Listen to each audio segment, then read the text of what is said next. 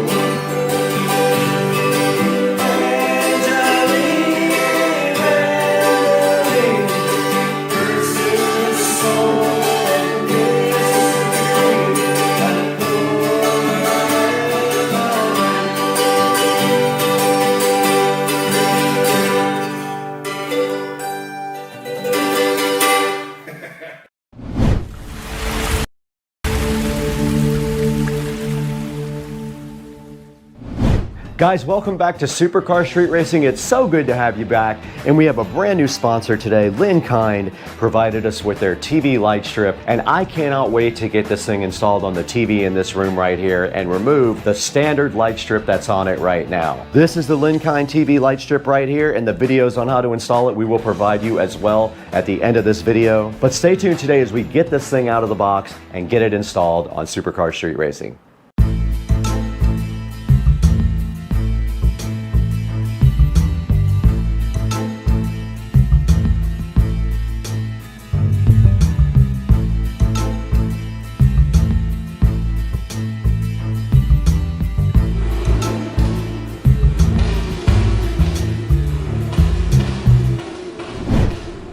Guys, directly in front of you right now on Supercar Street Racing, you have the Linkind Smart TV Light Strip with HDMI sync box. This thing works with an app called AI Dot. It is compatible with most smart home systems.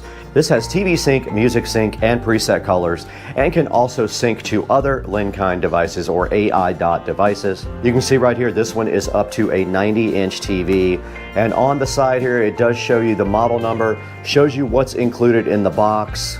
So it works with things like a TV stick, a cable box, and things like that. And on the back, it shows you once again how it does TV sync, music sync, and preset colors. Delay-free performance here, and it does use both Bluetooth and Wi-Fi. It does not use a camera like the Govee stuff does, so it provides more privacy. It's saying that is a more secure model. Now let's go ahead and get this thing directly out of the box now and see what's inside.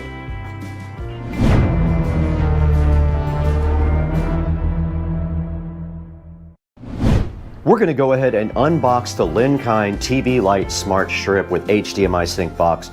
Let's see what's inside the box.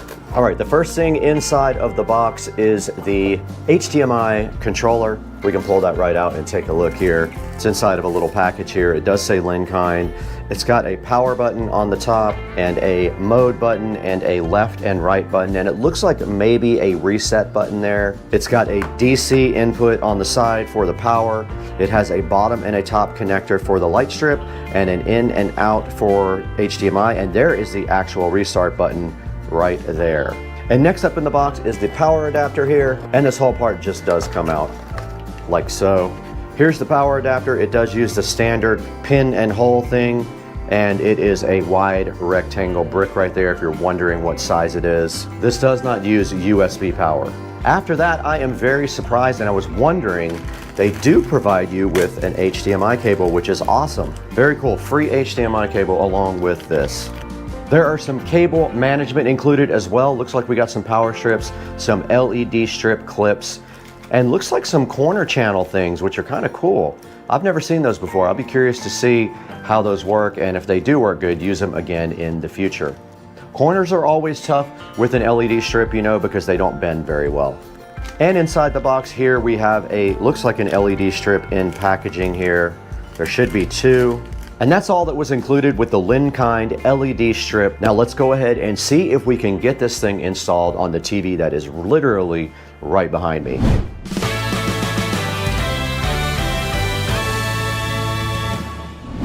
Okay, we're directly behind the television right now that we are going to use, and I forgot this TV does not have an existing LED strip on it at all because we changed TVs out before and I did not put it back on. Now this should be interesting. We are going to be using our Fire TV stick right here to connect to the sync box.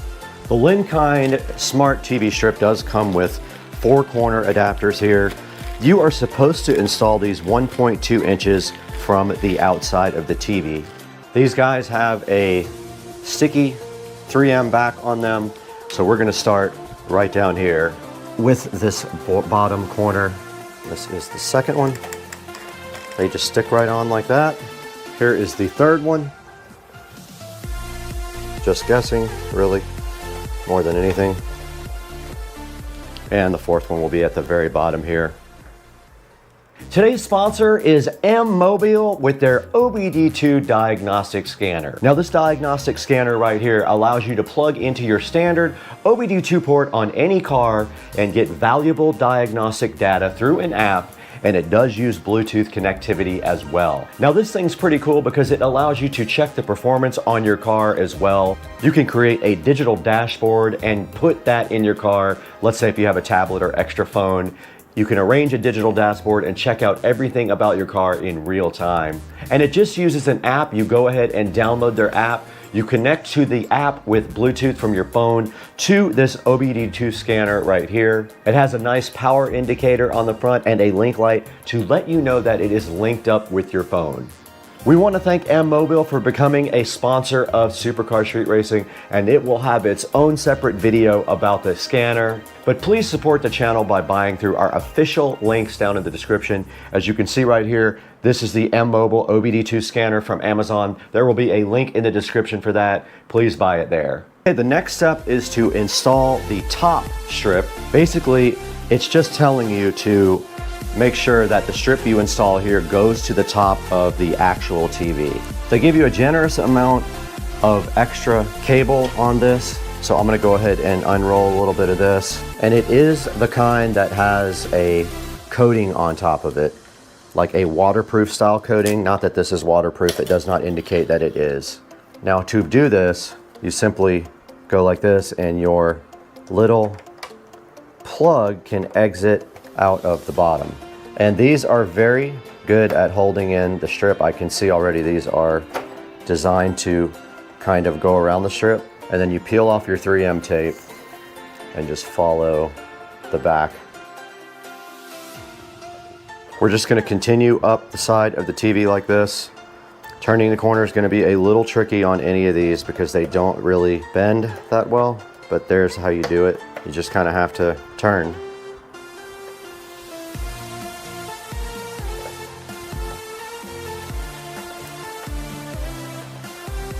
Just like that. You just kind of force it in there like that, and that allows you to start your next run. But this guy is just going to end right here, wherever there's a cut point. Looks like it's going to be right here where the gold is. That's where you cut. I'm going to be cutting right here. Okay, where we have our overlap right here, because our next cut point is right here, we're going to go ahead and cut right here on the copper and route that around the channel and then start our bottom run. I'm gonna come out the same place I did with the connector, right here.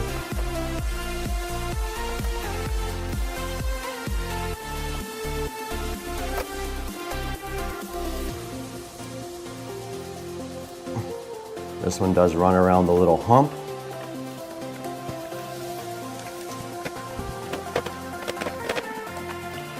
And I'm turning the corner again, which is the difficult part.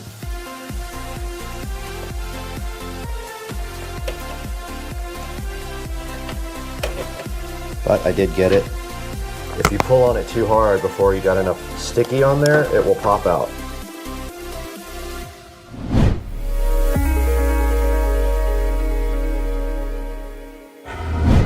You now take the Linkind box and you connect your top LED to where it says top on the side of the box. You connect your bottom to where it says bottom. You apply power with their power brick. Okay, let's go ahead and apply power to our box. It did come on that time and the strips are on. Well, let's try to feed it HDMI. I'm gonna put our HDMI box in the input, and that is definitely gonna block the output, isn't it? No, maybe not. I'm gonna power this with the television, my USB Fire Stick. So here's our HDMI cable for output, and it is 100% blocked. If we use this dongle here that came with the Fire Stick, yes, this will work. So this just places the Fire Stick enough where you can now get your HDMI adapter in. So we're gonna go from the output there to the input of HDMI input 8 on the television right here. Okay, for the next section of this, we're gonna try moving over to the app. Let's do that now.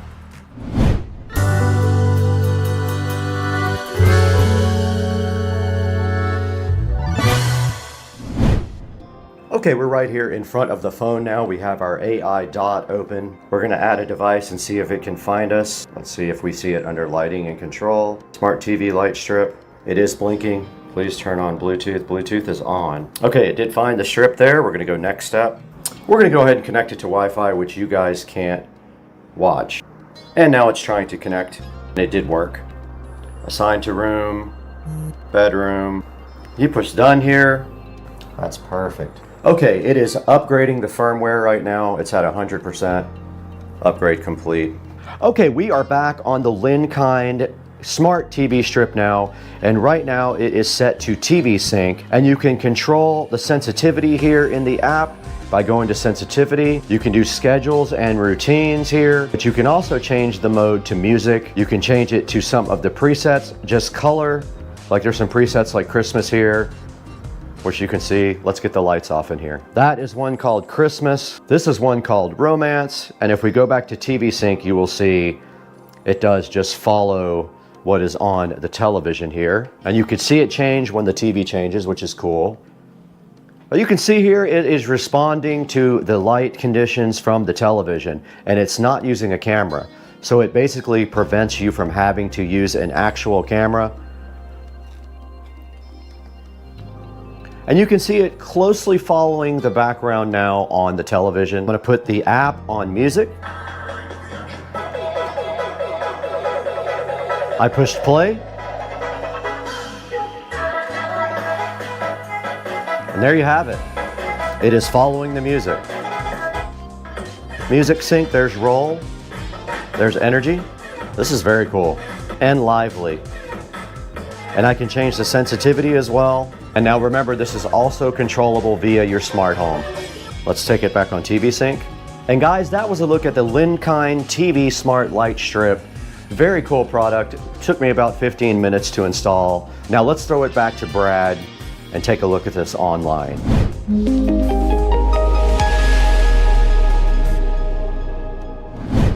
Guys, I hope you enjoyed this comprehensive look at the Linkind TV light strip with HDMI sync box. This thing is pretty awesome. It allows you to just put this on any television that uses an HDMI input, and you can put your device onto the box, and this thing has algorithms that involve scanning all of the content and then producing a very cool effect on the LED strips. Now, this is compatible with up to a 90-inch TV. This guy uses the app AI Dot, which is available on the App Store, and it is compatible with most smart home systems. You can see right here, it does give you an immersive visual experience, unmatched visual precision with an HDMI 2 sync box. This thing has preset scene mode so you can enjoy an immersive viewing atmosphere for any occasion. Also does music syncing, so that's pretty cool. You can allow it to sync to your favorite music. Even like if you have a video up on TV, this thing can sync to the music. This thing is also able to sync up with other AI Dot devices so that it gives you a full immersive space in whatever room you're trying to put this in. We encourage you to go ahead and order through our affiliate links for Supercar Street Racing. Go ahead and support the channel and support Linkind for being a generous sponsor. And that is going to do it for today. Make sure you pick this up and put in the comment how you like the Linkind TV sync box.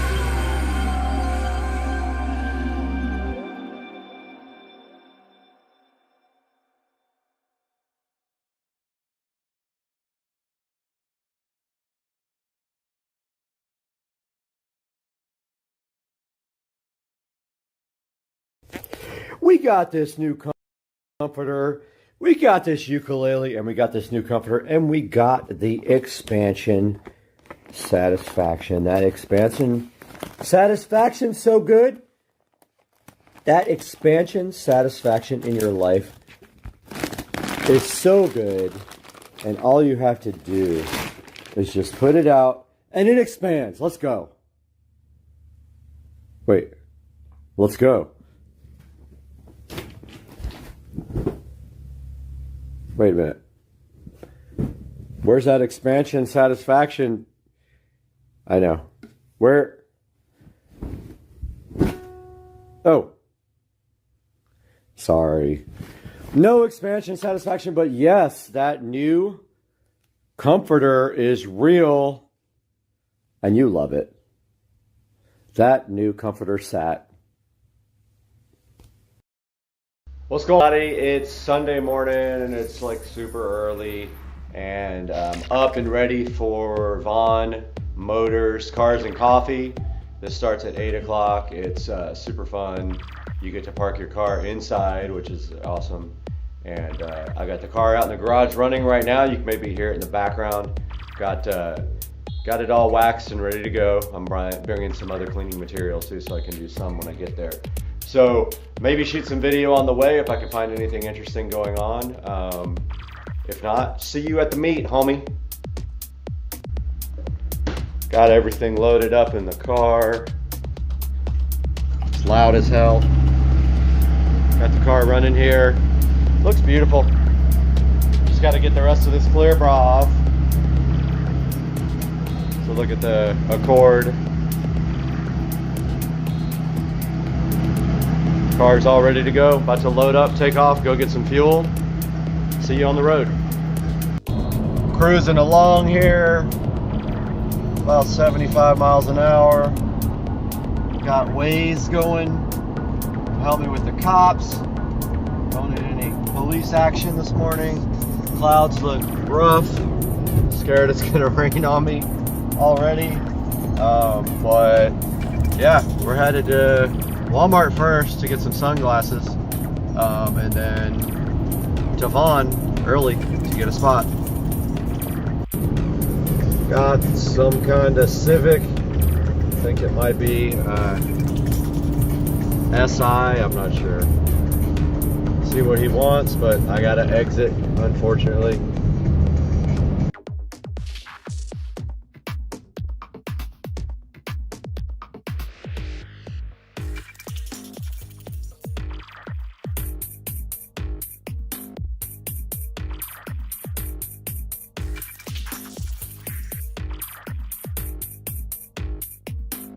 Out here at Vaughn Motor Group, Cars and Coffee, taking a look at all the cars.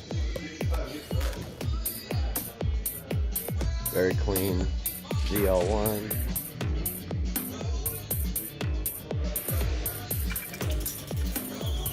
Couple of Mustang, one Mustang here, 3 or 4 more down below.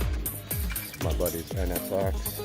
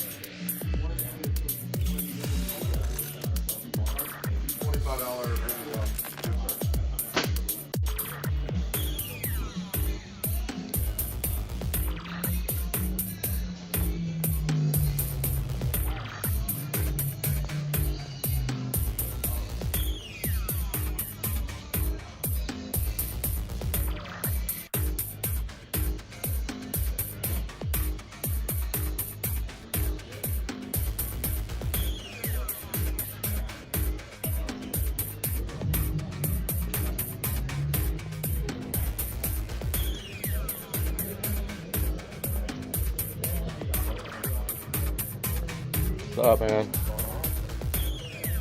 Not much.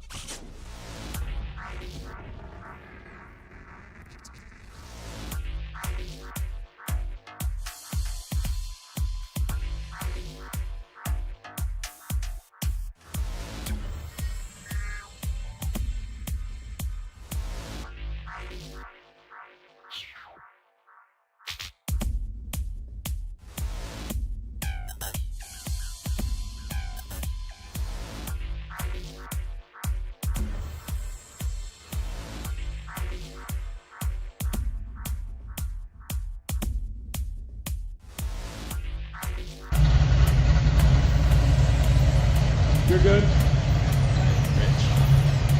Yeah.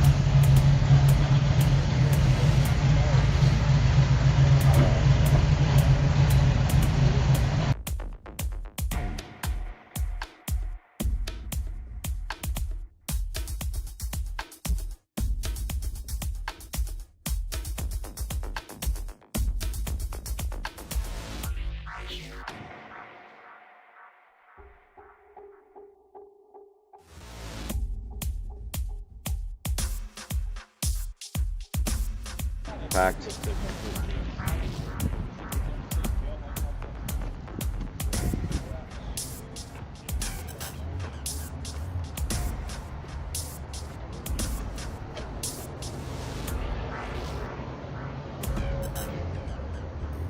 one was here before. Man, I love this thing. So clean.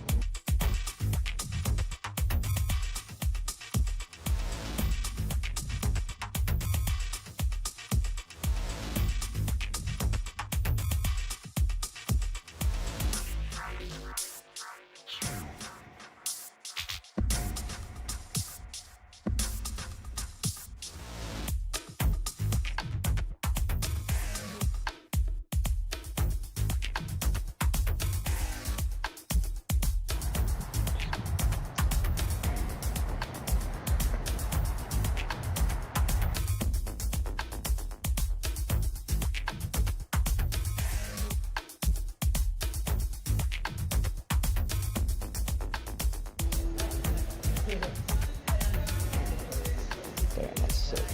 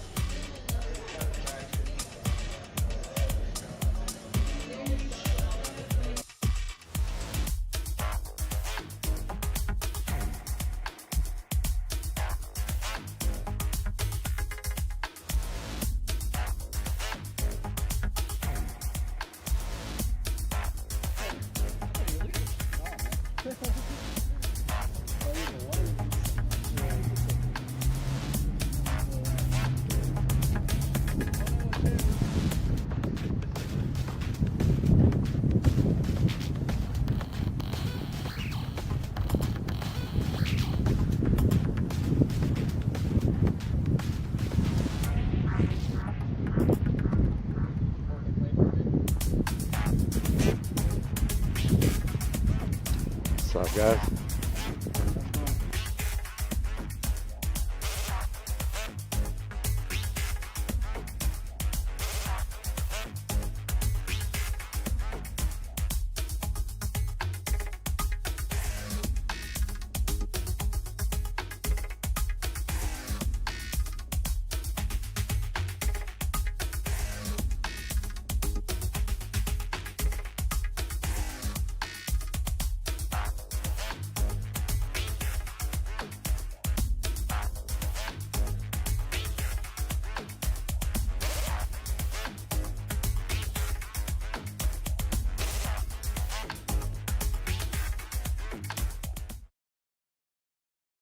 Back at it this morning in the Supercar Street Racing Garage. As you can see, I got my weights out here. I'm taking it out on the weights, get my workout in while I work on the bike as well. And I decided to go ahead and change this fuel filter. So before we even attempt to start this bike, I want to go ahead and get this fuel filter changed today on Supercar Street Racing.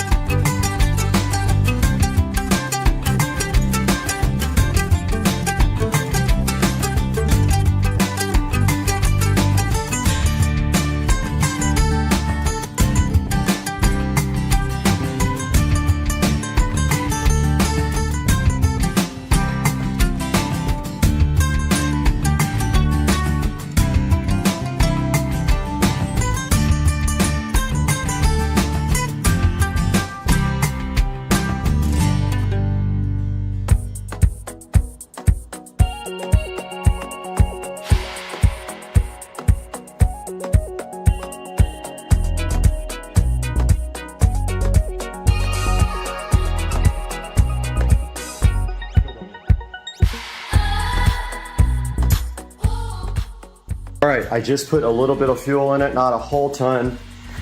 Looking for leaks, and sure enough, there's fuel coming out somewhere.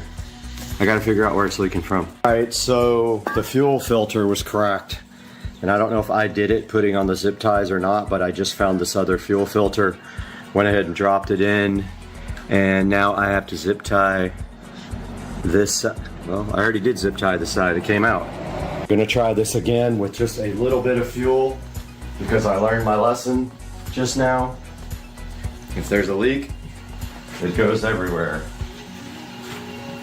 So just a touch, it all leaked out on the ground. Of course, the garage smells like fuel.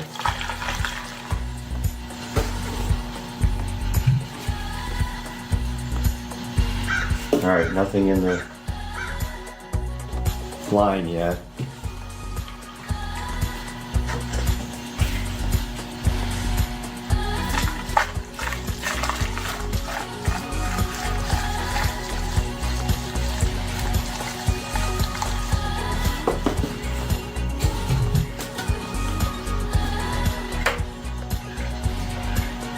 Okay, I don't understand that.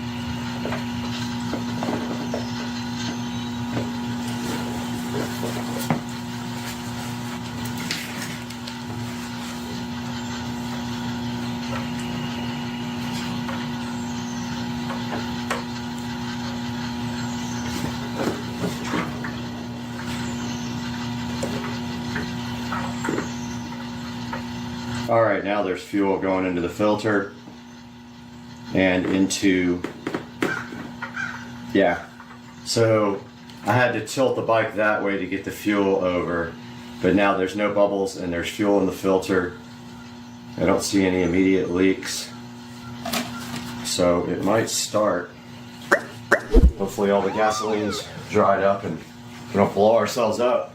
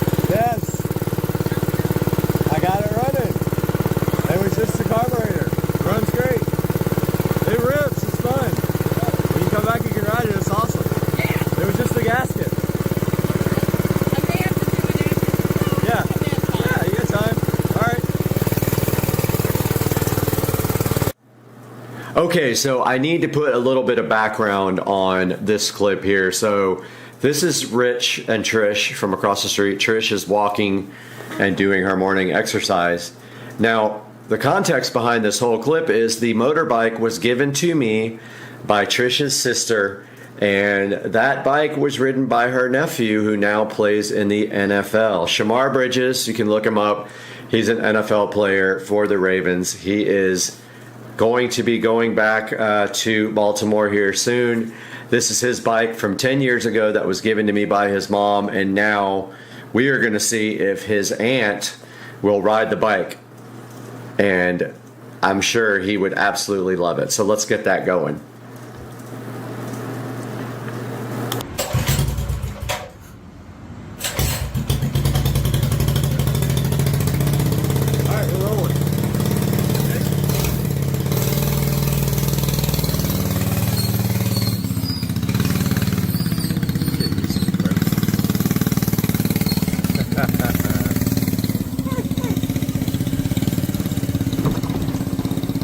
Flat out.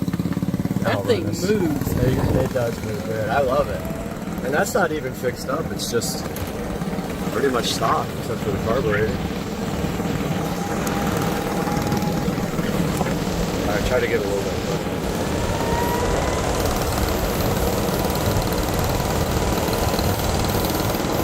There we go.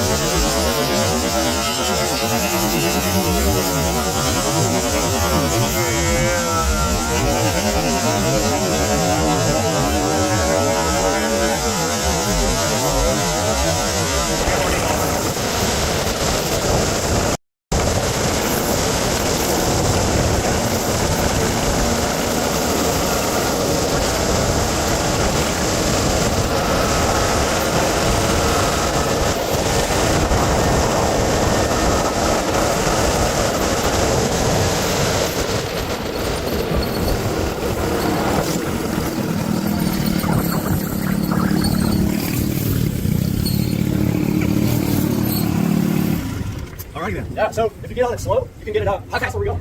We were doing 28 coming down actually, man. And I'll go faster? Yeah. A little bit. Yeah, ease it up, it'll go pretty good. But Okay. if you get on it too hard, it likes to cut out. And I really hadn't got to that point. I got nervous. That was fun. That thing This is thing is so good. I felt like, oh, this It is goes, I don't know what's going on with the jet, with the carburetor cutting out at high speed, but I'll figure that out. super cool. Self.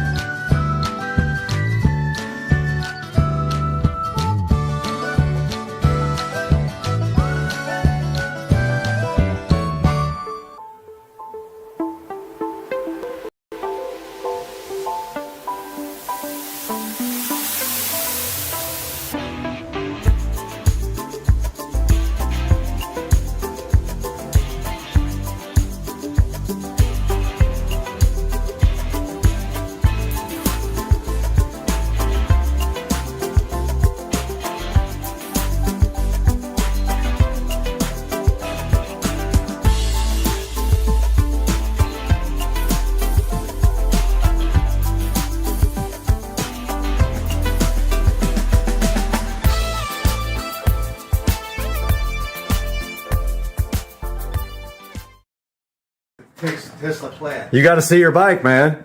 So here's your bike.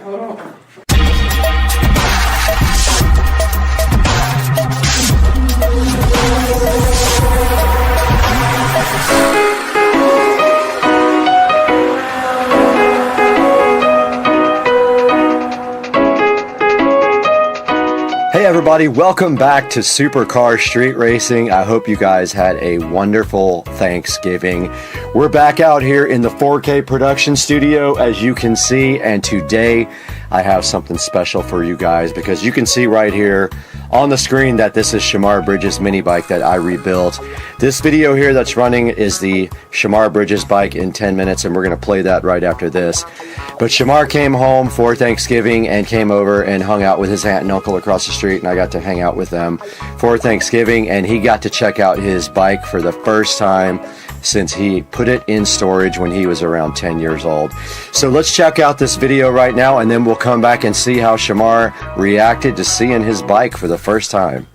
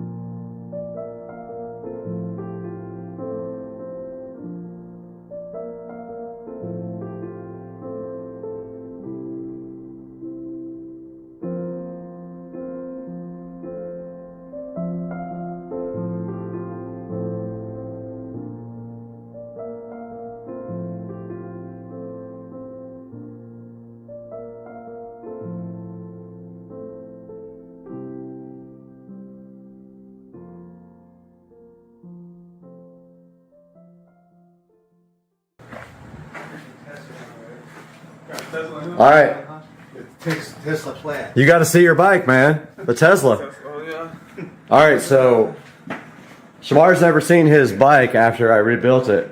Oh. So this is, you drove this when you were 10 years old, man. Yeah. All right, so This your Christmas tree? this is my Christmas tree. All right, so here's your bike. Oh no. That's crazy. Dang. Like, rebuilt. Yeah. Did you do like a little like overpaint? So I took everything apart and I sanded everything down and I repainted everything. Yeah, this a cool little decorated thing. And yeah, so it doesn't run anymore, so I don't know what happened to it. Yeah. So I haven't decided if I want to put a new motor in it or just. Yeah.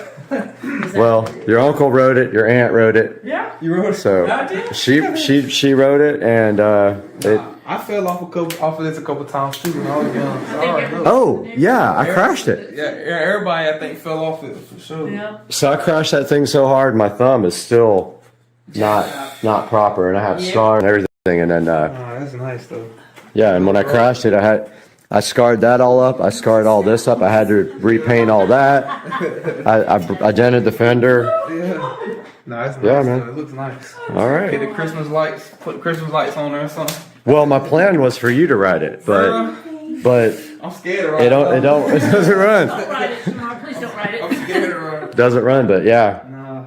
it came out good, man. It looks great in here. That looks good. The guitars and everything. Yeah, it matches all my stuff. Oh yeah, that's nice. Very cool. That's going on YouTube. Yes, Heck yeah. All right, as you guys saw right there, Shamar Bridges took a look at his mini bike that he hasn't seen since he was 10 years old, and it has been sitting in a garage. And right here in this 10-minute video that you guys saw earlier, I completely restored it. The current state of it is it does not run, it has no compression, so I'm still trying to figure out if it is going to remain a piece of furniture or if we're going to go ahead and replace the motor. And I did have some ideas for maybe some sort of possible electric conversion on that. Would be cool.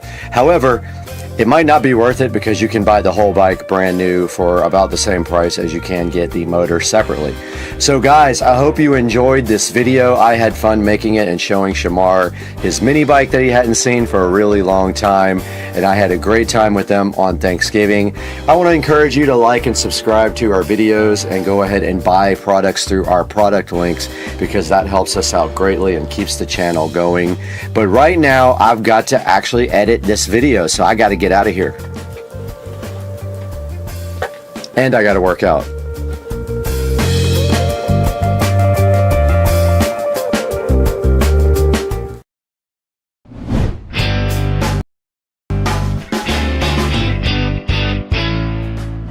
All right, we're shooting in 4K now on the Insta360 because I finally figured out how to use it. Now what that means is, like, I'm gonna put the selfie stick way up here like this and put it back right here. But I wanna know how you shoot it, like hold it sideways like that, and then it auto landscapes for you, because I don't know how to do that. But like, this is pretty cool though, because I'm gonna shoot about a minute of video with audio and then take it directly into that program and see if I can figure out how to export it, because I want it to be 5.3K. Since I'm using single lens, I'm not using all the lenses, guys. I'm only using a single lens. So just stop it. How do you like rotate that way? Can you? I don't know how you do that. I'm gonna have to look into that because that's weird. But I feel like the selfie stick is pretty fire, like this, because it looks like somebody's shooting you. You're not even shooting yourself. But like, it doesn't be it's pretty good. I'm gonna go ahead and export these two clips and see what they look like. Dog. Bye, dog. Hey guys, Supercar Street Racing. We have something special for you today. I thought I would come on camera on the intro and talk to you guys a little bit about getting my garage floor shark coated. You can see right here in this first clip, we are trying to get the washer and dryer out. But before that, I did a lot of organizing and stuff. Let's get this started. I'm so hyped for you guys to see this. Let's go.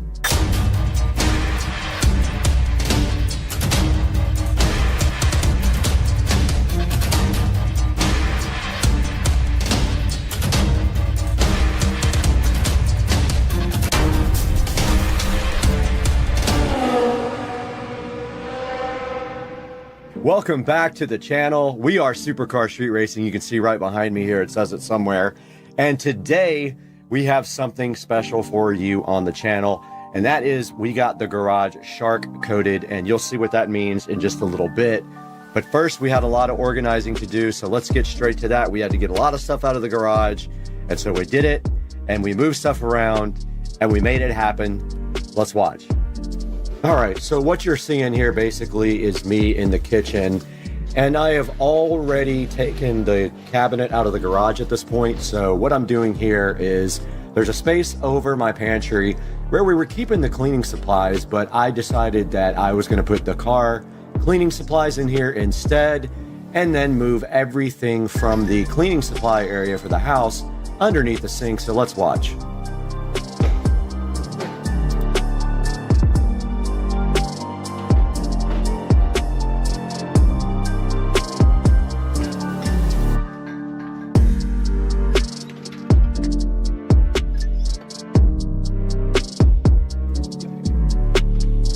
So right here, basically what I'm doing is putting everything for the stove cleaning above the microwave, but actually I ran out of space under the sink later, you'll see. All right, guys, as you can see right here, we got all of our cleaning products in here. It is a tight fit, unfortunately, but that is all the space that I have. I also have some overflow going up here where I will put some stuff that won't fit down there, but that's how it's gonna have to be from now on. And now I have to move the car products into the top here on this very top shelf because I can't fit all of the house cleaning products there, so it only makes sense. I just don't have a lot of kitchen storage here, so let's get busy putting the car products up here on this top shelf.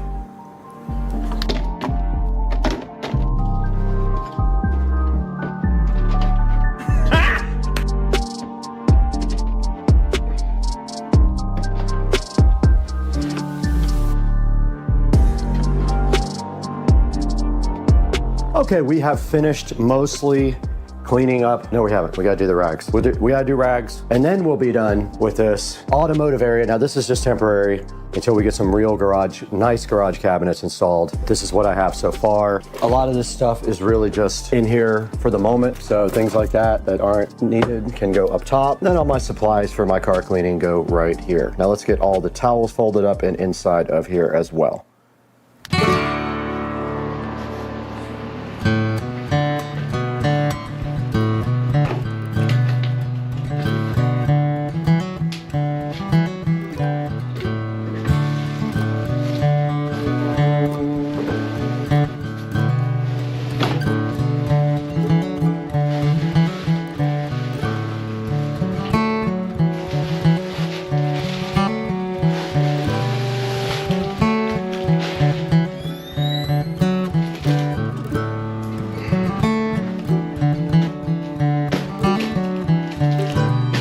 All right, guys, we are back in the Supercar Street Racing garage, and we have finished part one of the video about our new garage floor being put in. Tomorrow, we have to get this washer and dryer out tomorrow with them. They're gonna help me. And you can see that this floor has gone through some abuse in the last 4 or 5 years, and it has tire marks on it, and it actually peeled up the epoxy here when the tires were hot on it, which is why I put the mats down. And you can see that the mats have basically melted onto the floor. But as you can see, I got the cabinet out of here today, completely out. I got cleaned out underneath it. Unfortunately, we can't take out the hot water heater. I was gonna do tankless, but I don't have enough service. I think I only have a 100 amp breaker right here, and you need at least 200 amps. I can't do that. We got all of our products out of there, out of our garage cabinet, up into the cabinet up here and up there. We got all of our cleaning products out of there and move them down underneath the sink right here. And then we put the rest of the overflow right up here on top of the stove.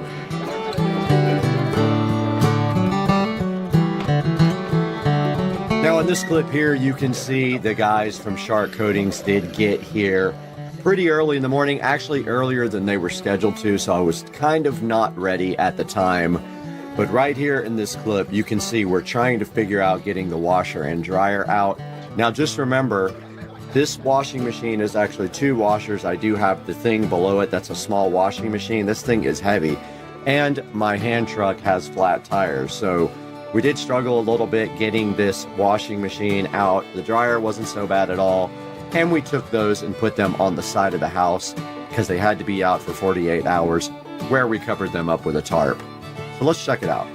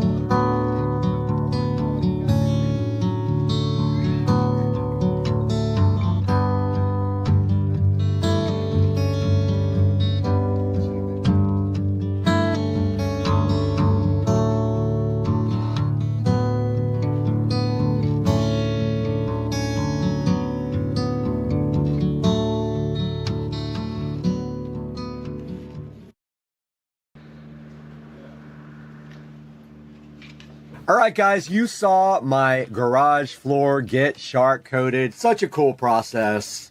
They had those huge grinders. They ground everything down, and then they put the surface coat on there. And now what you're seeing on the screen right here is me prepping this back wall. Now, I took the bench out, and the bench had electrical running under it, so that left me with an issue that I needed to put electric down closer to the floor and over by the wall for my sprinkler controller and my landscape lighting timer. So what you're seeing right here is me doing the electrical work in the back of the garage.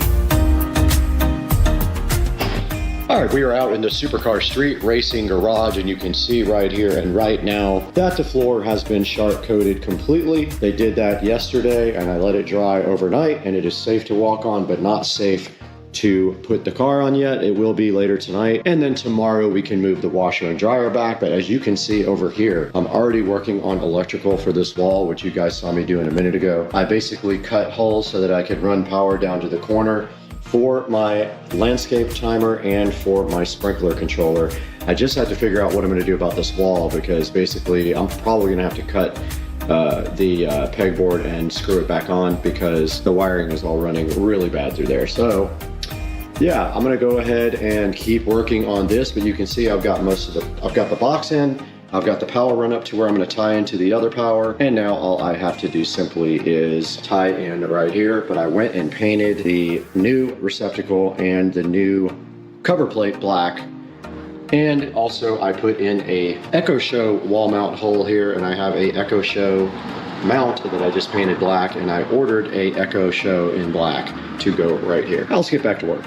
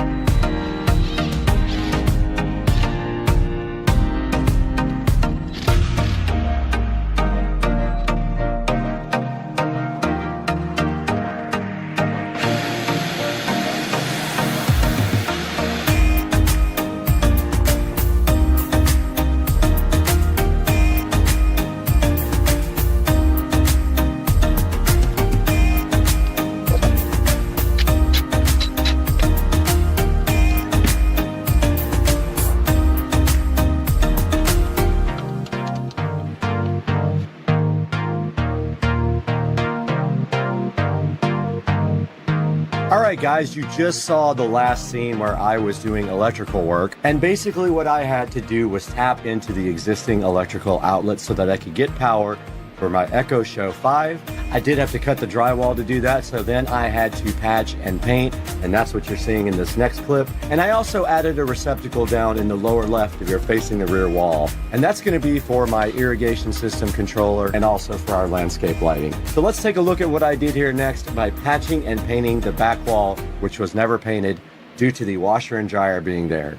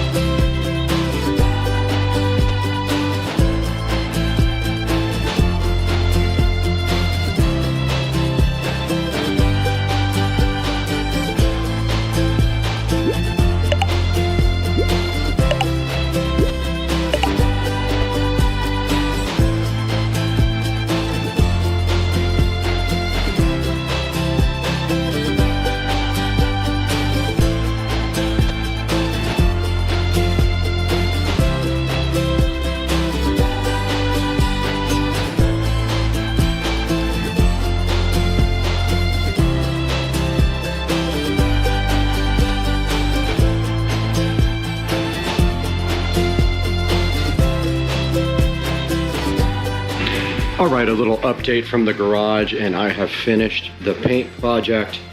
And let's take a look as we step back, and I'll go through everything that we did. Yeah, that peel satisfaction. We did have the floors sharp coated, and then we put the washer and dryer back up against the wall here on the newly sharp coated floors. We also removed the workbench, added an Echo Show 5 there, and ran power down to this brand new receptacle, which is also a USB-A and USB-C charger. We moved our landscape light controller over here. We had to cut the wall, so I have to repair that somehow. I haven't done that yet. And I did a terrible job patching the wall, probably one of the worst times I've ever done. However, there is a banner going right here that hopefully will cover most of that. So it's 4 feet by 3 feet. It'll cover a lot of it. And so taking a step back, you can see right here and right now how everything looks after the garage project. Now, I am considering getting a cabinet for right here. A really nice cabinet that covers up this ugly breaker box. We'll see if I can get one found, and it would just be as tall as I can possibly get it, and then cover from about here to here, or all the way across here to cover up this hot water heater. Eventually I would like to go tankless, but for now I don't have enough electrical service. Let's get the car pulled in here and see how it looks. All right, we did get the car all pulled in now, and we have the golf cart in as well. And stepping back, you can see how much space we have now. And I did pull the car in kind of sideways, but you can see there is a footer down here that you have to be careful of. I could go back more and over maybe another 6 or 8 inches, but now we have much more room in the back because the workbench is now gone. I could come back another foot easy there. And you can see I moved the charger cable to the wall here as well, and there is our Echo Show looking so fly in the wall. And so we have the Echo Show ready to go there as well. And stepping around, we have plenty of room here now to detail the car. And we have plenty of room for the golf cart as well. And I did keep this thing that was found in my yard randomly to put my car cover in. But yeah, guys, this is going to wrap up this part of the project. The only thing left to do, I have black blinds for that window. That's the last part of this project. And now let's take a look at it with the brand new garage door closed. And there you have it, guys. That is the garage project that I have been working on for months and months and months, coming to a close. And I do say it looks fly. Don't forget we have the hex lights, we have colored lights up here that we can change, and there they go, looking so fresh and fly. And guys, I hope you enjoyed the video, and I hope you enjoy all this hard work I do for you guys. Guys, welcome back to the Supercar Street Racing 4K production studio. I'm Brad, and you just saw my whole garage project come mostly to a close, besides getting the blinds up on the wall. And now I want to take a look at this shark coating website with you guys. Go ahead and go online to sharkcoatings.com and check out the website, and you can see they did a great job on my garage floor, and I would trust them with yours as well. Guys, thank you for liking and subscribing, and we will see you on the next video. I'm so happy to have you guys with us. We got to get out of here. We spent way too much time sniffing paint fumes.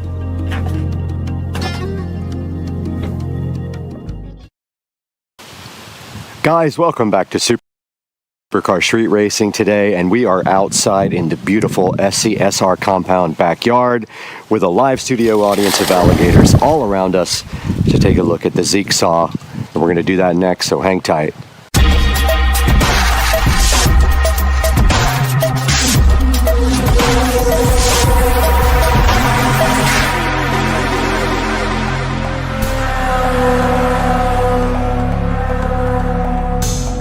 Welcome back again to the channel, and we are out here on the dock with the Jigsaw that was provided to us from the manufacturer, which we're going to be taking a look at this today, and then this is going to be going over to Rich and Trish as a Christmas present.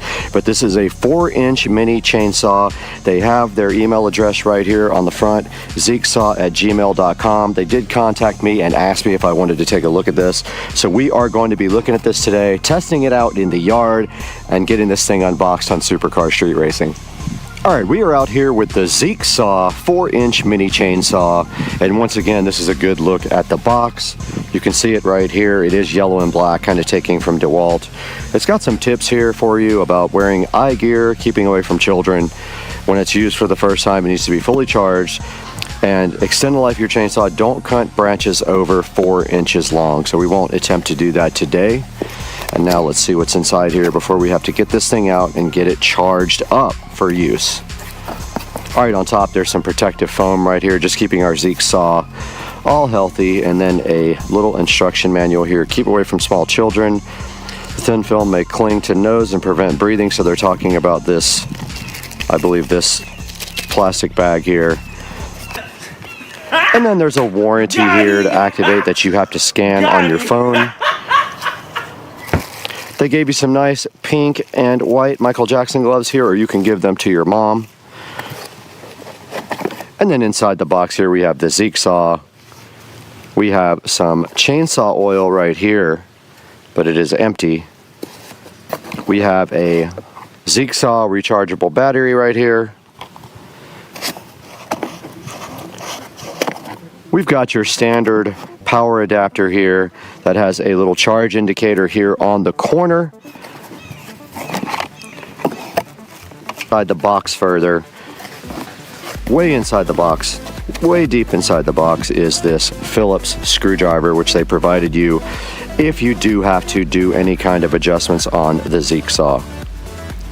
Now, using the Jigsaw is just as simple as taking their battery here and pushing it straight in like that.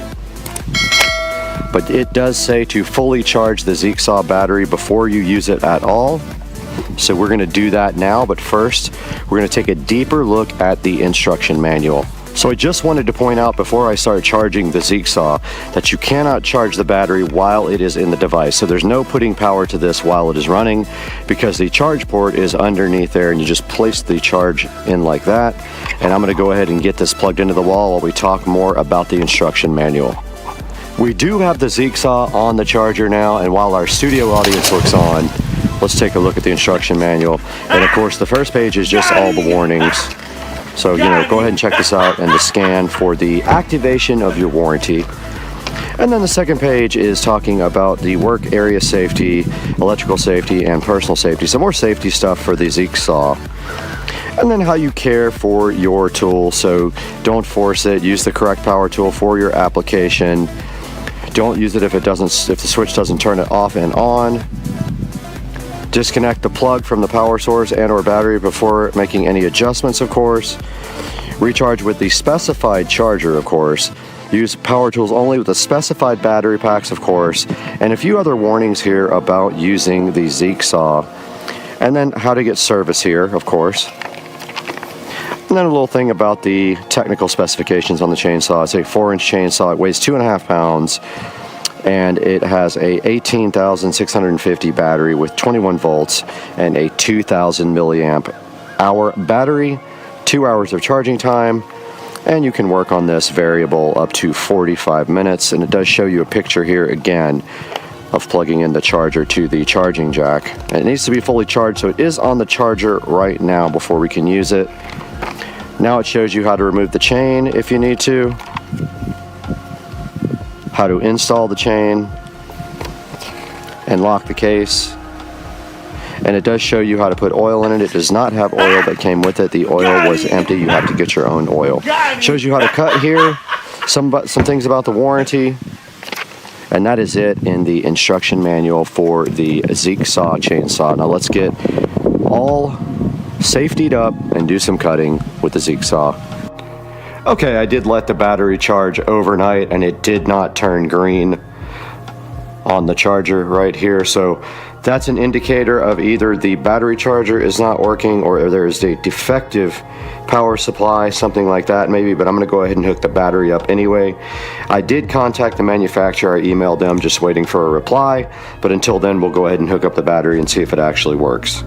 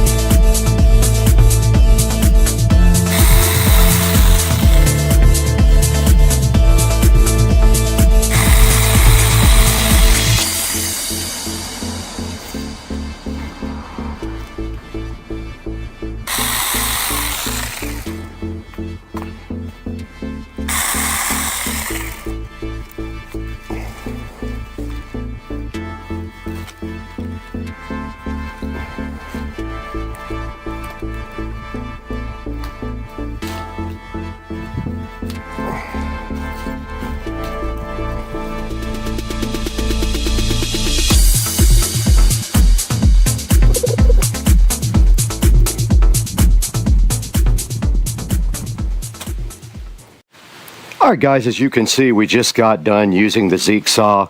No problem whatsoever. The battery worked fine, so I don't know what's up with the charger, but I'm going to get this thing cleaned up now, and then we're going to throw it to Brad in the Supercar Street Racing 4K production studio to wrap this up and take a look at this guy online. But let's clean this up first so we can give it to Rich.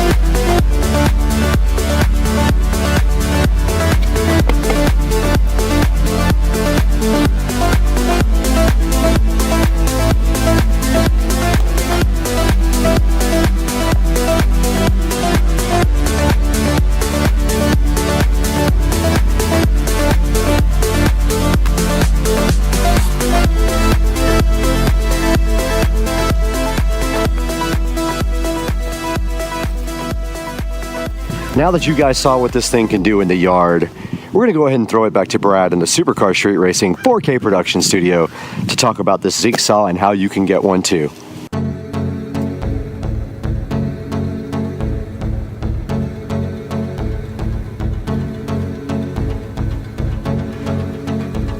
We're back once again in the 4K production studio. You're on Supercar Street Racing and I'm Brad, and it has been my pleasure today to show you this Zeek saw 4-inch mini chainsaw. We have the 6-inch right here up on the screen. They do have the 6 and the 4-inch, and right now the 4-inch is a crazy $26.99, and you get a set of gloves with it, and it is a pretty awesome little chainsaw. Now you can see right here it does have a 4.6 star review. Lots of good reviews here, and the company was so kind to send me one to show you guys.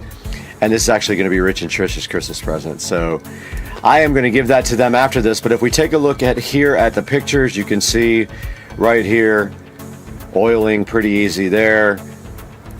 22 foot per second chain speed. It is a 4-inch chainsaw, and they recommend that the maximum that you cut with it is a 4-inch log.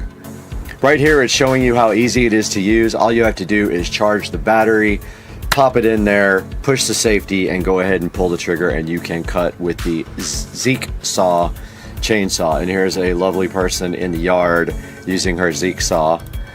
And there it shows you that is a 21 volt power supply, and it charges in 2 to 3 hours, and it's supposed to have a long life. And then here's a little video on how to replace the chain. So we'll take a look at this now. So you just literally just take the chain out, move the tensioner, put the new chain on the plate, make sure it's going in the right direction, and throw it right back on the little mini chainsaw there. And that's all there is to changing the chain on the Zeek saw. And then if we get into the reviews here, we'll see some 5-star reviews that say it is praise, but some whining. That's fine. If the motor whines, it actually is a chainsaw. And it says it's lightweight, does a great job for a small saw, and actually does. It's well made and super convenient, and dismissed my yard people. I don't know if I'm going to be so quick to dismiss my yard people, but I did enjoy working with the chainsaw. Some of the 1-star reviews, not as advertised. I don't understand that, and don't even think about it. And bad issues with chain tightening mechanism, battery melted and fell apart. So I have not had any of those issues with mine. Now the link to the Zeek saw chainsaw is going to be down in the description below. Make sure you click through our affiliate links. Make sure you like and subscribe. We appreciate you guys so much. And when you buy anything from Amazon, click through any of my links. It doesn't have to be what you're looking for. We get a small commission on the station, and it helps us grow. And as a channel, we love you guys. We got to get out of here, though. It's Sunday. We got to go get some breakfast.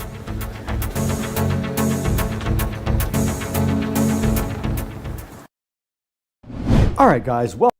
Welcome back to Supercar Street Racing, and in front of me today in the SCSR office we have something that is neither a camera or a duck, but it is a cam duck, and it did come in a plain brown box here with just this duck on top, and we can see it also right up here on Amazon if we click on that. So today our mission is simple. Cam Duck asked us to get with you guys and take a look at the cam duck and see if you like it. And I have one right here in front of me, so I am going to be opening this momentarily with you guys. Yes, this is the Cam Duck XN-BK. There are two versions available up here. One is with a SD card and one is not. So let's take a look at this today on Supercar Street Racing.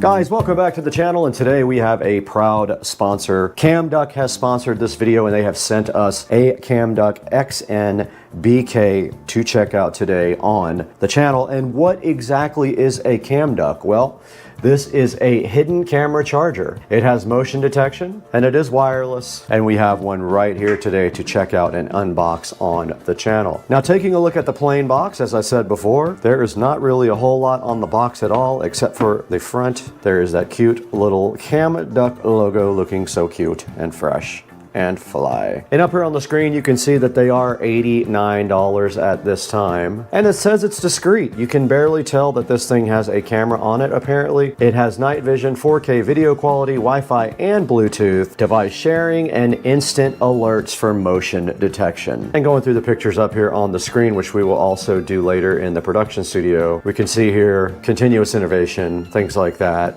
completely hidden, ultra wide angle, etc, etc, etc, remote viewing. You can connect directly to the camera without Wi-Fi using Bluetooth if you have to, and there is an app to go with this camera. So let's take a look at what's inside the box now.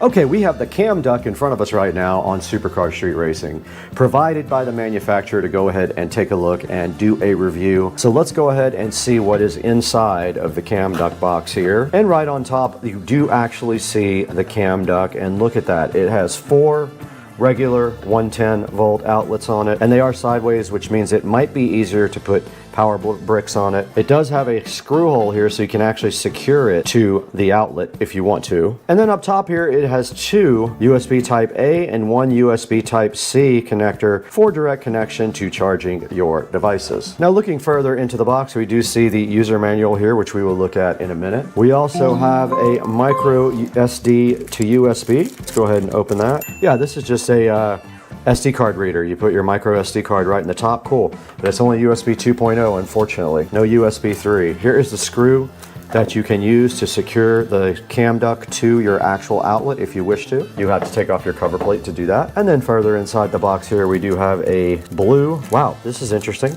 But it does look like this guitar pick. That's a guitar pick. And that's all that's inside the box for the Cam Duck. We do not have a SD card, was not provided for this, so we would have to supply our own if we want to record, I'm assuming.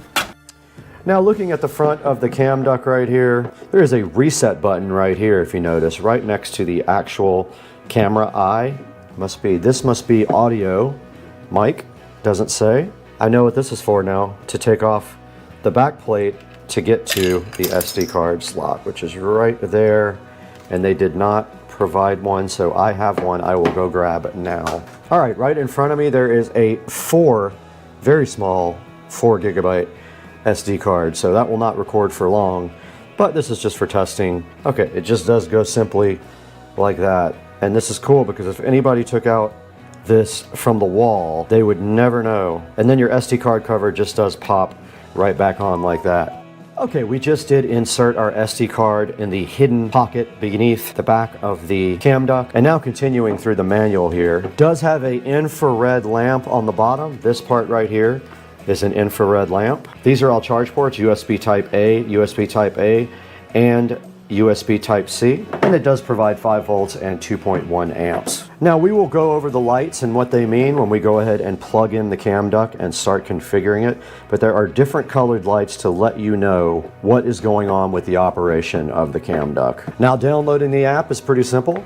There is a QR code provided here to download it, or you can search for the CamDuck app manually. Let's go on our phone here and get that done real quick. Okay, we are now on the phone here, and all we have to do supposedly is scan. We're also recording on the phone, and it did go ahead and prompt me to open up this link, and there is the CamDuck Android and iPhone download. Let's go ahead and download it and install it. And the device is installing CamDuck. It says app access opening, and it does want permissions. I'm gonna go ahead and grant while using the app.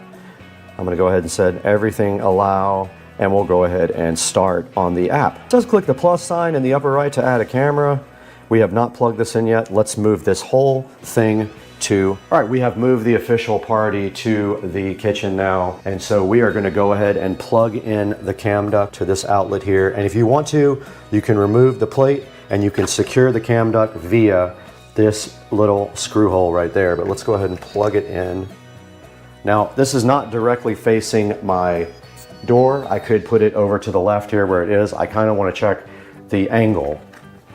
Now it is flashing blue and red. You can see the two lights there, one flashing blue rapidly and one flashing red. The blue light flashing means camera is not connected to Wi-Fi. Not sure, but it says red light on until off, SD card is recognized. Red light and blue light mean the camera factory settings have been restored. Now all the lights have gone out in the camera. Let's go ahead and click add on the app. I'm gonna go remote monitor setting instead of close range monitor setting. It is now asking me for the model, and I did find the model number. It is asking me for the password. Now it says if the camera, please check if the camera was plugged in and there are lights flashed after plugged in. It wants me to power off and power back on the camera. I'm gonna go ahead and do that now. Okay, I heard it reset. If blue light flash until off, please tick.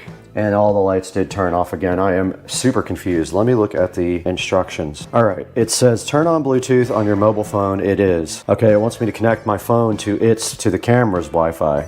So I'm doing that now. Oh, I got it. I clicked back to the app at that time. It says it's connecting to Wi-Fi. I don't see anything happening on the front of the device. Okay, there it says connecting to Wi-Fi. It's at 1%, and it's counting upwards. There is no lights on the device right now. Okay, my battery's probably almost dead. And of course it did not connect to Wi-Fi. Oh, now it says it found one camera. It said it failed to connect to Wi-Fi, but then it said that it did. It's trying to connect to Wi-Fi again. It failed the first time. So let's see if it works this time. We're moving strictly to the phone now. Okay, for reasons unknown, I came back after moving it from there to there, and it instantly connected. And if we go into the settings, we go into network information, it is connected to the network, and it says it's got a good connection. So it would not connect over there. 2 feet away it will, and here is the actual picture from the screen. And you can see down here you can record, and I just switched it onto 4K. Okay, it is not seeing my SD card, so that part is not working. Let's go ahead and get some video recorded directly from the CamDuck. Okay, obviously this SD card has a major problem. It must be completely shot because it melted the back of the CamDuck cover. It got so hot. So I'm gonna go find another SD card. This SD card has some major problems. Who knows if this will even work again. All right, I'm absolutely 1000% surprised that this actually worked, but I did put a 64 gig SD card in there in place of the 4 gig that melted the whole thing, and it actually is formatting the SD card now. So that means you'll be able to record to your SD card and go ahead and play back directly from that, and then actually record from that to your camera if you want to. So this is formatting. I'll get back to you guys when it's done. Our SD card is done formatting. These glasses look fly, and there I am right there, and it is saying it is recording in 4K. Now, it should be continuously recording, meaning I would be able to take the SD card out and get the video directly off the SD card. Or if I hit record here on the phone, I think this records to the phone itself, but I have not quite figured that out. I checked the instruction manual here. There was nothing on it about where the videos say from on the phone, but let's see if we can find them.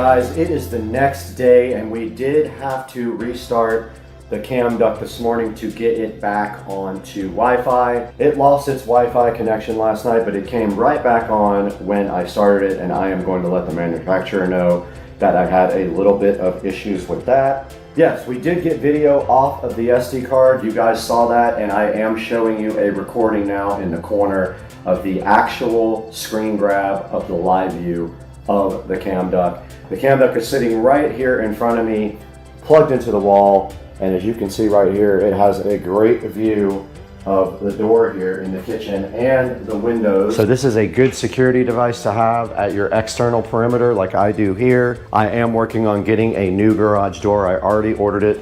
It'll be about 4 or 5 weeks before it comes in, and it is clear. So we will have a clear door to the garage, which is going to be very cool. But I am working with the manufacturer for cam duct to improve the product and work on some of the English problems in the app, because the app is hard to understand and it is very difficult to connect to Wi-Fi because you can't understand the app. And I'm going to be working with them on some of the bugs that I find and making sure we improve this product for cam duct, because they were so generous to send us a cam duct to go ahead and review for you guys and throw up on Supercar Street Racing. Guys, thank you so much for being a Supercar Street Racing watcher.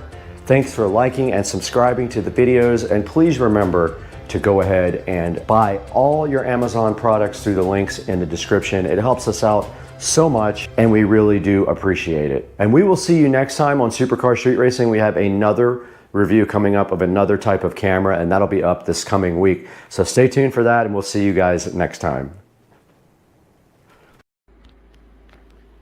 Hey guys, good morning. Wanted to show you guys these floor mats that I got for the E90X. Get this garage opened here. So I finally broke down and bought some floor mats. I've been needing some for a really long time. And I found these floor mats on Etsy. Wow, that's the loudest garage door. The link will be in the description here. It's going to be a quick video because there's not much to it. But just wanted to show you these floor mats, custom made from Etsy. Now these guys are available with different color stitching, and they are leather. So as you can see here, they have the M logo on them. And if you look here, the fitment is pretty good. Now the back ones I had an issue with. So he is actually remaking those. They didn't fit. The front ones fit perfect. They do have Velcro on the bottom. Pay no attention to that 9mm right there. So yeah, I'm going to provide a link in the description to these E90X, so they fit any E90 car, floor mats that I purchased on Etsy. And then he does have them for other vehicles as well. So just look through his Etsy store and you'll find what you need. But yeah, just a quick little update. And these things came out awesome, I think. I really like the way they look in the car. I would have done red too, but I tried the blue and it came out nice. See you guys soon. Yep, there's two alligators. One there and one right there. I don't know if you can see that guy, but this dude's right here, and he just ate salad.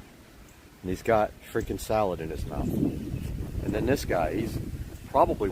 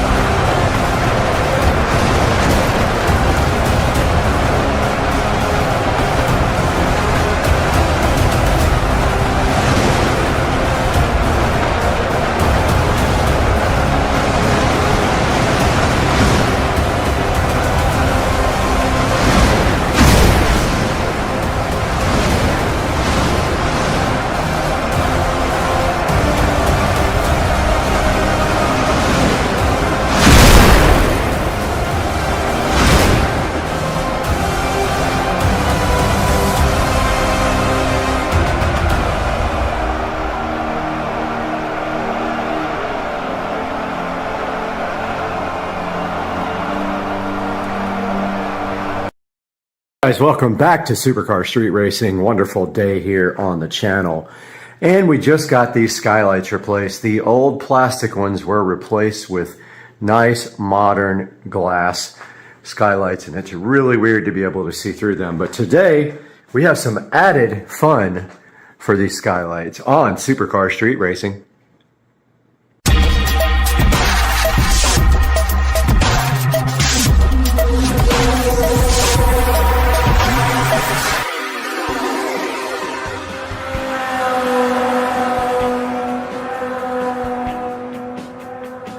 Guys, today on the channel, we are going to get the skylight insert, these, whatever this is called, the inserts where the skylights go up to the ceiling. We're going to get those painted if we have enough paint. Hopefully we do. We have just a little bit left. And also, we are going to be adding LED lighting to the top of these. We have a couple of Govee smart strips. So we need to get that ladder out, get up there, and see what is up there. So we're going to be doing that next. Let's grab that ladder.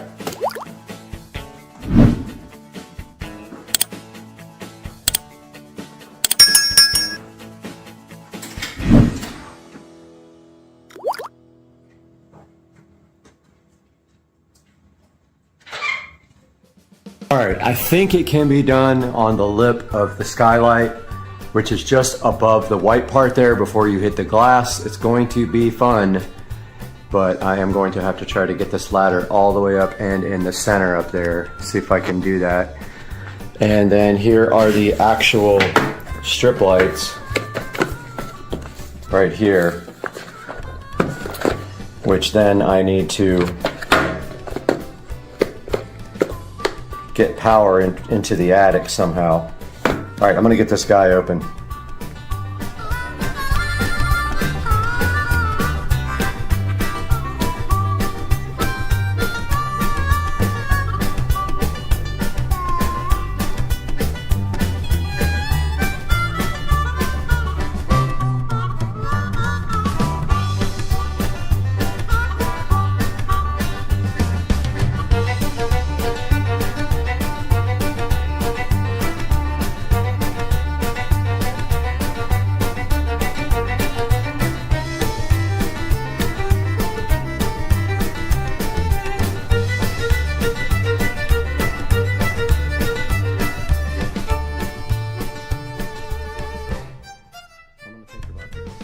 Okay, so I have to get at least this part through the wall up there into the attic to get power to these things. So I'm thinking the lowest part up there is the best place to do it, so I'm going to shoot for that. I'm going to go ahead and just start running these LEDs, I guess. Okay, I'm not 100% sure if I got the wire actually to where I can get it in the attic. That means I have to get in the hot attic. This is gonna suck big time.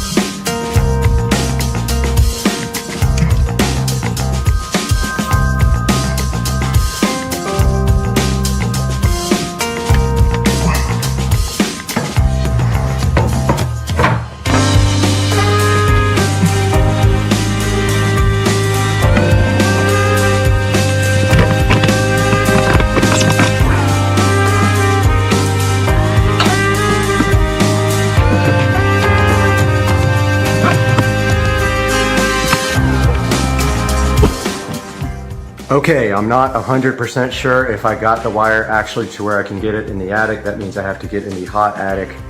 This is gonna suck big time. All right, the first LED light is connected in the attic. We just need some long extension cords in the attic to connect it to power, but I did good. However, this time I don't need to drill such big of a hole. I'm gonna send one of my paddle bits right through it this time.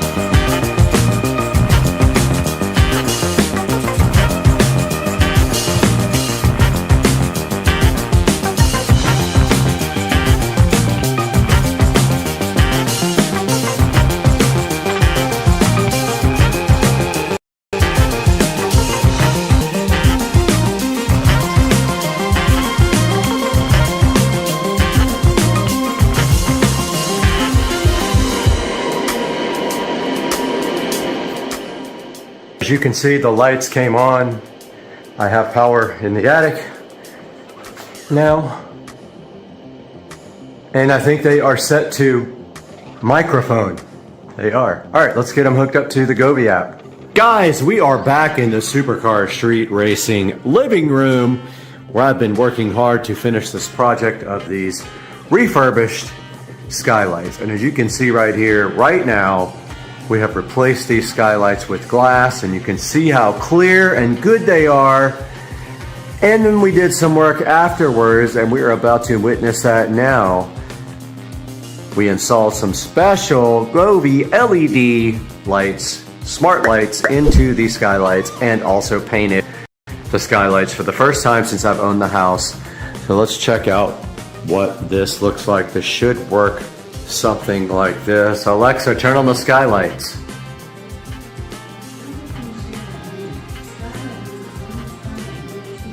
Alexa, turn on skylight number 1. Alexa, turn on skylight number 2. And there we have it.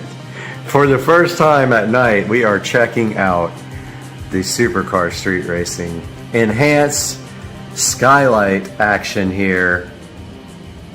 And this is quite a sight to see. Look how good that looks, guys. The Supercar Street Racing skylights in action. We have taken these skylights from just a normal skylight, which you couldn't see through, to something special. Now let's get a thumbnail for the Supercar Street Racing channel. And there we have it, guys, the Supercar Street Racing enhanced skylight experience in the living room, looking oh so fresh to death. And these are the Govee 16-foot LED strip lights, looking so fresh. And we will see you guys next time. Please like and subscribe and click through our links to buy anything on Amazon, not just what's in the description, anything. Click our links in the description, buy anything you want. We get a few dollars here and there. But as you can see, we have installed LEDs and painted the skylights and replaced the skylights with modern glass, and it looks oh so fresh to death on Supercar Street Racing. See you guys. We're back in the Supercar Street Racing dining room here. And we have an upgrade for the Supercar Street Racing compound.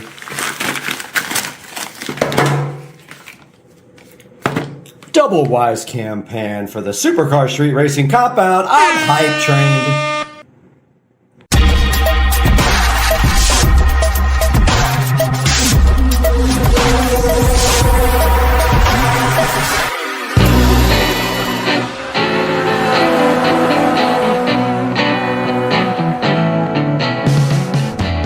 Back in the SCSR dining room with the Wisecam pan. Now you guys saw when we installed one of these over at Dukes of Duval's house. Well, I'm having new gutters put in the house next week, and I had to take down my Wisecam V3s that were outside, and I decided why not go ahead and grab a couple of these Wisecam pans for the front yard. That way I can go back and forth down the street with either one of them, and they are about $40-something, so I picked up 2 of them. And so right here and right now we are going to try to unbox this Wisecam pan on Supercar Street Racing. And we have the magic scissors on Supercar Street Racing to unbox our Wisecam pan and see what is actually inside the box. Even if we did this on Joe Dukes of Duval's video, we are going to do it again right here and right now. And I am experienced now at putting one of these in, so I can comfortably say I can handle this. And inside of the cardboard condom, there is a second cardboard condom to protect your brand new Wisecam pan. And then you have this mounting template to put your screws in the wall. That way you can get your holes drilled properly. You've got a quick start guide right here that tells you exactly how to do it. And it shows you a little diagram of what the camera looks like, the different parts of the camera. I already have SD cards in the current cameras to reuse. It tells you about the light setup, the bracket installation, and then how to install the bracket right here. And it says when installing, make sure there's at least 30 millimeters of clearance and 150 millimeters above your mounting location. And that is all for the Wisecam pan that is in the quick start guide. And you will notice when I did Dukes of Duval's camera, we did have to kind of adjust it a little bit because the pan was like hitting the stop and we wanted it to be a different pan. So we will probably end up doing that too. And inside of the box, here's the beautiful, lovely Wisecam pan, which will go directly on the wall. So this will sit on the wall like this. And the Wisecam pan will sit beautifully right above that. And before we do that, we do have to right here and right now you put the SD card in right there, and then this is actually the setup button. And if we break into the other cardboard condom that is inside of the one cardboard condom inside of another cardboard condom inside of another one, we see right here, right now, we have this lovely right angle plug, and we might have to use this, we might not. Let's see, where does that plug actually go in? It goes, yeah, we will have to use this. That means we'll have to disconnect the current cable. I was hoping we wouldn't. And that might be a problem in the one that goes into the attic. I think that's going to be an issue. The one on one side goes up into the attic, and it is all the way in the attic. So we would have to, yep. It won't work otherwise because the other one would hit the mounting bracket. So we will have to get up in the attic and probably pull the wire back through and put the new wire in, but it mounts just like that onto the wall, and then this guy goes in it just like that. There is a bolt somewhere right here. That bolt there, that big bolt, goes in the bottom right here and tightens up, and then you can make it tight wherever you need your camera to pan. And it says don't forget the bracket here. Reminds you not to be an idiot, that there is a bracket in here, and that is all. And that is a bummer for me because I will have to rip the wire out that's going into the attic. It's silicone. I'll have to redo that. No big deal. I'll figure it out. And this one goes in just like this at the bottom. You see how it's a right angle? It goes in like that so that it can sit flat. Without that, you cannot install the Wisecam pan. And next we will take you outside and show you what we're going to do, and then proceed to install the beautiful Wisecam pan, guys. So hyped for panning.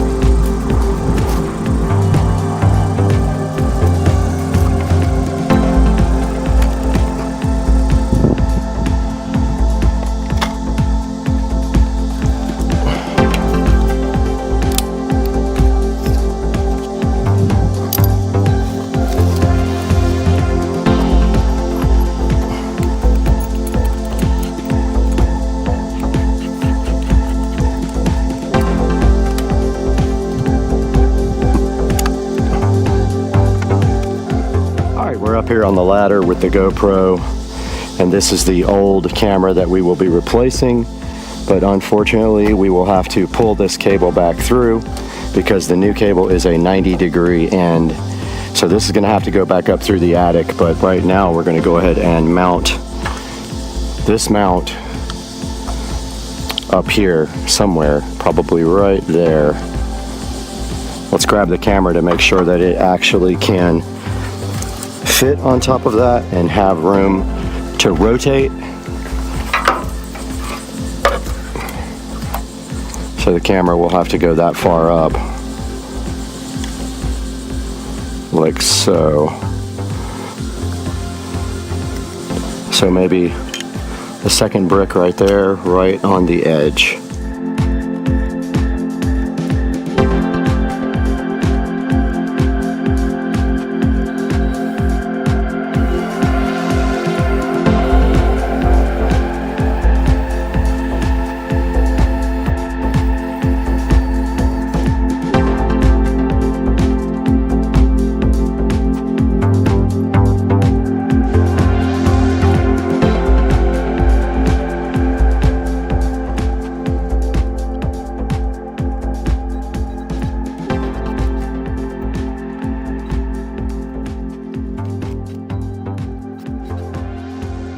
Okay, now that we have our mount ready to go, all we have to do is plug this camera in. And on the bottom of the camera, as opposed to the old one, this one has a 90-degree USB plug that just fits right in like that. That allows it to be flush. Now that does cause a problem because our current wire is already run up to the attic, so we're going to have to pull this through, but there it is ready to go. And then you simply mount. You have to run it through the back of the mount, just like that, before you insert it into the bottom of the GoPro. Just like, well, like that.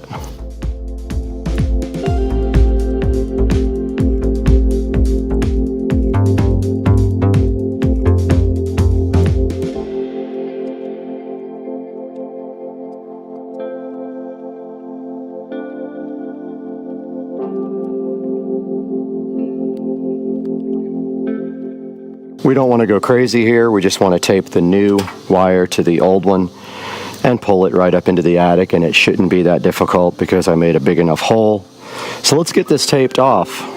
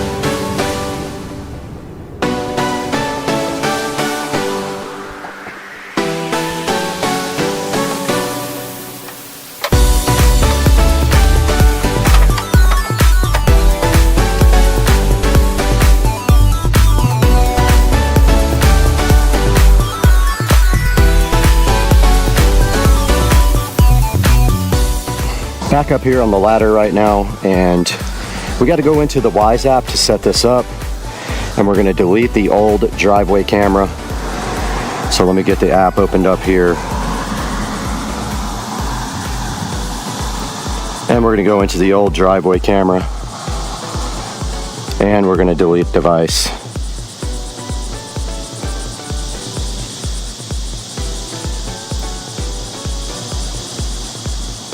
We got to remember how to do that. Delete device at the very bottom. Hit that. We'll delete that. Then we'll add device.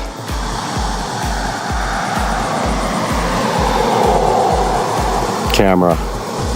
Wisecam Pan V3 right here on the app. It says Plug it in, it's done. We need to get a 2.4 gigahertz network only.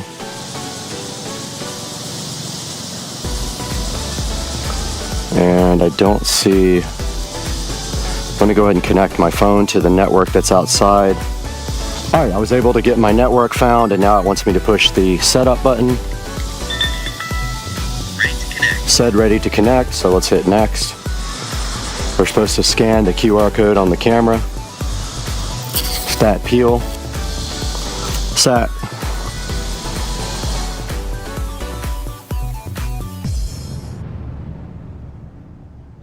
I forgot to put the SD card in it. We need to do that now, so I need to grab that out of the old camera real quick.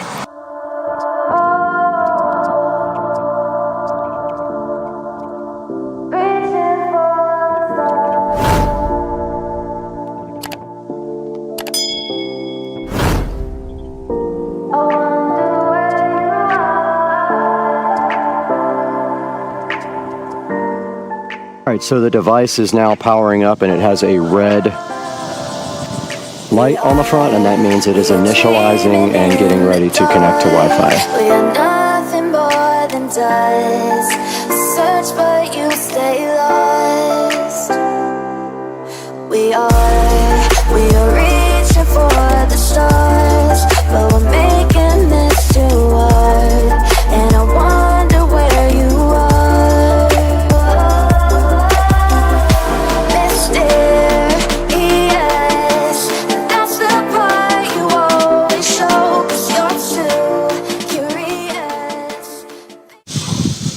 Okay, we are in the app now, and we have gotten our waypoint set. And if we see right here, right now, on the driveway cam on the app,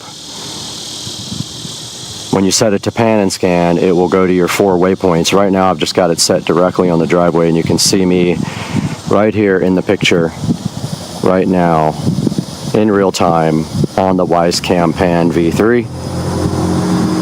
And so we will move on and install the second one now.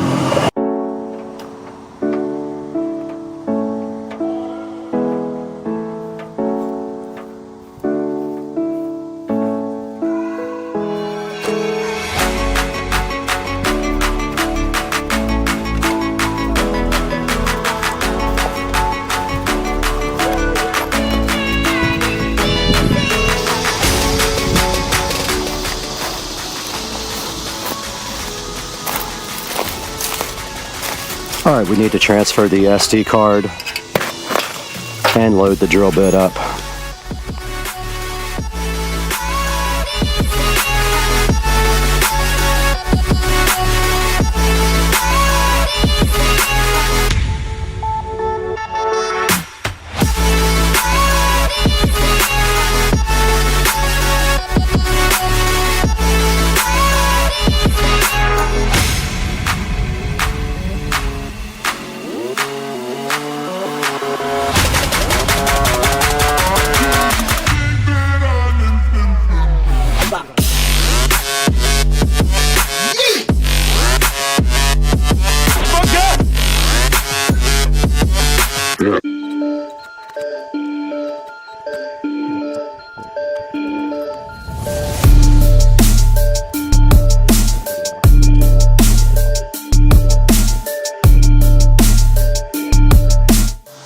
I looked up and I'm working in a freaking bee's nest up here, so I've got to get rid of that right now with a spray.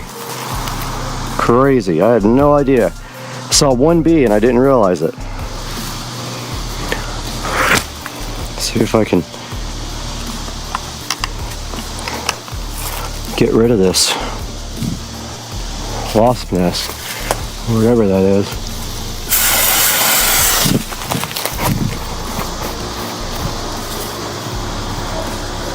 That sucked. See a bunch of dead ones.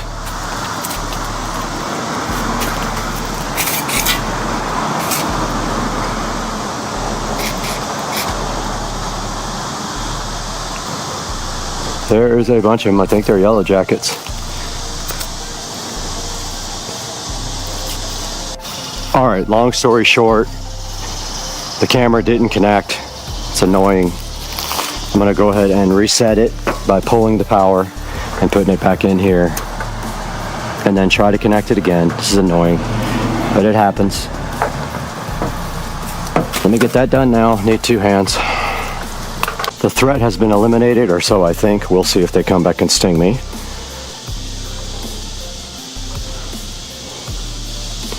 Let's try this again.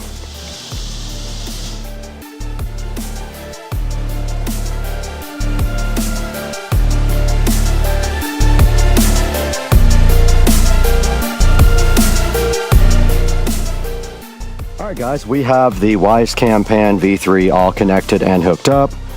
And as you can see right here, right now in the app, we can pan and tilt this guy, hopefully.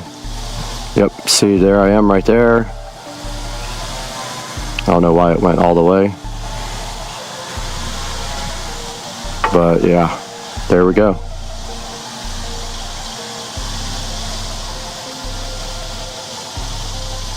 And that is perfect right there. You can see right here on the app, and then I don't know why, I think it's looking at me. And let's make sure that the SD card is installed. Manage SD card. Yep, it is there. It is watching me.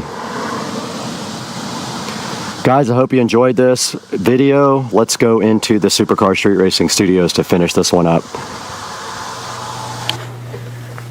Welcome back to Supercar Street Racing in the 4K production studio. We are sitting right here, right now, in front of you guys, waiting for a hurricane to come, and that should be here Wednesday. But until then, we wanted to show you guys about the Wisecam Pan V3 indoor-outdoor IPS rated pan tilt zoom Wi-Fi camera. You can see by our project, they're not too difficult to install. They're pretty easy to set up once you get them connected to Wi-Fi, and they've got a nice 1080p picture. And right here, right now, you can see they have a 4.6 rating out of 228 ratings, which is not bad. They are currently selling for $39.98, and we will give you guys a link in the description to go ahead and purchase that through our affiliate link, and it helps out our channel greatly. We get a small amount of money from that when you guys do buy this, and as you can see, we have a ton of Wisecams at the house. I think we have about 12 of them now.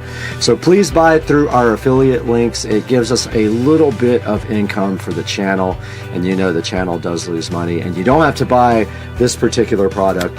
You can buy any product through any of our links, and it helps us by giving us a small commission. But yeah, check out the Wisecam Pan V3 and tell me what you think down in the comments section, and we will see you guys again next time on Supercar Street Racing. Hey guys, welcome back to the channel. Supercar Street Racing here, and this morning monetization has disappeared from YouTube completely. It's not available on the actual page. As you can see right here, it would show my revenue, which is abysmal, but there is some revenue coming in from my channel. I do put a lot of work into it. However, it is gone. As you can see right here, it would usually show your money there, and it has nothing there. If you check on YouTube Studio, it's also gone, which leads me to my next thing here. So YouTube does everything possible to make sure that you don't earn revenue on videos. I'll give you some examples. First of all, monetization is turned off by default on all videos, including shorts. Now, you usually take the shorts with your phone, right? So you would think that you could turn that on with YouTube Studio. It's not available anywhere in YouTube Studio. You have to either trick this app, and actually YouTube app, by logging onto a web browser, and it has to be in desktop mode in order to get to the studio part of YouTube, which is where I am right now on this page. Or, well, really, that's it. You have to be on a PC and log into the actual desktop site to turn on monetization. So let's say that you're on a trip and you're gone for 6 months and you don't have access to a PC. Well, you either have to delete YouTube Studio completely, because when you install YouTube Studio, it associates the studio link in the web browser with YouTube Studio app. So you can't get to the desktop part of YouTube either to go in and turn on monetization. It's super annoying. You have to, every single video, you have to go set a rating. So you have to tell it if the video contains certain things that YouTube has an issue with. So they make it very difficult for you to make money. It also doesn't pay very much. In order to really earn on YouTube, you have to be making, you need hundreds of thousands of video hits. 1,000 here and there will not get you any money. You might get $1 or $2 a month. Now you can also earn money on AdSense and things like that. And also Amazon, I earn money from people clicking through my links. So yeah, so I will show you here that monetization is gone. You don't see any money here. If you go to my content, there's no monetization tab available there. If you go into the monetization link, it just says the actual whole setting that says set up in progress. So something is broken today on YouTube. Not surprised, but as of now, we can't do any monetization on our YouTube videos. Guys, all you can do, also, if you go in to try to chat with a rep, it always says all specialists are busy. Please try again later. So I will put some screenshots up during this video of the monetization stuff missing, and then hopefully they get this fixed soon. I know a lot of people are probably emailing and calling them. It's probably a bug in their code. It's not your channel, most likely. If you don't have monetization options, hopefully it'll be back soon. Guys, thanks so much for watching, and I wish it wasn't so difficult to try and just pay for basic things with YouTube. I wish I could just make enough money to pay for a new camera or things like that, but unfortunately, does not generate that much revenue. Guys, have a great day. As always, thank you for your support, and I look forward to the next video soon.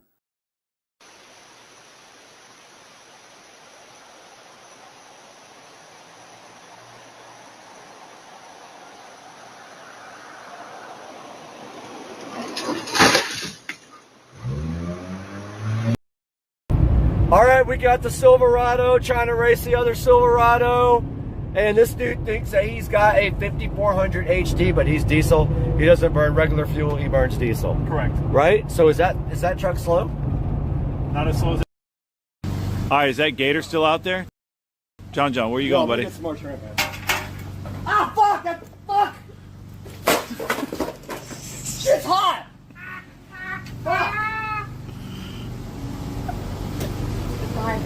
All right, we got Dukes of Duval here with my brand new XR DeWalt oscillator, and let's see if this thing works.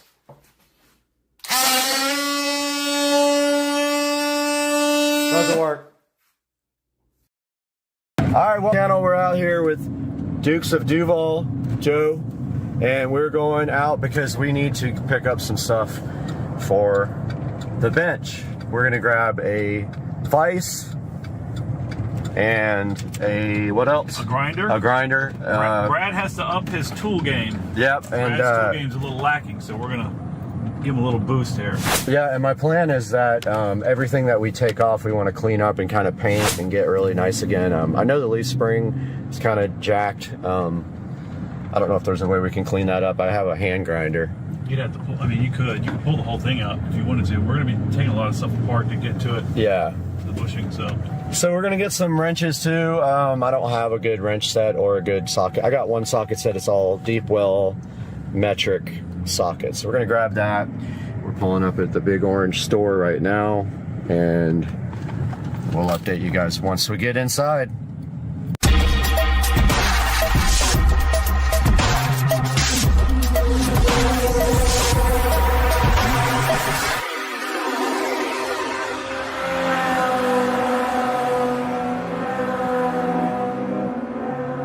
Look at this guy up here. Look at this guy up here.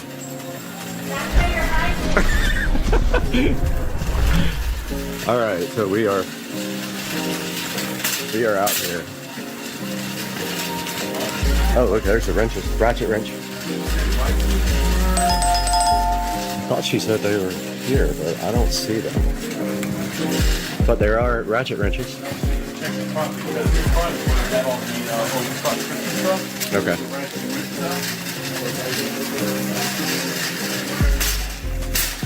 There ain't no. She probably thought we meant vice grips.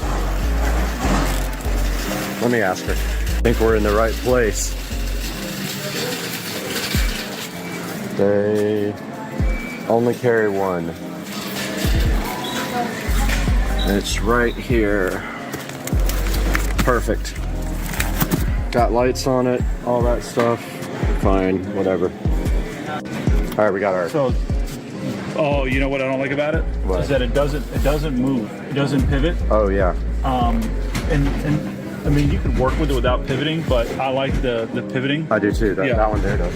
Yeah, so it's 99. Yeah. You're gonna do it. Might as well. Yeah. Great. That's fine. Sorry. Picky. Yeah. Fine.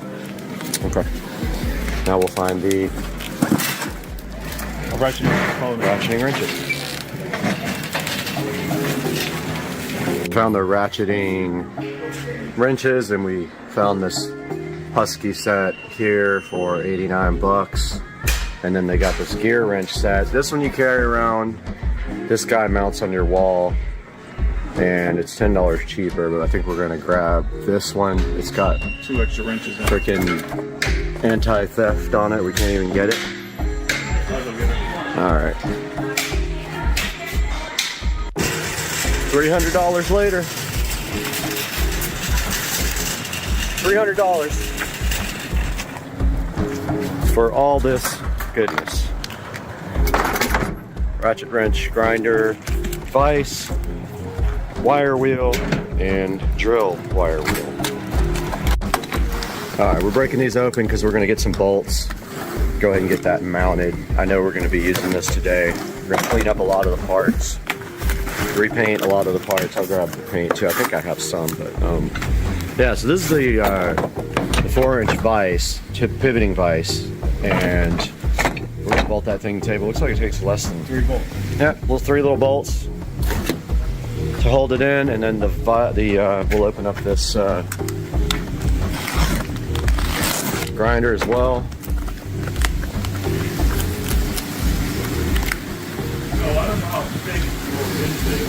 It's a 1/2 inch. Yeah. Almost positive.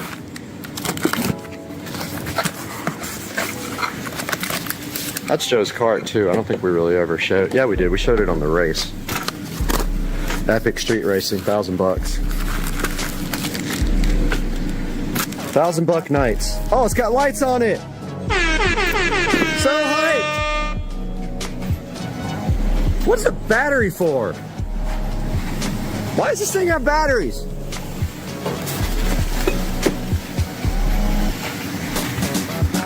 This thing's got batteries, bro. Battery powered. Oh, this is a tiny little freaking thing.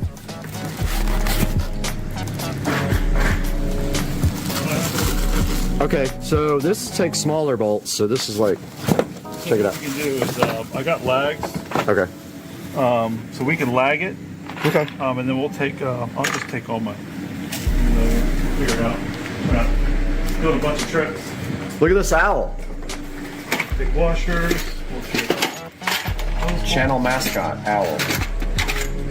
And I've got the eagle over at the house to match it.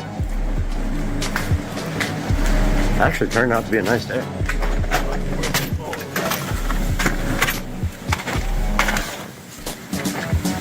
We got hardware to last forever. Look at the battery powered fucking thing, whatever this is. Batteries for lights? Yeah. Back up. That's stupid. Why don't they just use wall power? Ignorant. Hey guys, welcome back to the channel, and don't forget to look right here. Oh, that spot? Right into there? the lens, because I always have trouble doing that. Hey, welcome back guys. So today we got Joe over here, and we are going to install this vise and this bench grinder that we just bought at Home Depot. We also bought some ratchet wrenches. Out with us while we do this, we're gonna put the, what are we putting here? We're putting the vise here. Bench grinder. And the bench grinder on that side, so we're gonna get to work right now. We got our lag screws here. What else do we have? We have our drill bits. We just need a battery for the drill, and then we're gonna get to work. You got it? Yeah. Cool. All right. Very good. We don't need this, right? Okay, cool.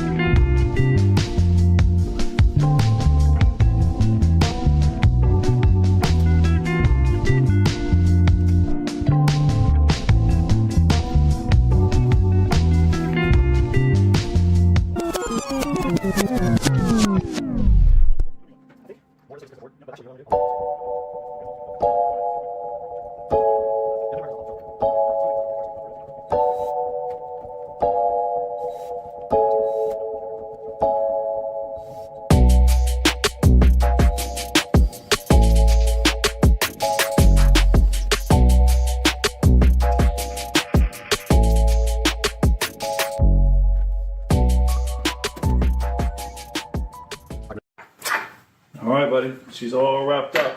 Good to All go. right. Let's give her a spin. So here's our test run. Looking good.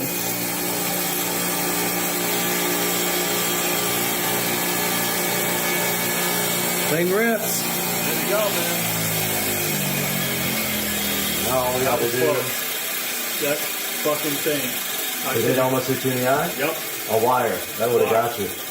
You'd have been in the hospital with a freaking... Water in my eye. All right, guys, we are out here in the garage this morning finishing up. The project yesterday was to install this vise, and I'm working on a new GoPro, so bear with me while I get used to this. But here is the vise install, and here is the bench grinder install. We have to still get power run down through the bench to kind of clean up this, and then clamp the wiring up below to make it a nice clean project. So that's what we're going to be doing today, right here, right now. And we are going to grab our drill and start this process.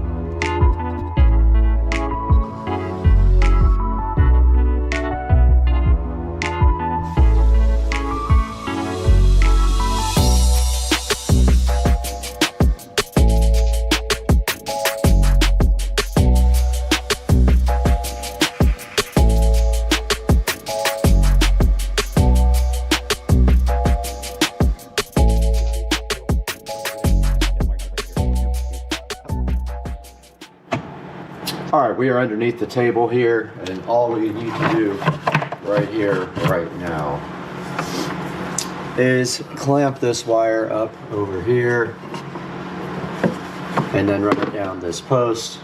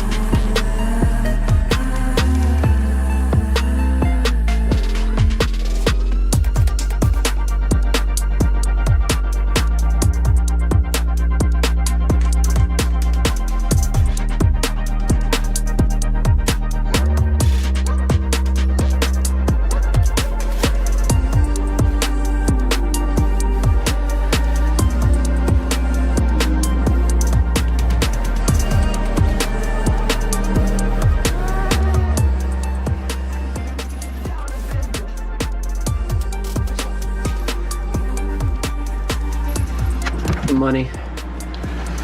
All right, that's done. Whole project is done.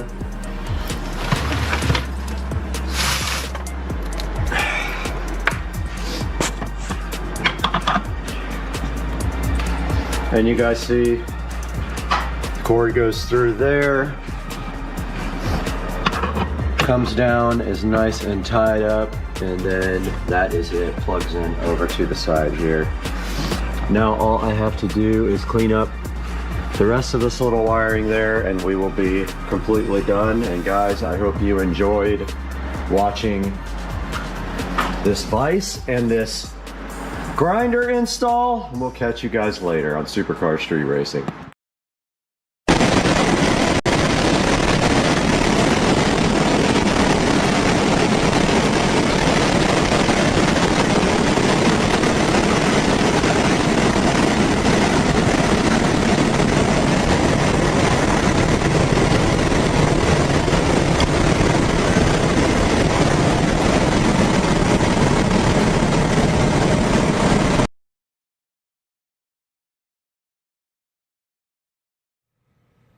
Good morning, guys. It is Friday morning, and it is kind of a sad day today.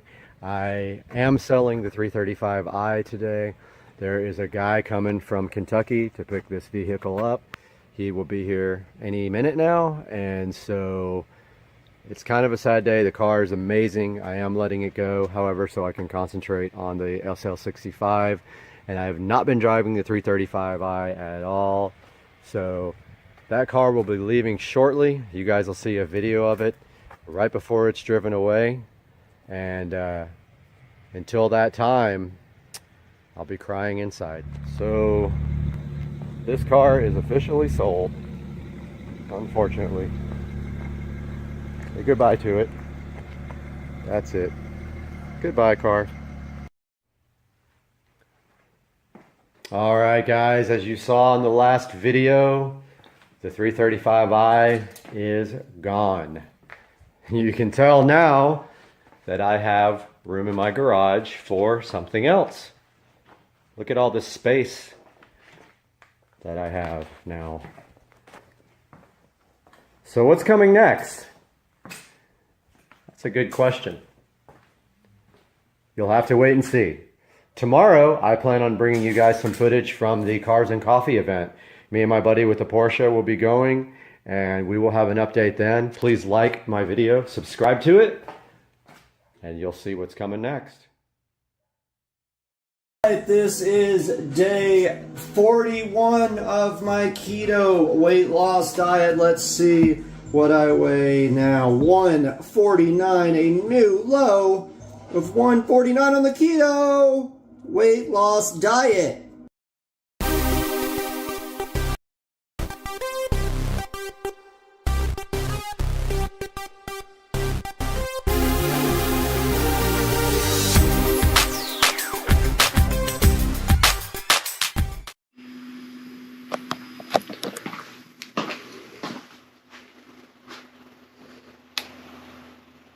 Power on.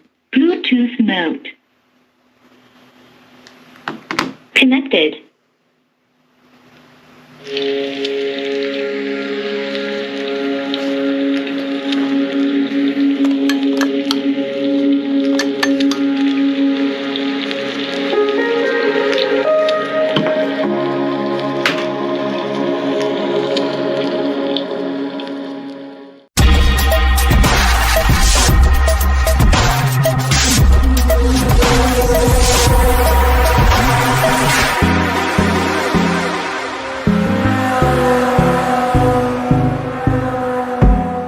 Welcome back to the channel, and we are here in the SCSR bathroom today to take a look at this IPX7 waterproof Bluetooth speaker. Now, this was graciously provided to me from the manufacturer to go ahead and check out. So today we're going to unbox it, see what's inside, test it out, and let you know how good it is. Back in the supercar street racing bathroom again with Brad, and today we have this IPX7 wireless Bluetooth waterproof speaker for the shower on the channel to check out with the funniest name ever, PRSCFUM. It's like perfume misspelled, so I don't know what that's all about, but it does have some pretty cool packaging. I was kind of impressed by this right off the bat when I saw the packaging, like they're trying to copy some higher end packaging or whatever. But next, let's open this up and see what's inside. We got the IPX7 here in Supercar Street Racing, and inside of the box, which I've already opened so I could charge it for you guys, we are going to find the following goodies. Like I said, really cool packaging and a very nice display here when you open up the box. And right inside the box, you do see the actual Bluetooth speaker in here. And when you take it out, you can see it is kind of like a show device, so or a dot. So I don't want to say it to wake up the friends there, but you can see it does look like a dot here if you check it out. This one is white and black, and on top it does have controls, which I will explain to you here in a moment. But taking a good look at this, it has a way to hang it right there, and also it has a way to hook it on the back if you happen to have a screw available. A lot of people don't have that in their shower obviously because they have tile, but this has a couple of different ways to hang it up. One of them being you could just put it on a string and hang it from your shower curtain rod there. And then now let's take a look at what's in the instruction manual. So taking a look at the instruction manual, here on the first page, just some gentle reminders here about keeping it away from children and things like that. And then it shows you how to operate the on-off key by holding the power button for 3 seconds to turn it off or on. And then resetting it, you hold the power button down for 8 seconds. And as we move to the next page, you can see it shows you how to go next and previous to play the next song, or you short press it to turn up the volume or turn down the volume. You can adjust the light here, and you can switch between Bluetooth mode and FM mode here on this page also. And then it shows you your display screen, your display clock, the FM frequency, and then how to actually go ahead and wirelessly pair. And it does remind you should be charging this thing for at least 2 hours before you go for your first rip with it. Next page, we got the TWS interconnect, which just shows you that you can connect 2 of these speakers together, which is pretty cool. And then down at the bottom, it shows you how you can reset the speaker by holding the power button down for 8 seconds until the red light flashes and the speaker turns off. And then after restarting, the pairing is separated. And then the last page just shows you your charging equipment, your activation and your warranty, and has some technical specifications about your Bluetooth speaker. And that's pretty much it for the instruction manual. Now that we took a look at the IPX7, we're going to take a look at what's inside the accessories box here now. So what did it actually come with? Well, inside of this box, you're just going to find 2 simple things. You're going to find this instruction manual, and then you're also going to find this USB Type-C cable to charge your brand new Bluetooth waterproof speaker. And they gave you one more surprise goodie that's buried way down in there, and it is a little suction cup. So you can take this suction cup and you can actually put it in the back there where that screw hole is, and then you can suction it right to the tile, and it sticks up on the tile really cool. So even if you don't have a place to set it down, you can use this suction cup and go ahead and put it up in your shower. Now let's take this IPX7 right into that shower and see how it performs while we get clean.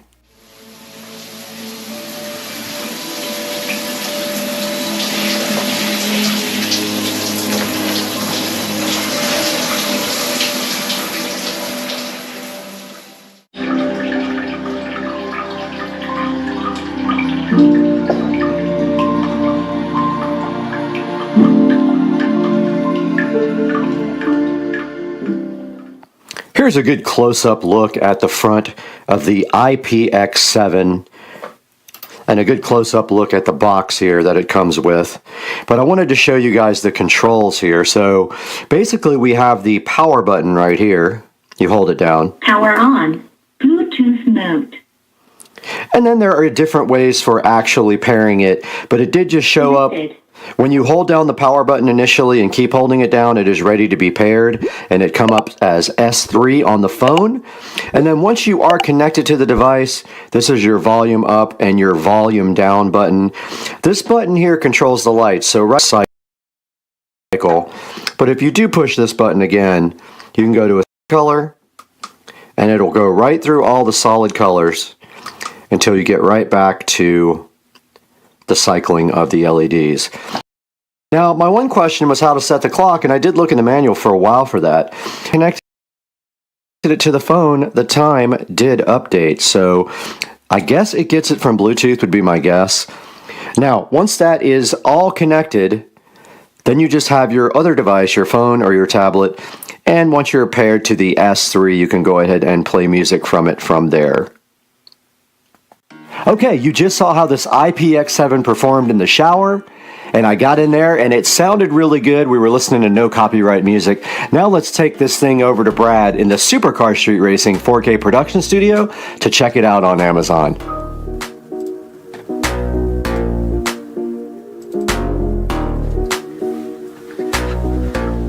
Guys, welcome back to Supercar Street Racing. We're out here in the 4K production studio, and I'm Brad.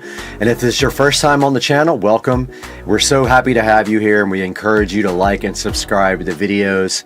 And also buy all your products through our affiliate links down below and leave comments and suggestions for me. But today we are talking about this IPX7 Bluetooth and shockproof speaker. And you can see right here, right now, when I turn on this power button, it will come on, I promise you. Power on. Bluetooth mode. Now I wasn't pushing it hard enough, that's why it didn't come on immediately. And you can see right here, it does have a clock right here, and it did say connected because it is currently connected to my phone. On the back, it does have a nice slot there to put in the suction cup or either to hang it from the wall. And I do like the way the colors rotate on this. And also you can actually change the colors just by pressing the button on the front. And then to power it off, you simply hold that down. Power off. And it does say power off. Comes in this stylish box with a USB Type-C charging cable and a suction cup for the back. And taking a look here at the reviews, it does have a 4.9 rating, which is actually really good. 37 ratings, and it is rated at a 4.9, a 95% rating. It is IP67 waterproof, and shower speaker is what they're calling it, but I guess you could use it on the water also. 6 LED light patterns. Basically, it'll cycle through the lights, or you can actually just put it on one individual color. It has the sucker thing on the back to stick it up on the wall there in your shower or other places. It does have an LCD display that shows you the time and the battery and the track number, and it says it is true wireless stereo, so it thinks it is a stereo speaker. And now let's take a look at some of the reviews on the, and now look at the, I just wanted you guys to see the name, because it's funny what they think that they when they name these things, that they think we understand the names. It's Perksfum, I guess. I have no idea. But taking a look at the ratings, it has 5 stars, great sound quality for how portable it is. This next one says this speaker is actually nice, and it does show the speaker right here with the colors on it. And this says great little product, gets loud for its size. I'm using it as a computer speaker and it gets the job done. Absolutely agree. You saw me in there in the shower. I had no issues whatsoever with it in the shower. It did get wet, and also it sounded pretty good in there, I'm not gonna lie. Very satisfied with this product, super fun. Great shower speaker, loud, and then there's some pictures of the box here. And it does have an FM radio, which we did not even show you on this review, but it does do FM radio as well. And this is from another country, so it is in a different language. Now, if we go back out to the main page here, there are some other speakers here for you to check out. There's one here for $29. Not sure if it actually does RGB LED where it spins around the top like that. There is some other ones here for $15 and things like that. There are plenty of options available for a Bluetooth speaker for your shower, but this one is actually a really good option. Let's take a look at some of the pictures here. Now you can see the front here, the buttons on it, and if we get to the side here, the USB Type-C jack does have a waterproof little plug in there to keep water from getting on the speaker. Now it only has one picture of the device, and it does have one video. Let's see if we can call that up. Speaker for the shower. Love that it just suctions on anywhere. It's a good strong suction. So somebody just did a video review of this. Works with Bluetooth, recharges. Awesome. Has volume levels. Has the fun little light. Seriously, it's been the best thing. It's waterproof, so it's fun too. Also, we can take it on the boat. It has like a little thing. There you go. Like a string too, so it hooks on and not worrying about it getting water damage because it's waterproof. Works super well, goes really loud. All right, so you can see in this review, she did say that they do take it on a boat, so that is very interesting. That's another use for the IPX7. And once again, please buy this through my affiliate link down in the comments section below. Anything you can do for us, and you don't have to buy this product, you can buy anything you want through any of my links. Click any of my links when you're going to Amazon and buy anything you want. And that gives me a little help with the channel because we do lose money. Now this one was provided for us, so we didn't lose anything on this, but it still helps the channel greatly if you could buy through our links. And please like and subscribe and hit the bell icon, and we'll see you next time. I don't have to take a shower, but I'm peace out.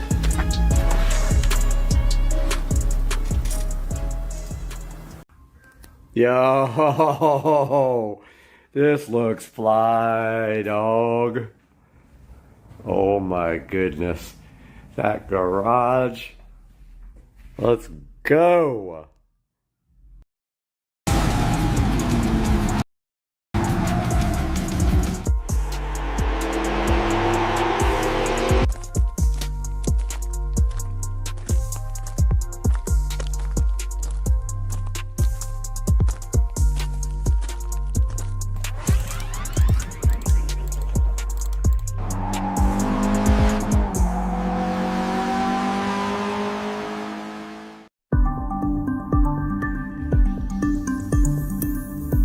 So I'm just gonna go ahead and start editing this video.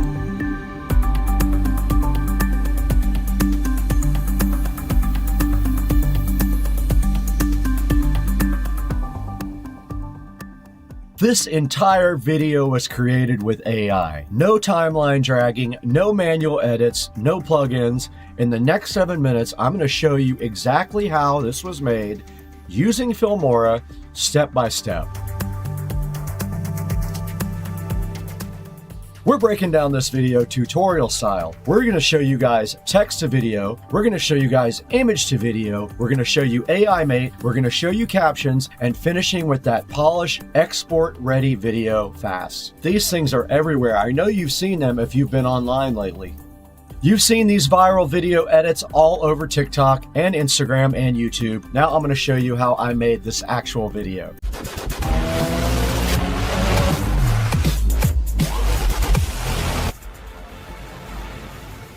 Okay, the first thing we're going to show you guys is text to image. Now, this is pretty easy if you can use ChatGPT with it. So I'm going to say, ChatGPT, take that and run. Now, this is if you have no reference image to start with. This is just going ahead from the very beginning with nothing. And now you have a nice prompt to feed. We're back in Filmora. Let's feed the prompt in. And we have our Sora 2 selected. I'm going to go ahead and generate that. And once this starts generating, you can check everything in the task list. Okay, our video is done. And all we have to do is hit play here on it.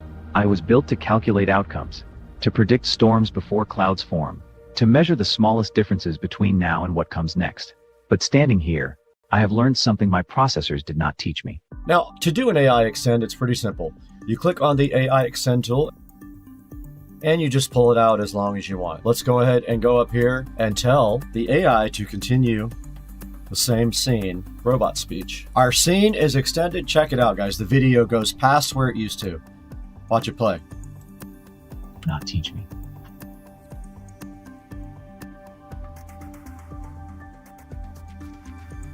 We have extended our video, and now we can do anything else we want to it in the timeline. Now I'm going to show you guys this really cool feature of AI Mate as well. I'm going to go ahead and tell AI Mate to remove the silence in this clip. Now I uploaded a clip from the computer here and I selected it and I asked AI Mate to remove all the silence. You can see all the silence here where there's no audio waveforms. Let's hit continue. I do have the clip selected and now here it explains to you to click start to begin highlighting the silent sections of the clip. Let's click finish. And you can see what happened there. It compressed my clip all the way down to just the sections that had audio that I did not remove. So now if you play, there's no missing. Using Filmora, just like that. No jump cuts. This entire video was created with AI. No timeline dragging. And that is Smart Cut from AI Mate. Now we can't stop without talking a little bit about Nano Banana and also image to video. Two very important tools that I use to create my video here in front of you. Nano Banana basically will make any image you want. If you click AI image, you click here under Nano Banana Pro. You can use regular Nano Banana or standard, but Nano Banana Pro just uses a reference image. You type it a prompt and it creates your image for you. I'll give you an example here. We went ahead and uploaded a picture of me there. Now I'm going to go ahead and drag a picture of my studio there. I went ahead and uploaded that. Now all we have to do is give it a prompt and we'll go ahead and click generate. At which time this goes into our taskbar up here and we're at 24%. Okay, our image is done. You can see what Nano Banana Pro did right there. Very cool looking shot right there. Looks realistic. Now at that time, you can actually save that picture and then bring that into image to video if you would like to. I went ahead and clicked download and now I'm going to show you guys image to video with VO 3.1.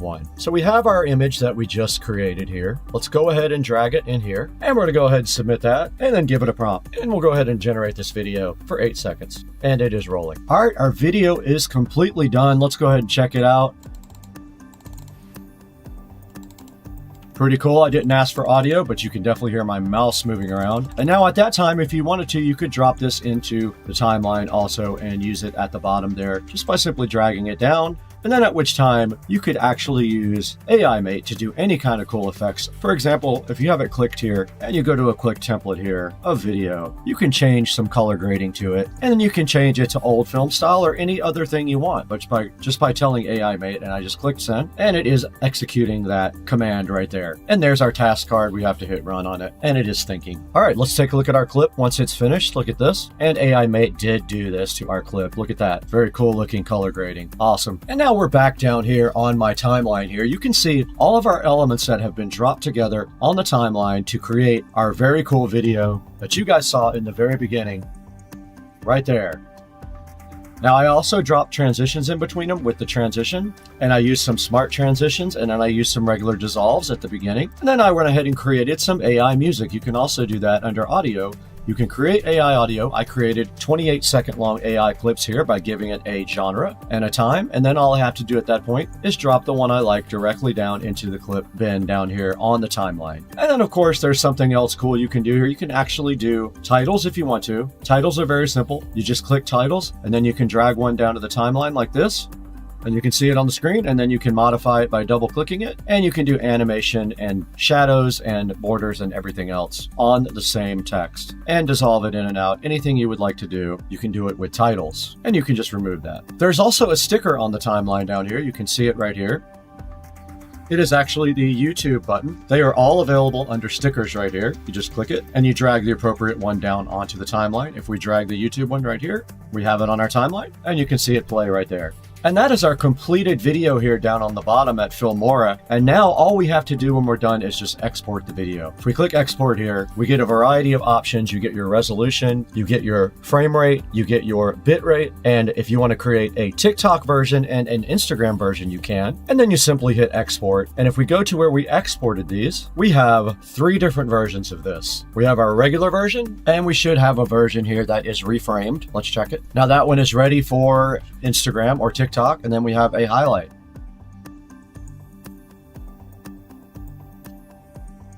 Now, I wanted to touch base with you guys on AI Mate one more time. AI Mate is designed to help you edit in a very quick manner. And it has some modes here. You can click Auto, Guide, AIGC, or Action. Now, the AIGC mode basically is AI-generated content, and that can generate script content ideas, draft videos from prompts, and things like that to kickstart your project. Now, the Guide mode is more of an instructor, so you can ask it very specific features like, how do I apply a fire effect? And we drop it down on guide mode, click send, and it is thinking.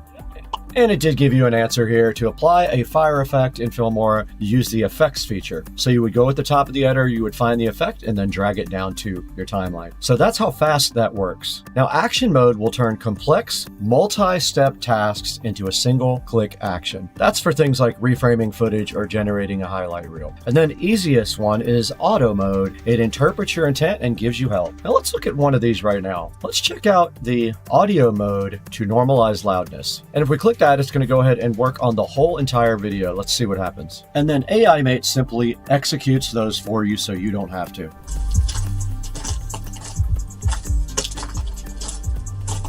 And of course, you can do things to the video as well. If you click the video, you can do a bunch of different things to your video. You can enhance it. You can do color grading. You can do rough cuts. You can do so many things with AI Mate. It's a very helpful tool. And if you don't know how to do something, there is guide modes in here for you as well. Now that was from timeline to export to final video playback. Everything came out so polished. From idea to the finished video, it was faster, cleaner, and way more efficient. And if you're creating content consistently, this saves you hours every single week. So if you want to speed up your editing workflow and get viral ready result videos, Filmora is absolutely worth checking out. There will be a link in the description. Please use that. When you click on the link, it'll help me out so much. We appreciate you guys.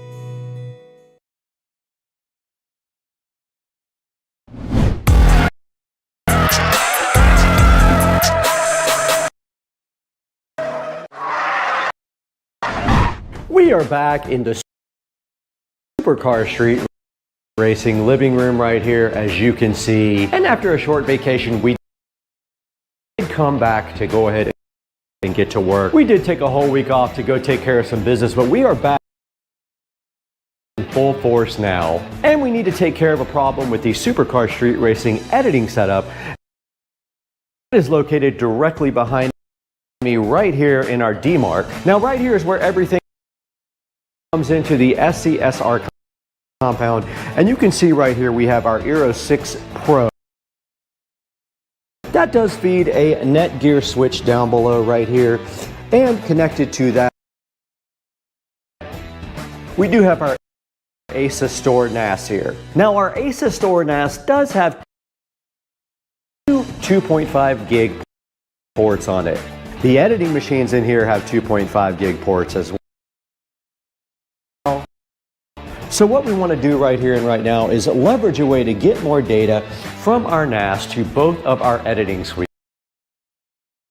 Now, one of those editing suites is located just on the other side of the wall here, and then the other is out in the SCSR 4K production studio. So today, we're going to show you guys how to get 2.5 gig from this ASUS store NAS all the way to our studio out there, and then right on the other side of the wall right here. And we're going to do that next, so thanks for joining us.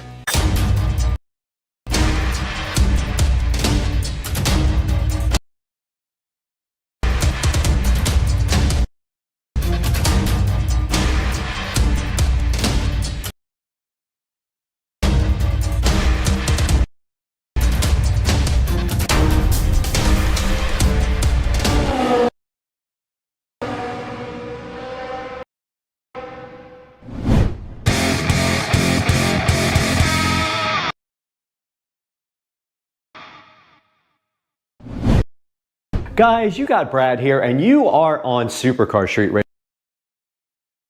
And if this is your first time on the channel, I would love to welcome you, and I hope that you would like and subscribe. And today we have a mission, and that is to figure out our bandwidth issues on our editing rigs. Now, both of our editing rigs are working off this ASUS store NAS here that's sitting so fresh and fly underneath our little entertainment console right here.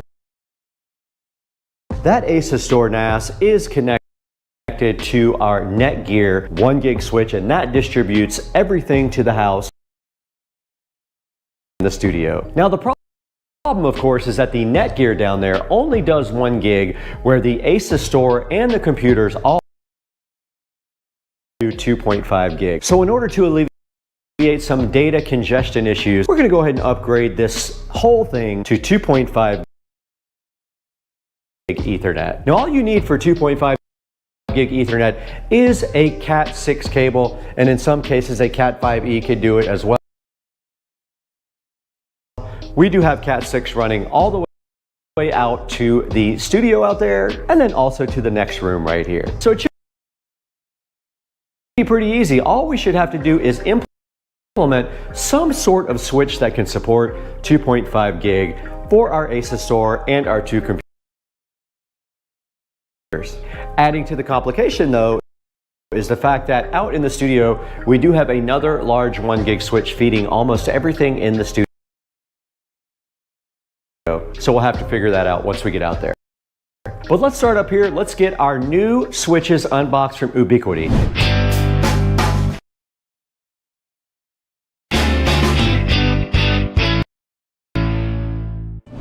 Back in the Supercar Street Racing, awesome living room here. And right behind me, we have a solution for your 2.5 gigahertz needs. And it is a low-cost solution as well from a high-quality manufacturer. So sitting right here behind me in these 3 boxes, we do have the Unify 2.5 gig switches. These guys are 5 ports, and that's all we need, because all we have to do really is supply 2 machines and 1 NAS, 5 gig. Everything else will be 1 gig, including the internet. So our mission is quite simple today. We're going to get these things unboxed, get them set up via the app on the phone, and see what we have to do to upgrade our entire system here to 2.5 gigahertz network.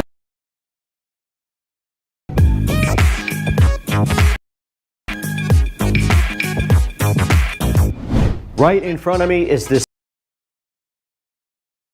Cinema 70S from Marantz, and it is so happy to be joined by this nice Ubiquiti switch. And you can see right here at the bottom,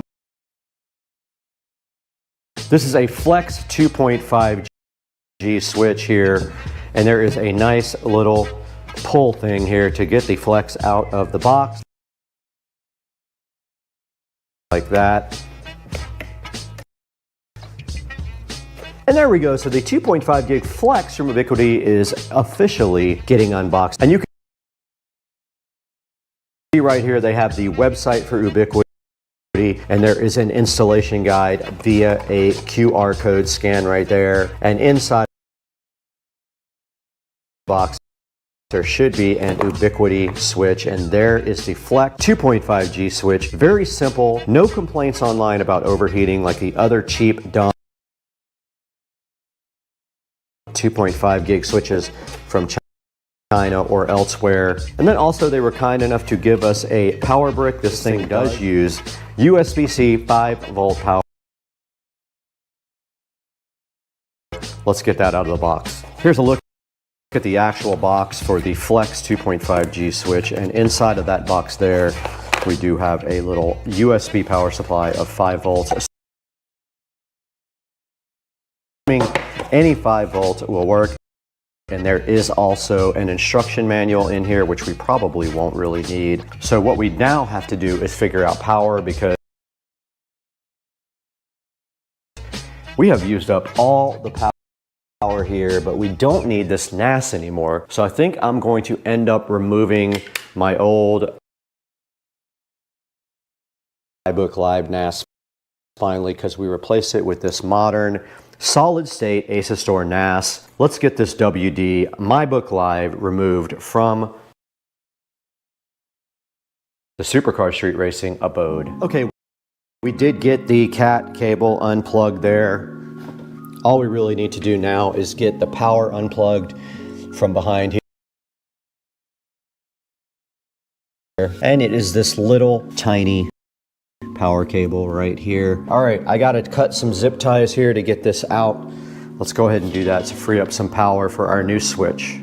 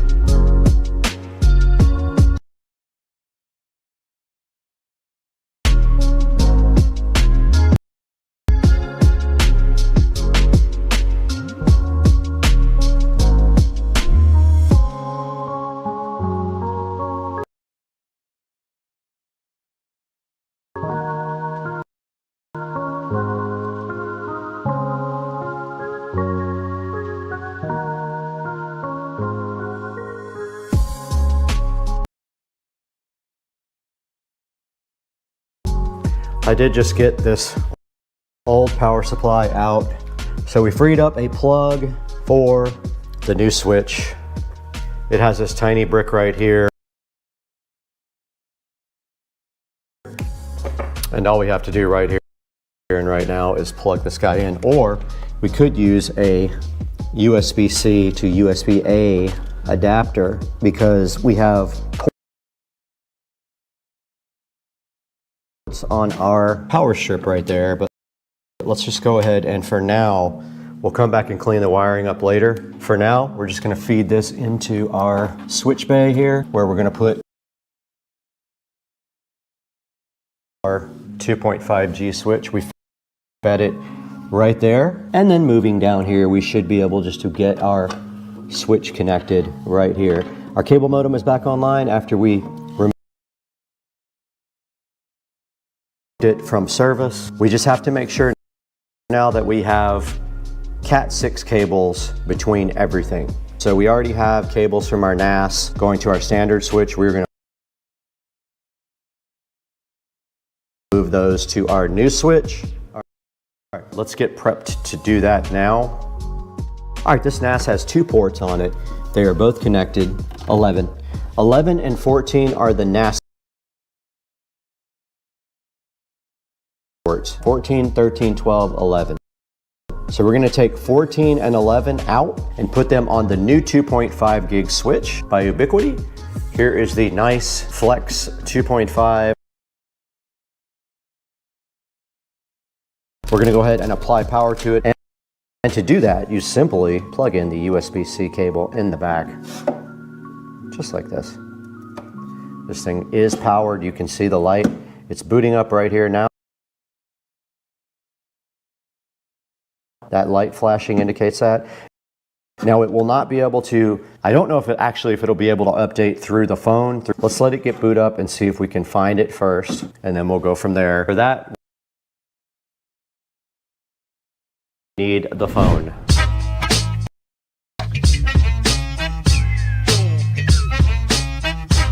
Okay, we are recording on the phone now here, as you can see, and also on the GoPro. We have our Unify switch up here. I want to see if it can find the switch without connecting to any sort of LAN. So I'm going to hit the plus button here. It says it is searching for devices. It's not going to find the device, I don't think.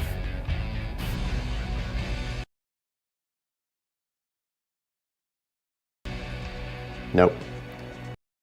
It's not going to find it because it's going to use, it doesn't use Bluetooth.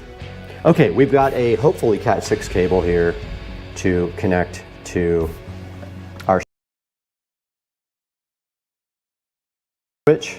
This is not the final configuration, but this will give the Unify access to the switch. We do have a link here on the Unify switch here. It is connected. Let's go ahead and see if we can go ahead and discover this now. All right, it did find the flex switch here. Cool. Switch is there. Okay, we do have our switch sitting here. I was not able to do anything on the app. I'll look into that in a few minutes, but we can go ahead and continue setup. Now, what we want to do right here and right now is go ahead and connect the NAS to this guy, and then also our studio and our cable that goes into the other room. So we did say that our NAS is right here and right here, these two.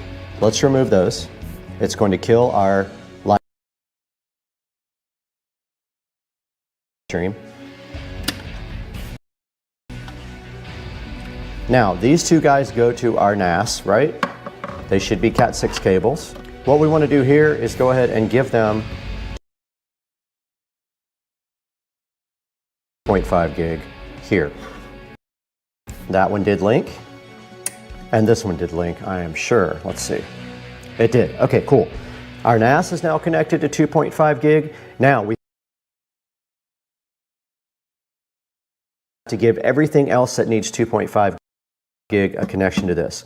One of them goes to that room, and we're going to connect it right now. Okay, this cable right here that comes from the other room that says studio, hopefully it is a Cat 6 cable. It does come right through here. It is a gray cable. It is then right here. That needs 2.5. We're going to go ahead and unplug it from that switch. Give it 2.5. This is going to send 2.5 to the studio. Let's see if it links. It did link. We got one more to send. We got to send the one to the other room. That is our office, 2.5 gig. Let's go ahead and do that. Now, this one is right here. This might not be a 2.5 gig cable. It's this last one right here. We're going to plug it into this switch and see if that provides, it might not be a Cat 6 cable. So we might have to troubleshoot these connections after we get them. They are all linked. We are now sending 2.5G everywhere. Let's go check our live stream and see if it did fail.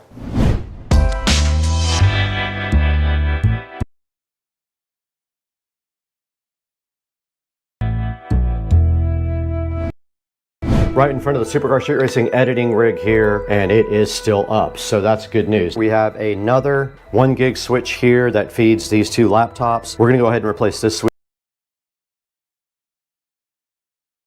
with the Ubiquiti as well. This stuff is tied up really nice, so I will have to come back through and do some cable management, but let's go ahead and get this switch replaced with another Ubiquiti 2.5G switch right now. We're unboxing our second Ubiquiti switch here. after which we need to figure out the software. So if you want to power this with 5 volts, you can get a USB-C, a USB-A, and just power it from any USB connector. Let's go ahead and disable this by unplugging all of these. Now we should have lost hardwire to everything in the room. Everything is off, yes, correct. So we can get this switch wired up now. We do have a power strip under here. It does not have USB, but let's get our switch up here and wired up. We are removing this old Netgear 1 gig switch right here. All we have to do is power it down with that. We have a rogue zip tie right here we need to cut. But here's our new power compared to the old one. Let's go ahead and get our switch. Now we do have also a cable from here to the wall. If we have 2.5G problems, we'll have to go investigate that as well. This is a rear mount switch, completely different from the other one. Now, unfortunately, we're going to see the power cable right next to it like that. Now, let's get our scissors and cut off this dumb rogue zip tie.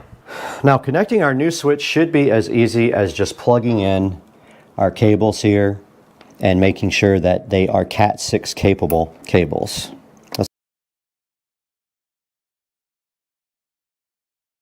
If we get a link. We do.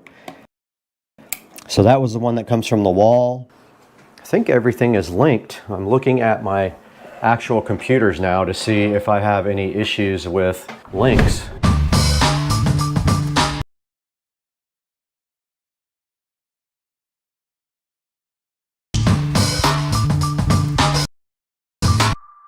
First signs of life from 2.5 gig are showing up right there. We have a 2.5 gig connection to our editing machine here, and these will only do 1 gig.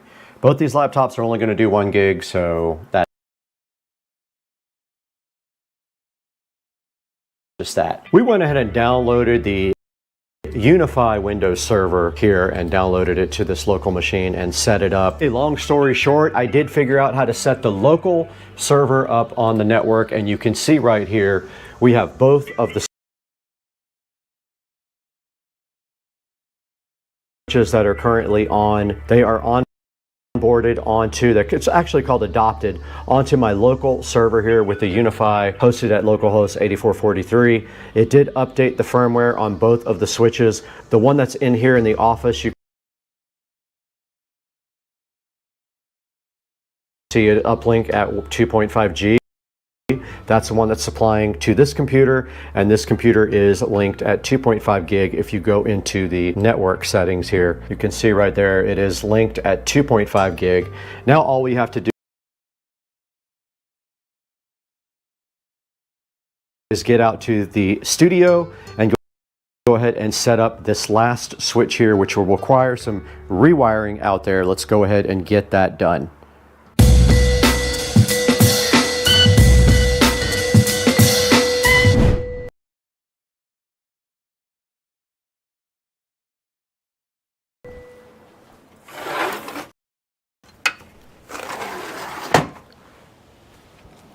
Out here in the Supercar Street Racing studio now, and we only have one thing that needs to be connected to 2.5 gig out here, and that is my editing PC. Now this presents a challenge simply because of the wiring inside the wall. We only have 2 places where we can get network for this. One of them feeds this switch here. So what we're going to do is put the 2.5 gig switch up here. We're going to take our feed from the house.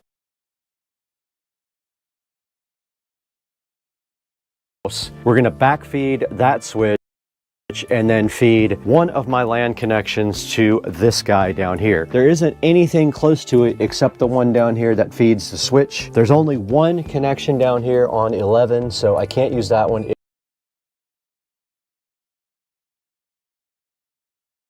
feeds my switch, and there is one down here here that feeds the other PC, so I am going to end up using this one down here and just tucking the wire behind the wall right there. Hopefully I have enough Cat 6 cables. I may not. I may have to steal some. Let's see what we got. I labeled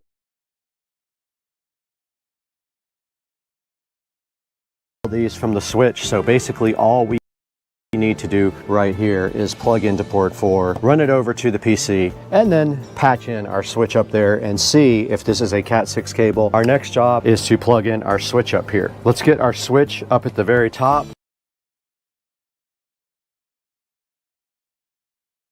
We're going to put it up there where all our other network gear is, and hopefully we have one plug. Okay, our switch is powered up right there. I need to go ahead and find a short patch cable. I'm going to run inside and see what I have now.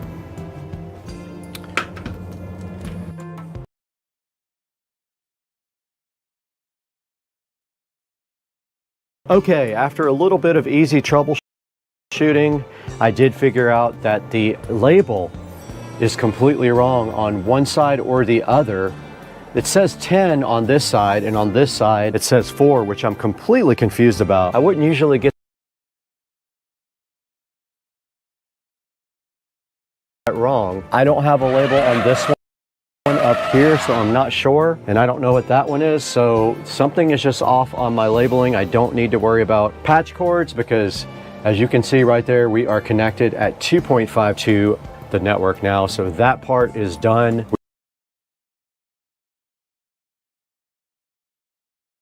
Should be able to walk inside now and see everything connected, at least this switch connected at 2.5 gig. Let's go check it out.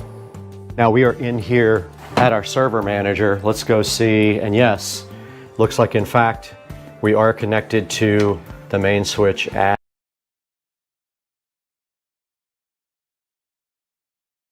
2.5 gig. So yeah, so we have a 2.5 network going here. Now the only thing that is not 2.5 gig is from the internet, because the Eero only has one 2.5 gig port.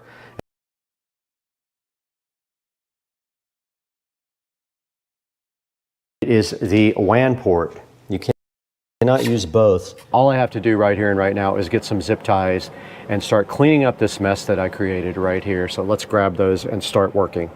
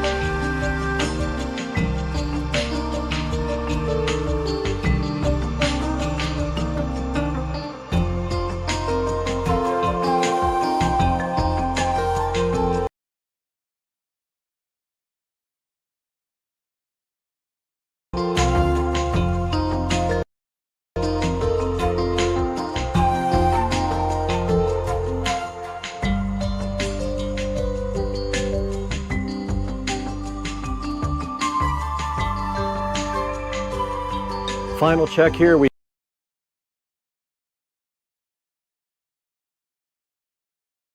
have a 2.5 gig link here now in the studio, so we are connected to our NAS at 2.5 gig. Supposedly that should be a way better editing experience and copying files back and forth over to our backup device. Now let's wrap it up here, get together again and talk about this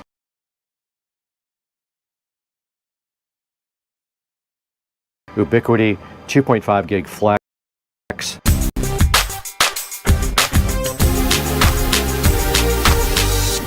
All right, I just wanted to get back together with you guys and end the video here by showing you the Ubiquiti Flex Mini 2.5G on Amazon. There will be a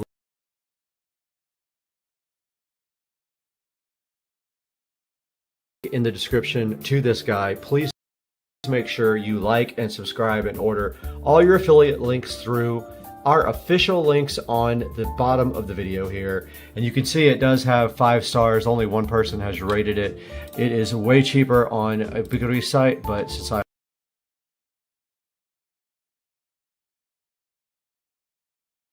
an Amazon affiliate program, I am going to put this one here. Doesn't look like you can order it, but I'm going to put a link to it anyway and let you guys go from there. And checking out some of the pictures, there is the 2.5 gig ports there, but this one has PoE actually, the right hand port.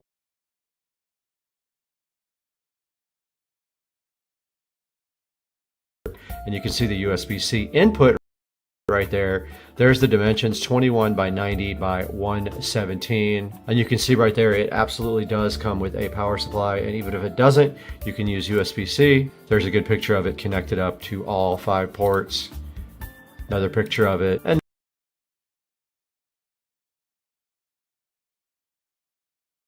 also you can see here them connecting computers to it and another switch. And then there's a good little network diagram about how you can actually hook yours up as well. So guys, thank you for watching. Go ahead and pick up a switch and click through our official links, like and subscribe. We need all the help we can get, and we will see you next one. We got a couple of bangers coming up. Stay tuned.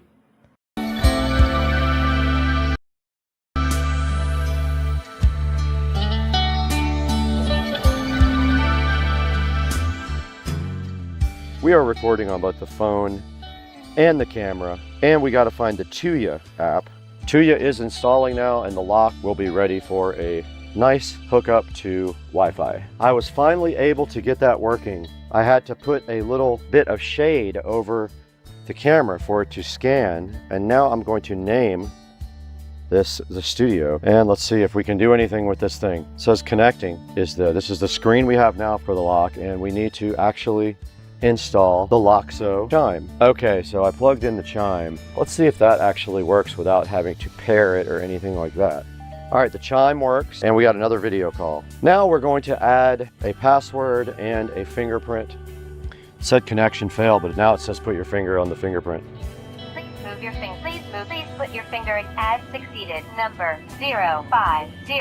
Okay, we successfully unlocked our new Loxo lock with the fingerprint, and we did put in a code as well. This thing is done. This project is successful. We are done in here. Let's throw it into the studio to show you where you can get your own Loxo lock just like this one.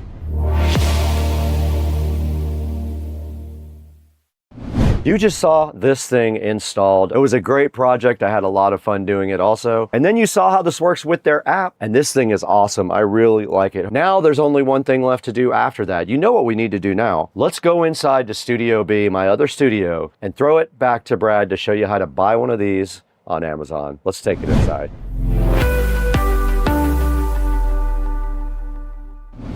Hey, what's up everybody? Welcome back to Supercar Street Racing, and we have awesome Loxo lock up right here. The smart lock that gets you in your house 5 or 6 different ways. There's so many ways to get in. There is the keypad, there is the fingerprint reader, a manual key, and also the app. Awesome lock. I can't say enough about it. I do love it.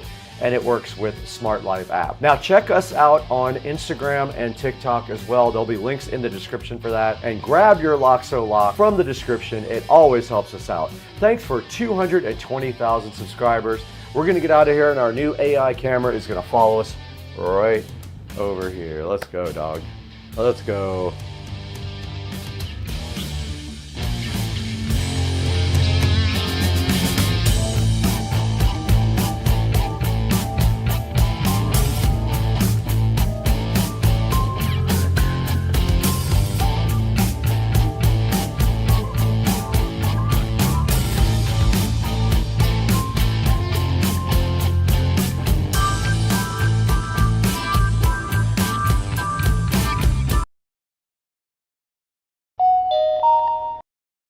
Video mode.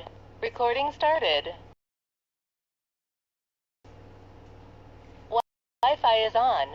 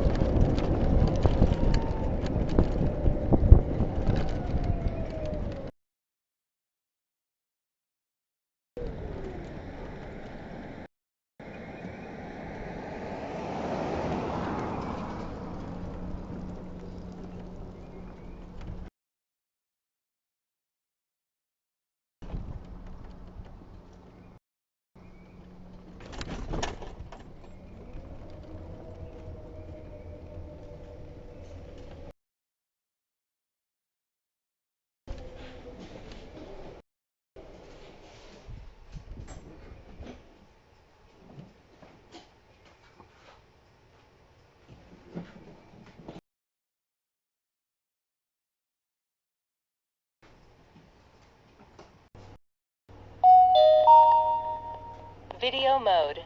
Recording started. Wi-Fi is on.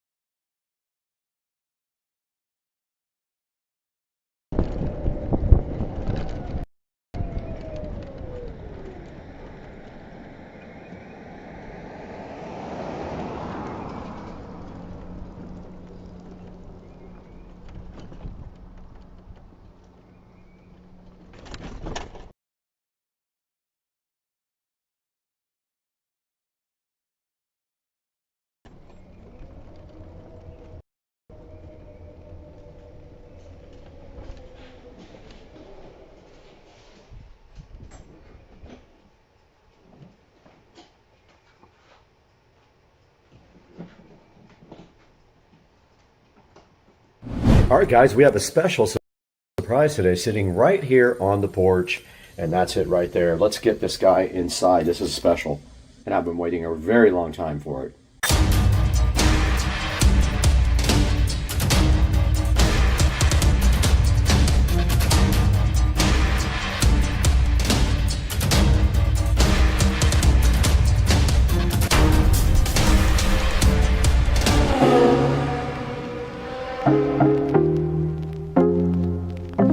Back in the kitchen in the SCSR compound, and right in front of me is something that we've been waiting for about 3 months, and it finally came. And now you know why the kitchen is the appropriate place for this, because this is the Circulon 10-piece set plus bonus tool that I got for free for purchasing this guy, the induction cooktop from Samsung. And if you look right here, there is the induction cooktop that has never been used before. I have not used it one single time. And if you notice right here, it does say induction. Now you will read different things online as to what is appropriate about the induction process and what you can and cannot use.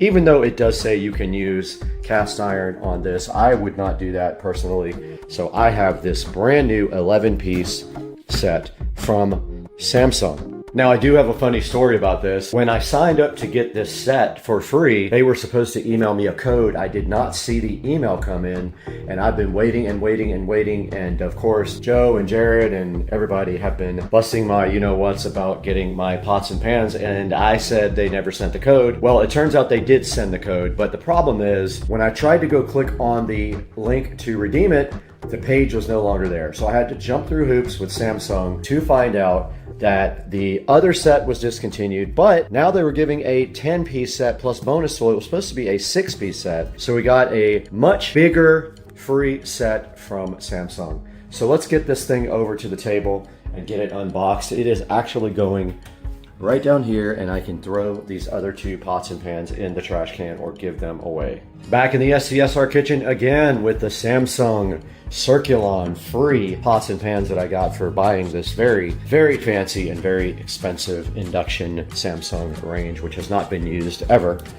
And I don't know if I will because I don't like cooking, but we're gonna go ahead and open this up and see what's inside of the box and get it all out for you guys to check out in case that you want to buy your own set of Circulon.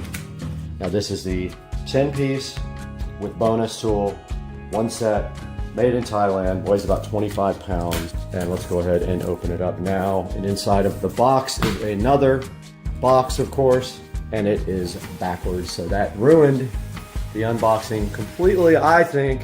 But there is the nice steel shield. Cooks like steel, cleans like non-stick. Circulon 10-piece bonus set. Let's get it out of the box.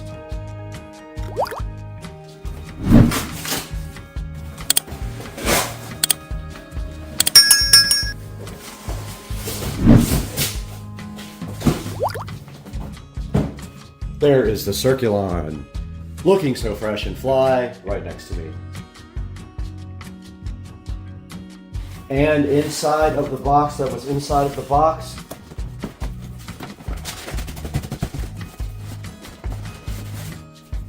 another box, of course.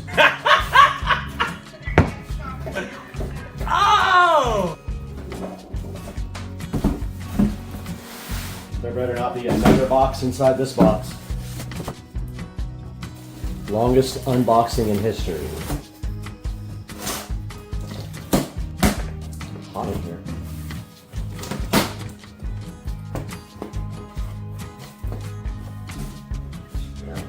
All right, we got the Circulon box open here, and you can see right at the top there is more cardboard than I've ever seen in any box in my life, protecting these amazing Circulon induction style pots and pans. And there is a good look at a very nice pan from Circulon. These are very high quality. See it stamped on the back. That's the first one in the set right there. Moving further into the set of Circulon, we have a nice pan here.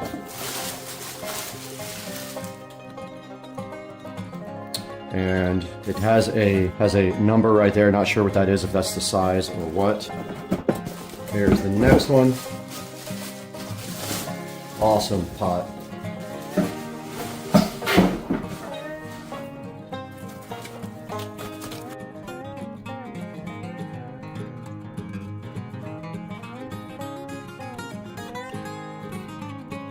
One of the lids. Wow.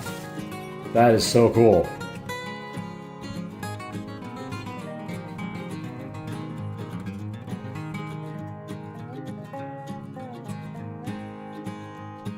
That lid did fit that one. Nice big pot here.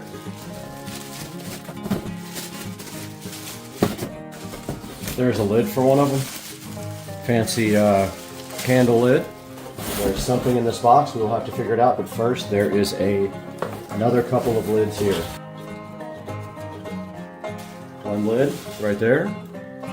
And now let's see what is in this special cardboard condom. We have a free spatula. Very nice Circulon spatula. Very cool. So that is the unboxing of the Circulon. And then now I'm going to show you the do's and the don'ts that are marked right on the box. I'm gonna throw a picture of this up on the screen right now, but it says do use medium to low heat, do thoroughly wash the pan after each use with hot soapy water, do match the pan bottom to burner size and center it, and do use caution when touching the handles and knobs, and always have pot holders available for use. Do not leave the empty pan on a hot burner. Do not leave pans unattended or allow food to burn or boil until it's dry. Use cooking spray or oven cleaners. You do not, repeat, use cooking spray on these Circulon induction pans. Inside of the box was a Circulon important safety use and care card. It says you can use a dishwasher, but they should be hand washed if you can. And you do not use cooking spray on these. And then here is your guarantee. These are Irish based pots and pans. It does say when you're matching cookware to ring size, follow the stovetop manufacturer's guidelines. That's pretty much all it says about induction cooking there on the safety guide. You can not use the lid. When you do use the lid, you can't go over 350 degrees Fahrenheit. And that's all that these cards basically say, guys. I'll also take a picture of both of these right now and throw them up on the screen, and you can take a look at yourself at what they say. All right, we got the Circulon pots and pans all sitting out nicely in front of our induction stove. And there we just fired up the stove, and it is going to tell you how to use your induction control stove. It gives you instructions on how to do everything here. Everything is touch controlled. And here is an overview of what we have. We have the small pot right here. We have a medium pot right here. And then we have our large pot right there looking so fly. And it's still talking to us down here. And then we have our pans. We have 3 size pans. We have a deep dish pan here. We have a small pan here, and we have a large shallow depth pan right there looking so fresh and so fly. And then we got our bonus spatula from Circulon right here that will not scratch. This will not scratch their surfaces. So they wouldn't give you a metal one if they thought it would scratch, and that is a fly looking spatula if I have ever seen one in existence. And now let's go ahead and get all this stuff organized and underneath the counter where it will live for the rest of its life and never get used again. And my stove just said farewell.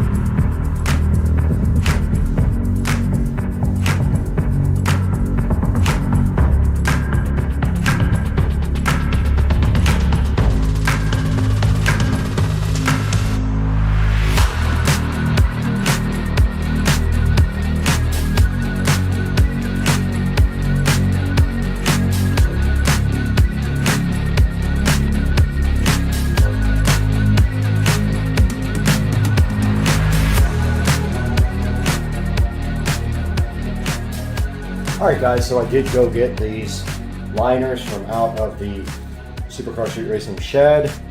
I'm going to go ahead and see if we can use these at all.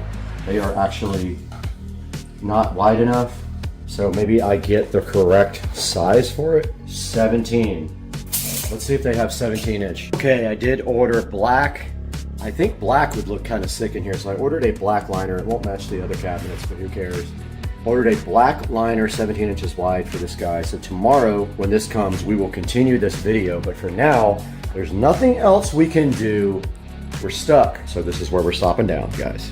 Out of my shock and surprise, Amazon did deliver the new cabinet liners, the shelf liners for underneath there for the pots and pans area. So we are going to have to figure out cutting these straight now. So I was thinking of maybe trying to use a piece of cardboard to cut these, but I'm not sure what I'm going to do at this point. Usually you would use a razor blade. I don't have a good sharp razor blade in the house anymore.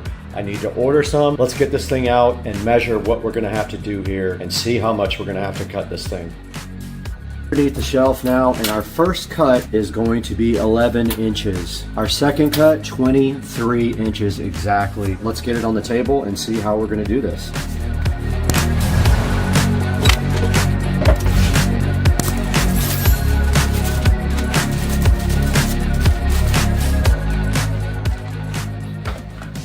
That would be cool if this was 11. Ha! It's 11 exactly. Oh my god. Got him! That's crazy. Got him! That's absolutely insane. Oh! So you won't really see the back. It doesn't have to be perfect, but I'm a perfectionist. Okay, so we've got our marks. We'll have to guess right there. But I'm gonna cut as straight as I can. And when you hold it in just the right light,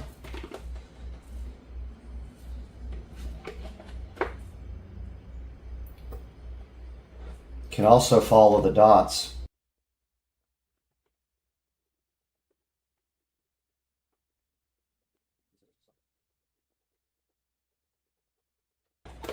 There we go. Our first piece is cut, 11. It was exactly the size of... Okay, the next is 23 1/4.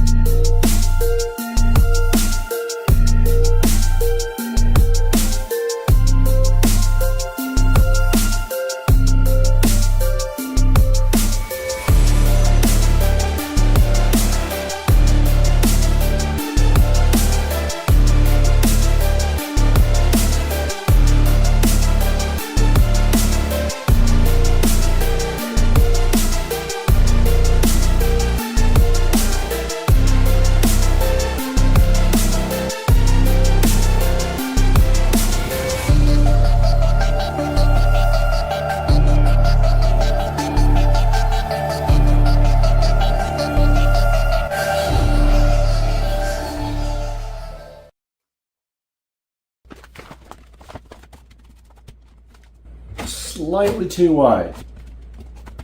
It's a little bit too wide.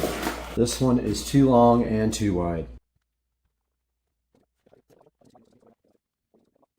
I'm going to take a little bit off of both of these and see if I can get them to fit. Alright, I took about 1/8 of an inch off the top one, and it does fit now. Pretty good. This one needs to be shortened, and it is probably 1/8 of an inch too long, and probably the same wide. I'm going to go ahead and trim this one as well. I went ahead and trimmed both of them and also notched out this one so it could fit right in the corner, and now they both fit perfectly. All we have to do now is get an arrangement for our pots and pans and get them down in there. Let's see what we're going to do. I don't know yet. Okay, my thoughts are put the big stuff at the top. Yes, I don't know any other way to do it. Maybe the big stuff that we don't use can go there. I don't have much cabinet space, guys. Never have. You end up having to stack them. And that will not fit there. Okay guys, this is the final arrangement of the Circulon pots and pans underneath here. I could probably stack some up and do a little bit better, but for now, that's all I need to do. I just do have to get my cutting boards in there as well, so I'm going to go ahead and grab those now and make sure that I can get them in there. But that's going to do it for today, guys. I hope you enjoyed this episode. I'll have a link in the description to Circulon pots and pans. Go ahead and pick some up for yourself, and we will see you guys next time on the channel. Thanks for watching, and welcome to Learn Your New Induction. Tap OK to start. I don't know, I'm silly.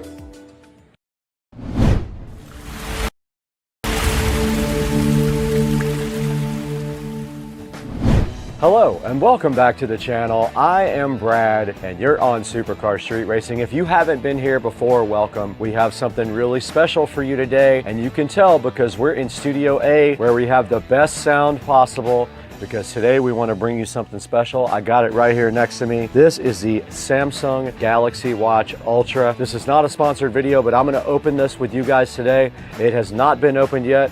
We're going to do that all today. We're going to take a look at this Galaxy Ultra watch on Supercar Street Racing.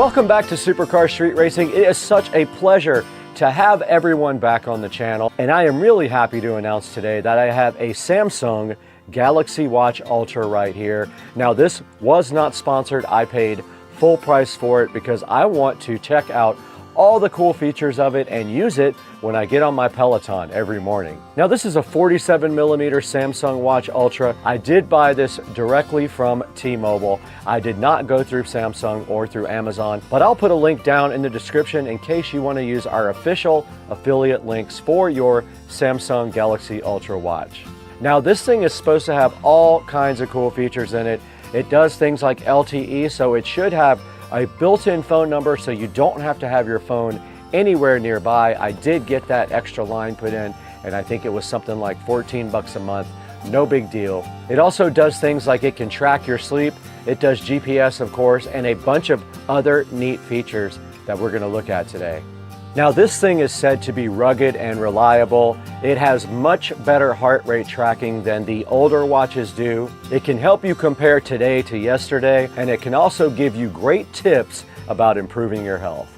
Now, there are multiple colors available. I did go ahead and get the white titanium, and we're going to be checking that out when we unbox it here in just a little bit.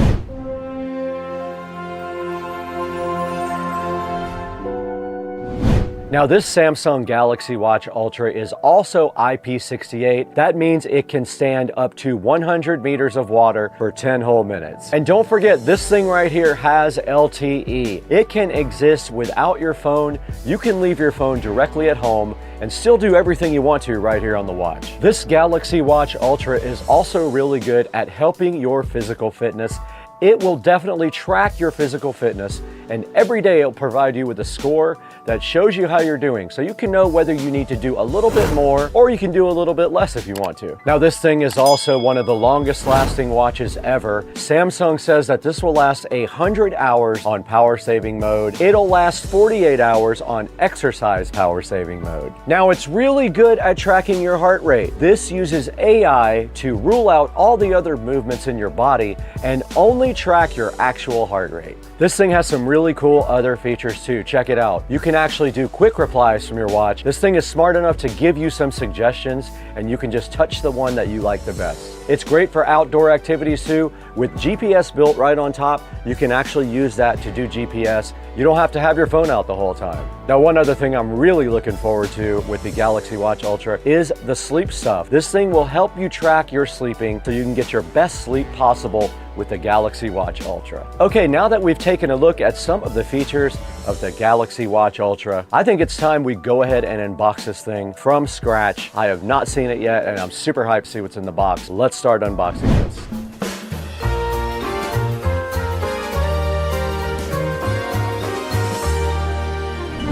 Guys, welcome back, and right here in front of me you can see we have the Galaxy Watch Ultra right here, chilling in a nice titanium white, and our mission today is very simple. All we have to do is get this Galaxy Watch Ultra out of the box right now and see what's inside. It has not been opened yet. All I did was cut the little seals off the back right there and right there so that we could go ahead and open this for your pleasure on Supercar Street Racing. This is titanium white. That's what color this one is that I ordered. It comes in multiple colors. I decided to get that. And directly inside the box right here, you can see, we do see the face of the Galaxy Watch Ultra right here. It is 47 millimeters wide. And it looks like, I'm not gonna take that out yet. I'm gonna go ahead and unbox it further.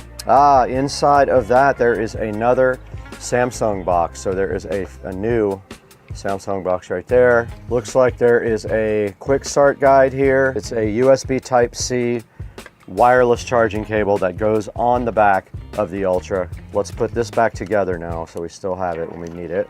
Now let's get this band open and see what's actually inside of the band box. I'm hoping it's the actual band.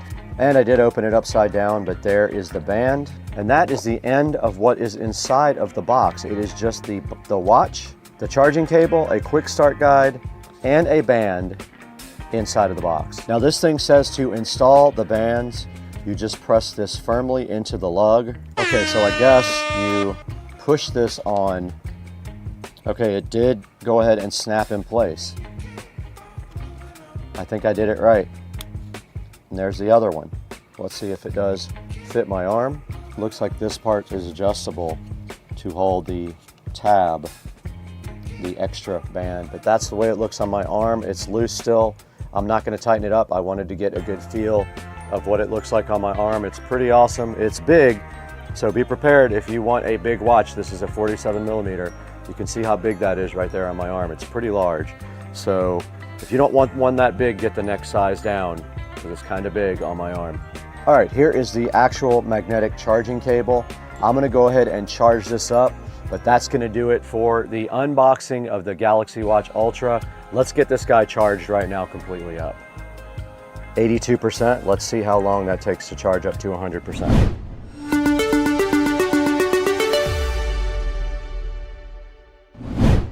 Hey guys, I just wanted to take a time out from this video to talk a little bit about Crutchfield. Crutchfield is one of our proud sponsors at Supercar Street Racing. I just want to remind you about their awesome customer service, their ease of purchasing online, their lifetime technical support, and the wealth of products that you can get just by going on Crutchfield.com. All you have to do is browse Crutchfield. If you have any questions, go ahead and contact their customer service. Crutchfield will be there for you when no one else will.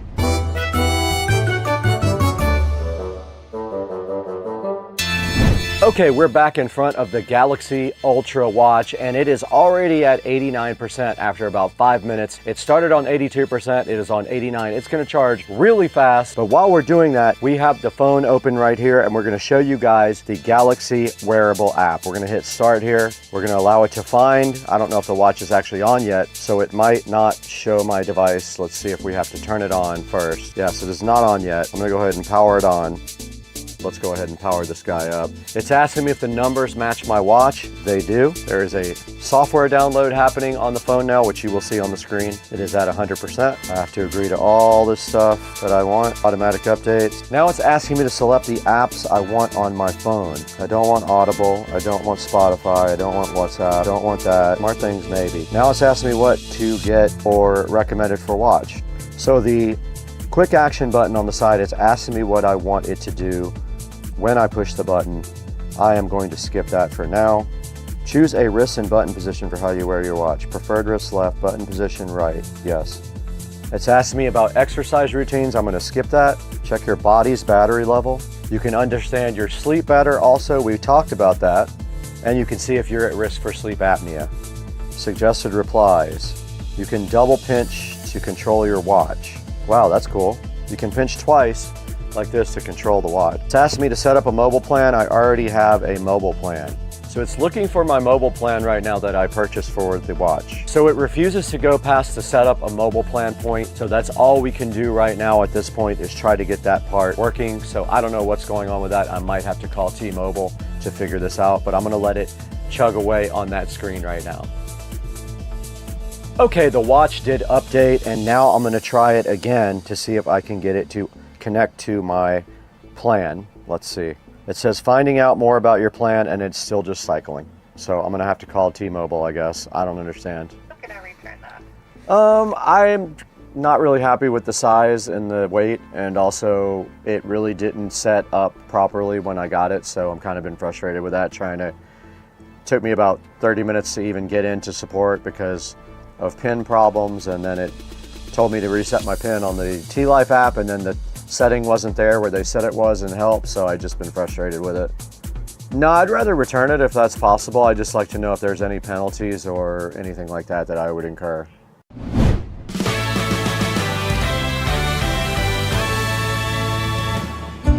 I have a confession to make. I don't even know how to say this, to be honest with you. I returned the watch. Me to you, you to me, straight up, I returned it.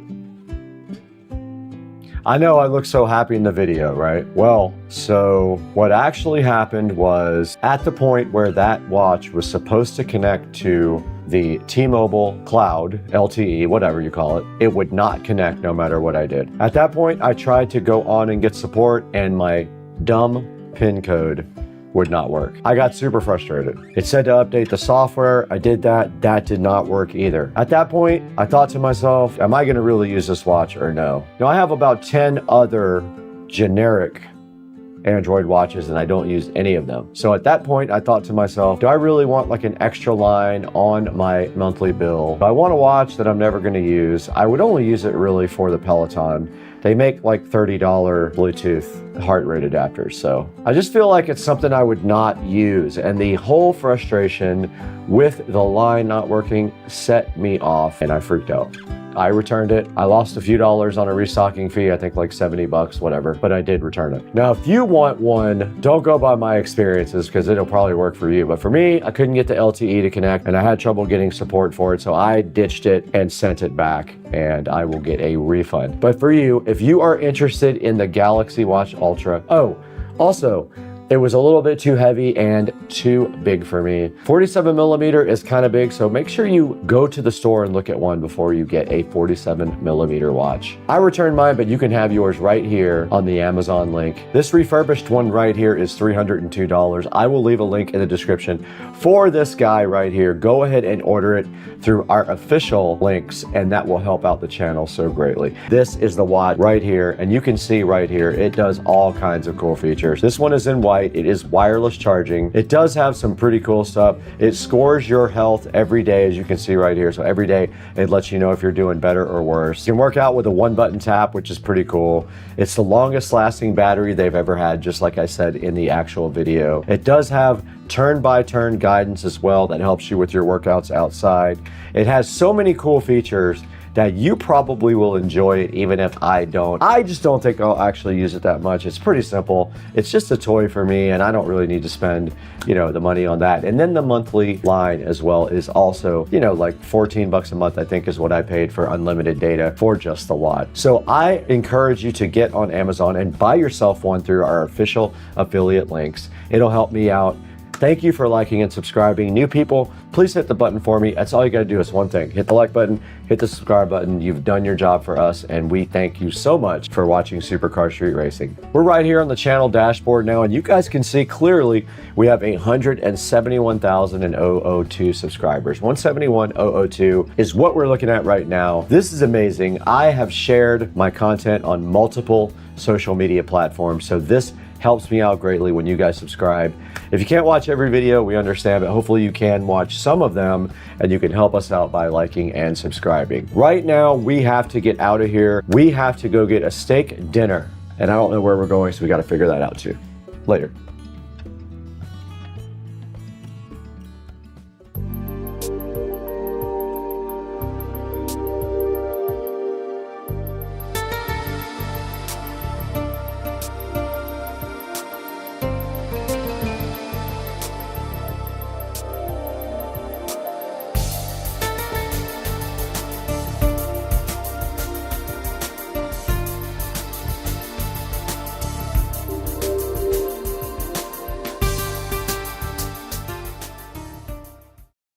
Don't let somebody sit on your lap. Don't put your surfboard in it or a sword. It's a sword. Don't surf on it, and don't go crazy and use it for a vehicle. All that stuff is on the box. Pretty funny. At least I have a sense of humor, right? All right, guys, real quick before we jump into the next part of the video, I want to take a moment to thank a brand new sponsor on the channel, Umevo. They sent over their AI voice recorder with app control, and honestly, this thing looks super useful.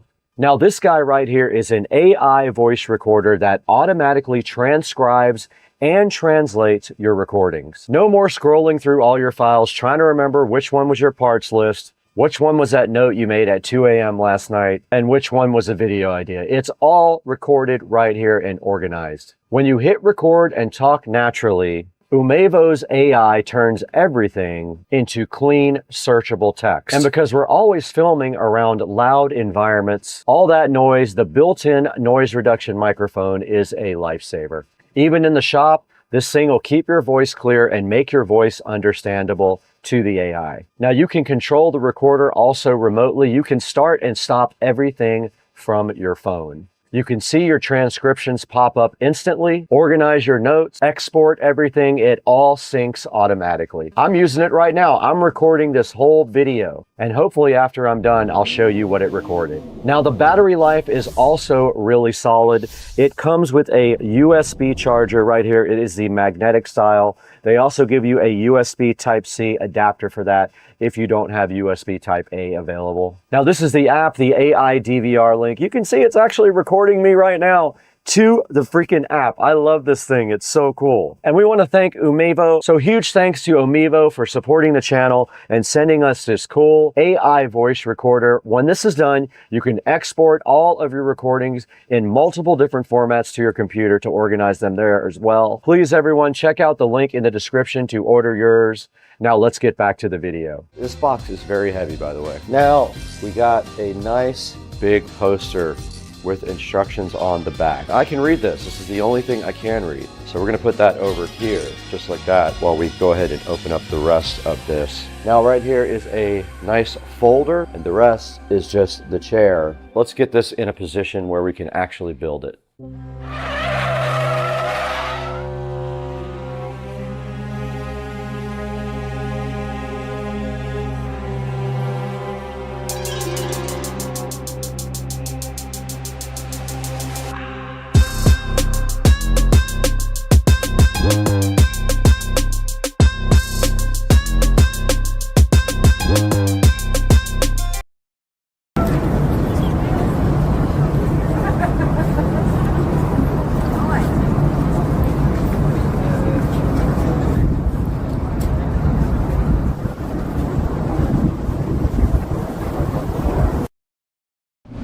I trust my golf cart more than my swing. At least one of them goes where I aimed. Yeah, that's fair. Hey, what's up everybody? Today we got something a little bit different but very exciting. If you're into electric vehicles or upgrading your power setup, we got something right here for you. Yeah, so today we're going to be checking out this 48 volt, 100 amp hour lithium battery brought to us by DC House. This is going to be a serious upgrade from the prior lead acid batteries that they have in here. So today we're going to talk about specs, installation, and everything all about getting this brand new battery installed.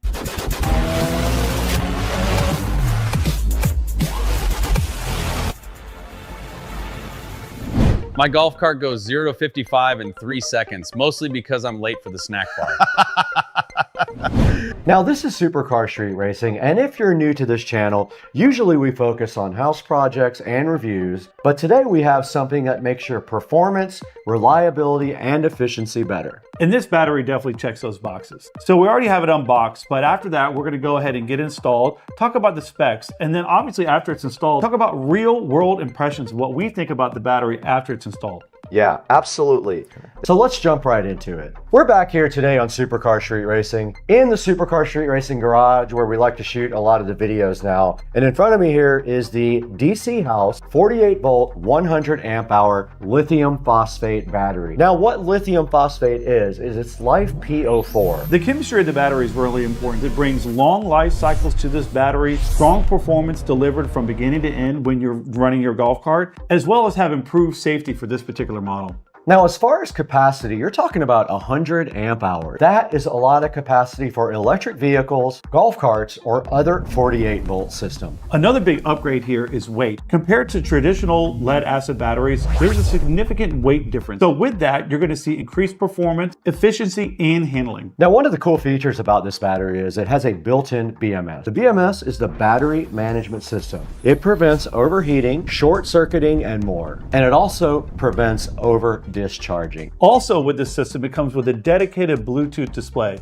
This thing is really nice to have because it's going to be able to show you your voltage, battery percentage, and your system status. Very helpful. Now we have everything in front of us right now that came in the box. We basically got two packages. One was the charger right here. This is the charger that mounts inside of the actual vehicle. You can see it has a standard 110 volt plug on the end right there. We got the battery itself. We got this cool Bluetooth display. It runs on any number of power voltage inputs. It has two tiny little wires there for positive and negative. There's a mounting bracket for that also. There is a cable to connect the charger to the battery, and there's some miscellaneous hardware there to help us install it. Everything that we have here is pretty much what we need to install this, so it's great to not have to hunt around for stuff. That said, the only thing that did not come with the package is a way to mount this particular battery.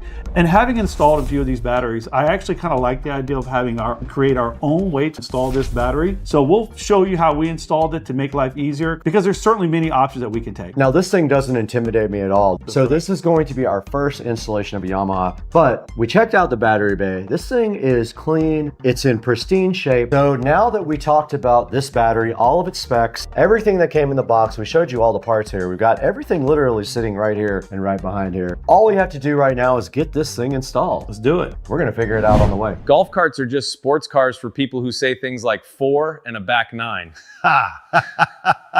That's actually pretty good.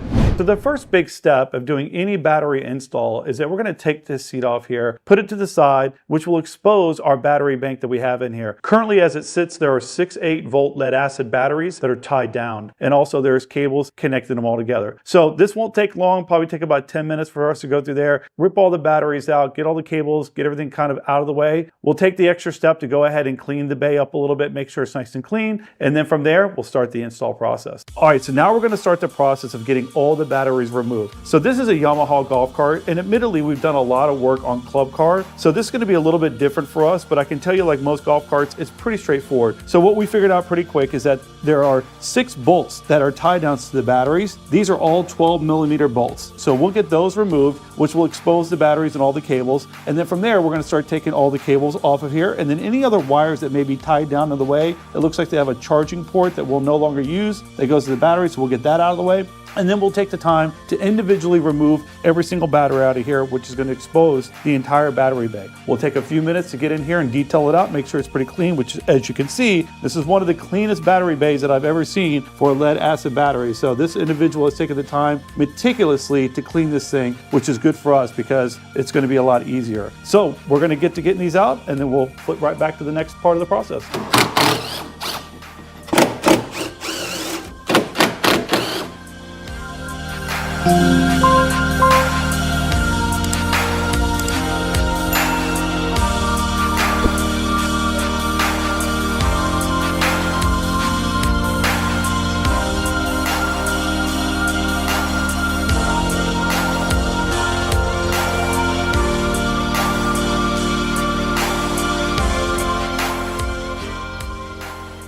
Okay, we got all the mounting hardware out of the battery bay, and we made a space over here to put the batteries.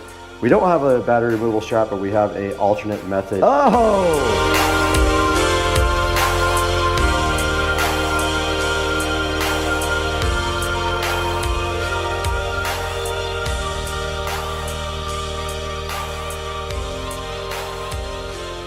$67 pounds, dude. I said 70 earlier. 67. They're heavy. Woo! Think about that. That's a small child. So all in that battery right 400 there. pounds. Yeah. All right, guys, what's up? We are back out here with the Yamaha golf cart and the DC House 100 amp hour, 48 volt lithium battery. Now, we just went ahead and removed everything from the battery bay. Joe took all the batteries out and arranged them over here on some protective things on the garage floor. My job now is to get this battery bay cleaned up. I'm going to go ahead and vacuum it out, and then I am going to wipe it down with some cleaner stuff, and that's going to prep us to put the new battery in and figure out the mounting technique we're going to use. Let's go ahead and get this battery bay clean.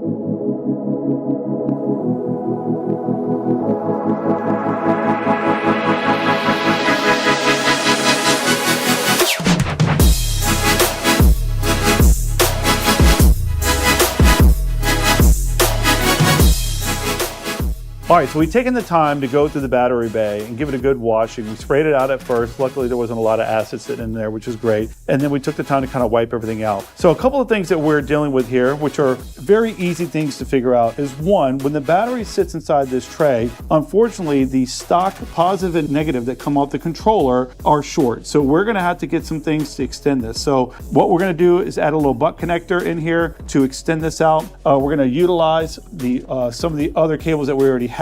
We're going to take the time to put heat shrink in here that'll be color coded black and red, and that'll connect to nicely. In the past, when you have any plastic that's in the way, is we'll take the oscillating tool. We want to try to keep things as original as possible. So what we decided to do was take a couple of 2x4s equal in length, and it's higher than this ridge here, which is the ridge that kept the old batteries in. So this will be a little bit higher. It will sit on top of this, which will give us plenty of clearance for the seat. On top of that, this particular model doesn't have any mounting brackets or hardware that came with it. So what we're going to go do is source a couple of really nice ratchet straps, and we're going to go all the way around the top of the battery, around the bottom side of this tray, and put 2 of them on there. Once it's in there and it's strapped down, it's not going anywhere. So we just left the house after cutting some wood over at the neighbor's house, and we're in the Model 3 now, and we're headed up to ASUS Hardware.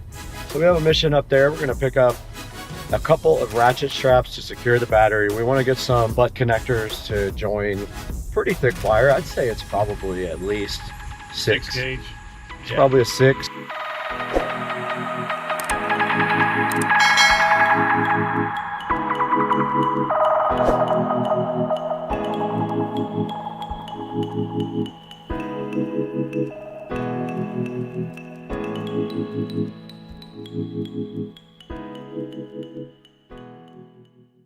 All right, so we just had to make a run, had to get a couple of things from the hardware store. One of the things that we needed to do is that when this battery gets installed, the positive and the negative terminals where we're going to be connecting are going to be a little bit short of the factory wire. So what we're going to do is we're going to use a connector that we got here that's going to allow us to take another wire, extend it by butting it into both ends with this heat shrink that's going to give it a good nice seal so we don't have any electrical issues or any kind of exposed electrical that's going to spark or anything like that. So we'll get these installed just as soon as we get the battery in so we can see how long we are, how long we need, and that'll be a nice fit for that. Additionally, we got the straps to take and strap this battery all the way around. With 2 of these straps here that I think are pretty strong, they're 1,500 pound brake strength. We're gonna really ratchet these down. This battery's not going anywhere. It's gonna be secure for the ride forever. All right, so our next step now is Brad and I are gonna go ahead and take the battery and fit it in here. I think that we're gonna be able to get it immediately in. We're gonna make sure that everything fits in there good, and then we're gonna go ahead and get it strapped down. After we strap it down, we're going to work on extending these cables so that we can go ahead and make our connection to the positive and negative. And then from there, we're going to go ahead and install the battery charger, which will take just a few minutes to do. So let's get working. So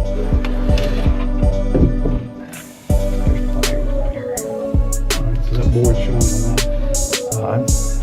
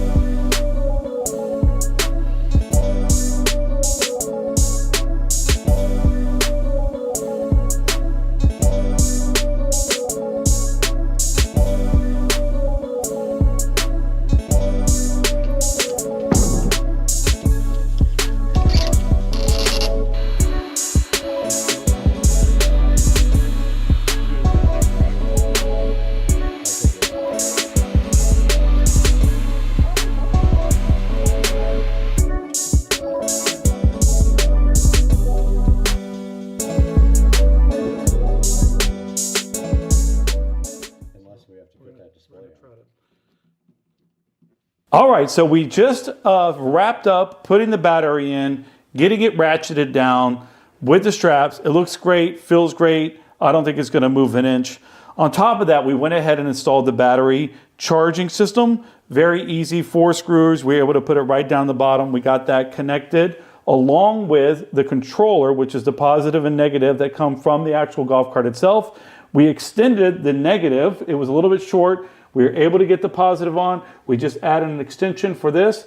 And right now, it's ready to fire up to do our first test. All right, Joe, I'm gonna press the power button over here. If it explodes. Okay, it's on run. So we're ready? Yep. You watch that Yamaha, hey, you lit up. It lit up.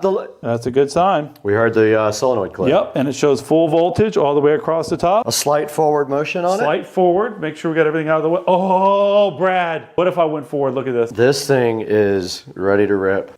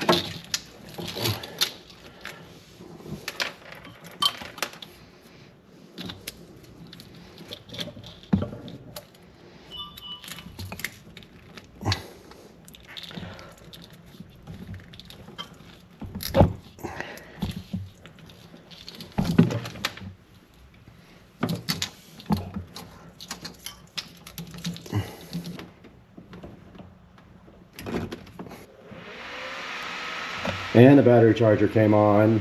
It is working. Just gonna tie the wire back up nicely and hide it.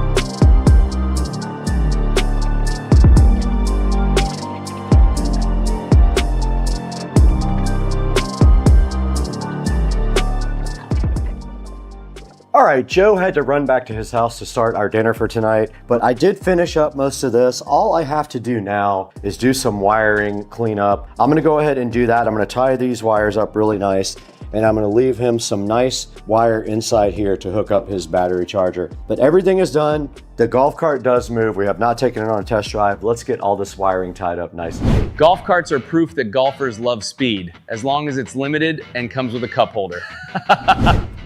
All right, we went ahead and downloaded the DC House app onto the tablet here. We're at the point now to add a device, so I'm gonna go ahead and click plus here. Okay, here's the battery right here on the DC House app. If you click it, it is at 40%. Joe, the Yamaha battery meter does not work. It's the next morning. I am barely awake, but I am awake. We parked the Tesla outside. It's record cold in Jacksonville. It is, well, it was less than 29 degrees last night. I think 26 degrees, but also the wind chill made it feel like 5. So the car is parked outside in the freezing cold while we finish this golf cart. I'm gonna be cutting right here, this wire that we ran from the front. I'm gonna go ahead and run it very nicely right here, somehow, and then I'm going to come up to the battery. So I'm going to basically zip tie off right here and then go up to the battery there. So that is my mission for right now. I'm going to go ahead and do that while you guys watch.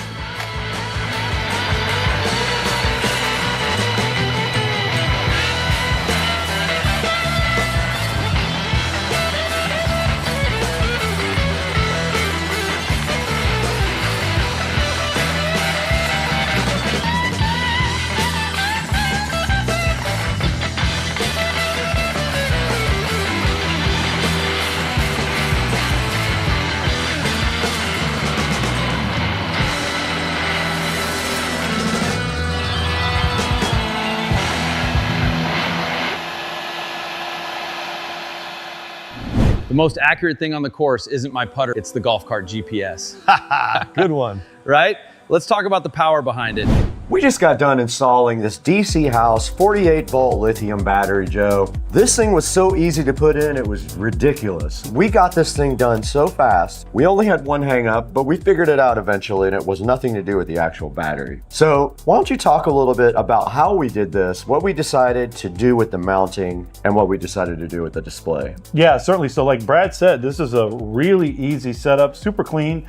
With this particular one, we had to obviously remove all the batteries. From there, we decided against doing any cutting or trimming of the battery tray. We went with a couple of boards underneath it to bring it up so it cleared some of that plastic. And then we came back with a couple of really solid straps and strapped this thing down where it's not going anywhere. On top of that, we had to add some additional wiring that went from the positive and the negative cable from the controller. It was just a little bit short for the setup that we had, but that was very easy to do. We went back, heat shrinked it, so it's a really clean, tight look. And then from there, we obviously had to connect the battery charger itself. With that went very smooth. We were able to mount it because there was a ton of extra space. And that's always what happens when you remove all these batteries. You have so much space to work with. And we were able to put this battery charger in very clean, right next to it, wire that up as well. Lastly, what we decided to do, and this is kind of the option that the owner of the golf cart wanted, is that with the ability to look at it on the application, he wasn't necessarily wanting to do anything different with the dash that he had. So we did an easy mount right here in the back for the display itself. So he does have that in the event he wants to lift the seat up, take a quick look at it, make sure things are good. But obviously everything that displays on there is on the mobile app as well. Okay, we are here with the DC House app now. You can see on the app that we can see the battery,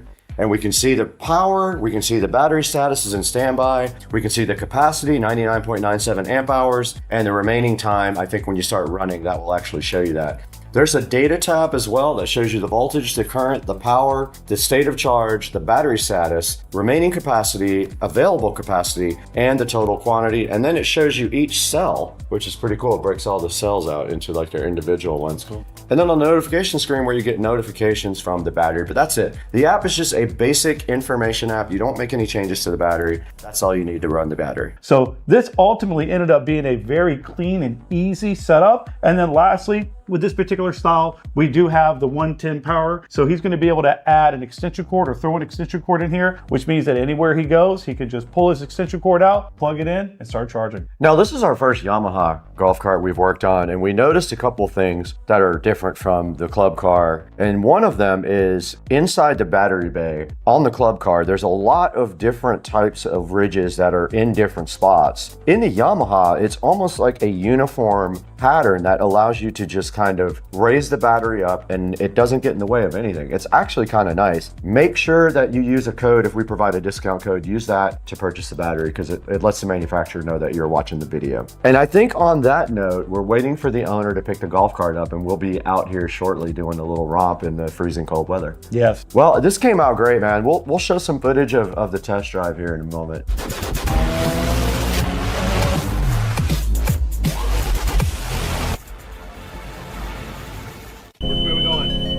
Whatever you want, man.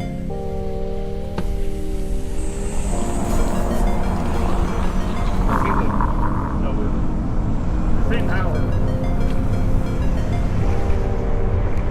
What was your top speed on this? You know? I don't know.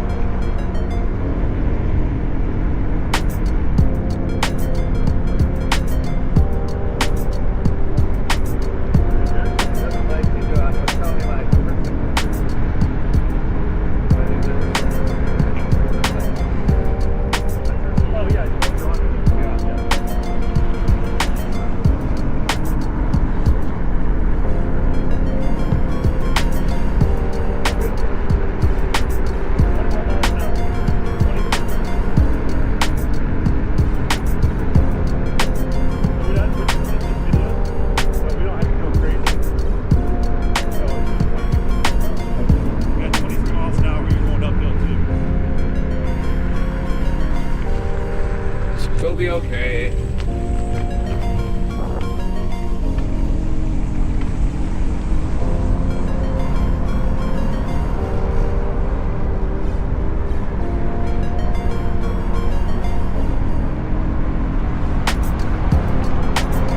Smoke that fool! Move, Dad. Cool, let's go.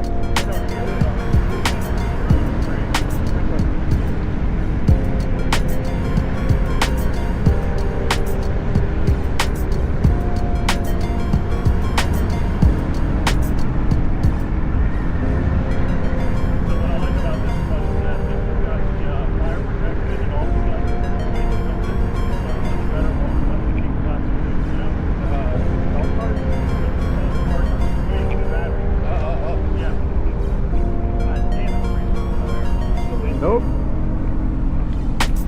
Nope. Nope, not doing that anymore. Yeah. Nope. Guys, thank you so much for, I think, 260,000 subscribers today. Some 1 million view videos. The CES videos are doing wonderful as well. So we really appreciate that. Yeah, greatly appreciate it. Now let's get drunk. No, he's serious. That's perfect.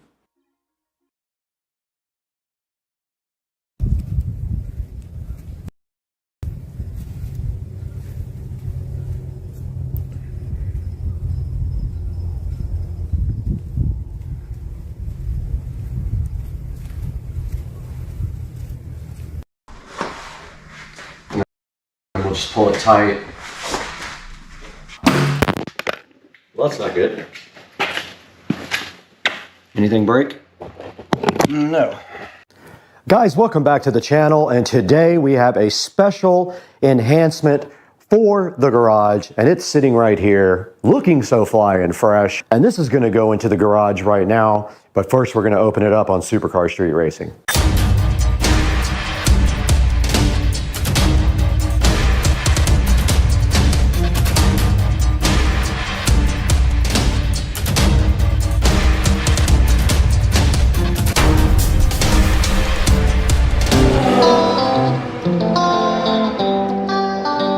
All right, guys, sitting right in front of me is an LED picture light for the garage to go over our Supercar Street Racing banner. And let's get this thing unboxed. And inside here, right here, and right now, you can see the LED light looking so fresh. And basically this light just uses USB power. It is very light. It probably won't need anything except drywall screws to hold it in. We will see. It does come with drywall inserts though, if you need them. And this little telescoping arm. And here is the mount. So basically you put this on the wall. It's almost got like a hot shoe mount. This comes out over and you can redirect your light any way you want. And it does come with this remote control as well. But you now shall not receive batteries with this.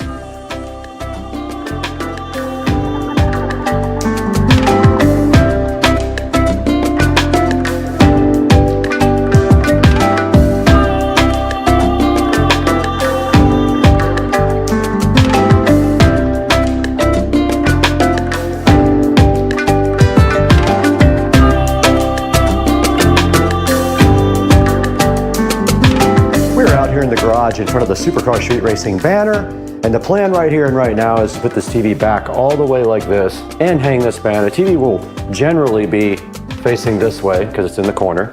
Now all we want to do right here and right now is mount this TV. Now all we want to do right here and right now is mount this light so that it shines down on our banner like so. And then the wire will simply run behind the TV to this USB receptacle that I have. We have power available, a USB-A right behind it. It's super convenient. And I believe this thing works like this. Well, no, it would have to be like that. Screws on like that, so that's how you do that. And then we will just mount this up here and we will zip tie our wire. I wish the wire wasn't running, wasn't right on the tip of this. I wish it was like, but actually that's not bad, you can't see it. So that's as high as we want it because it's going to be hidden right under the TV and we want it dead centered. So somewhere we probably need to get we need to get our measuring tape and measure dead center. Grabbing the measuring tape, and it is 4 feet. So we're gonna go at 2 feet. 2 feet is right above this little graphic. So what we wanna do is go as high up as we can without interfering with the TV right there. And at 2 feet right at the center. And just throw our screws in right there, as high as we can go. Hopefully we don't need inserts for this, it's very light.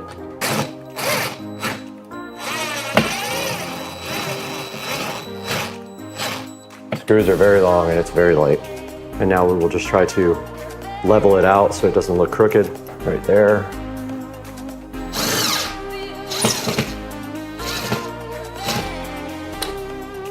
There is that. This thing is fine, it's not going anywhere. Light is very light. Get it?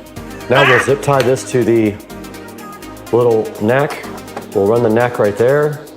And all we have to do now is give this thing power. And there is a USB type A connector on the actual receptacle back here, which makes this very convenient. And it is plugged in and on and freaking out. It is oscillating. Oh, it's audio based. Nice. Okay, it is on music right now, but so eventually it's going to come up like that and you won't see it. We will tie it straight up like this and it's completely hidden by the TV. But for now, it is on music mode. So I'm putting it on auto where it is doing a nice RGB effect. As you guys can see, we can put it on color. And that is white. That's as white as it's gonna get. It's sort of a cool white, but you can see how it lights up the Supercar Street Racing banner right there, pretty cool. And then back on, and that is the brightness level. You can do dim or bright with the remote. That is full brightness. Now back on auto is where it oscillates through the colors. Looks pretty cool, guys. And I'll get another shot at night, and we also have to deal with this banner at the bottom not working right. But we need to get some zip ties and finish up our work. And the light is on and the wire is completely hidden, guys. Check it out. Looks fly and fresh. Well, that's not good. Got it! Got it! Anything break? No. Yeah. Well, I broke my microphone connector. That's wonderful.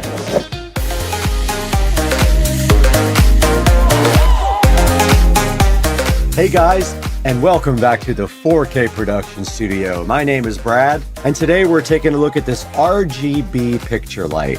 Now this RGB picture light is pretty cool, and what we wanted to do is also show you our custom vinyl banner. Now this banner was made specifically by me, and I designed it on uprinting.com. But first, let's take a look at this RGB picture light. Now basically what this light is for right here is for hanging on top of a piece of art. And it can light up your art in multiple different ways. Now we are using it for our Supercar Street Racing banner out in the garage. And you can see it right here on the screen where it says RGB picture light with remote. And this thing does work with USB, so it does have a USB Type A on the end of the plug. And checking right here online here on Amazon, it does have a 4.3 star review. And it does cost $34.98 right now for the RGB one. And that's the one we have out here in the garage right now. And let's take a look at some of the reviews here.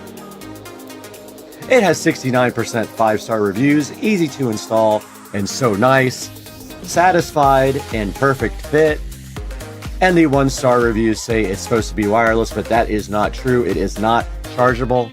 And this guy says doesn't work with the timer. And the other guy says just cheap, which yes, it is very cheap, but it does work fine. And now taking a look at some of the pictures here, you can see there is an app for this as well. I didn't use it. And here we have the different colors that you can switch it to over your artwork. And right here, right now, you can see on the app where you can control the music as well. And right here is what's in the package. Basically, it comes in pieces. It has some drywall inserts and screws, the neck, and it has a small remote control on the actual wire so you don't have to use the app. And you can see a picture of it right here in someone's living room with the RGB effect. And that's what I had turned down, as you guys could see in the video, out in the Supercar Street Racing garage. And right here, it has the remote control feature, the button control feature, and also you can control it with an app on your phone. And now we're taking a look at the custom banner that I ordered on uprinting.com. Now I did design this myself. I'm pretty good at Photoshop, as you can see on some of the videos. So I did design this myself, and I used Photoshop to design it. And then I uploaded it to uprinting.com. I chose 48 by 36 because of the area I wanted to cover up. And you can see right here, right now, it was $29 for the subtotal here for my custom banner, which is not bad. Now, the other two banners I ordered were very large and they were much more expensive. Now you can see the other order was almost $250 for the two large banners out in the garage, but the 48 by 36 banner was only $53 with everything included. So please check out uprinting.com.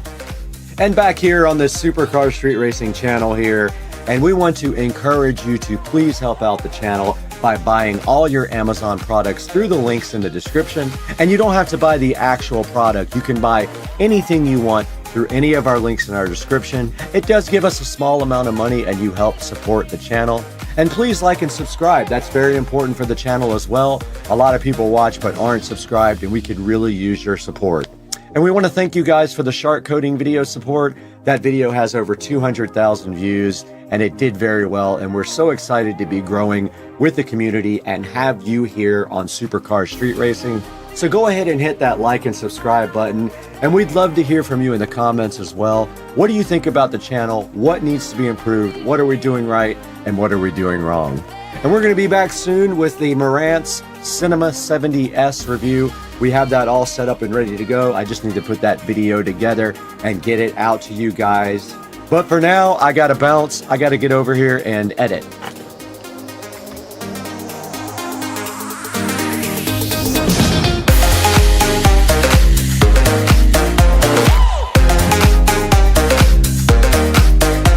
Out in the Supercar Street Racing garage, and of course we are recording on the phone, which has better low light video. We got the garage lights set to purple, but I wanted to show you guys the art print light that is chilling so nicely over the Supercar Street Racing banner, and it is set to a cool white, but we have this remote here that can do whatever we want. We can go red, green, blue, yellow, light blue, purple, and back to white. Or we can do oscillating colors, which looks fly. Guys, I hope you like this video. Please like and subscribe.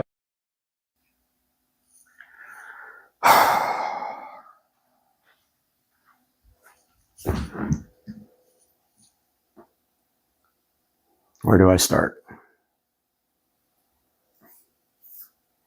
Good morning, everybody. It's a video that is painful for me to make, and some big changes coming in my life.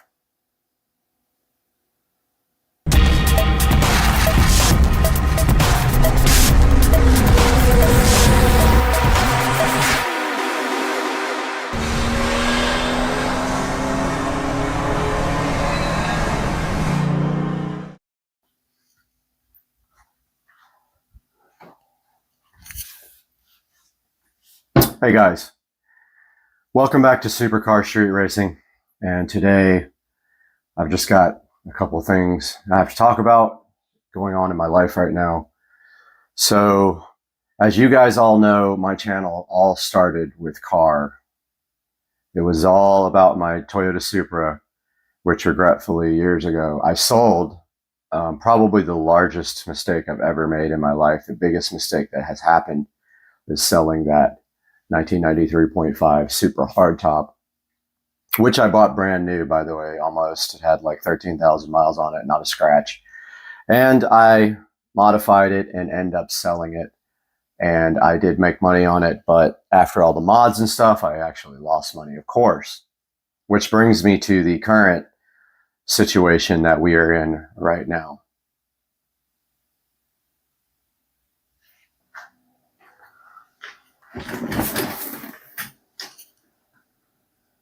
So what you see right here are videos of my E93 335i convertible.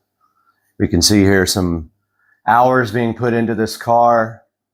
It was modified, not heavily, but modified. It did have a MHD tune running E85, E50 blend.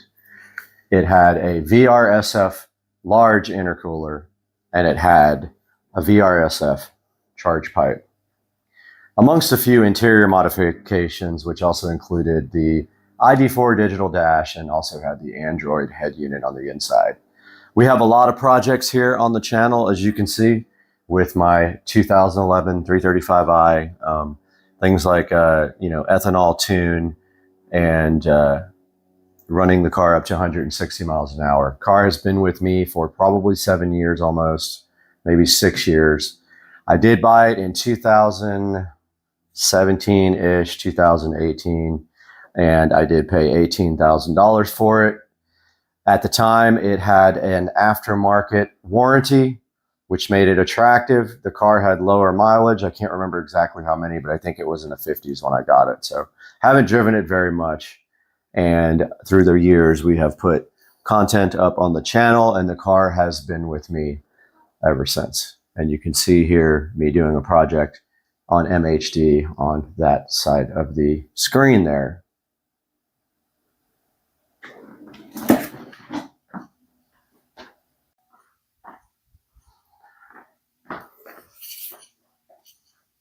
And here we are next to the Supercar Street Racing channel.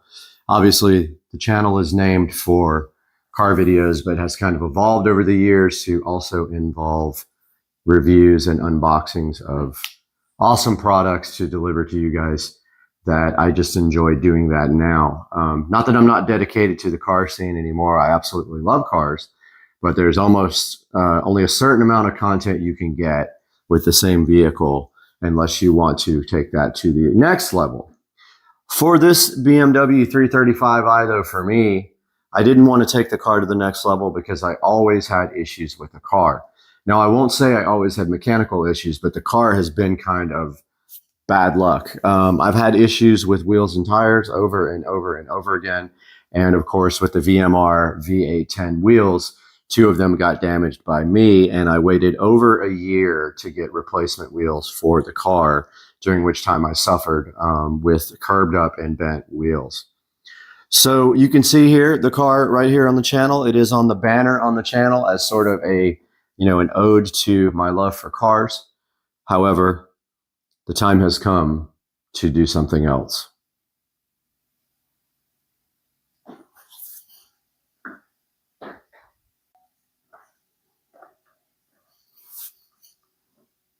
And here we are standing next to my Epiphone Les Paul Goth bass here that matches my Epiphone Les Paul guitar, and thinking about all the good times that we had in the BMW and a lot of the bad times we had in the BMW.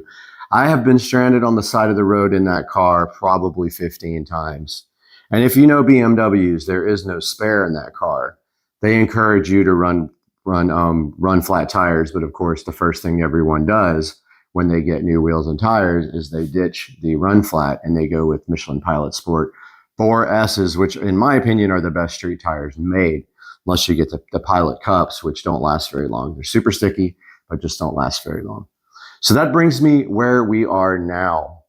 So I would say maybe about 4 months ago, I started noticing the car would idle, kind of like surge up and down at idle, and nothing bad, but just a little bit of up and down. It would start hunting for idle. I didn't think a lot about it, and I just continued to drive the car around. So at the same time, the car did need a PCV valve. So I did the PCV valve hack on the car, which is you actually cut out the old PCV valve and JB weld the new valve in. Now, the reason for doing that is BMW does not offer just the PCV valve. They want you to replace the whole valve cover at a cost of $500 and something for the parts, and then it's another around $1,000 for labor to put that in. Long story short, I did take the car into Sam's Automotive to get that work done.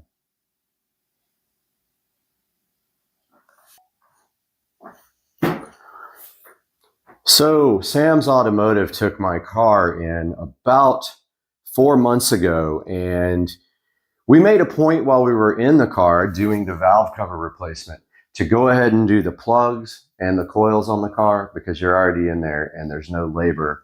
They already have to disassemble the whole car to get that valve cover out. And the reason we went with the valve cover replacement is it was leaking oil, and I wanted to get all the maintenance done that I could get done on the car.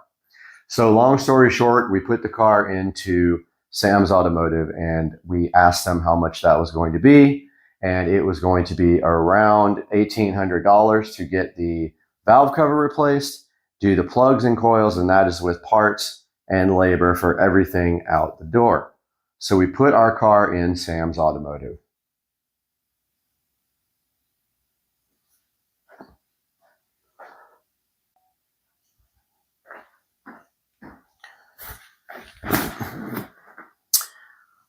So that leads me to where we are kind of now. So we picked up the car from Sam's Automotive probably about 3.5 months ago.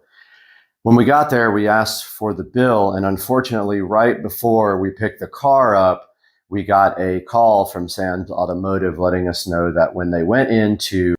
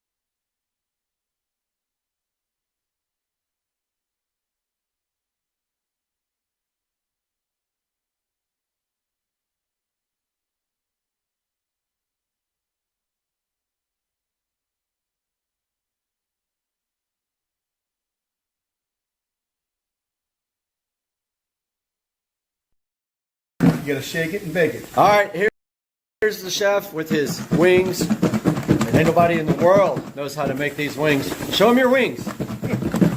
Hurry up, you only got 5 seconds. 5, 4, 3, 2, 1, boom. Bam! And you don't know how to make them? You wish you could make them this good.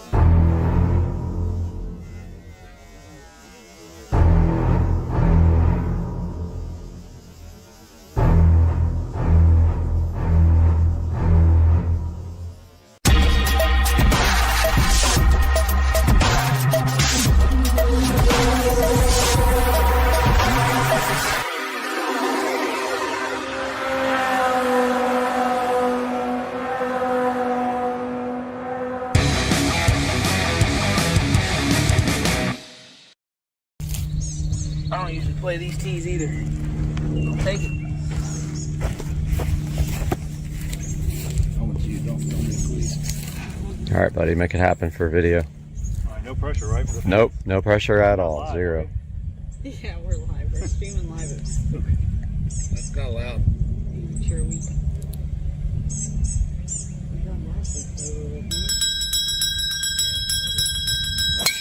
Money.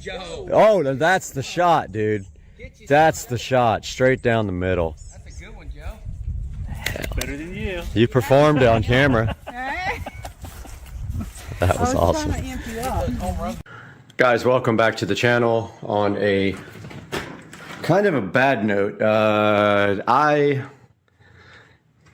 laid this bike down a couple of days ago, right after the last video we made showing Rich and Trish driving the bike, and subsequently messed myself up pretty bad in the process. And first of all, this thumb is beyond sprained. It looks like a log now. As you can see, it's black and blue. Don't think it's broken because I can slightly move it.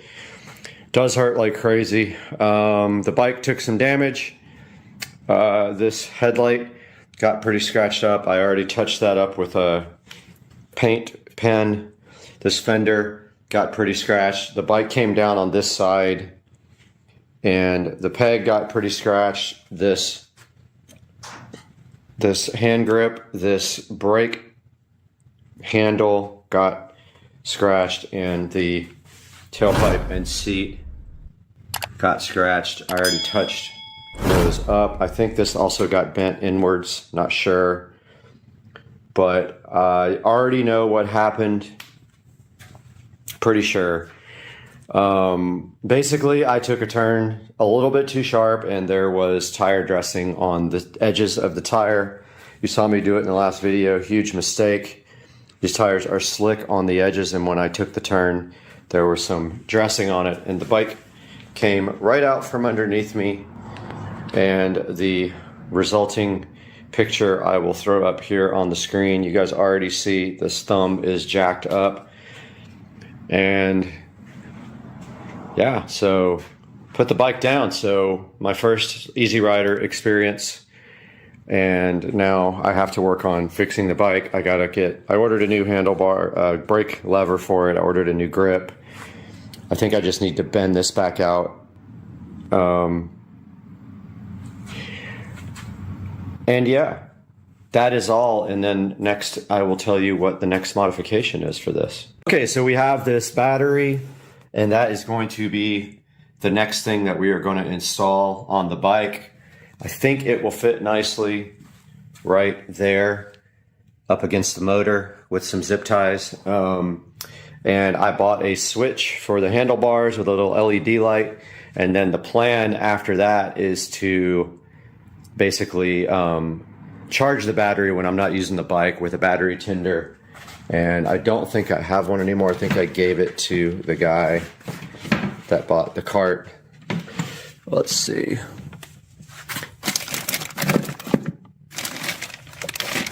Yeah, I did. I got to order another battery tender, so we will charge the battery constantly with a battery tender. This thing does have a generator on it, but I don't know if the little LED light on the switch is going to run the battery down when we're not using it, so we'll just charge the battery when we're not using it, and that should prevent the light from flickering, but we will find out. Guys, this is going to be a short video because I am injured and I can't really work on the bike right now. My thumb is pretty messed up. And as soon as we have updates for you guys, we will get back on this. But I hope you enjoyed it. Don't do what I did. Do not armor all your tires and then take a turn too sharp as the bike slides right out from under you. On this box, and you can clearly see this is an Android device. Yes, you can install other apps. It does have Firefox. Contact us. You can put Kodi on here if you want and use anything with Kodi. I am going to play around now with this VC box. But after this, let's throw it back to Supercar Street Racing in Studio B and let you know how you can get your own VC box. V6 Max. Let's throw it back in there. All right, guys, you just saw us hook up the VC box V6 Max and put it to its tests on the home theater room for Supercar Street Racing. I love my home theater room and I watch so much stuff in there. It's going to be very helpful to know if this guy is actually going to replace the other streaming box that is in there right now. I won't mention the name of that. You'll have to watch my other videos. But if you guys think this thing is awesome, there's going to be a link down in the description. It's very important that you click that link when you buy your VC box so that VC knows that you guys support Supercar Street Racing and they'll support us more and bring you awesome stuff just like this. Guys, thanks for watching. I hope you loved the VC box. Go ahead and buy one if you like it. Get rid of your monthly subscriptions. I don't pay that stuff anymore. The only thing I pay for is internet access. Everything else I do not pay for. We got to get out of here right now though. We got to go watch a bunch more movies on our VC box, the V6 Max. Let's get out of here. Mud Elf, the eagle, is injured and he just lost another toe, and the time has come for the channel mascot to be hung.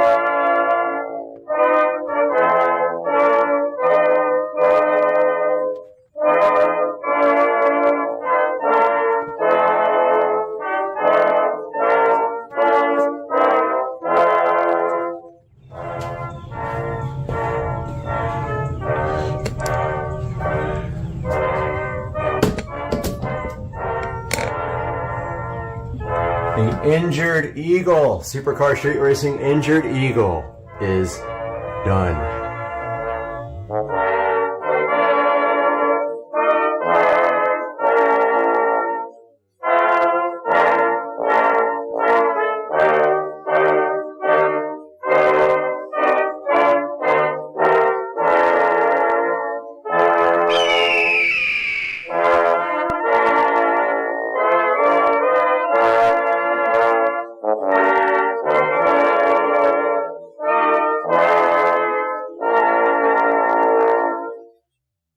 The correct time is 4:15 a.m.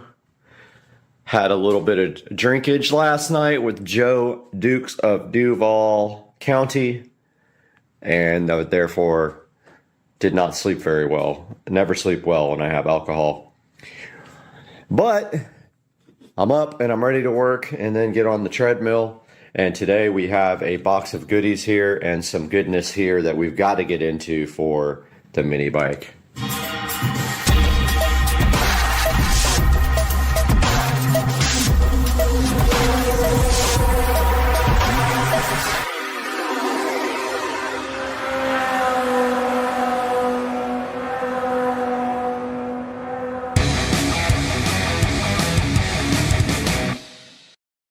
What's up, guys? It is 4 o'clock in the morning with Supercar Street Racing. I'm out here in the garage. I know you hardly ever see me do a selfie shot, but I wanted to show you what's going on with my injuries from the mini bike. So my knee looks like that. And this part here still bothers me when I sit down for a while and get up. It actually hurts because I think it's healing and it's, you know, flexing every time I try to get up.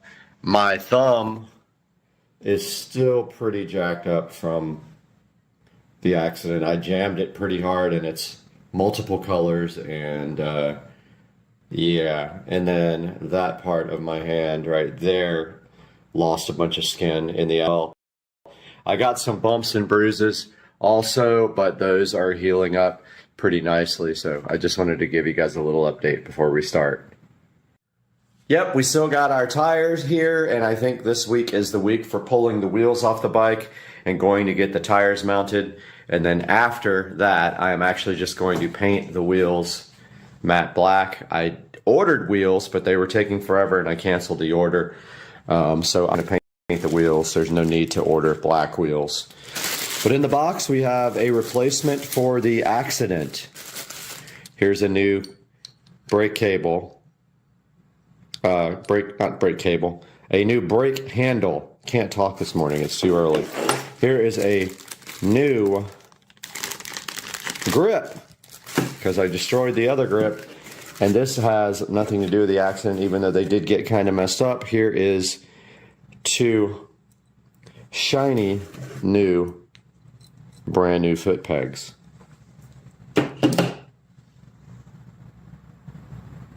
Absolutely nothing to do with the accident.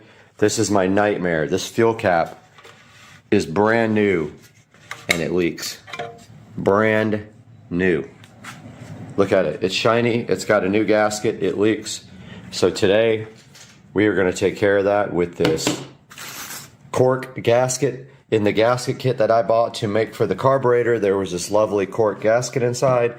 It is going to be perfect for making a new gasket for the top that hopefully never leaks again. Fuel goes everywhere.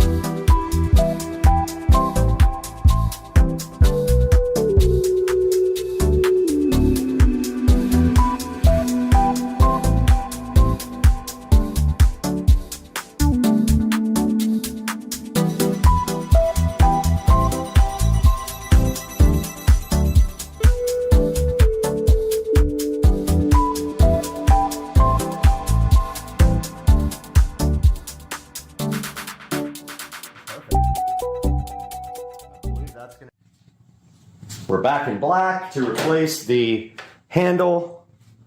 And what you do, it got pretty jacked up. So we have to get this brake cable out.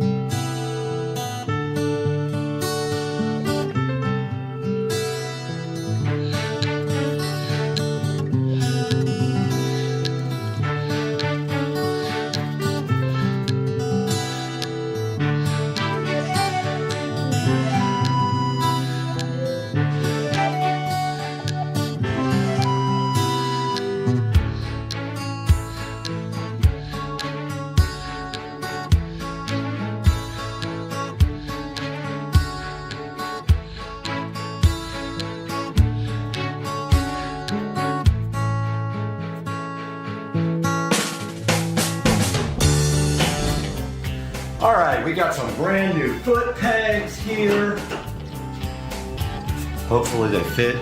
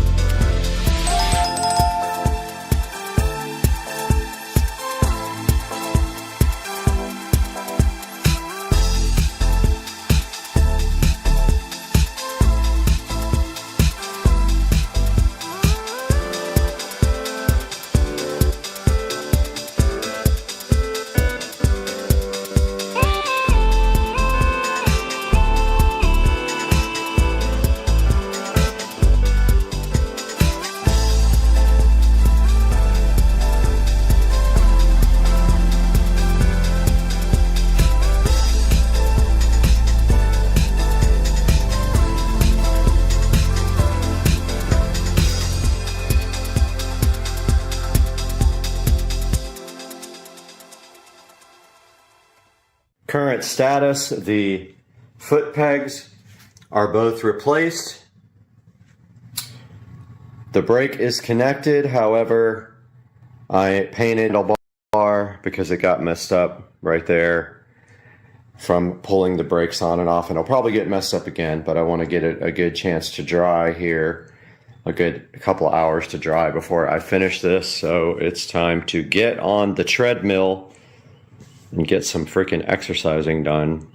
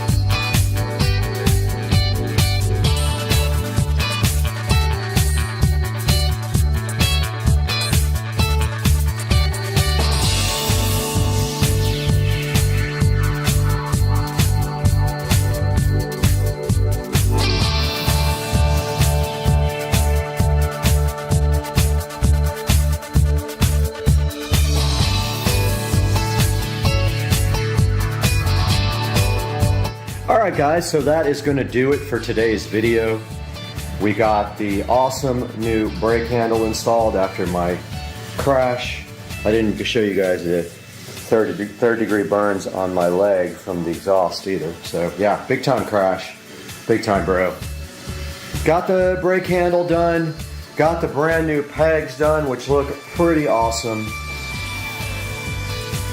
What else did we do? That's it. Oh, new grip over here. And I also have one for here, I just haven't replaced it yet. So that's gonna do it for the video today, guys. Hope you enjoyed it. We'll see you next time.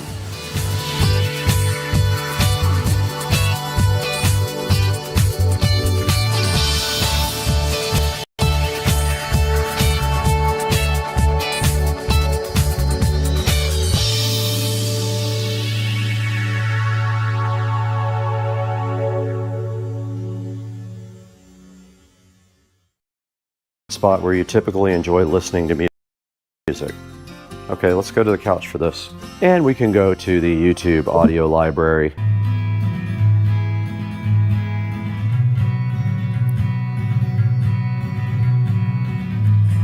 And we should be able to control our sub. Okay, we were successfully able to go ahead and set up the WIM Sub Pro. It is right down here on Wi-Fi, working perfectly, no issues whatsoever. And also there are a lot of options in the app for tuning the actual sub. You can change your own crossover levels, you can change the phase, and you can also set up the room fit where it kind of measures your sweet spot and adjusts its graphic EQ to make the room sound better. It's up to you whether you want to use that. You don't have to, but if you do, it is available in the software. But yeah, this thing sounds awesome. It is going to be a good addition to the SCSR compound and the whole home audio system because it does not have to have wiring. I thought about putting it down here where the PSW10 is, but that does not make sense because then the PSW10 is wired only. This guy can actually sit anywhere. Now the next thing we are going to do is go ahead and set up this WIM Amp Ultra. And I think, not 100% sure where I'm gonna put that yet. I have to think about this. We're in the Supercar Street Racing closet where I keep the wiring. We're gonna find some wire for this WIM amp, and this stuff right here is fine. Now these speakers are currently connected to the system with these weird banana plugs that don't plug in all the way for whatever reason. This wire does have ridges on one side, and that's how you know it's positive.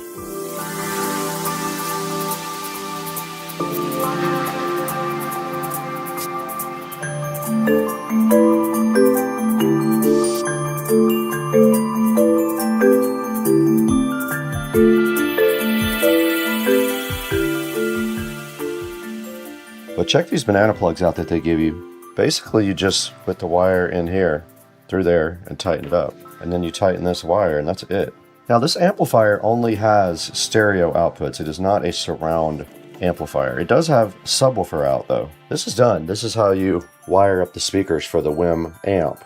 Now take note on the back of the WIM Ultra, all of your inputs and outputs. You have a Toslink in, we got a USB, a LAN, and an input, a regular stereo RCA input, and then our subwoofer output, which is very cool. And it is coming up. Okay, we're recording on both devices now, and all we have to do is go to the WIM app. So we went into WIM Home. It found it already. That is so cool. It found the WIM Amp Ultra F38A already. And it is going to set up, and it might update the firmware. It is connecting to my Wi-Fi system now. And it automatically updated the time and the date on the front display, which is awesome. It is updating the firmware. Great, I don't manage my pool anymore. I manage a workforce with shifts, performance reviews, and union negotiations. We're right in front of the Toolless S1 Pro pool cleaner. This is the smaller version of the pool cleaner. The other one is much larger and much more expensive. This one is made more for smaller pools.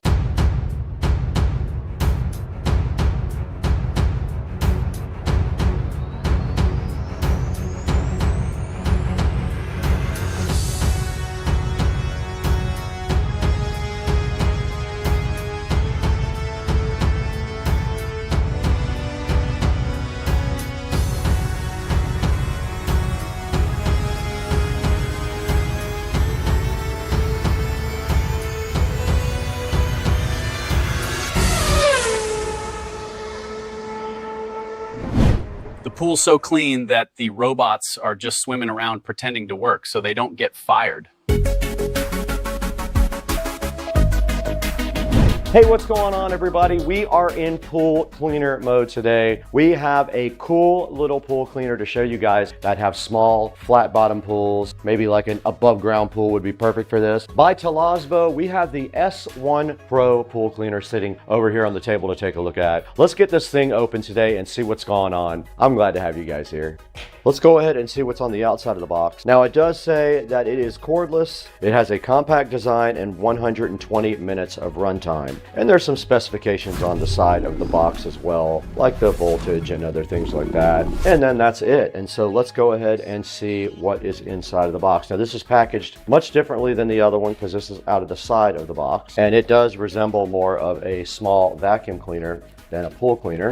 It is a smaller version, and it is packaged up upside down in this plastic condom here, which came off very easily. And then inside of here we have our charging adapter. Now, this adapter has a same kind of plug as the other pool cleaner does. It is a little appliance type cable. Now, there is instructions right on top for hooking it when you want to get it out of the water. Charger port is right there at the bottom, so you have to turn it upside down to charge it. And then you just place it directly into, it's keyed, so you can't do it wrong. It can only go in one way. And I'm gonna go ahead and plug in the S1. Now, a blue light came on at the bottom. That is the charging indicator. I'm assuming it will go ahead and flash like the other one. You did see it pulsing there, meaning it is charging. Further inside of the box, we have the instruction manual. Let's go ahead and break that out and see what we can find out about this S1 Pro. Okay, there is a little quick start guide here.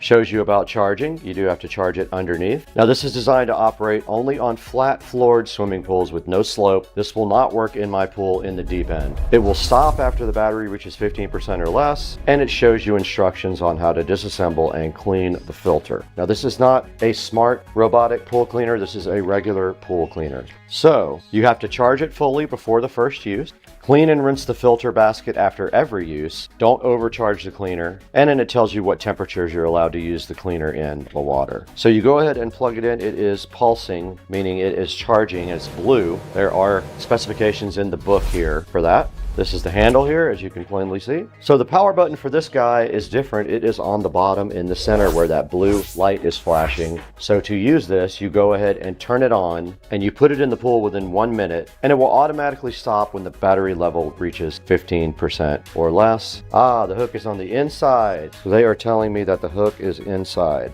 So that means after this charges, the hook will be located in the inside of here, and it is snapped back together. But that's how you get the filter out. You open these two things on the side, and the filter will come directly out. Now, you're supposed to wash the filter after every use, and there's instructions on replacing the brush when it gets worn out. And that's about it on the outside. These are part of but that is the S1 Pro And so the next thing we need to do is get this thing charged up and figure out a way to test it. With 50 pool robots, the water's so clean, it's technically a lab sample. All right, guys, we are outside with the Toolless S1, and we are going to go ahead and place it in the pool. There are some leaves at the shallow end. All you should have to do is turn on the switch at the bottom and place it in the water within 1 minute. Now, remember, this is not designed for deep end pools. Let's see what it does there. I'm gonna get my net ready when I have to get it out. There it goes, doing its thing. Headed the other direction now. And there it goes, and it goes very fast. It is actually going to the deep end. Let's see how it handles that. When you do get this robot, it should not be placed into a pool with a grade, and it is doing its thing down here in the deep end. There are some leaves over there, as you guys can see. It goes right over the drain, no problem. And it's making a turn. And I believe I would have to help it back into the shallow end. Like I said, the manufacturer wanted us to be clear that this is not designed for a grade on the pool. So you need to have a flat pool, but I did want to show you guys how it cleans and how it performs in the cleaning area. And it has already picked up some leaves. It's going straight for leaves. And it got them. Brought it down to the shallow end. It's probably going to try to want to go back to the deep end because it doesn't know the difference, and that's fine.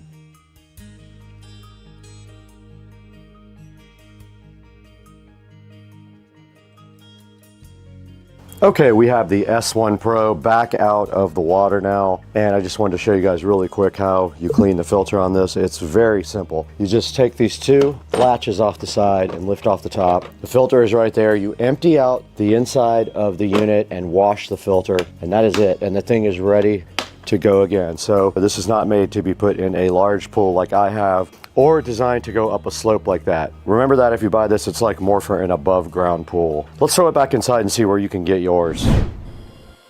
The robots are so efficient, they've started arguing over who cleaned which molecule.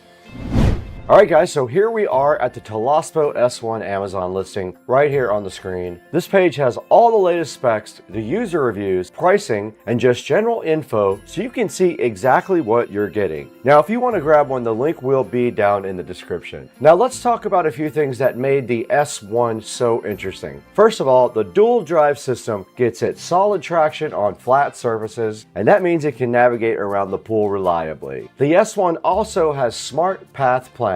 So it doesn't just bounce around randomly. It actually efficiently maps where it's been and where it still needs to go. That helps cut down on cleaning time and make sure you get a full coverage cleaning. Another nice touch is the filter basket design. It's easy to access and clean out, so maintenance doesn't become a whole project. And the brushes do a good job both picking up fine debris and larger bits without getting jammed up. For a unit in this price range, those features are really stand out. Now, a quick note before you go clicking that link. While we did test this in my pool, which is pretty large, the S1 is actually designed for smaller pools with no grade or slope. That means flatter floors and more compact water areas. Exactly what this thing does best. So if your pool matches those conditions, it can really be a hands-off way to keep things clean. And as always, I appreciate every single one of you watching, commenting, and supporting the channel. And a huge thank you for 260,000 subscribers. Seriously, that milestone means a lot, and we could not have done it without you. If you're not already subscribed, make sure you're locked in on Supercar Street Racing. Also, our second channel, Second Car Street Racing. We post on there a lot. You'll get more content coming your way all the time. And thanks again for watching. All the links are down in the description, and I'll see you in the next video.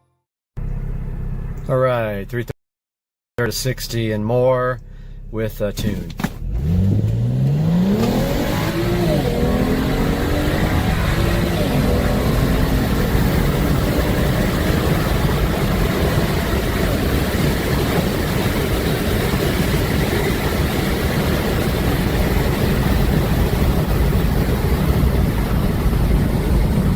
So that's transmission XHP flashed, stage 2, E85 30% mix with just downpipes and a tune.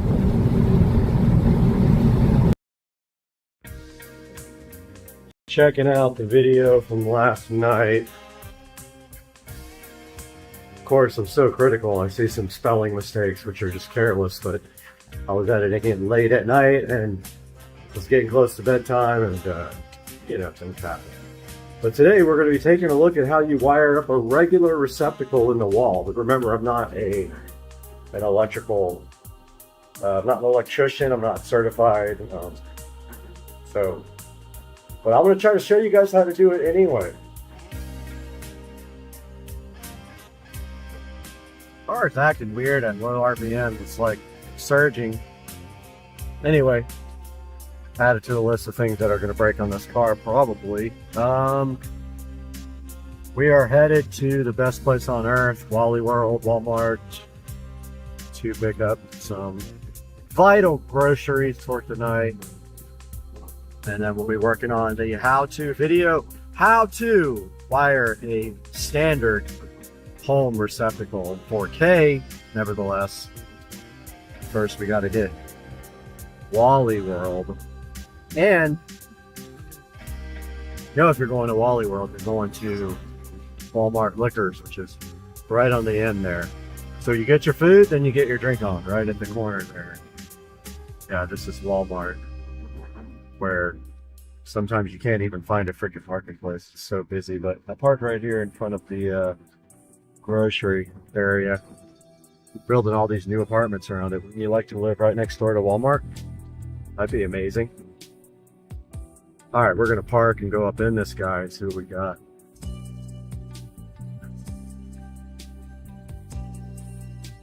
All right, guys, welcome back to the channel. Had a successful trip to Walmart and want to talk a little bit about what it's going to take to wire up a receptacle. Now, this is just a standard receptacle that you can buy at either Home Depot or Lowe's. The duplex receptacle. That's what it looks like right out of the box there. It's your standard Decora. It just says decorator. So it's either Decora or decorator. Now the difference being Decora is the square type of plug, and the standard plugs are the round kind. So these tend to be a little bit more, I guess you would say, decorative, like it says on here. Now these are generally about, I don't know, $1-ish. They're cheaper if you want ivory, but nobody wants, I mean, if you want off-white, I guess that's called ivory. But the white ones are a little bit more expensive, not by much. Here's what you get in the package. So let's open this guy up and take a look at it. This is a cheap receptacle from either bought at Walmart or on Amazon, but I will link in the description to where you can get this guy. Before we take a look at how these guys work, you're going to have to know a little bit about how AC current works. All right, so let's talk a little bit about what the difference is between AC current and DC current. And most of you who took electricity in high school, you are already familiar with what's known as DC current, which is basically electricity flowing in a constant direction and possessing a voltage with constant polarity. So the plus is always plus, the minus is always minus. Now, DC is the kind of electricity made by a battery. So that has a definitive positive and a negative terminal there. Or it's the kind that's generated by certain materials rubbing against each other. Now, let's talk about AC versus DC. So as useful and easy as to understand as DC is, it's not the only kind of electricity in use. There are certain types of electricity, most notably rotary electromechanical generators, produce voltages alternating in polarity, reversing positive and negative over time. Now, either as a voltage switching polarity or as a current switching direction back and forth, this kind of voltage is known as alternating current. Okay, so let's talk about the difference. So an AC alternator is constructed to rotate a magnetic field around a stationary set of coils, and that's how that works. And the magnet is basically the voltage across the wire sees the magnet as opposite poles as it passes by them. So that's the difference between AC and DC. And then when you have your AC wiring versus your DC wiring. So your AC wiring generally will have a white and a black wire. Now, so of course the AC stands for alternating current. And this is super essential for you to understand when you have a home that you want to do electrical wiring in. But the way this works is there's 3 wires inside of the wire, the main bundle of wires. There's a hot wire, a neutral wire, and a ground wire. So they are color coded for safety. The colors indicate the function of each wire, and the black is always going to be your hot wire. So when you're doing AC current, that is the wire that goes up to, that is going through your switch and goes up to your light. The white wire is known as the neutral wire. And so the electricity is always going to flow through the hot wire into the device you want to power or to a receptacle. And then the electricity flows back through the neutral wire, and that completes the circuit. Now the ground wire is there to remove extra power in case you have any, and it sends the signal back to the breaker, and that can actually throw the breaker and stop the actual power from going. So the bare wire, it's either green or, green, or it has just bare wire. They always connect to other green ground wires, so remember that when you're actually doing your wiring. You don't want to bypass the ground if you can help it at all. All right, guys, so now that you know about AC current, you realize that there are 2 wires that we're dealing with, and 3 if you include the ground for 110 volt AC. Now this is Molex. This wire is approved National Electrical Code for inside the walls. It gets stapled to your studs there inside the wall. This is what electricians use, and there's different gauges of wire depending on how much amperage that these guys are going to hold. This guy doesn't have it marked clear enough so that I can read it, but this is a lower gauge wire. Now the higher the number in gauge, the smaller the wire is. This is probably 16, so it's not going to be running some high amperage level. It's probably just designed for a low amperage circuit, which is fine. You just need to know how many devices you're going to be, or how many receptacles you're going to be having, and how much your actual circuit breaker is designed to handle. And this comes in big rolls, so you can buy this stuff off of Amazon, and I'll have a link in the description. So this is called Romex, R-O-M-E-X wire. It's been around for a really long time. And it's got that, shielding on here, and inside of there is a paper around the wire, and there is a white, a black, and a ground inside there. So that's your Romex wire. That's the first thing you need to wire up a receptacle, and hopefully your electrician left this stuffed out of a wall box for you long enough where you can install this guy. Some of the other tools you might need. This is an electrical tester here. So this is designed to test whether there's electricity. You see that it responded with a beep. It also has a nice little light on it. But oh, the lights went out here. Let me go and grab that light so we have a little bit extra. All right, now we got good lighting again. So here is the electrical tester. I will put a link in the description to this guy. Super helpful. And then I also have this electrical tester, which you can tell if you wired up a receptacle wrong.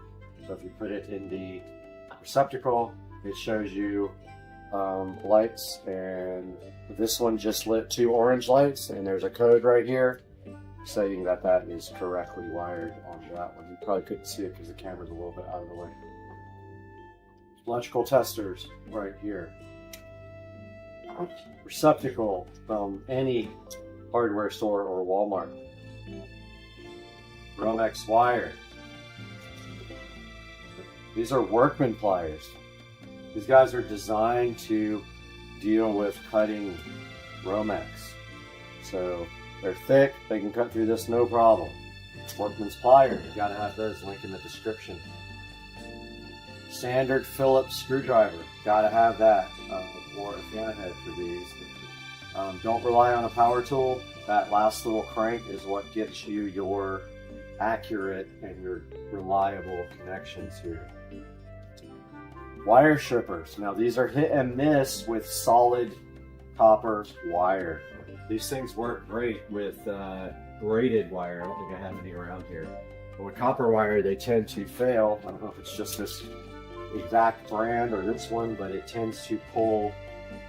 It doesn't actually grab the insulation well enough, and so it tends to strip those insulations off raw. It works awesome with speaker wires though. So that's a automated stripper, one of the audio installers' favorite friends of all time. Electrical tape, high volume bulk. This is commercial vinyl electrical tape. I always have a ton of that around, and I'll show you why once we get into the nuts and bolts of doing the actual wiring. Now the way this receptacle is designed, there are two ways that you can hook this receptacle up. Well, there's probably more than two ways, but the two basic ways that you can make this whole circuit one is either with the screw terminals on the sides or with the push-in terminals on the back. So, what are the differences? Well, a lot of electricians refuse to use these push-in terminals, but yet when I go into a lot of wall receptacles, I see these guys occupied. So somebody's using them. Now the only drawback to these guys are, depending on the receptacle, this hole might not be big enough to accommodate the wire that you have. Now this is smaller wire, I feel confident that I can get it in there. Now the way this works in the back is, you push the wire in and it stays. It's going to lock on. To get it out, you need a small screwdriver. I have one here. So it has a flathead blade, and so you take one of your really small. They make little electrician screwdrivers. You take this little screwdriver, you push it in this notch here to release the wire out of these small holes if you ever need to replace these guys. So let's add that to the list of things you need. You need a small flat blade screwdriver if you're going to use the quick release and quick connect on the back. And if you look closely on this receptacle, when you're facing this receptacle, the white wire always goes to your left. The black wire always goes to your right. If you don't remember, it's written on the back of the receptacle right here. It says white right there. Flip that around and this is white. Now notice also that this receptacle comes with these terminals out. So if you're using these quick connects, you can go ahead and run these terminals in. And if you have a power screwdriver, you can do that quickly. And I will put a link in the description. But here is my handy little Black & Decker quick screwdriver, which has a little blue LED on the front. Put that here with the tools. So first I'm going to show you guys how to strip back the wire. So you want to strip back about 3 or 4 inches if you're doing new Romex. If you're replacing a receptacle inside of a wall, you're already going to have this already stripped back, but this is the installation. So let's add to our tools we need now. You definitely need a razor knife. And this is a Cobalt razor knife. Link in the description. Here's what you do. So you lay that Romex flat, take your razor knife out, and you pull off, go about 4 inches back, you push that razor knife through. Now I've got that sliced nice there. Okay, now notice it just pulls right off. And when you pull it off, you see that there is a paper around the ground. Pull all that back to here. Take your razor knife here and go ahead and cut that off. Don't need that anymore. Throw that in the trash, and here's what you have left. You've got your white, your black, and your ground. All three of those go into the receptacle. Now, if you have an older home, you might not have this ground. Hook it up anyway, if you can, to the receptacle. And then inside the box, you're not going to be able to terminate that anywhere, but go ahead and hook it up here. Now, what you want to do for stripping the wire back is take off about 1/4 of an inch of wire. These handy auto strippers don't work well with this solid copper. So a real electrician will use this. They will just run it around squeeze it around the edge. Now this is really thin wire. You can cut through it really easy.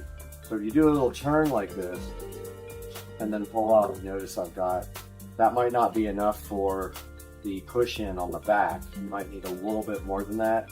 So let's do the other one just a little bit deeper, maybe like 3/4 of an inch to see what happens.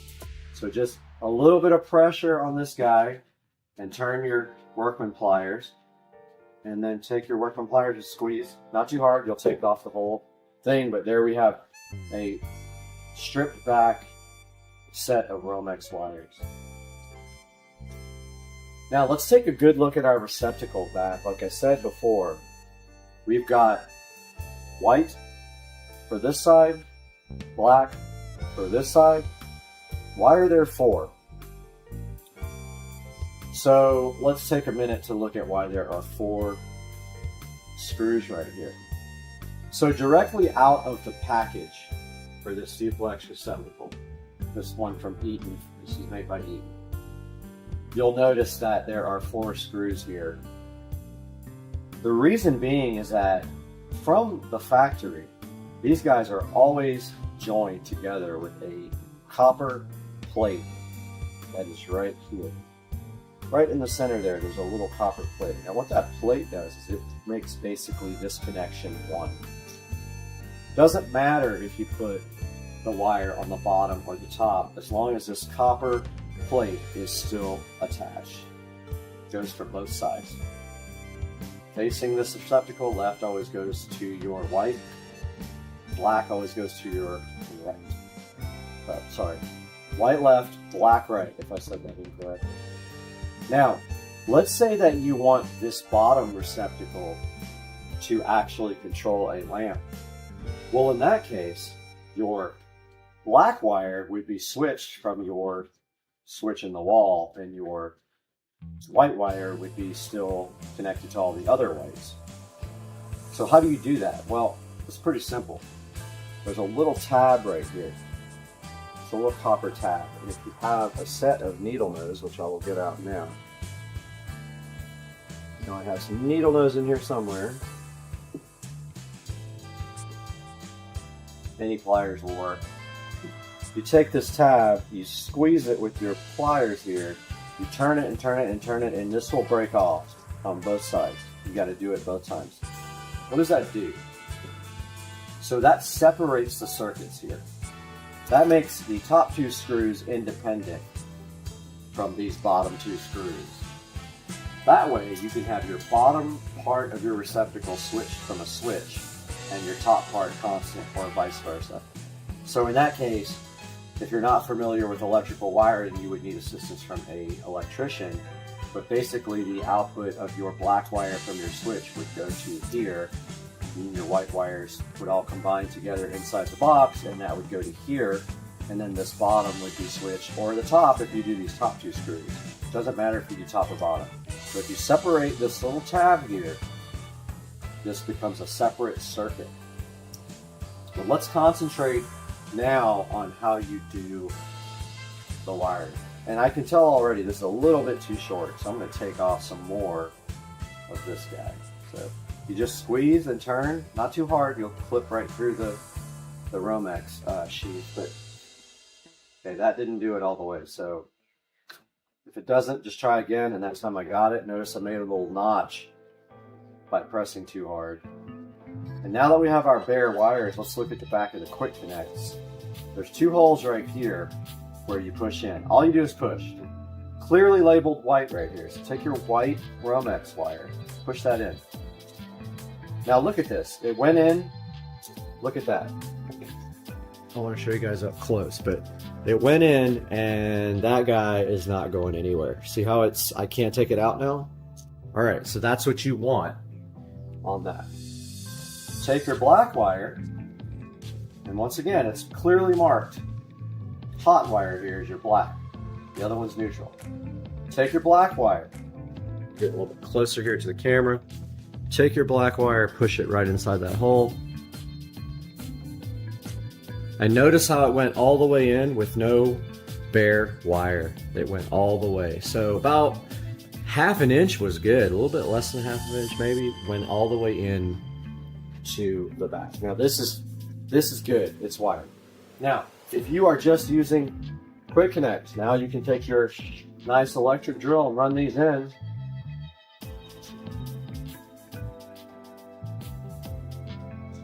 Run the other side in like this.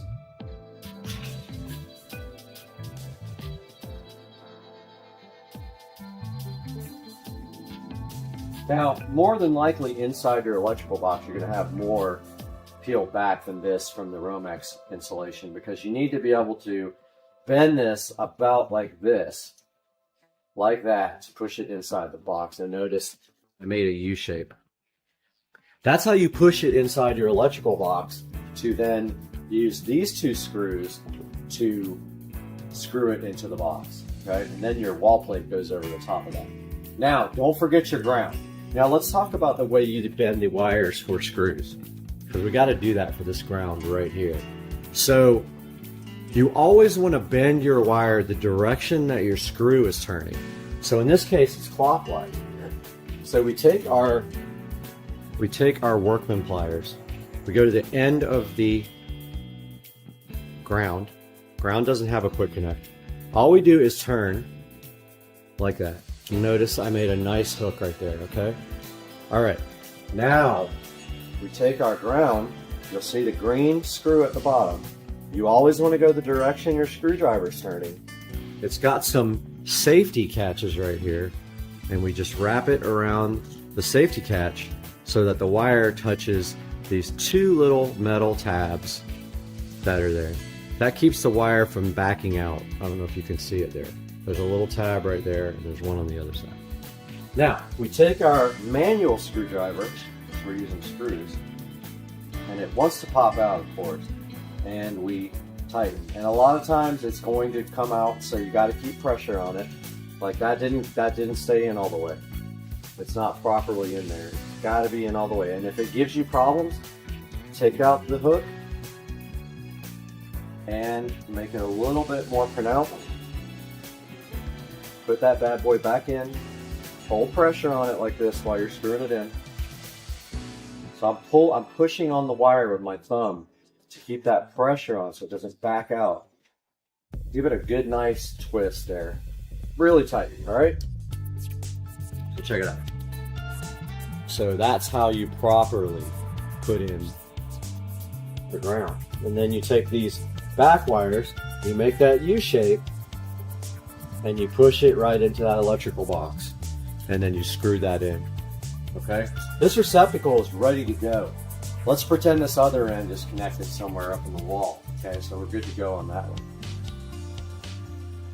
Now, let's say you don't want to use the quick connects. Well, there's another way to hook this up. So let's talk about disconnecting this. The ground's always going to be there. But let's take our little flathead screwdriver and try to get out what we already connected. So look in the back here, and there's a notch below where the wires go right here. You see that right there? That is the quick disconnect. Put our screwdriver in there, push, and at the same time we try to pull out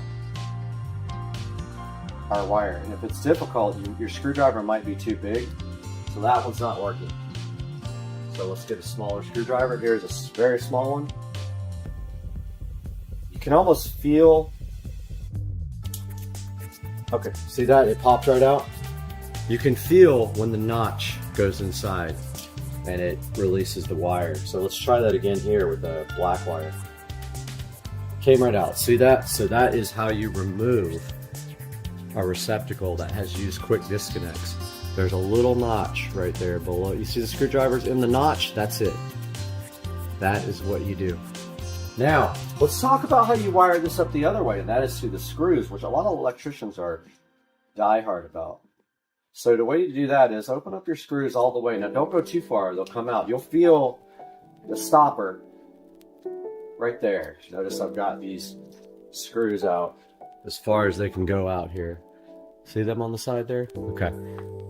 So this guy's ready to accept these wires. Now remember what I said, guys.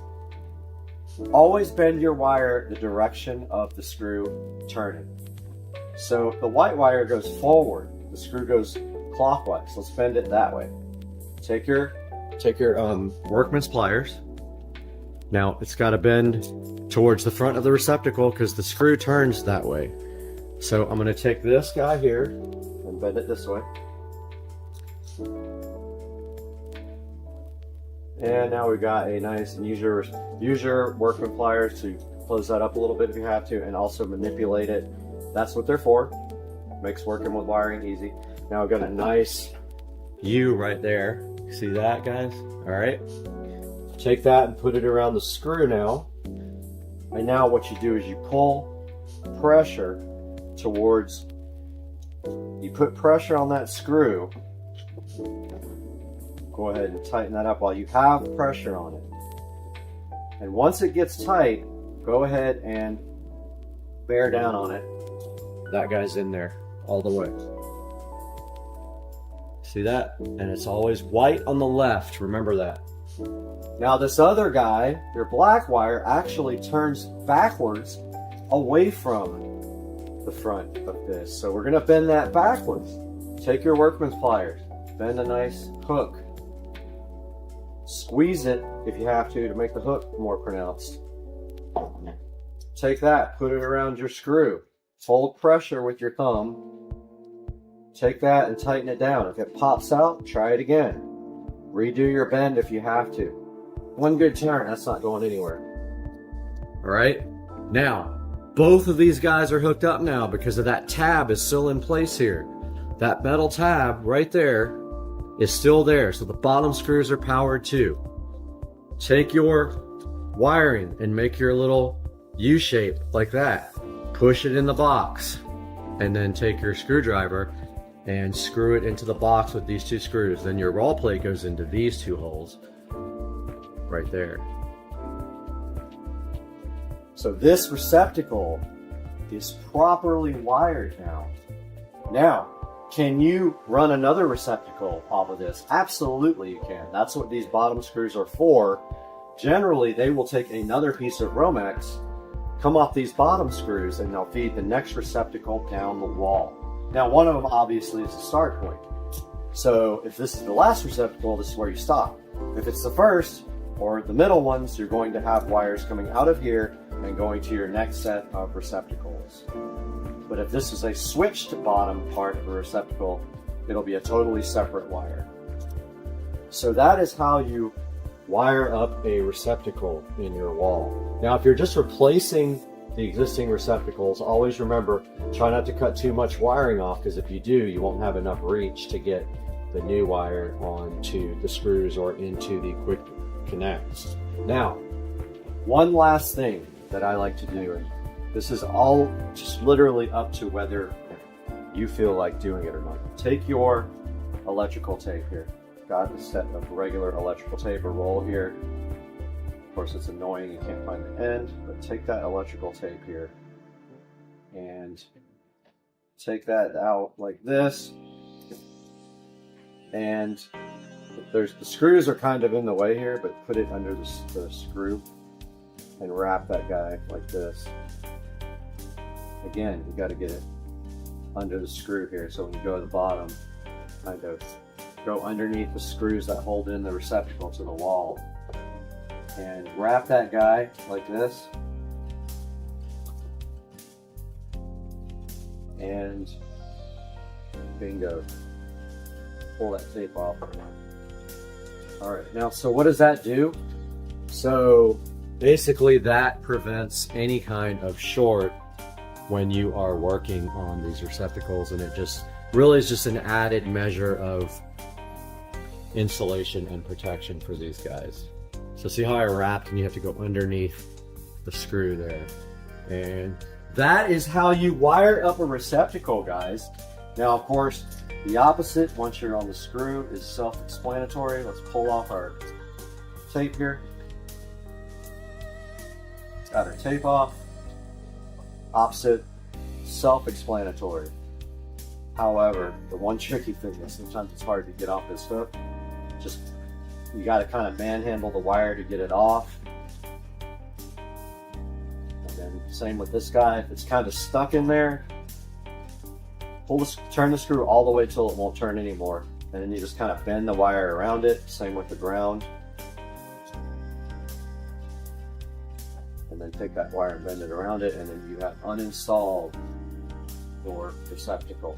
Once you are done, take your tester, if you feel like it, test that wire. So here's how a good example of turn the power back on first, obviously. Power will show on this. Take your tester. This shows you if you wired it right. We got 2 orange lights. 2 orange lights on the bottom of this means it is properly wired. And you have put a receptacle in, guys. Can you believe it? You did it. I got faith in you guys. If you need any help, hit me up. Feel free, leave me a message. We can email back and forth. First things first, go out and get all these tools you need. Be prepared. It's nice to have all the tools you need and not have to do anything, you know, halfway. These are tools that are a necessity if you're doing electrical work. I do a lot of my own electrical work here, so I keep my tools. If you take a few minutes every time you're done to put your tools back, you will always have them the next time. And the Romex and everything that you need, all the electrical tape, I'll have links to that in the description. And I hope you guys enjoyed this video, and I hope to see you next time. Peace. Gilbert starts his swing. Key, what are you doing? I don't know again. I mean, You're crazy. It's such a tough angle for us to see right now. Here's your baby. Here's you. Best view since he wore it off. Welcome back to Supercar Street Racing. I'm Brad, and this is my 2023 Tesla Model S Plaid, and we're going to take a look at that today on the channel. Stay with us.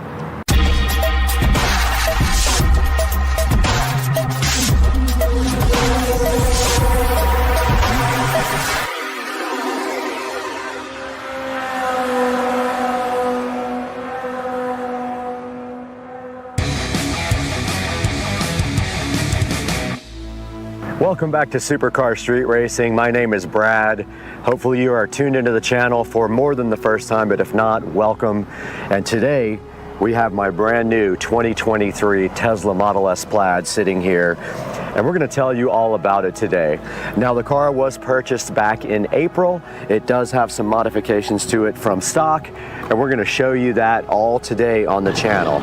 You're checking out the front of my 2023 Tesla Model S Plaid, looking so fresh out here in the middle of the parking lot. And I wanted to take some time today to show you guys the front of the car, some of what has been done to it, and some of the unique features of the car. And of course, the first thing you can see here on the car is that the car is wrapped, completely wrapped in a satin wrap. Now, you can also see in the front of the car that the headlights are also wrapped in satin, and I was a little bit concerned about that, but actually it has not been a problem. They're actually really bright, and it did not affect the brightness of the headlights at all. Taking a look at the front also of the 2023 Tesla Model S Plaid, there are a few other modifications here. You can see right here that we have the carbon fiber front V right underneath the modified black Tesla logo right here, and then down below that we have the carbon fiber splitter down here, And that thing is called an apron, and it literally just sits right on top of the regular bumper and gives the car an enhanced look as well, a more sporty look, and it does match the carbon fiber rear wing that we will show you guys, carbon fiber rear spoiler we'll show you guys here shortly.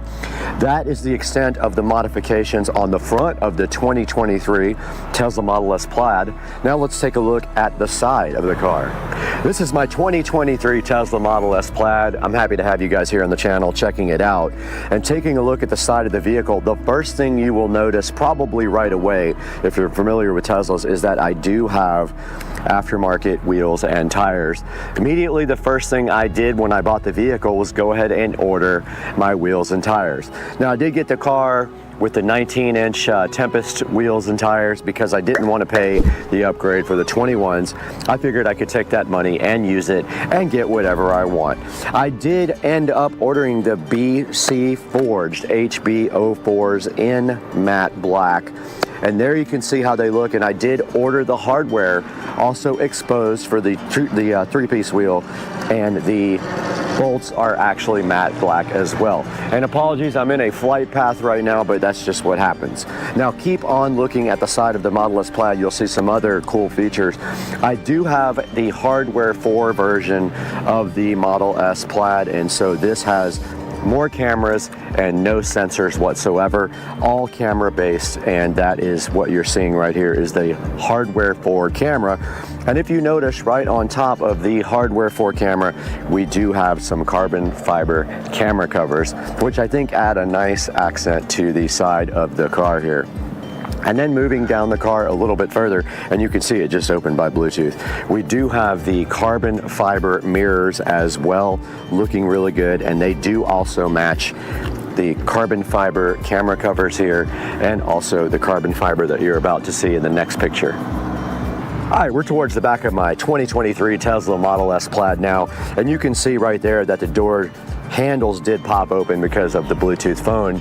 And here we have carbon fiber caps for the Model S handles, and they look awesome.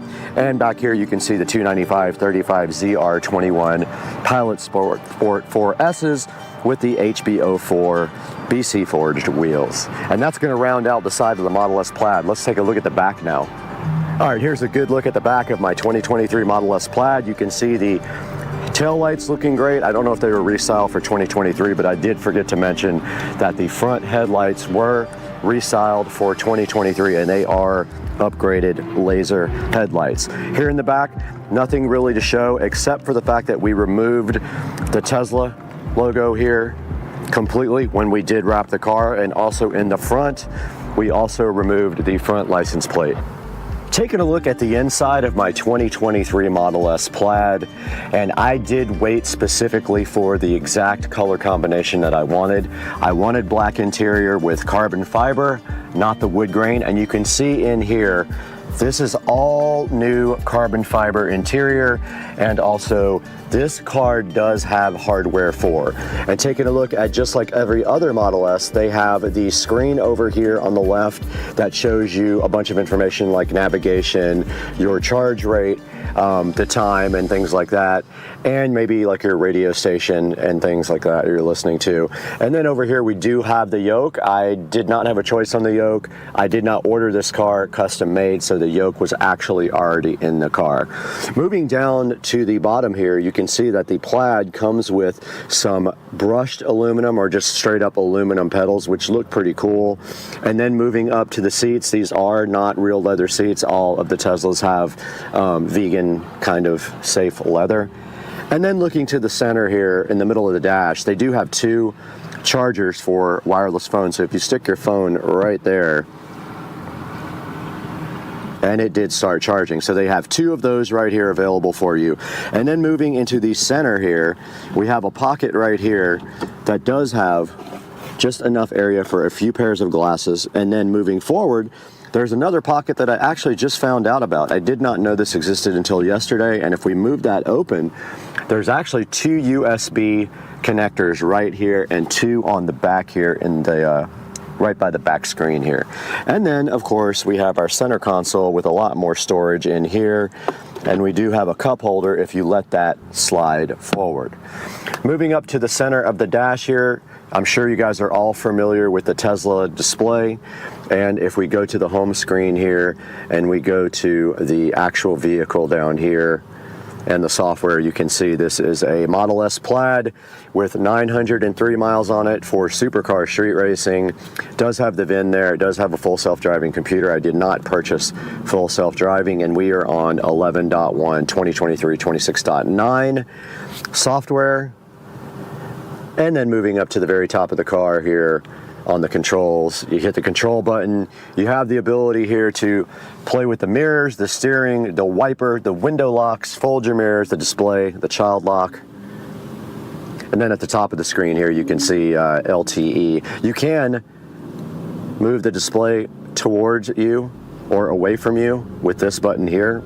And of course, there is your brightness control, and this button here pops open the glove box over here. Moving down to pedals and steering, you can see this is where you choose your acceleration, and that basically is how the pedal reacts to your foot. And you can see here we have chill, sport, or plaid. And then of course, if you want to do drag strip mode, you can check that out in my other video when I did that for the first time. That is your drag strip mode, which puts the car in cheetah stance and then allows you to launch with the most possible power.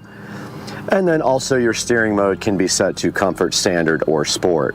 And then track mode is right there, and that really allows you to fine-tune the car for more of a track type aggressive day.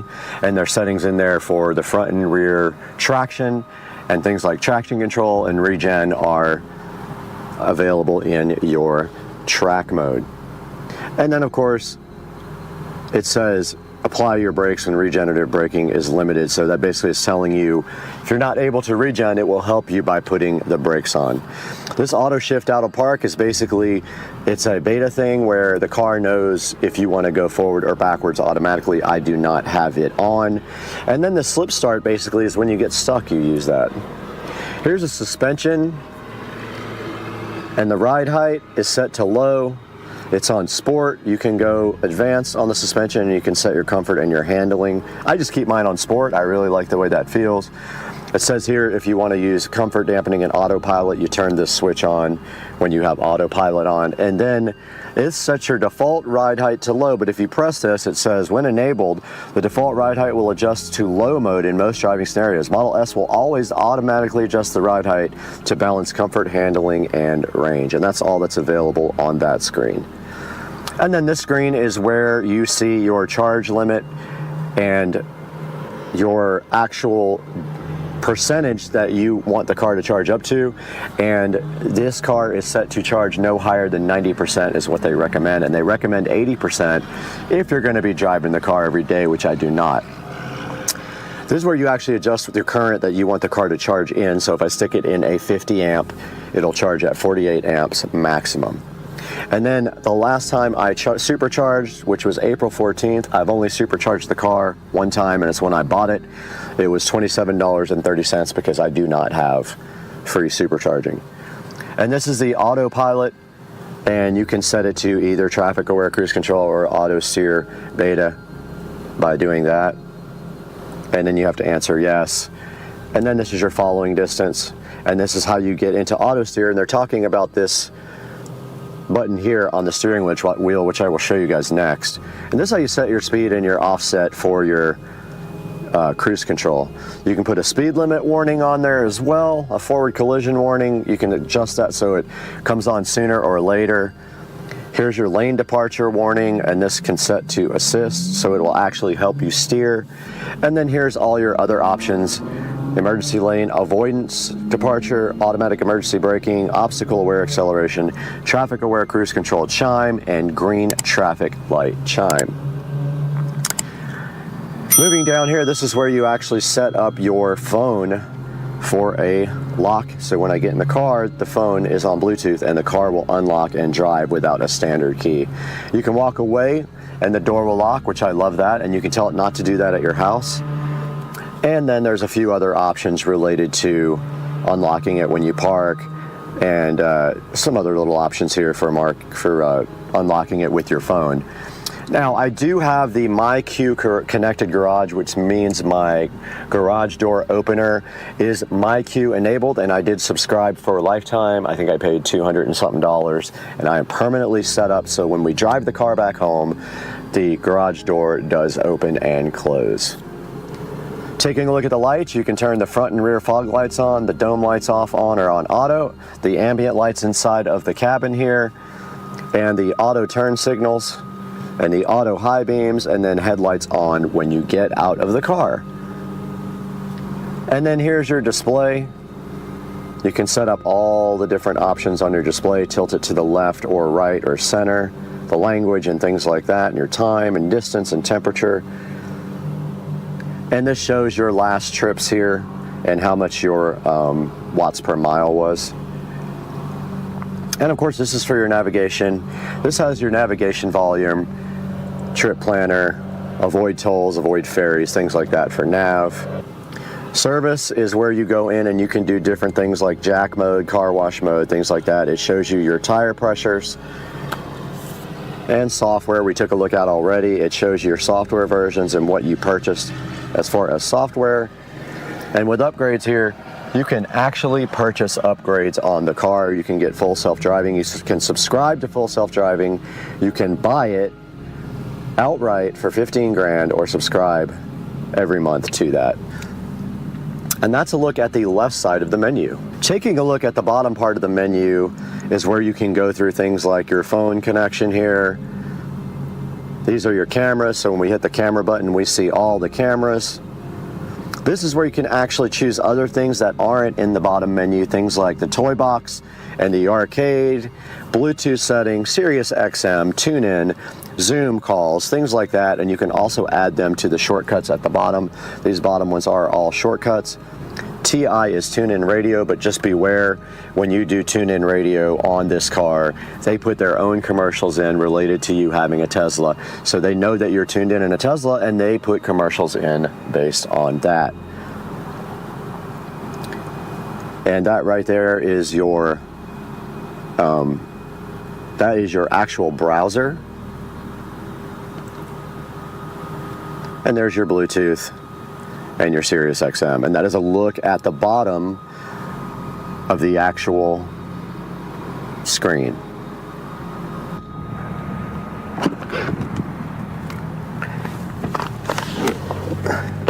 We are now in the back of my 2023 Model S Plaid, and I'm telling you, the back seat of this car is absolutely awesome. They redesigned the back now with a screen for the rear passengers, and the rear passengers now have control over their own climate control, and they are able to actually watch videos back here. Now you can see right now I just powered on this, and I will show you some video of this that I'll cut over. But you can hear that the AC is now on, and also I will run you guys through the whole entire thing of this screen here momentarily. Also, let me turn this off.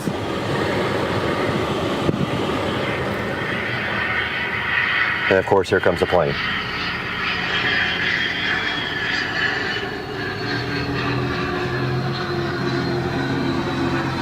I'm literally in the flight path.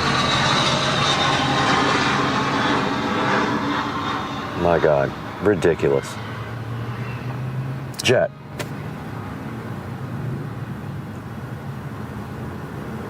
So also in the back of my 2023 Model S Plaid, there are two USB-C ports here, and I did confirm that would charge my laptop just with a USB cable. It's perfect for bringing your laptop along and charging. And I did locate the other two USB ports in the front of the car the other day when I was looking around in there, and I happened to find this hidden compartment. Now the seats in the Model S Plaid are very comfortable. I'm in the back and I'm not very tall, and I have the front seat all the way forward, but I can still sit comfortably back here, and I think they're some of the most comfortable seats I've sat in a car. We are back in the back of the 2023 Model S Plaid to give you a closer look at the climate control and the controls for the entertainment system in the back. And you can see right here, we have controls for our climate control right here where we can adjust the back seat temperature. And that is the little fan control here. We have controls here for the seats, the heated seats. And then we have the capability to look at our music, what's playing back here. And then the cool thing is if we go here, we can actually go to YouTube, as you can see, and we have right here and right now, if we press that, there is the Supercar Street Racing channel right here, looking so cool. So yeah, the backseat drivers, or backseat riders, passengers, can actually watch YouTube and some other things while they are in the back seat. The front seat cannot do that, but the back seat has a choice of Netflix, Disney Plus, Twitch, Hulu, YouTube, or you can look at the Tesla tutorials. And then if you go back here, we can power this off and on our fan in the back and adjust the temperature. We are here in the Tesla Model S Plaid, and you can see that I have hardware 4, so I do have the capability to launch Steam and play Steam games. And also, we can actually play games in the car with the car stationary, like Beach Buggy Racing here. And when you play Beach Buggy Racing, you use the actual controls for the car. So you use the steering wheel and the foot pedal, and it is loading right now.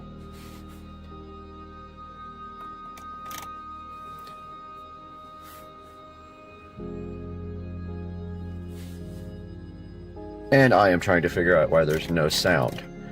But the sound isn't what's important right now. It is important that you see that this plays with the stock factory steering wheel and gas and brake pedal. You can see here I am steering this guy with the car, and I do have my accelerator pedal. So that is how you play games while you are sitting still in the Tesla Model S Plaid. All right, we are back in front of the Model S Plaid screen here, and you can see that we are in the arcade. And if we hit launch Steam Beta here, it will take a couple of minutes to launch. There it goes, so it is starting up right now.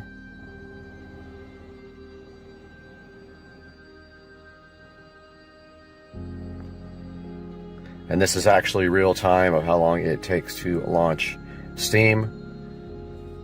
So it has been about 25 seconds since I did it. There's the Steam logo. And here we are in front of the screen, and you can see right here, we can actually install all the games that we have inside on the PC in the car and play them with Steam. So I just wanted you guys to check that out real quick, what that looks like. This is a look at the front in the Tesla Model S Plaid. Nothing much to see here. I've only been inside here one time. The only thing in here of note is a tow hook and the ability to change your washer fluid. Nothing else to see. Very clean. The probably first or second time I've ever opened it. All right, we're around back at the trunk of the Model S Plaid, and I purposefully left everything in here so you guys could get a good idea of the space that this thing has. And you can see I have a large Walmart box in here I have to go return. I have my camera equipment here and some shopping, and my charger right here is right underneath these clothes. And I do have the Tesla wall connector there, the Tesla mobile connector, sorry, not the wall connector. And that is what I use if I have to charge, which I really never have because I don't really drive the car that much. But that's a look at the back of the car. You also have the switches for the back seats right over there on each side of the seats as well. All right, guys, I hope you enjoyed a look at my 2023 Tesla Model S Plaid. And we hope you guys will like and subscribe to the channel, and stay tuned for all the fun things that we're going to be doing with this car on Supercar Street Racing. We'll see you next time. Chillin'. Oh, people are hitting me up, trying to come over and hang out in the backyard. I'm like, all right, you can come over and hang out. This light and how we are going to lay it out up on the beams up there. We got plenty of room here for the power cable.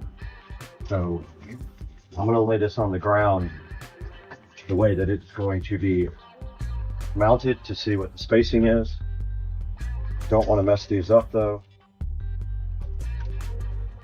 So we'll lay these out very gently. Hopefully not drop any of them, break any of them.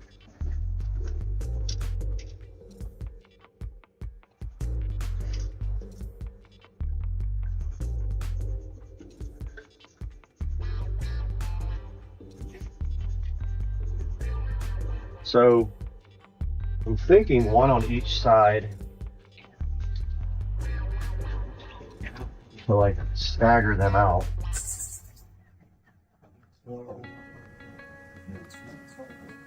So yeah, those aren't very. Oh, of course I dropped one.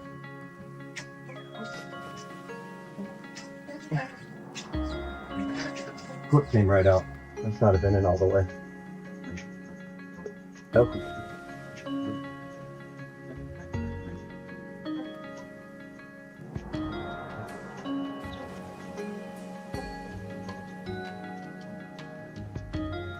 Alright, so now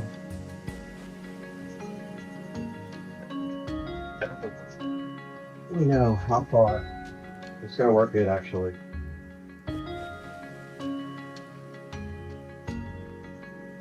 Yeah, that's going to be okay, I think.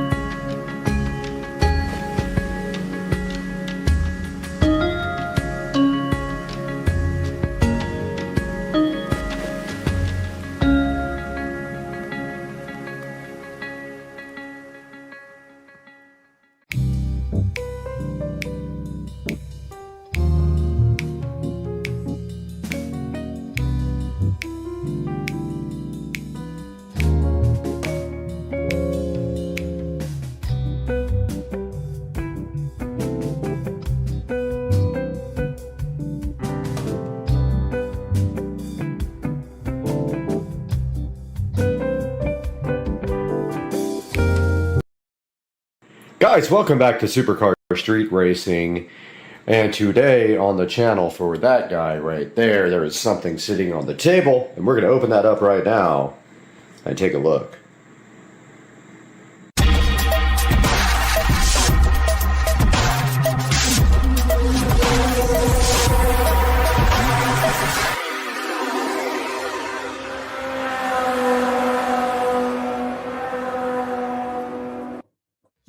Guys, welcome back to the channel, and as you know, we have this beautiful 2023 Tesla Model S Plaid sitting under the cover in the garage here, and today, right here, right now, we have something for it, which is actually going to improve the look 1,000,000,000%. Let's get this open with one hand, and inside we see we have the wheel cap cover kit and some sort of red thing. And this is from a company called Zengu. Now, I really didn't have a clue if these were actually going to match or fit. I took a chance and ordered it since it was Amazon, and I'm guessing that that is a tool to actually remove them if you have to, would be my guess. The center caps are pretty easy. Hopefully they go on and stay on.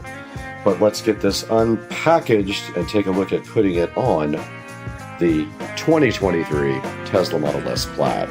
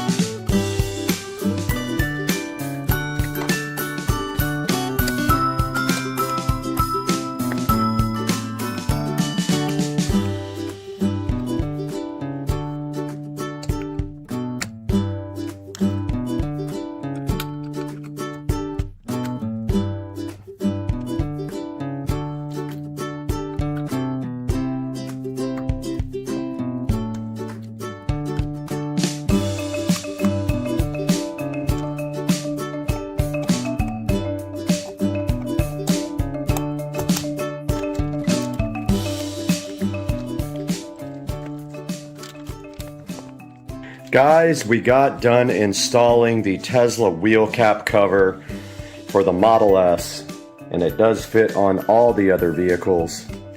And there you can see it finishes off the look of the Tempest wheels, but you cannot use the aero covers now with those on, so I will not be using the aero covers anymore, but the look is way better. My only complaint about this package of wheels and tires is they are higher profile tires. So the wheels look a little small in the car. It definitely could use 20s or 21s.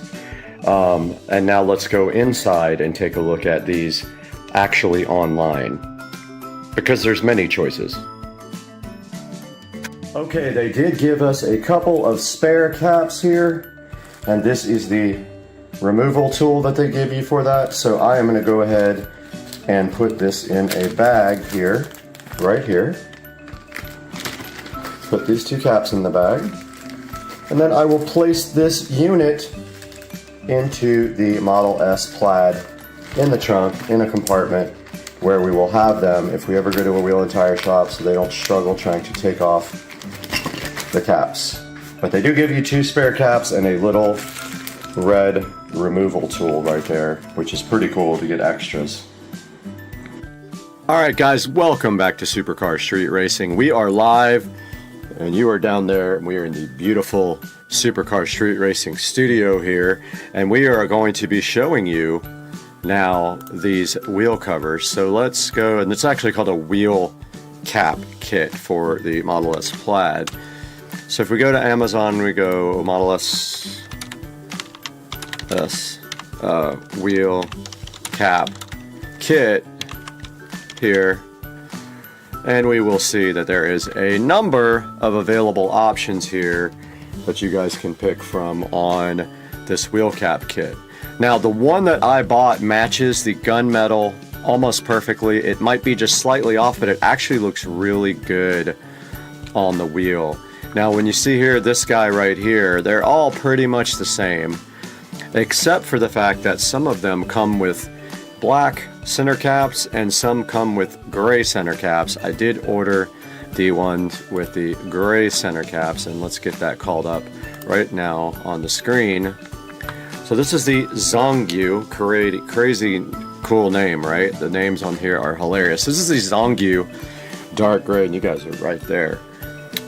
This is the Zongyu dark gray and silver wheel center hubcap kit, and it says it is compatible with both the Model 3, the Model S, the Model X, and you get 4 center cap hubcaps, and you get 20 lug nut covers. So they give you 2 extra actually, and they are $18, and there is a 5% coupon, and I got them literally in one day, but you can get them here, right now on same day. So make sure you go, please guys, go into any of my videos when you buy something on Amazon and click any of the links. You don't have to click the product that you want that is on my actual link. You just need to click any of my links when you buy anything from Amazon, and it will help me on the channel by generating the tiny bit of revenue, since we don't make hardly anything. So this will be linked in the description, and then once you get there, you can choose from the gray. This one has red with the red Tesla logo. That's black. And then that is matte black. Matte black looks cool on black wheels. My wheels are the 19-inch Tempest, and they are gunmetal. And then the center cap, or the lug caps here, are all black plastic, which looks absolutely great. If you want to go ahead and get black lug nuts, you can do that. You can order black lug nuts for the car if you want to do that, but these look better than the stock lug nuts, because the stock ones are keyed and they just don't look that great, and they're silver.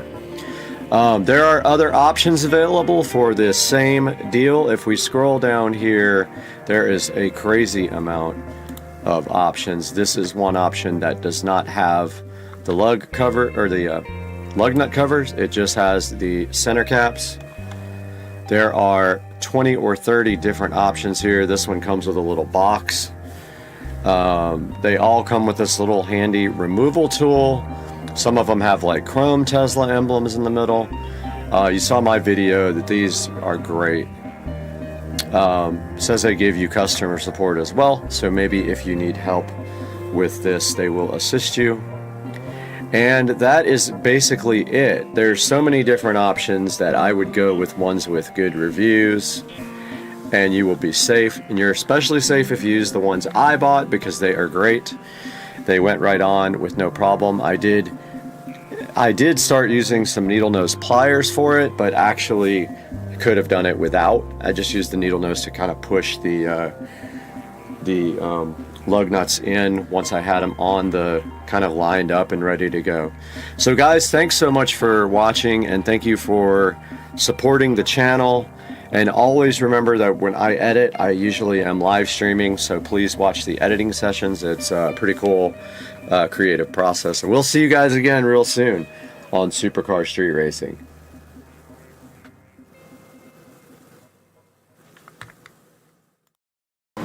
Hey guys, welcome back to Supercar Street Racing, and we're back in the 4K production studio here, and we have a special video for you today because these guys right over here across the street, Rich and Trish, gave me a Eufy 11S robotic vacuum to check out because they couldn't get it working.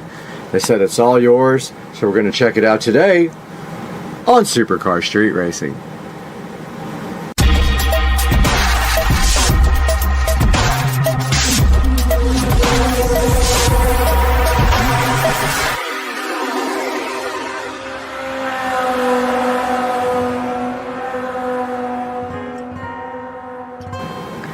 Welcome back to Supercar Street Racing, and today we have a very special thing for you, and that is our neighbors Rich and Trish over there gave us a Eufy robotic vacuum. They couldn't figure out what was wrong with it, so I was like, yeah, I'll take it and see if I can get it figured out.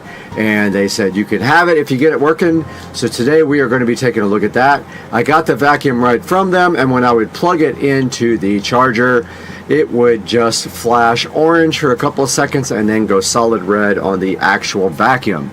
I did some research on this, and I found out online that maybe the battery will be dead, so I ordered a new battery from Amazon. That came in the very next day, and what you're about to see right here and right now is what happened after we put a new battery in the Eufy 11S RoboVac. I hope you enjoy it, guys. Amazon just came and delivered this wonderful new battery, so we are going to be replacing that right now. It's as simple as these screws right here.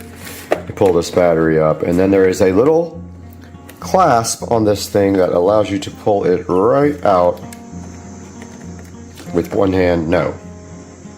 These names are amazing. We have the Mastima battery installed, and now all we have to do at this present time is get this cover plate here and put this thing right back on. And it has these convenient little flaps to help you take the battery out and make it very hard to put the battery back in. But you should just be able to do this. And now you take your two screws and place them right back in there. And this battery was $20, and I will link it in the description.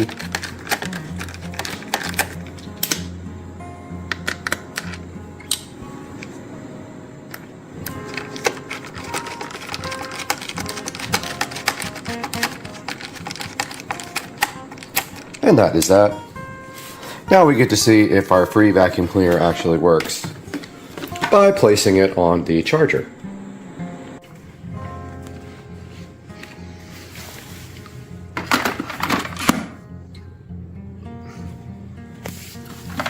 Interesting, no power. I don't think that works. And there is now power to the charger, so let's place the Eufy on its charging stand. Maybe.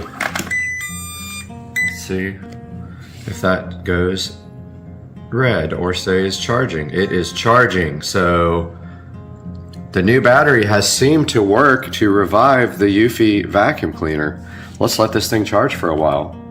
While the vacuum's charging, we might as well get the remote done. I was going to clean it, but I can't find any cleaning utensils there. Got some Windex here. Go ahead and clean this guy and probably replace the battery.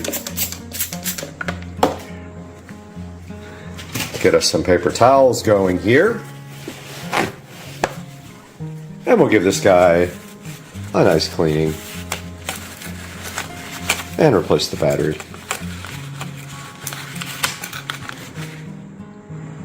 Got some brand new fresh Amazon batteries going into the remote for the Eufy. It's going to love its new power source so much. And flip it over, and we can see that it is working again. And it has some stuff on here from me cleaning it, but yeah, the time is wrong. I see that. Don't know how to set the time and stuff on this. I'll have to get the instruction manual out and figure out how to use this guy right now. All right, guys, we got the new battery installed in the free Eufy vacuum, the 11S, and it has gotten now to a blue hue, meaning that it should be charged. So let's see if our trick did it. Let's see. Okay, it's working. Totally working. So our new battery did the trick for the Eufy 11S vacuum. Let's see what it can do.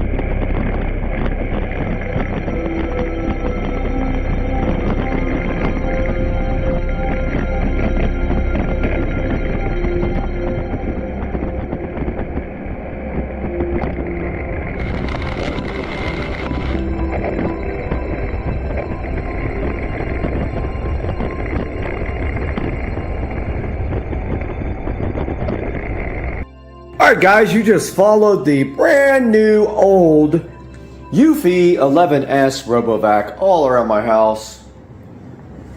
And it did amazing and came back to the base to charge. And it usually takes about 2 hours to charge. I have figured it out by now. And this was a come up from Rich right over there, my neighbor. All we did was replace a $18 battery or $19 battery, and this thing is rocking. And now we have to figure out how to clean it, change the filters and all that stuff, but I think I like this thing. And it's going to stay in the Supercar Street Racing headquarters. Maybe we bring it into the Supercar Street Racing Studios and let it clean. And guys, I hope you enjoyed this video, and we will have a separate video with you riding on the vacuum cleaner for a cleaning frenzy on Supercar Street Racing. You can almost zoom in on the moon with video. With picture, we can go all the way in. It looks so cool right now. I love it. Alien. Guys, welcome back to the channel. And everything we need today to finish the dock lights project from Lumery should be sitting on the table right now. We do have a Duwen Wills Wi-Fi low voltage transformer to try to power just those lights. We have a power stake. We already have power out there, so we're going to be adding this. And that is it. We have some low voltage landscaping wire. So what we have to do is untie all the dock lights from the existing wire that we did last time. Really wasted the whole day on that. And then tie everything into this new low voltage transformer with this new wire and mount this stake and mount this out on the dock somehow. So we're going to be doing that today. Let's get busy.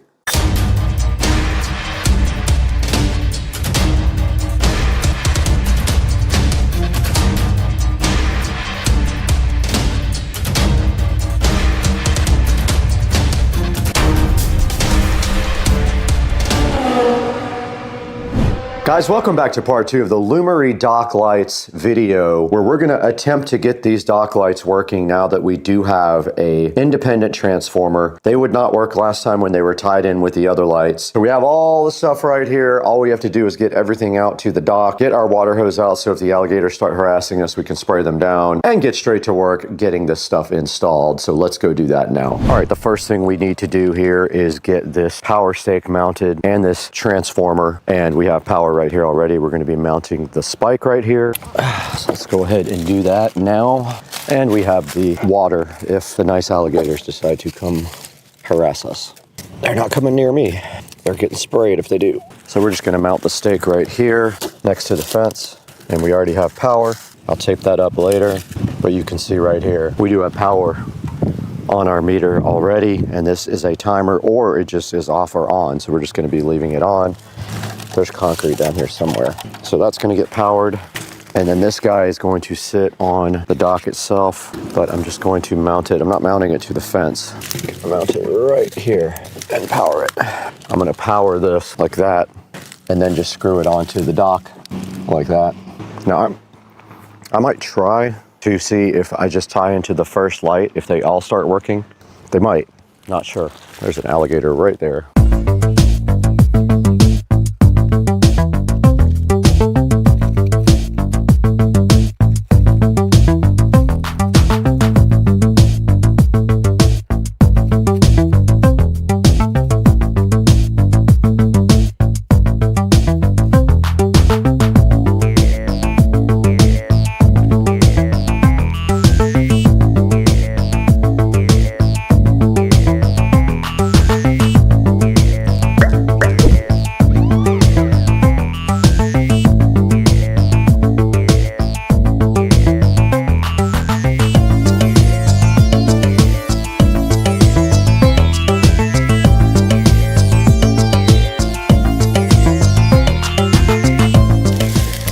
Try this first.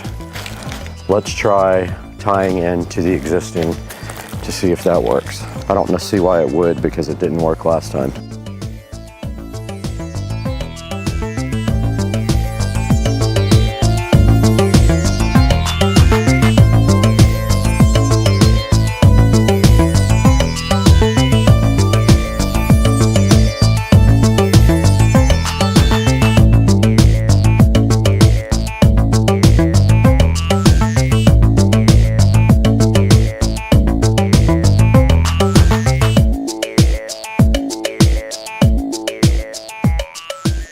Okay guys, I have completely given up on this. This is the most ridiculous thing ever. These older transformers use the EcoPlugs app and they're almost impossible to get linked. I'm returning this and I'm getting the one that I have on the other side that uses the Winwills app because this is terrible. I'm over it. Okay guys, while I am out here, I am going to go ahead and take advantage of having all the tools out. I only have a couple of these newer style lights available, but, well, that's not good. Never good.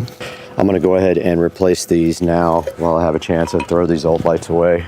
It's a very short wire. These just look better. I don't mind the old ones out in the yard. I just don't have enough of these. This is a very, very short wire, and it is very corroded. Let's see if I can get wire nuts on it. Should be able to. Okay, that should work. We can test it. Walk around here and fire that one up.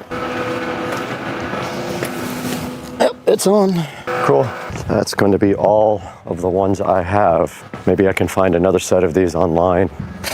Wire's so brittle. I know it's going to stop working after a few years. It's turning like oxidized. And we are ready to test this one. That is the last light that I have. It is on. Success. We did receive our brand new timer from Winwills. This is the upgraded version of it that I already have that works with the Winwills app. I will not buy another timer that uses EcoPlugs. It is just ridiculously convoluted and hard to manage and does not work well. So this one will work with the Winwills app, which we are installing right now on the Google Pixel. We're gonna go ahead and configure this inside the house though, and then take it outside. And let's do that now once this is installed on the phone. Okay, we do have the device sitting here and it is flashing in slow mode on the Wi-Fi, or at least it was on for half a second, so it does work. All right, so we have the app open here and all we have to do is hit plus, add device, and it is looking for the device. It did find the device here now, add, and we'll go ahead and put in the password for Wi-Fi. And it does say the device is being added now, and notice it comes up with a Japanese or Chinese character. RGB, let's call it dock RGB. And click done. And now this is a steady light on this device, meaning it is connected. So when we go down to the dock, hopefully we don't have any issues with it connecting to Wi-Fi.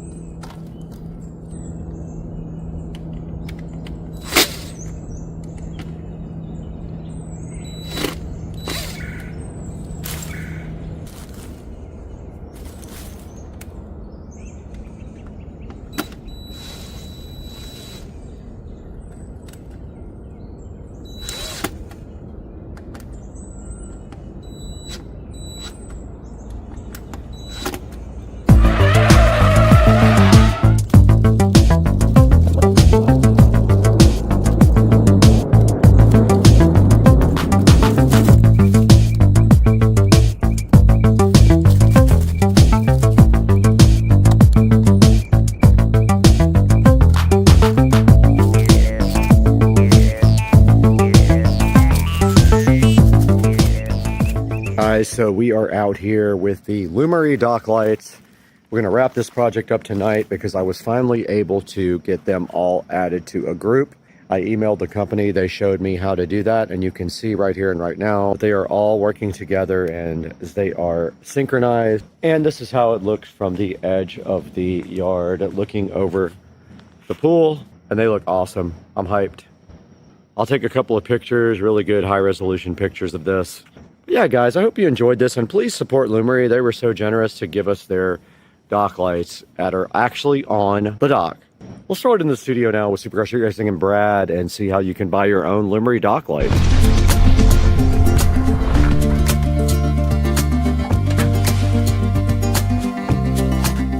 Welcome back to the channel, guys. I am Brad, if you don't know me already, and I'm so happy to have you at the Supercar Street Racing 4K production studio today. And today we're talking about the Lumery, and I know I made a mistake about 20 times and called them dock lights. I guess I'm just kind of fascinated with the fact that I actually do have a dock. But they're actually called the Lumery Smart Deck Lights. Now when we talk about these, I want you to understand one thing. These are not plug and play into a 110 volt outlet. These are actually low voltage. You will need a low voltage transformer, and everything you need to make this work will be in the description of the video. I also have the hub here to show you guys. Now this hub allows you to do smart Wi-Fi functionality with voice. So buy this hub as well, it will be in the description. And these things are pretty cool. You can mount them on a fence, or you can mount them really to anything. All you need is a low voltage transformer, some low voltage wire, the Lumery deck lights, and the Lumery hub. And I was able to get them all grouped together into the Lumery hub, and then I was able to control them with voice. Guys, check it out here. They have a total of 4.3 star reviews, and they are $139, but there is a 15% coupon. And there's 3 other promotions you can check out right here also. And make sure when you purchase anything from Amazon, doesn't matter what it is, you click through any of my product links. Even if you don't buy this particular item, you don't buy the hub or the dock lights, you still help me out greatly because I get just a little bit of money from the purchase. And that helps keep the channel going. So here's the deck lights right here. They're super easy to mount. They come with a short cable attached to each light. You just screw them on and that's it. And you're ready to go. Add it to the Lumery app or add the BR Mesh hub as well if you want to control all of them via voice, and you are good to go. I did speak with the manufacturer of these and they were so gracious to provide these to the channel. But we got to go right now. We got to lower our power bill by $1 million.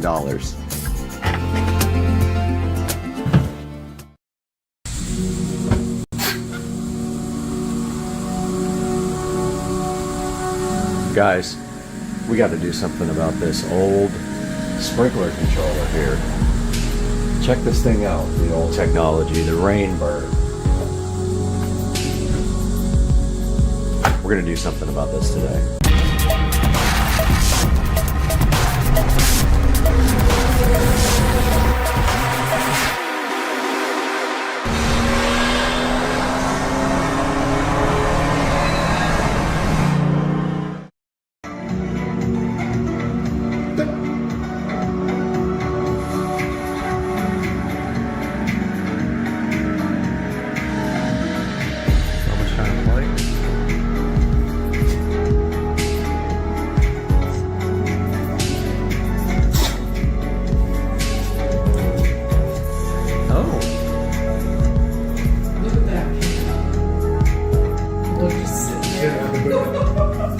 Drove them away. Guys, welcome back to the channel, Supercar Street Racing, and today we are taking a look at the Wyze Smart Sprinkler Controller. I've been wanting to get this for a while, and it finally went on a payment plan, and I was figured, why not? I'll just go ahead and pick it up because I've been putting it off.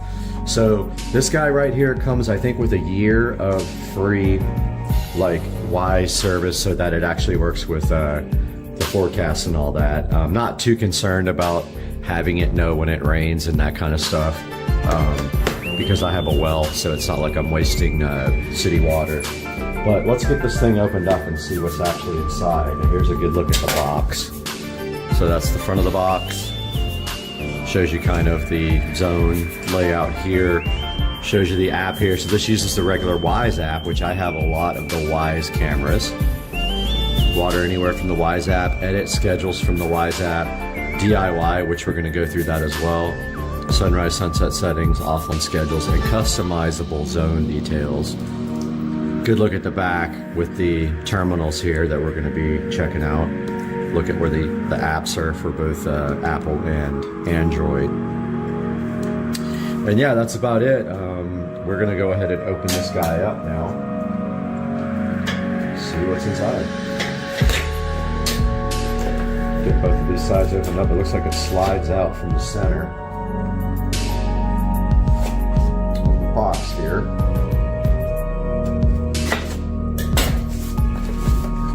Yep, it does slide out from the center, and then inside the box we have this lovely green box, which is also color grass. take a look at the box. Got the presentation here. There is the Wise sprinkler controller with this nice peel back. How fulfilling was that? And then take a look how sleek this is compared to the old Rainbird. And then on the back here we have real easy push terminals for doing wiring. So that is the actual control box. Here is the mounting plate for the Wise Smart Sprinkler System. Looks like it goes this way and clips on somehow like this. Apparently, yeah, you just kind of mount this to the wall. We'll show you all this when we do the installation, and then this pushes on to that. I also ordered another smart landscape lighting transformer, so that's going to go next to this guy inside of the garage and do the, if you're facing the house, it'll be the left half of the landscape lighting. If you're looking away from the house, it's the right half. There's the beefy, chunky power brick, pretty heavy, probably 3 or 4 pounds power brick. The standard, I forgot what these are called, connector. We've got some drywall inserts, which we won't need. We're putting it on pegboard. And it looks like we have, I don't know, Velcro maybe? Some kind of wire management. We have a little free year worth of sprinkler. A little quick setup guide here for our new guy. And it looks like we have a little sheet here for putting decals on your wires when you disconnect them so you don't get confused. There's actually a quick setup guide inside of the app.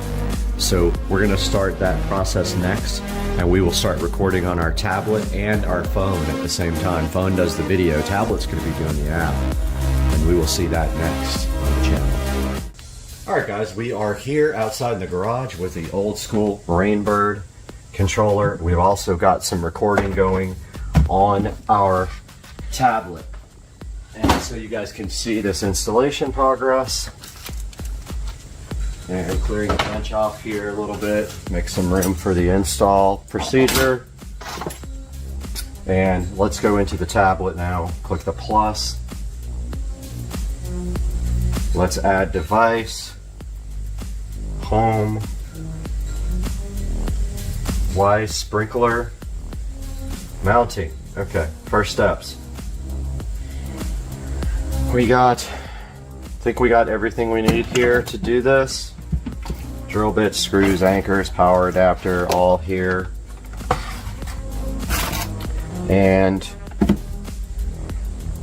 I've unplugged the power to my existing controller. I have not unplugged the power to my existing controller because it is, it's behind so much stuff that I can't get out. Okay, we're gonna have to pause here while I figure this out. Alright, it took me a minute to clear some stuff away, and I got the power undone on the existing Rainbird controller. Here it is. So we are back in the app now, and it says I've unplugged the power. I have, so I'm going to click begin. Take a picture of your current wiring. Not a bad idea. Let's do that here. Allow.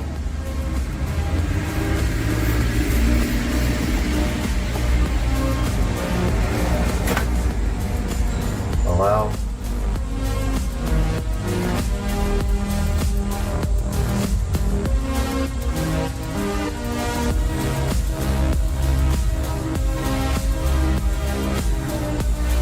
Share a photo with Wise? Sure, why not?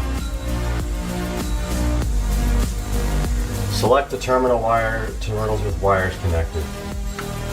Okay. Com. I'm trying to understand how you do this. Common.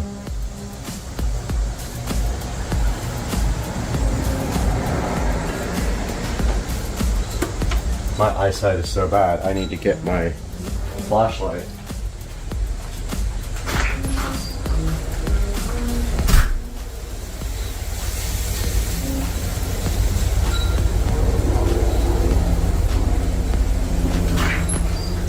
Got the flashlight.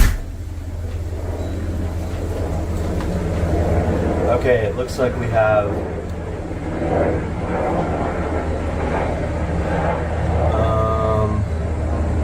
COM and 1, 2, and 3, and we have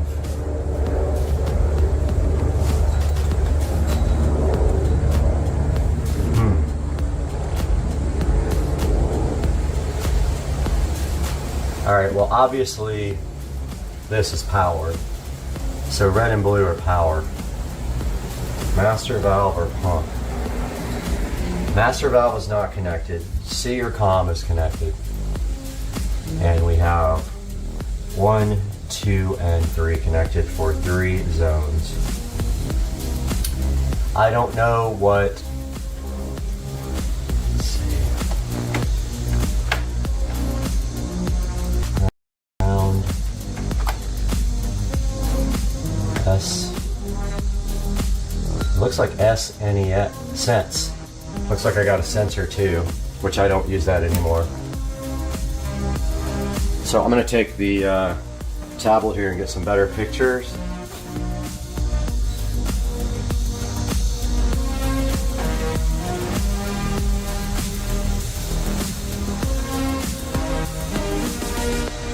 No, I don't want. Tablet's trying to do video.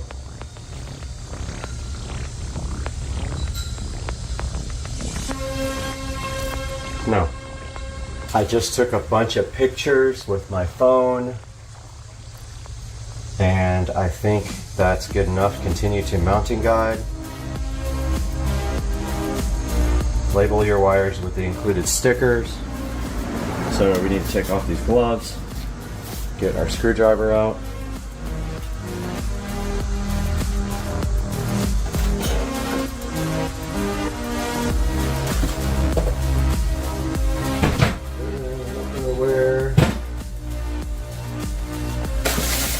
Don't know where the screwdriver adapter is. Guys, I'm sorry that I am not prepared here. I don't know where the screwdriver end is.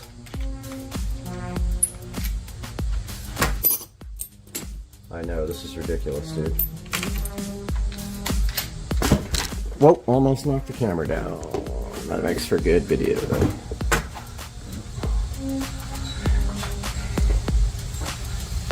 Okay, so we got one is yellow.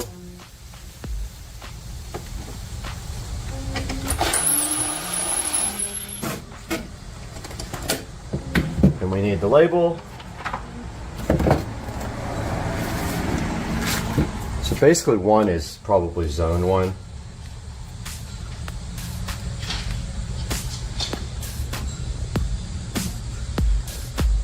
There's one label.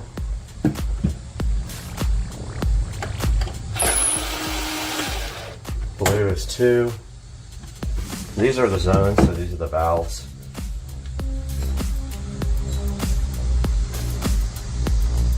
And there's number 2.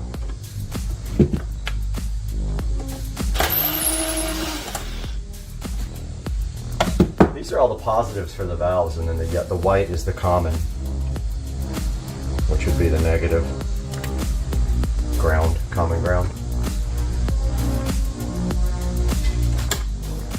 There's 1, 2, 3, and white is C.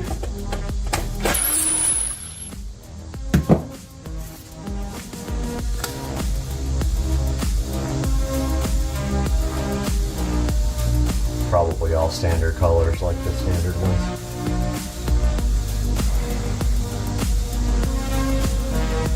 And the rest is just, this is the sensor, the rain sensor, which we're not using anymore.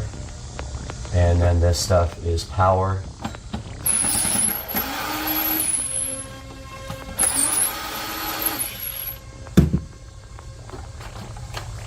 And ground.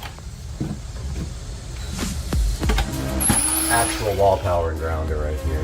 They run down here and down over the wall. This is all coming out. I'm going to run the new wire down the back of the pipe to hide it.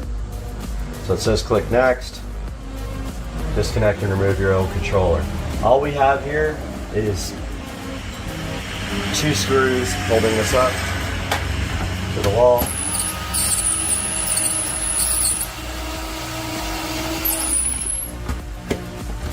And the pipe goes through the bottom. That one is in a stud.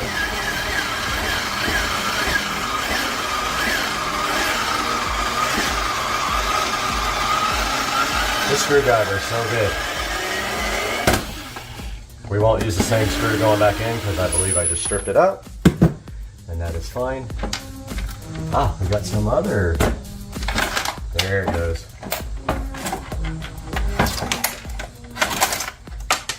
That is that, my friends.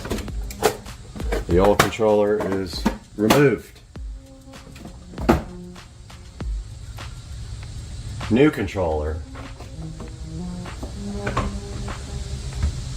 Next thing in the instructions says, hold the mounting plate to the wall and mount the hole. So I'm going to line it up with these existing holes. So that's how I'm going to get it straight, and then I'll use the level. So it looks like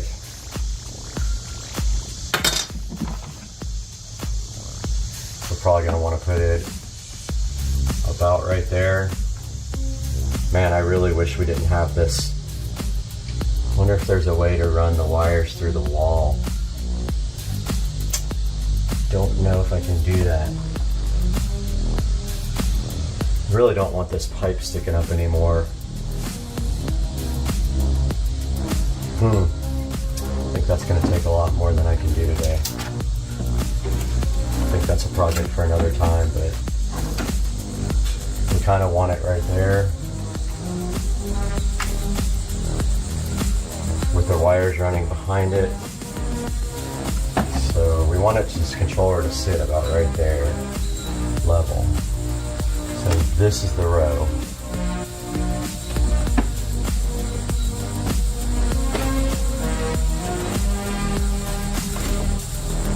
Let's see what that looks like. Here's the mounting plate.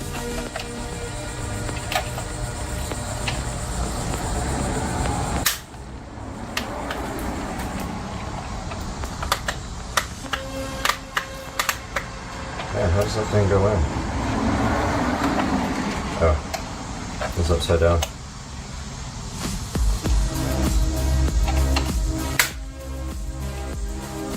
So we need it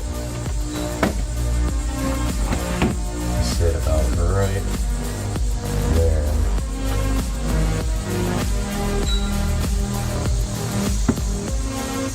So it hides the wires. So I have to get something to mark this with. I really want to get this away from, I want to get this, I have to disassemble that whole pipe if I'm going to get rid of that thing. It's just not for today. It's not for today. It's for another day. I really want it to go inside, but the wires are outside. Okay.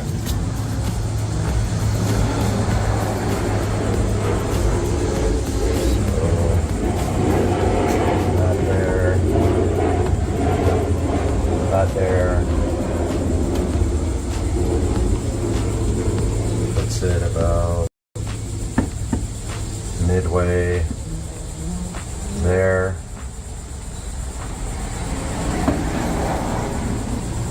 Is that even close to being level?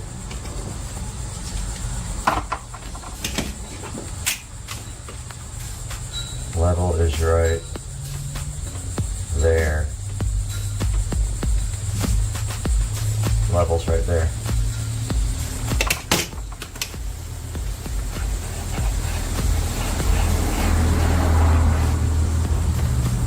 Okay, so top of the mounting plate needs to go there, and then hopefully I can get the screws in.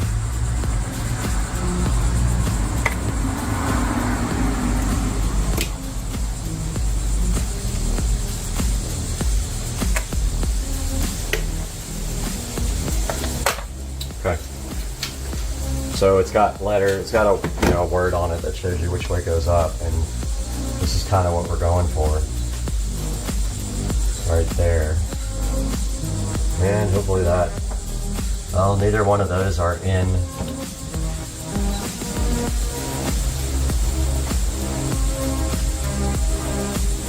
I didn't mark the center either.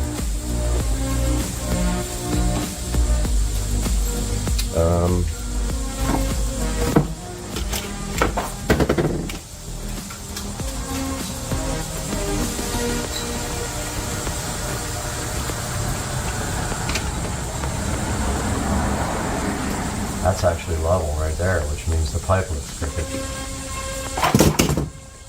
Center's going to be right here. I don't know how we're going to figure this out. I'm just going to shoot for it.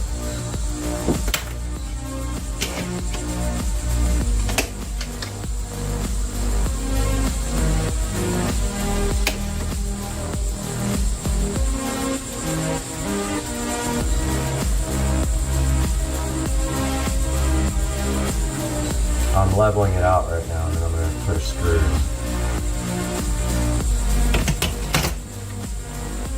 There. Oh, it went right in the hole.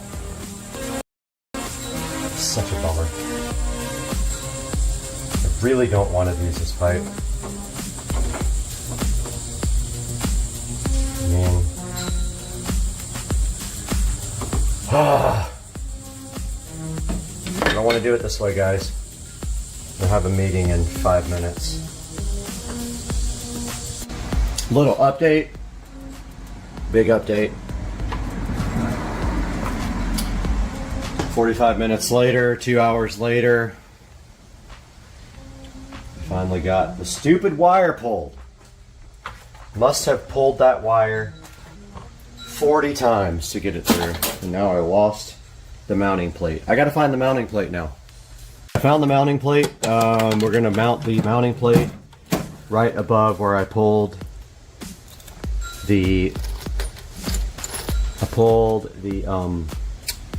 power wire up through with these guys, and so this should be it, and then these three should be not used. So we can probably clip these three. We only use 3 valves and 1 common and power, but I will just tuck those back in the wall just in case. Just like that.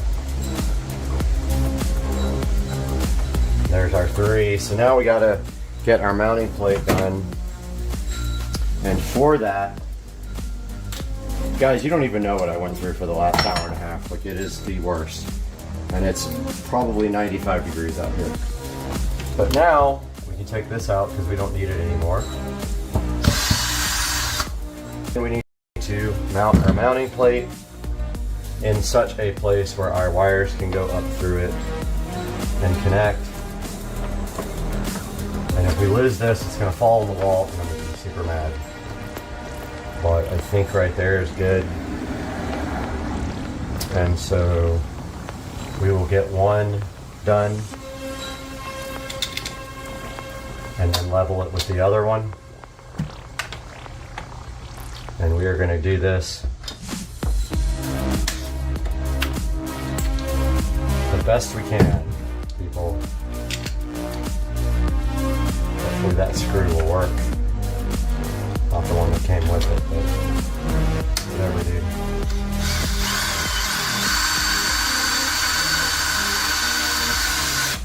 Okay.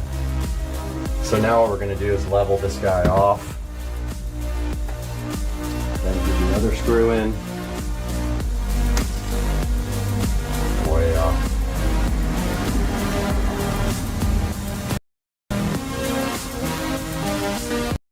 That's level.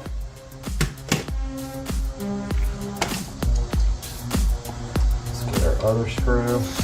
Hopefully these screws will work. They do kind of have like bulging out. Okay, we were on the tablet about to mount and wire up the Wise sprinkler controller. The instructions here tell you how to mount the wall plate. We did that already. We already did this part with the anchors. We already screwed it in. Now we have to connect the wires. And they're push buttons. So there's two C terminals here, which I see one. Get it? C? Okay. So basically the white is the C. So we just, either one of these, we just push back. And then clearly marked 1, 2, 3. 1 is yellow. You push the little retainer clip back. 2 is blue. Push it back. All the way. Oh, wrong one. Too much vodka. And 3. And then the last thing is the power wire. Now let's hope, actually let's run that back around this way. Let's hope that this thing goes mounting without having to do anything else weird. But we do need to get these wires back in the wall. Okay, so it just kind of sits on this back plate and then pushes up.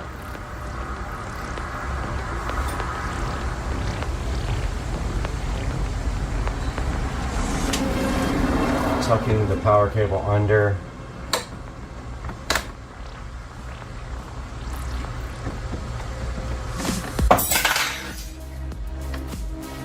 So there's a catch on the top of it, up here, that has to catch. So it goes underneath the whole unit, and then you rotate it up. It just doesn't like to catch as good as it is when it isn't on the wall. But yeah, there's tabs that catch.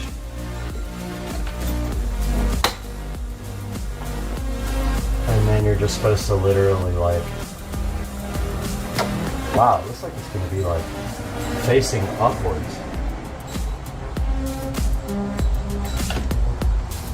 That's really weird. Alright, I'm kind of fighting with this right now. Wow. It's angled upwards. Wonderful. That is not good. Alright, so we gotta fix that right away. It's angled to look up at you. That doesn't work for us. So what we're gonna have to do is shim these guys way out. Hopefully that'll still mount. I don't know why they do that. Why do they do that? That looks absolutely terrible. That's gotta go like way down.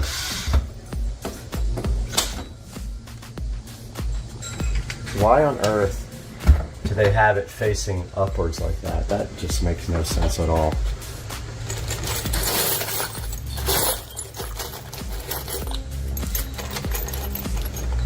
I'm going to try to find something to put behind this. What's happening is the plate. We really need to, well, no, that won't work either. But we need this plate to be way out here like this in order for it to mount correctly and display correctly. And I honestly don't know how we're going to do that. But there's a washer there.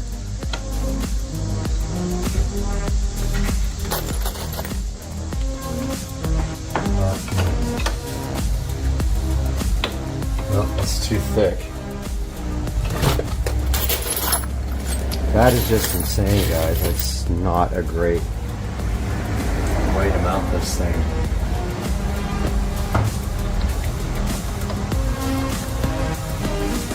It needs to be shimmed way forward. Like, way forward. Why would they do that? It's like it's angled up at you. I know you guys see what I'm saying here, right? This stupid thing is angled so far up. When you mount it, it's like it catches the top of this thing, and it's like, why would you want it facing upwards? Seriously, stupid.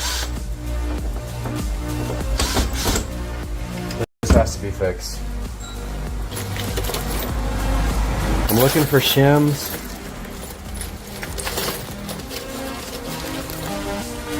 I found like 2 or 3 washers that I can use.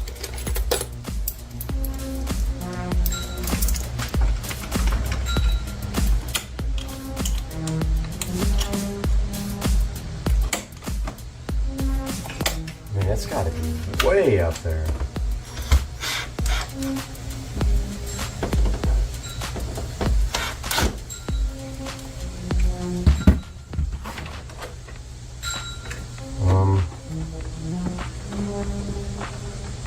Let's see what that does. Why would they want it like so, and the display already looks scratched and I didn't touch anything. I have not touched this display whatsoever.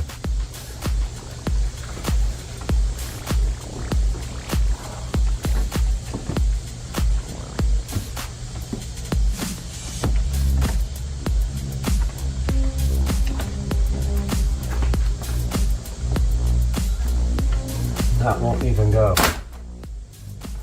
Yep, that won't count.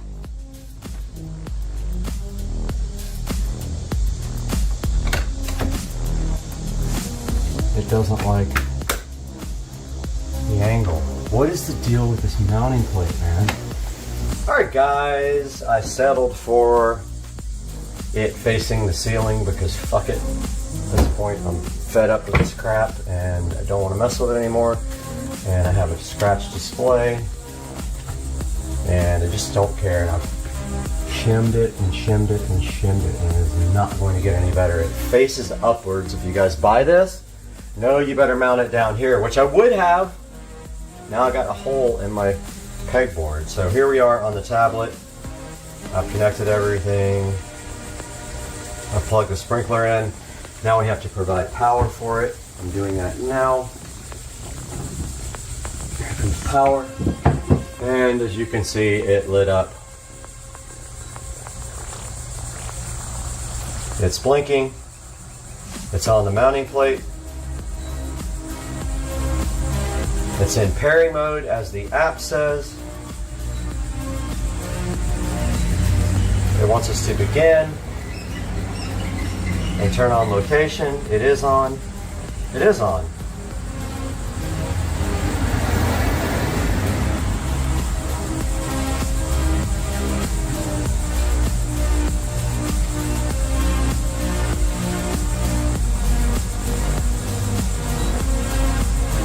Okay, it's on. What do you mean turn on location, you dumbass? It's on.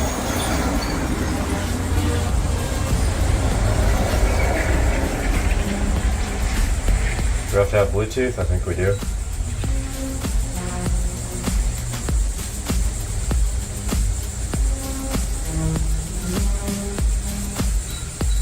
It's not going to find it. I'm going to have to use my phone.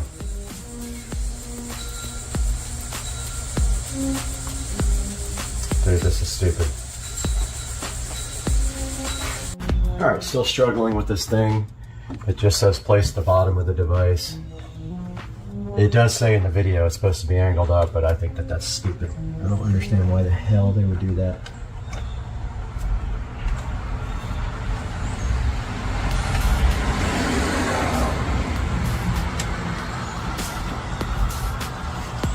This thing is just...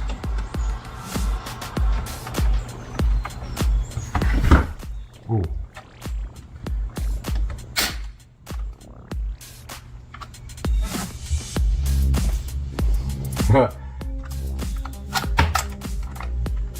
than it was before. It's not going to get any better. Well, I'm disappointed in that design. I'm not understanding, unless it's supposed to be way down here, which I would have mounted it lower. Yeah. It sticks out, man. It sticks out. All you can do is like put some stuff behind there to keep it from flexing back, but that's the way it's going to be, guys. It's angled upward. All right, guys, taking a look at the Wise sprinkler app now. While this other footage copies over to the computer for editing, we can see here we got our sprinkler at the top. We can hit that guy. Now, if you look at the very top, those are our 3 zones. And if we go inside the actual zone, it has some details about the schedule and the soil moisture, and I'm not sure how accurate that is without an actual sensor for that, but there's the front. And what is cool is you can actually take a picture of the zone, which I have not done yet. I think I am going to go do that right now and then come back and continue this video.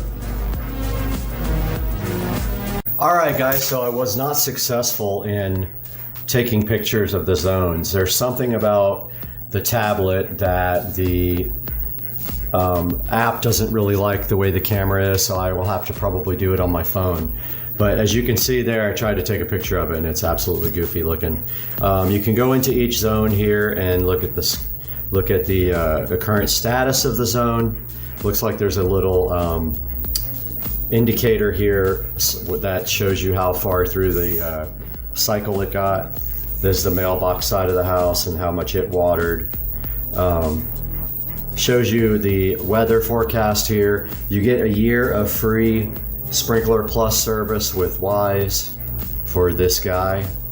And then if you go up in here, you can see right there, Sprinkler Plus is activated. I think it's like $10 a year after that or something. It's not super expensive. There's the name. You can get notifications for it that are pushed to the phone. If you look at schedules here, I'm on the default schedule and the name is default. Zones, all zones are on. I have them all set to 30 minutes and to end by sunrise. So here are the days of the week that they're watering. And you can tell it to skip on temperature, wind, rain, and saturation.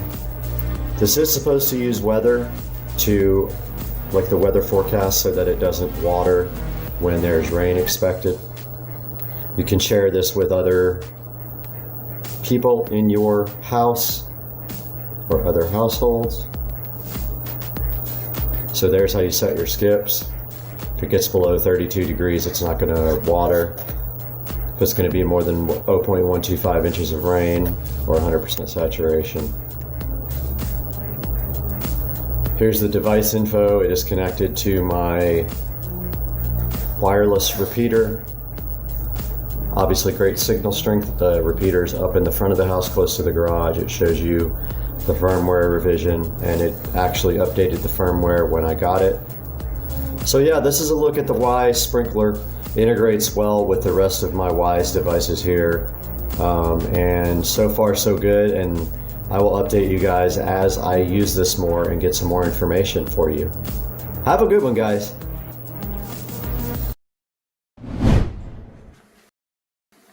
Why?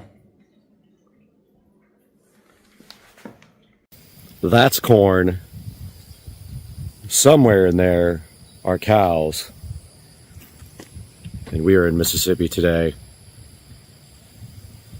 And I'm going to show you guys my sister's unique house and some of the cool features of this place on Supercar Street Racing. Come along and check this out.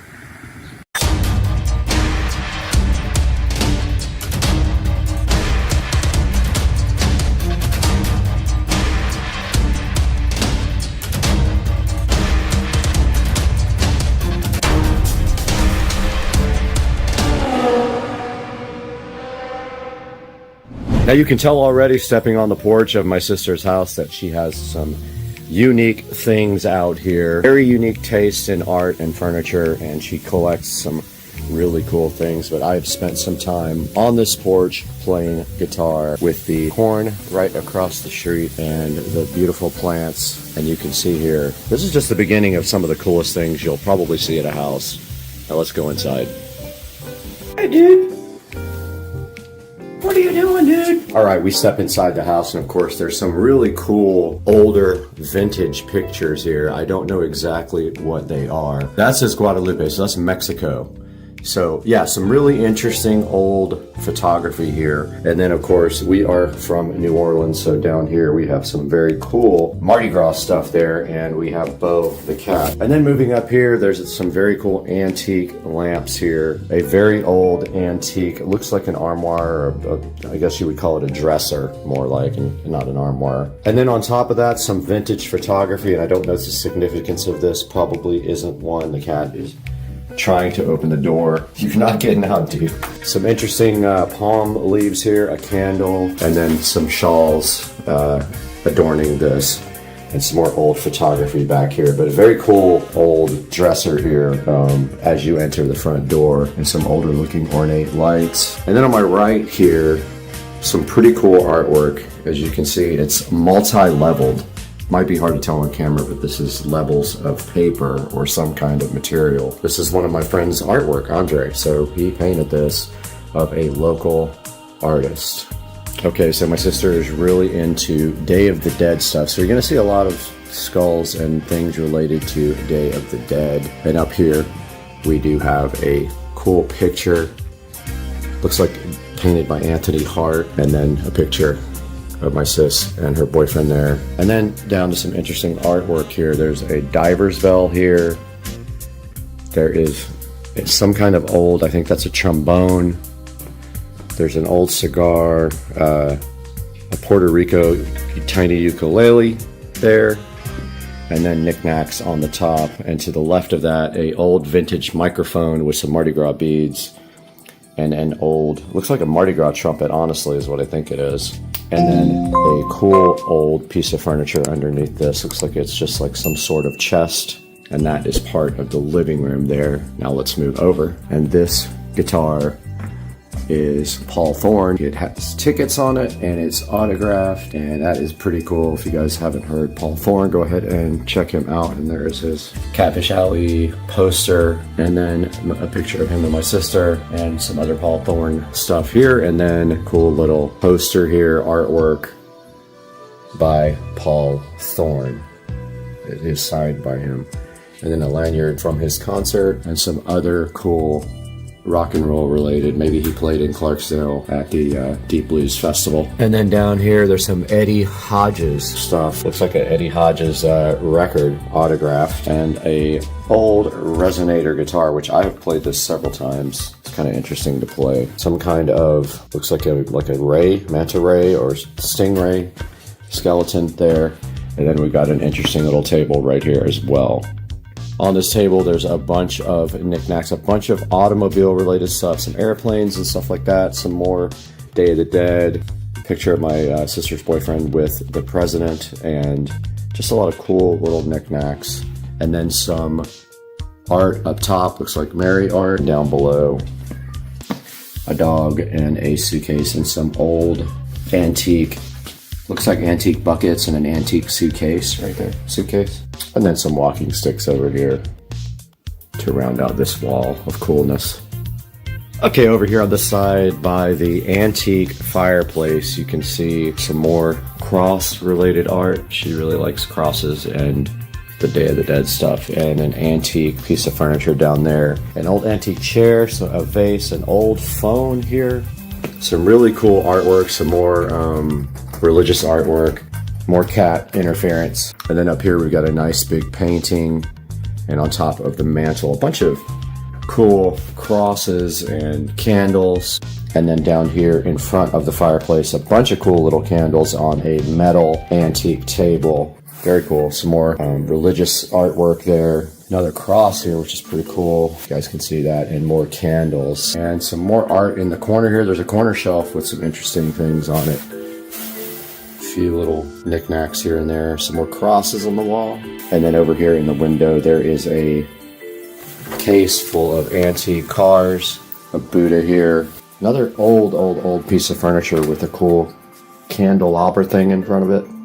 And another really old antique chair there with a chandelier above the window. And then this ornate piece of iron here with some things hanging on it. And this couch with these nice pillows. You can see this really old cool suitcase here. An antique book on top. And then here is a signed Meatloaf autographed microphone. A cool Eminem dude with a saxophone. And then an Elvis. And you know, we just visited the birthplace of Elvis yesterday, and there's Elvis with his microphone chilling on top of this old piece of furniture here. And then another old table with some things inside the top. And a skull on top with a Mardi Gras hat of some kind, it looks like. Inside there is a pretty cool piece of artwork up here, a bunch of candles, a bunch of old dishes, antique dishes, all the way down this, I guess you call it an armoire or a cabinet of some kind. And then on this side, some really cool, colorful curtains. Another Day of the Dead type skull. Old bowling pins too, which is very cool. And then in the corner, on the corner shelf, miscellaneous. Looks like a glass skull from the Skull vodka. Really cool artwork here. Really cool antique tables. Another pretty cool hanging mirror with some, and she's also a cat lover, if you couldn't tell. The cat's staring at Patricia.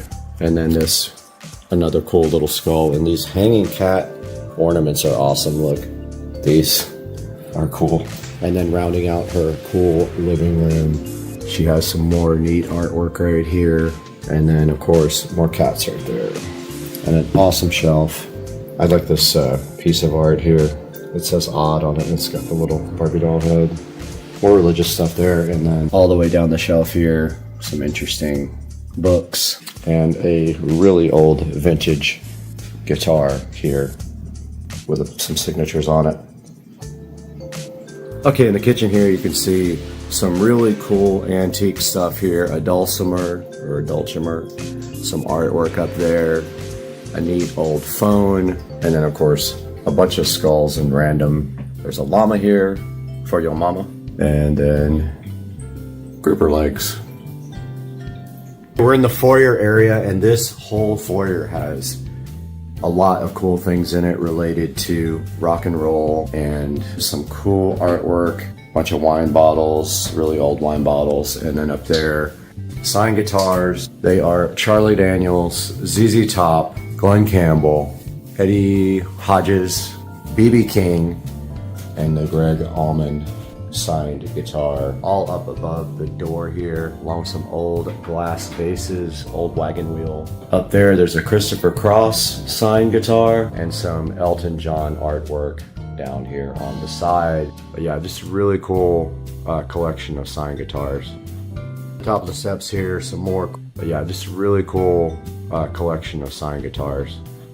And more music related stuff. And that is a Vince Gill signed guitar right there. And let's take it on upstairs where there's some really interesting artwork.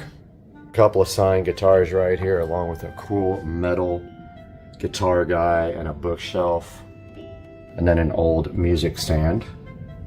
Right here we got this rock and roll guy that used to be a suit of armor. Now he's all dressed up for Mardi Gras, and he's got his rock and roll record. Some old books over there.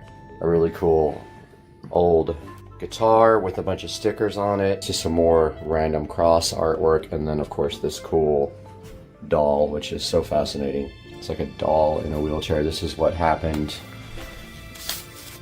to baby Jane. I like it. I think it's awesome. And then here in the chair, nice old metal chair with an old helmet in it and another skull. Really cool old door with a voodoo thing on it, and of course more cats. And I love the horse decoration here. This is 11 Spoonfuls signed guitar here. This one is Reba. James Taylor here, and then next to my mess over here, because we have taken over the upstairs. We love this thing.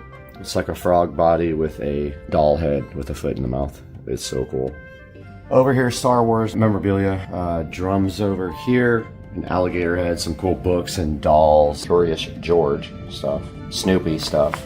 And again, I've taken over this area with my suitcase, but very cool mirrors and a shelf here with different types of kind of Day of the Dead stuff. Interesting artwork here. The top here, that reminds me of The Oldest View. If you don't watch Kane Pixels, you should watch The Oldest View. He is very talented. And then interesting baby head inside of a thing. And then again, we took over a lot of this area, so it isn't messy because we have a blow-up bed chilling in the back here. I thought this probably makes interesting lighting. And then below it, there's a candelabra here with some cool old candles with the fleur-de-lis, because we are from New Orleans. And some interesting artwork here, an old telephone, some art. Same over here, some art there. Some more art up here above on the wall with the disco ball making interesting light in the background. Okay, going out into the backyard of my sister's house is kind of where craziest backyard happens. This is one of the most tropical backyards I've ever seen. Take a look around here at my sister's backyard. She has this place all decked out with flowers and plants of all kind. Beautiful flower beds and the pool. Every square inch of the backyard has some kind cool flower, plant, or art. And we actually are going to be installing some LED curtain lights out here today. Moving to what we came here for, she does have a pool here with plants all the way around it. You can see how beautiful it is. They take care of this with a lot of attention and care, and it's a lot of work to get these things taken care of and watered every day. It's an oasis back here. Check out this array of plants, flowers, trees. It even goes all the way back here. There's a big space back here, and they have the banana plants. Every flower you can think of, and then this beautiful pool here. Artwork, that one is missing its head, but still. And so yeah, I just wanted to give you guys a little insight into one of the coolest places I've been to. One of the most beautiful backyards I've seen, and this is in Mississippi. Check out that, guys. Just amazing. And I hope you guys enjoyed this, enjoyed the look into this beautiful house, beautiful backyard. And we'll see you guys again soon. Thanks for joining us. Like, subscribe, please. What are we doing? Fuck, nothing will come up. What the? Why is that? Okay. Go. Dude, whip up. Relax. Ow! I got caught. Okay. All right, we got Joe here and Tricia. Nothing's coming out. And he's really trying to get the last barbecue sauce out of it, but how do you do it? Centrifugal force. You look like you're in karate. It's all at the bottom. Can we just witness that? How many people did you kill when you did that? Oh, here we go. Oh, so good. Centrifugal force. So good. Now we are fully lit tonight.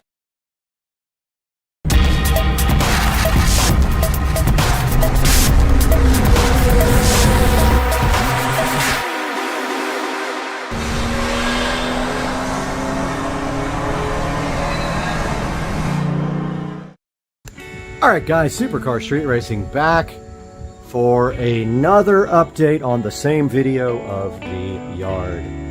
Now we are fully lit tonight. I wanted to come back up and give an update with all the lights on. So let's start with the patio. We have the Govee lights on. We've got Supercar Street Racing on TV here. We've got our little string lights, which some of them need to be replaced. That is on my list of to do. We've got our torches lit. I couldn't get that one lit, so I don't know what's going on. Maybe it's out of fuel, but we got our torches lit. We got our pool lights on, all of our yard lights. And this is what it looks like at night. So I'll walk you guys around for a tour. We can see we have the lighting up here inside the sunroom. We have some LED RGB lights. Our nice torches are lit here. And then over here on the side we have our little dining area and patio, which is also lit by the sunroom lights. And then on the side of the house we have the string lights doing their job over here and keeping this all nice and bright for the security cameras. Then making our way down here, this was just watered, but making our way down by the dock, we've got a nice lightning show going today too. Wow, that was cool. Let's see if we can get some more lightning. Nothing? As soon as I go down, it'll come back. Oh, there it was again. We got a nice lightning show going on tonight. Maybe it's on the time lapse, but you can see here we got our yard lights on, lighting up the palm trees. We got our dock lanterns on here. We got our LED rope lights around the dock, and we have an alligator right there, which you can clearly see lit up. His eyes turn red on the picture. We have a very nice lightning show going on today. And of course it's not going to show it, but anyway, back to the light show. More torches and more yard lights we have here, and here's what the patio looks like from back there, and the pool with the Poollexa LED pool light, and our nice torch. And I wish we could get a little lightning show. Come on, hit us. There we go. Over here we have more tree lighting. Both of these palm trees are lit up. And our fence lights continue around with one more torch. And let's roll on by the fence. I do see a string that's out. These things don't last forever. I give them a month at the most. But we got a landscape light in our fish pond right here. I bought a whole new batch of these in case I ever want to upgrade the ones in the yard, and I also swapped out the LED lights with much stronger ones. Looks like that string is out. And then I wanted to show you guys the shed lighting that I designed. So this is all 110 volt lighting, and these are actually powered from the switch inside of the shed, and it is a smart dimmer. So this is the new lean-to, and if we walk by we see that it is lit here, here, here, and then we also see our string lights lighting up, and there's our garage. But as you can see, the lighting looks pretty good. Walking around back here again, I'll take you guys on another lap. So as we're walking by the house, we have our single light here in our little Zen garden. We have our patio, and then our fence lighting, our landscape lighting. We have our torch as I cap this guy, which is not working. We have our pool light with our raft that I should have gotten rid of for the shoot. We have our beautiful light, which is going to get capped. And we have landscapes lights there. They're lighting trees. There, a lantern. They're lighting trees. Our dock lanterns. Sorry, our bulkhead lanterns. This beautiful torch here, which is going to get capped off. And then our fence lights and more landscape lights here and here. And one more of our refurbished beautiful torches lighting up our patio there ever so gently as we cap off this guy. So that is a overview of the lighting at night, and of course you can see the fan going, keeping us cool at night. The Govee RGB LED light here. I have another one for here, but for now I have the disco ball, which no longer moves, but I like the pattern that it puts out on the patio. And we have Supercar Street Racing here, and there's our Govee sconces, which are amazing, and they're on the same pattern as that light. They are synced up. Guys, I hope you enjoyed the video, and I hope you enjoyed the lighting, the project as much as I did, and I cannot wait to get this video out to you guys. I'm gonna go edit it right now, and I hope you guys have a great night. Please like and subscribe. Supercar Street Racing.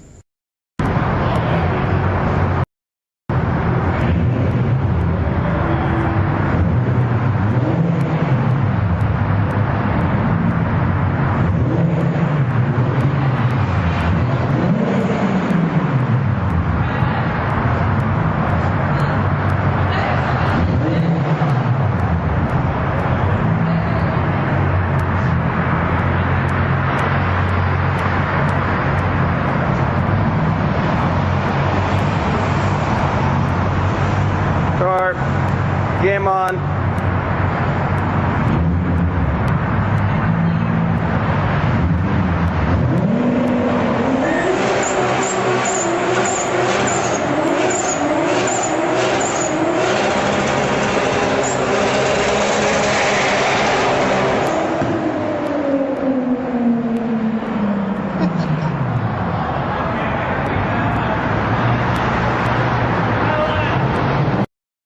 Guys, we are only one mission, and that is to finish our WOW Light Smart Light RGB project for the other side of the fence. We have the second part of the equation right here, so let's get busy and get to work on this.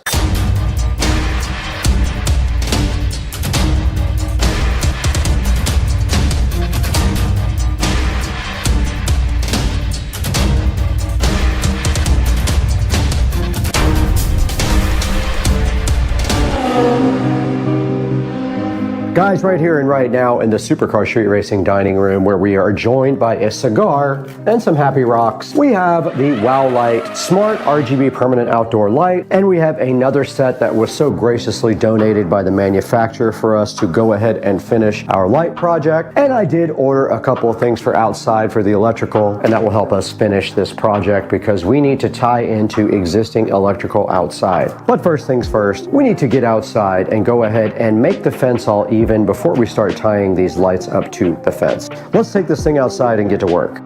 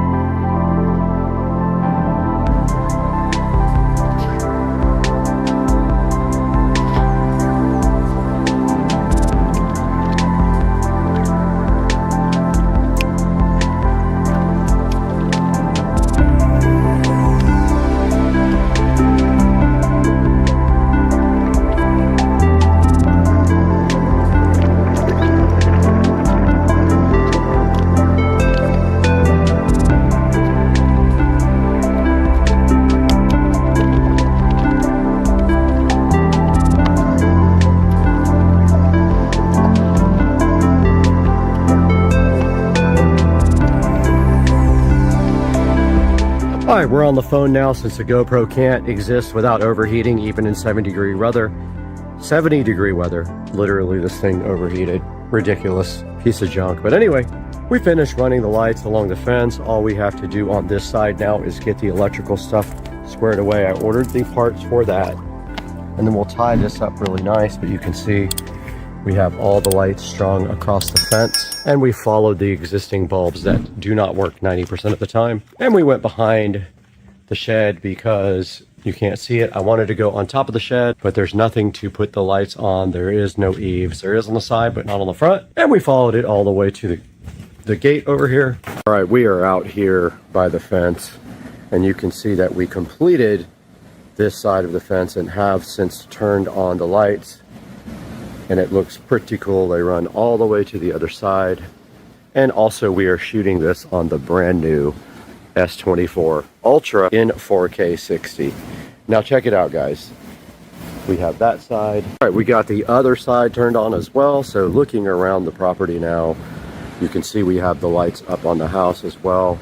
And then looking back on that fence, we have totally finished this project. I just need to clean up the wiring down in the corner and install a power stake, which will be coming in today.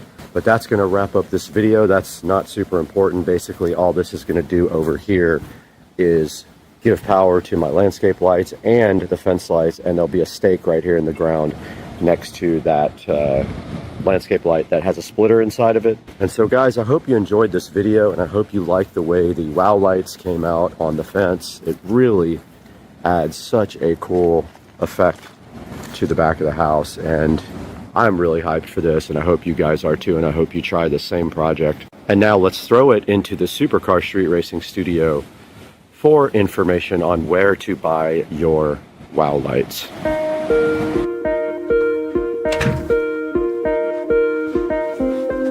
Welcome back to the channel, guys. Supercar Street Racing, Brad here, and today we are back again with the Wow Lights permanent outdoor LED lights, your alternative to the Govee permanent outdoor LED lights. And this is the second set we've had, and we came here today, right here and right now, to finish our project for lighting our fence.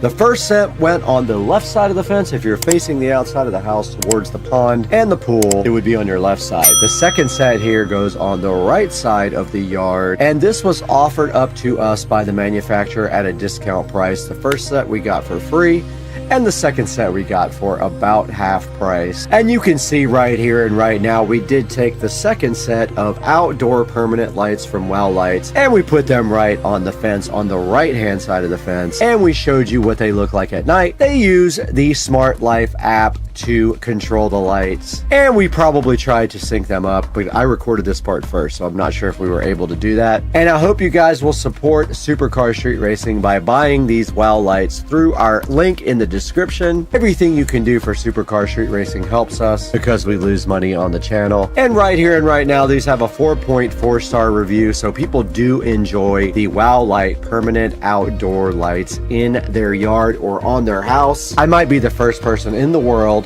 to put them on the fence, but I'm not on the fence about the Wow Lights. I absolutely love them. Please support the channel by buying anything through any of our links. It doesn't have to be the exact link for the product. Click any of my links and buy anything, and it helps the channel out greatly. We can't hang out a lot today though. We have a lot to do. We've got 75,000 other things to review, but stay tuned. We got another great video coming up soon, and we'll see you guys around.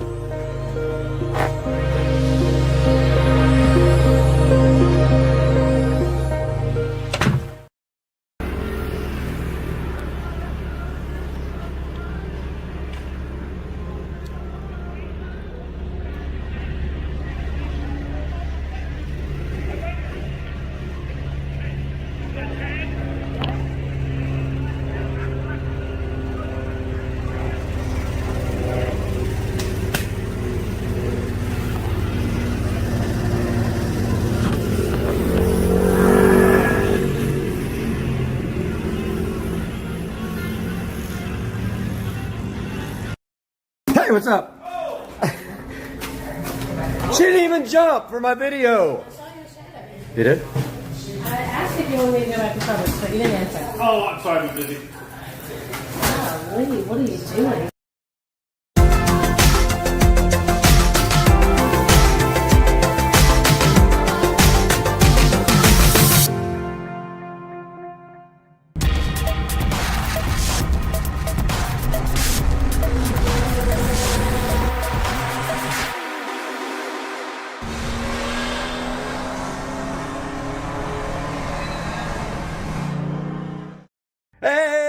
morning, guys. Supercar Street Racing here. And today is a big day. It actually was the other day, but I've been sorting out a few issues. I got the E93 back finally after 2 weeks. So, of those of you who do not know, for those of you who do not know, blah, blah, blah, can't talk this morning. So, a crate fell out of a truck or something in the road. I hit it right there, smashed my front end in, and it caused some damage to the car. Basically, the bumper had to be replaced along with some of the supports down there. And also, when it, I guess, whatever it did to the car, it also broke some of the tabs on the headlights.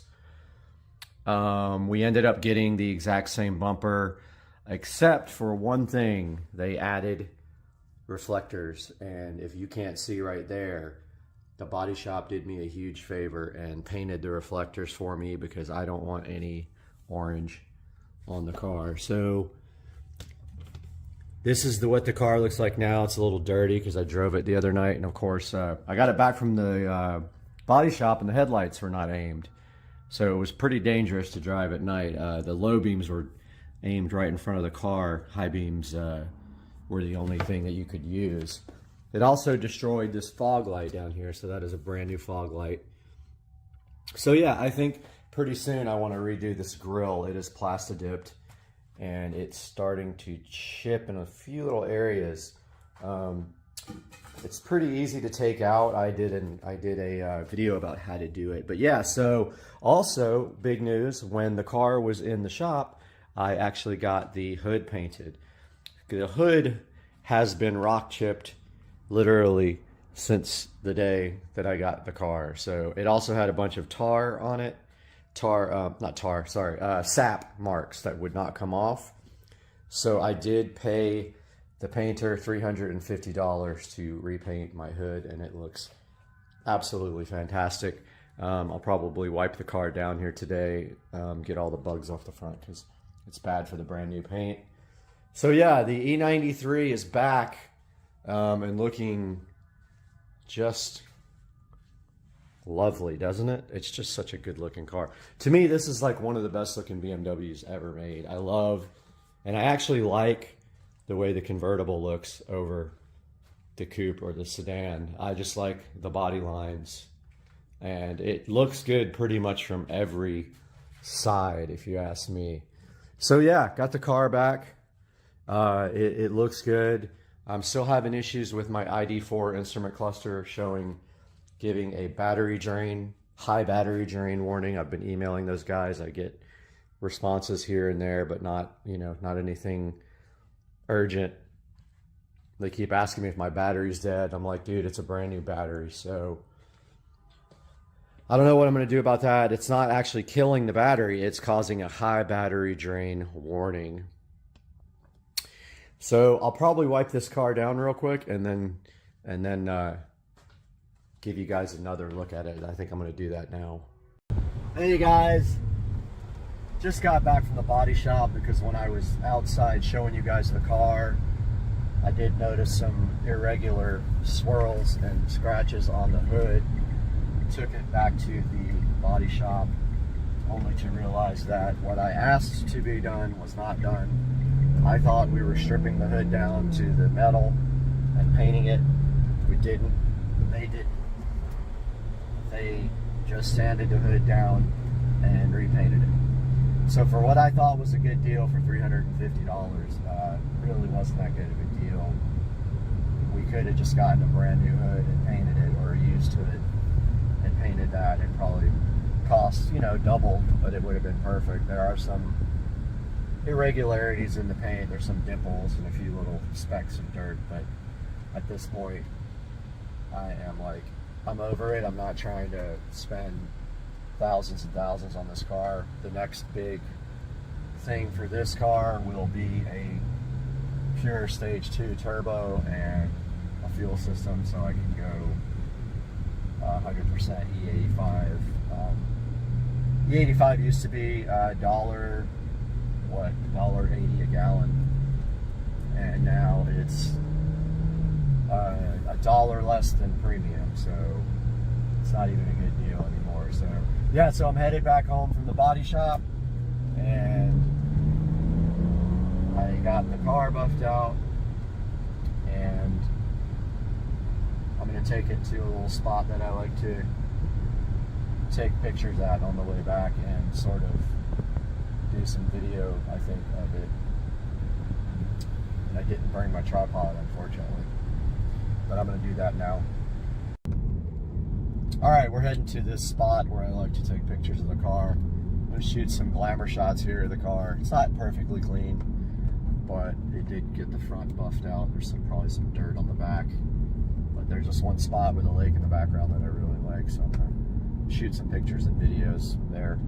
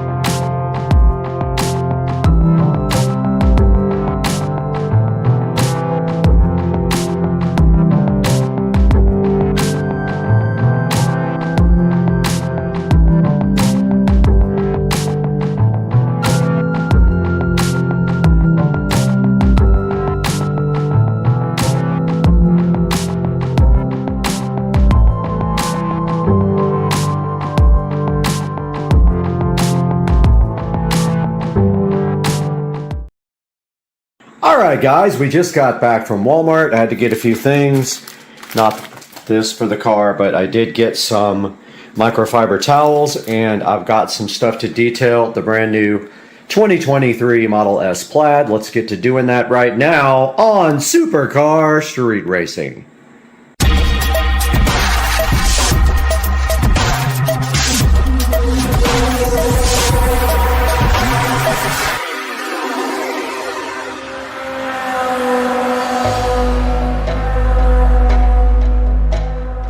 Guys, welcome to the garage, and today we are going to attempt to detail the inside of this car. Literally just wipe it down. How close was I? 2 inches. Good parking job, huh? Almost got that front plate holder. And we have some unique products here to use. First of all, we have this aerospace protectant that you can literally use on anything. It says the instructions right there. And we have this Chemical Guys quick leather detailer. So my plan is right here, right now, to use this on the seats and this on everything else, and go ahead and wipe down the interior for the first time ever today.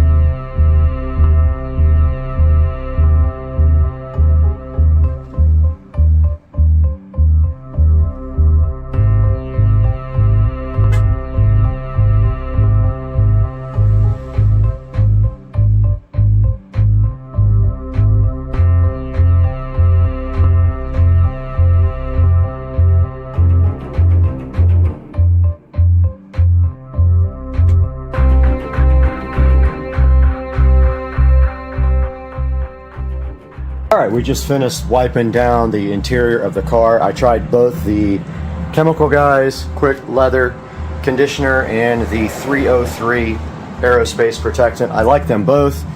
I used mostly the Chemical Guys on the seats and the 303 everywhere else, even though this is not leather. This is fake leather, wannabe leather. But yeah, let me get you guys a better shot here. All right, so here we see the interior fully detailed, and took me about 20 minutes to do the whole car, and it came out looking really good. That's the first time I've wiped it down, and I guess we can go ahead and remove this condom and go get our brand new lithium ion vacuum and go ahead and vacuum out the front seats.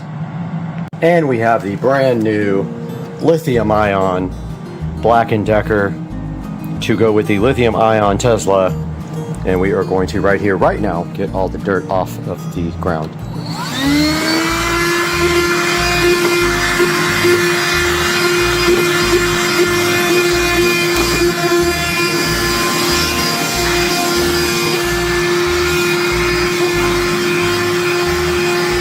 Whatever that is does not want to come up.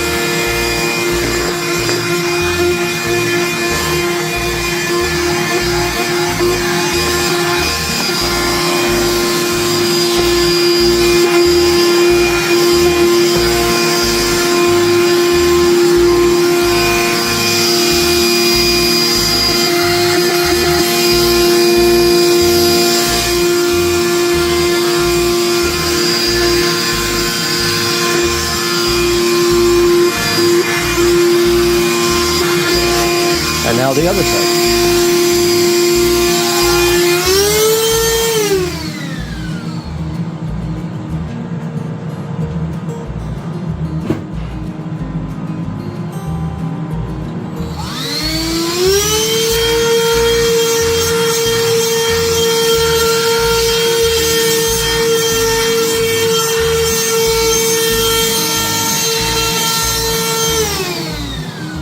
All right, just recording a quick little outro here. We're in the beautiful Supercar Street Racing Studios. Good to see you guys. We just got back from the LZ Invitational and we were finishing up this video, and I just wanted to do a quick outro. The products that I used did leave a little bit of streaking on the car. I don't know if that's related to the actual leather that Tesla uses or the fake leather that they use, but it did leave a little bit of streaks, which I think will go away, or just wipe down and it will go away. But overall, completely happy with the first wipe down of the interior of the car. And the car did go over to All Set Auto for tint, and then to Tesla for some paint correction stuff that they need to do from the factory. Guys, thanks for joining us today. We'll see you guys again really soon on Supercar Street Racing.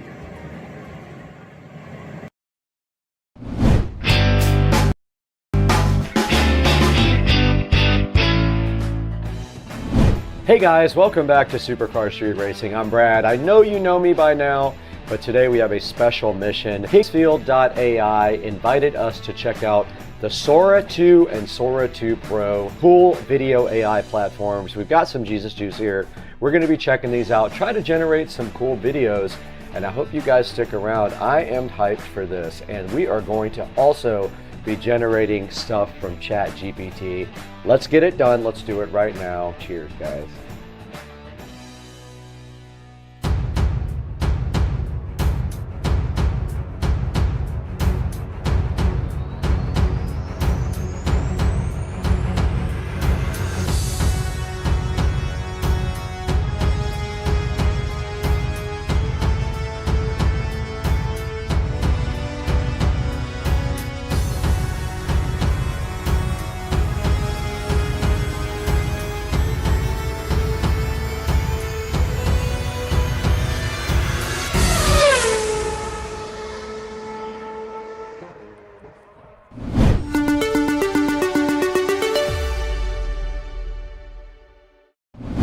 Hey guys, welcome to the beautiful Studio B. We're at Supercar Street Racing in the amazing compound right behind me today, and Higgsfield.ai invited us to check out Sora 2 and Sora 2 Pro and see if we wanted to make some cool videos with them. That is my intention right now. We've got our delicious Jesus Juice here, and we're going to be creating some videos. Now, I thought it would also be cool if we could use ChatGPT to go ahead and generate the prompts. Let's try to do that now. Our first prompt is a sailboat scene. I said, describe a scene with a man out on the ocean on a sailboat and keep it under 4 sentences. Let's plug that into Sora 2 and see what it can do. All right, we plugged our prompt in right here to Sora 2, and we're gonna see what that does. And then when this is done, we're gonna recreate this with Sora 2 Pro and see what the differences are. Now, Higginsfield just dropped Sora 2 and Sora 2 Pro. These are unlimited, uncensored, global open AI, but high-tech models. All right, our video is done. Let's take a look and see and hear exactly how this sounds. I'm going to turn on desktop audio here. Nothing but water and sky.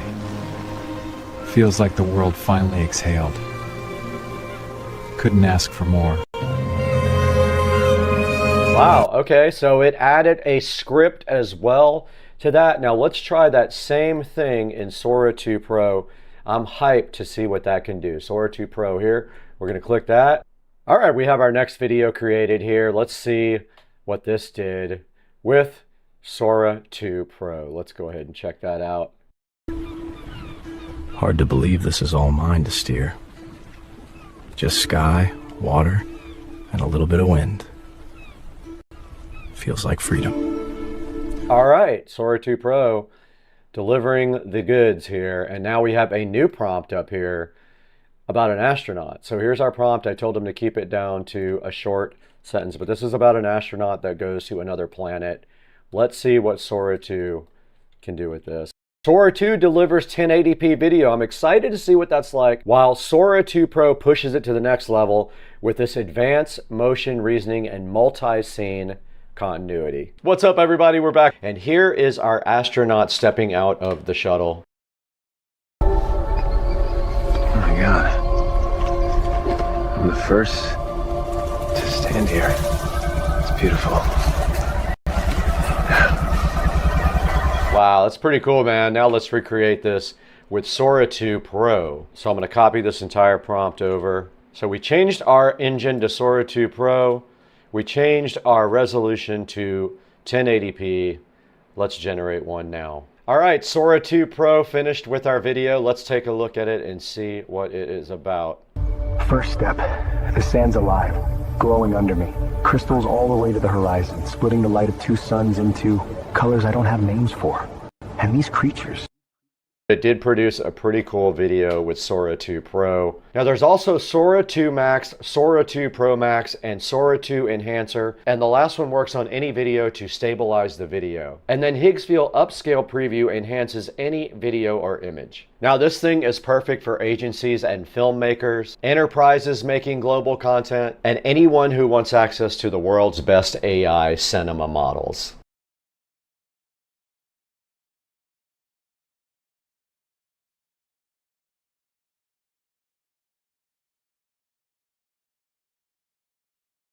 Holding steady now. How does it look from your side? Perfect. Stars are straight, stripes are smooth. Almost feels like it's waving back at Earth. Copy that. Never gets old, does it? Not when you can see home hanging like that. Flag's holding steady. Shadows look good. Copy that. Hard to believe we're standing here looking at our planet like that. Like a dream.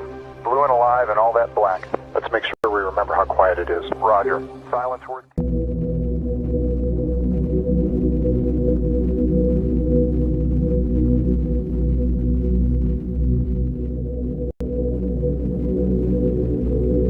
They think they own the night. Then we'll take the sunrise. If we don't stop this, the whole grid falls. Tell me where. Everywhere. I'm not running anymore. Then make your stand count.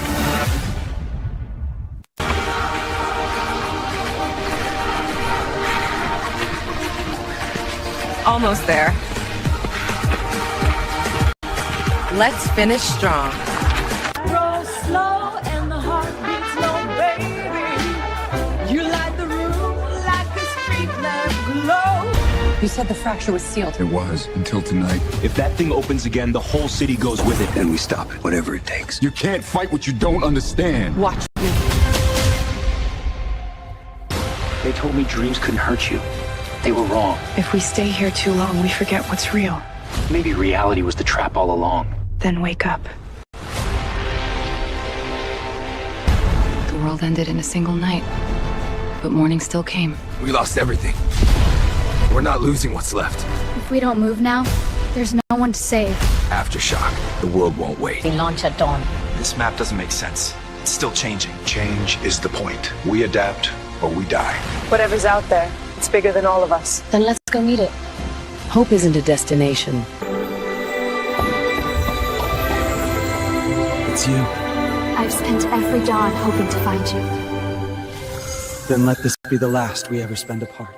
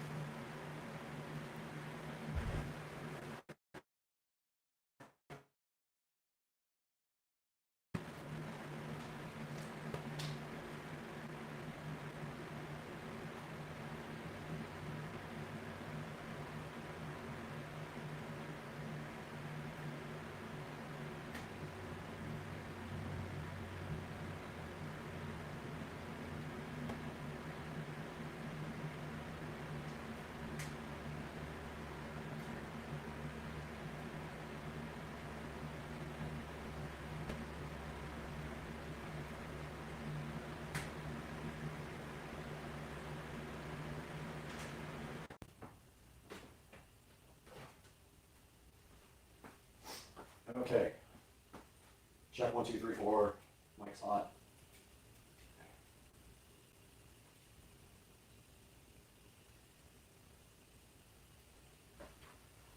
Plenty of headroom. Okay. So leather conditioner, leather cleaner. Shake well, apply 1 to 3 lines of product on a premium microfiber. Spread evenly. Massaging the surface. Allow to penetrate. Wipe dry if desired.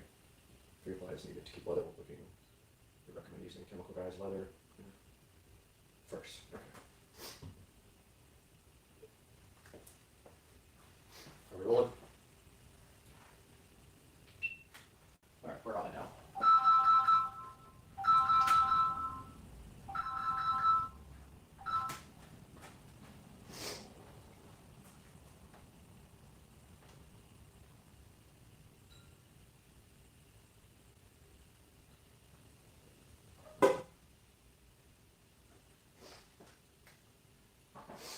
All right, phone ring. All right, we're back. This thing can see a lot. Don't need to see the washer machine and dryer.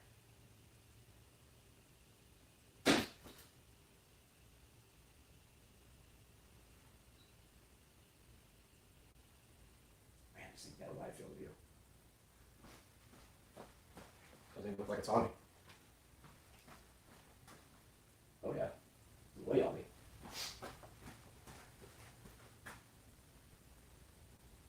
Ladies and gentlemen, welcome back to the SCSR Compound Garage.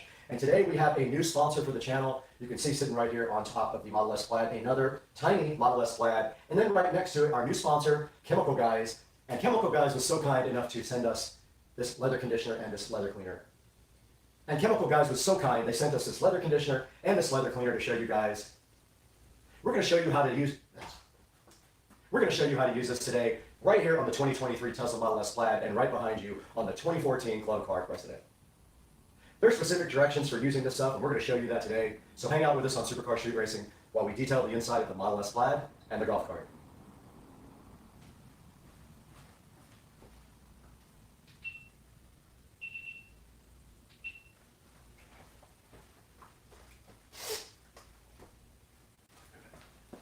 Need a preview so bad. Welcome back to Supercar Street Racing, guys. You can see we're out here in the garage with our Chemical Guys leather conditioner and leather cleaner. They were super nice, and they sent us this to show you guys. They're trying to get the word out about their great products. So today, we're going to give you guys a look at these two products right here in the SCSR garage. Now, there's a certain way you need to apply these. There's a certain order and a certain way you have to do it. So we're going to show you today the correct way to do it, because we're actually going to detail the inside of the Model S Plaid. Now, we try to keep this car pretty clean. We barely... What?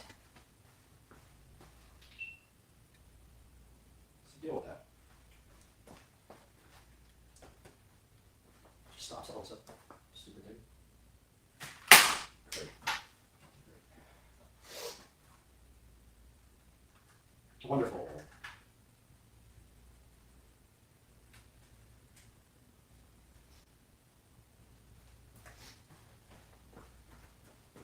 Now, we try to keep this Model S Plaid really clean. It only has about 2,000 miles on it, and so we drive it on the weekends only, and we keep it detailed and nice here. But today, we're going to take it one step further. We're going to use the Chemical Guys leather conditioner on the seats. It does not need to be clean, but it does need to be leather conditioned every few weeks, so we're going to go ahead and show you that right now.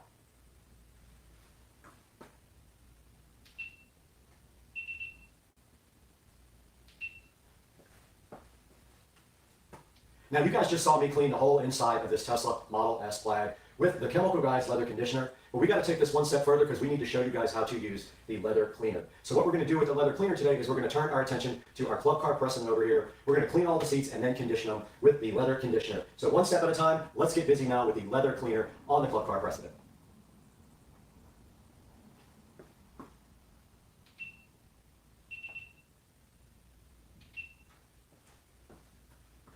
Back out here in the garage, and you guys did just see us clean and condition the seats on the 2014 Club Car, and you can see how good they came out using the approved methods by Chemical Guys. We went ahead and cleaned all the seats first, and then we followed it up with a nice coating of the leather conditioner by applying it to our towel first, and then going ahead and rubbing it on the seats afterwards. We want to go ahead and thank the Chemical Guys for being so gracious and contributing to Supercar Street Racing. Guys, do us a big favor. We'll put links down in the description for this. Make sure that you order everything from the approved links from Supercar Street Racing. You can order anything you want from Amazon through our links, and it helps us out greatly. In this case, we might put an affiliate link for the actual supplier that gave us this. Go ahead and order it from them. It'll do them a big favor as well.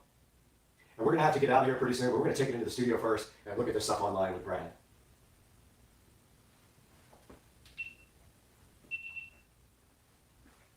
Cool time here.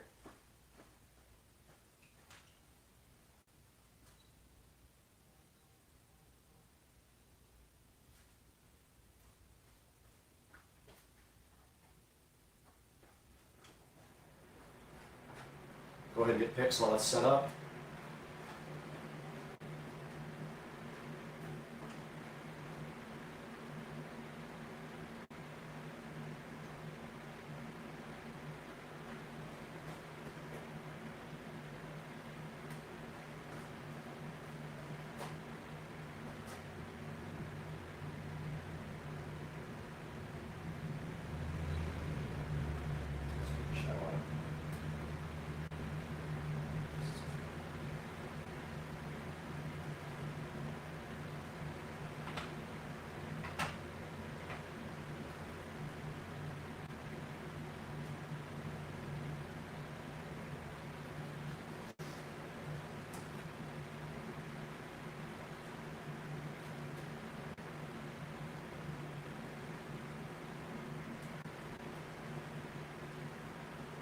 Signature.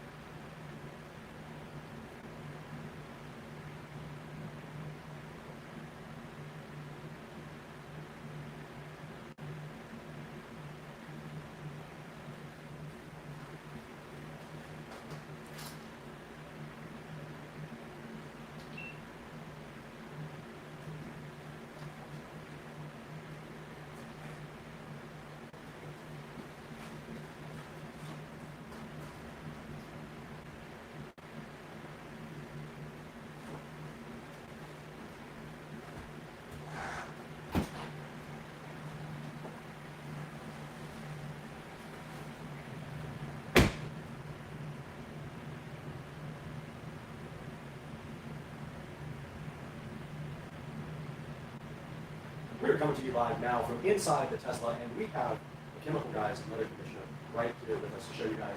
And we want to show you how to actually use this as well while the camera's on. So the instructions do say take the leather conditioner and grab a nice soft towel, and then just take and put a couple of stripes, 2 or 3 stripes, directly onto the towel like this. Take it.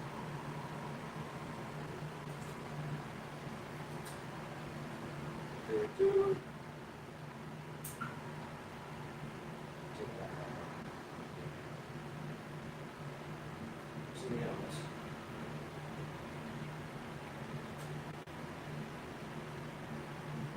Okay. Now we do have a couple of stripes right on the towel here to go ahead and start working with. And all you have to do is work it into the towel.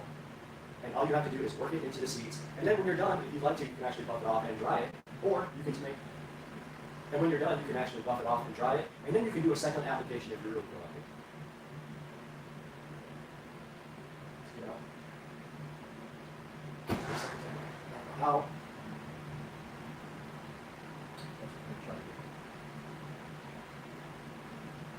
AC filter.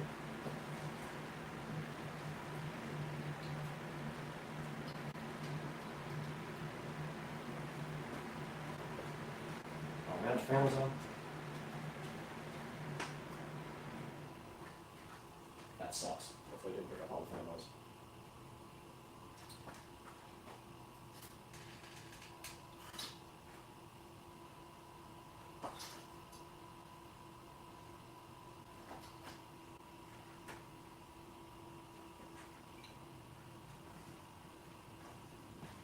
I guess in case that was a bad tape, I'll go ahead and record that part.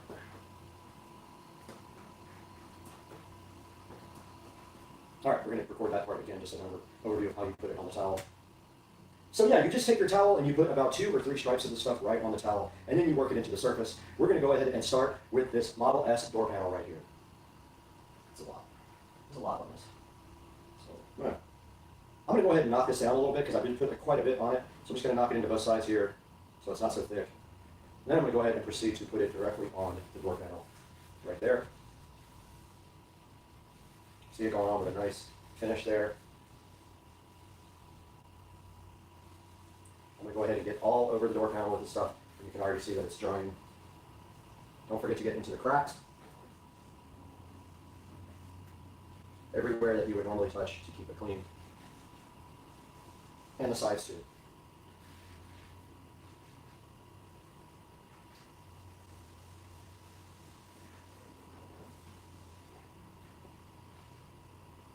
Now, if you'd like to, you can go ahead and wipe that off as well. You can buff that right off. Just like that.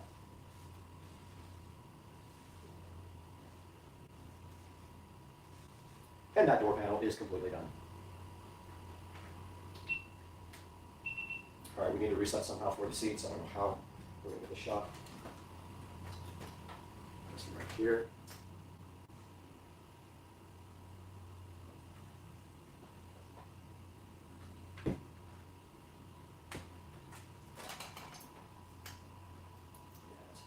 It's going to get in this light is in the shot.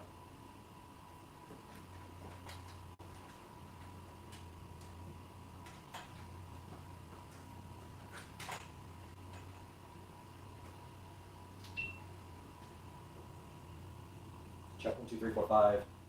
Check the shot here.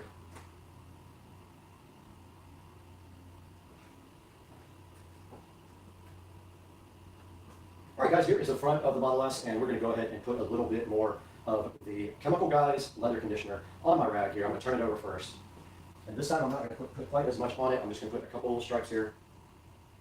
It comes out pretty thick, so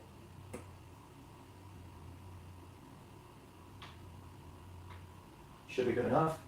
And now let's go ahead and apply it to our seats, but let's put the seat forward a little bit so you guys can see it better. And we'll go ahead and start, get it worked into the towel a little bit. And go ahead and start conditioning the seats on the planet.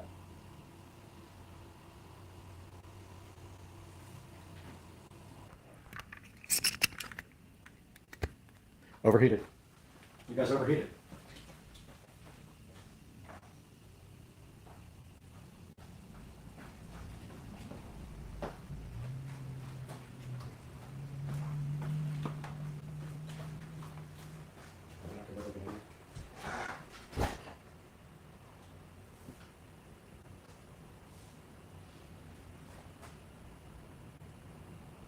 All right, we're on the other side of the Model S, and we're going to go ahead and put some leather cleaner.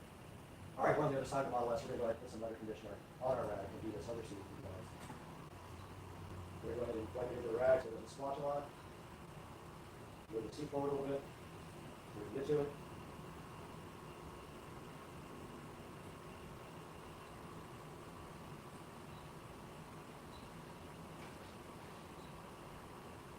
And go ahead and apply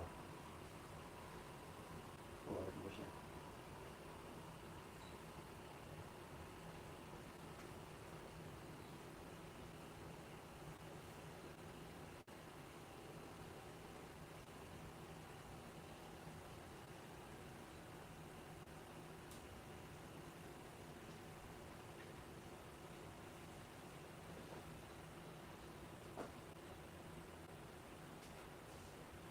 Buff it out now.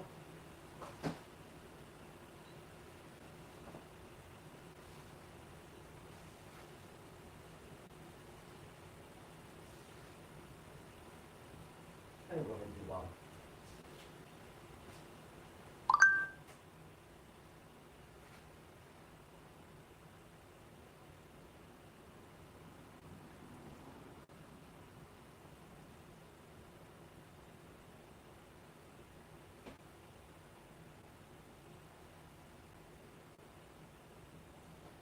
You gotta work in if you have these seats with ventilation holes or a little splotchy.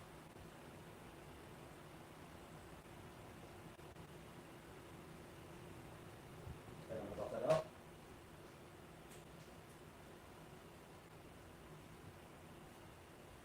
And that seat is done. I'm gonna get in so I can do the door panel because there's no room under here. And I'm gonna do the dash.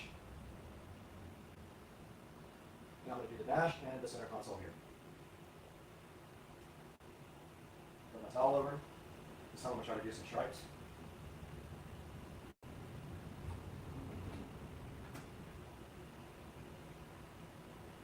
And I'm going to go ahead and rub that into the dash.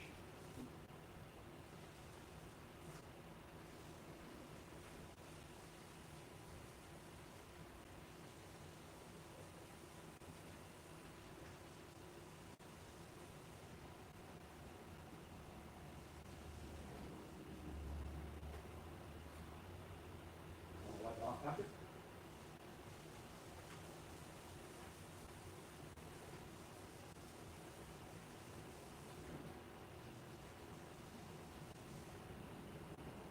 I don't have a dry enough towel for this, unfortunately.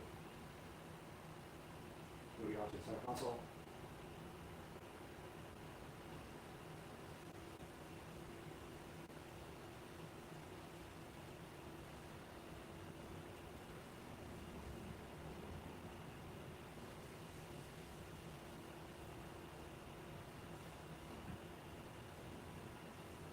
Now I'm going to get this underneath the dash here.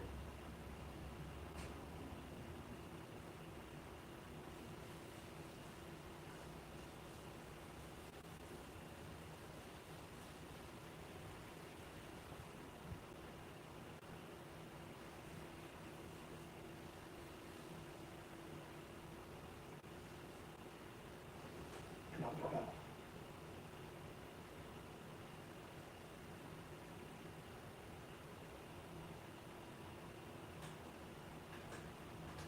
Locking off this one.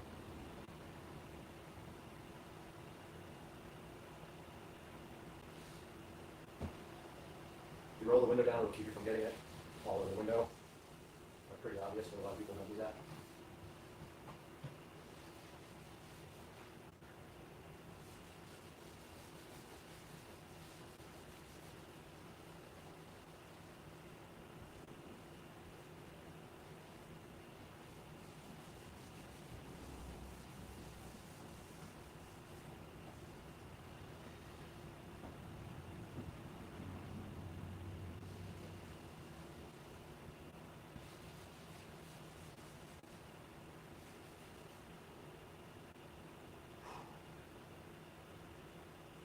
All right. The front is done.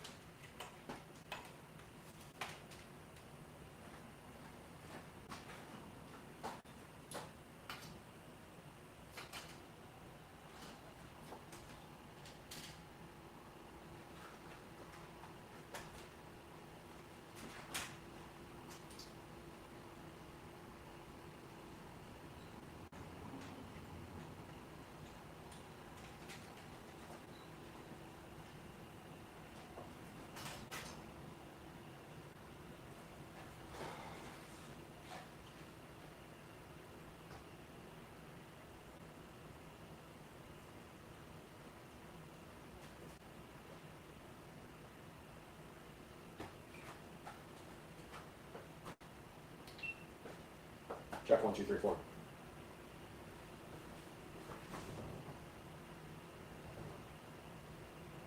Moving on to the back with the Chemical Guys leather conditioner. We're going to go ahead and do the back doors. Try not to put too much on the rag. I know it came out a lot already.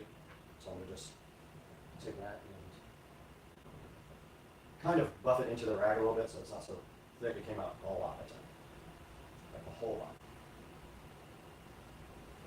And this window won't roll down any more than that, so otherwise I would.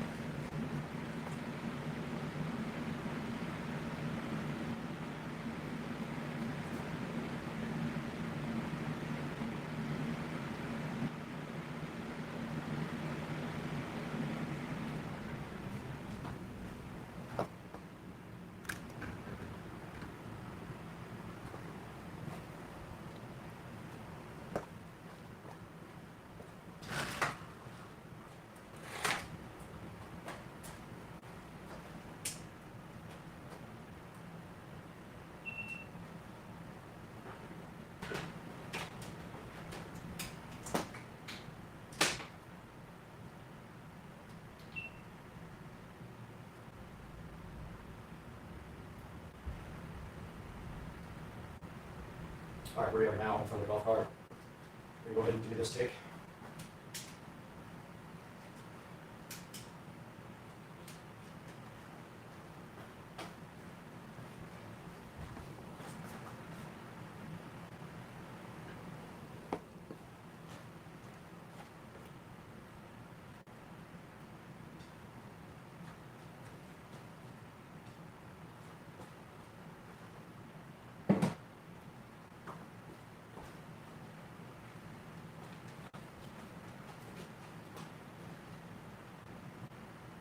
All right, we're back in front of the golf cart right now, and you guys can see we have the Chemical Brothers.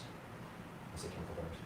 All right, we're back in front of the golf cart. You guys can see we have the Chemical Guys leather conditioner and the Chemical Guys leather cleaner, seeing so fresh here. This time, though, we're going to go ahead and clean the seats with the Chemical Guys leather conditioner. And per the instructions, you shake well, you spray the leather cleaner on a microfiber cloth, and then you wipe the leather cleaner into the surface to remove the dirt.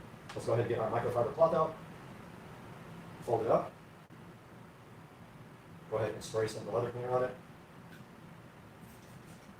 And we'll go ahead and clean this leather.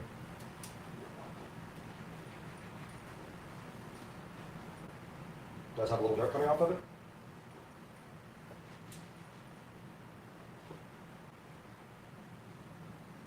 And that's all there was to that. And we'll flip it to the other side because there was some dirt on that seat. This cart is out in the garage all the time, so it is going to get dirty.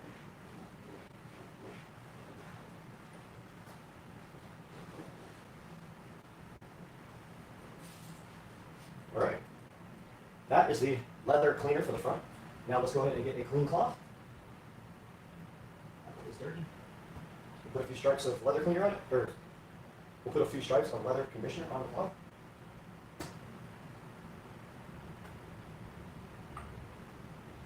And then we'll go ahead and condition these seats.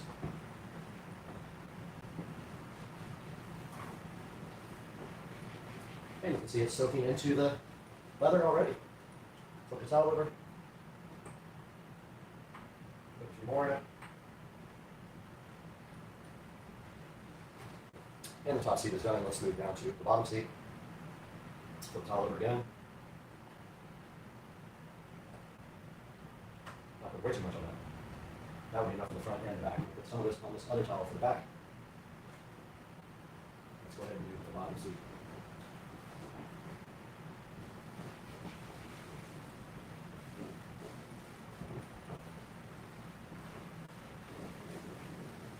All right.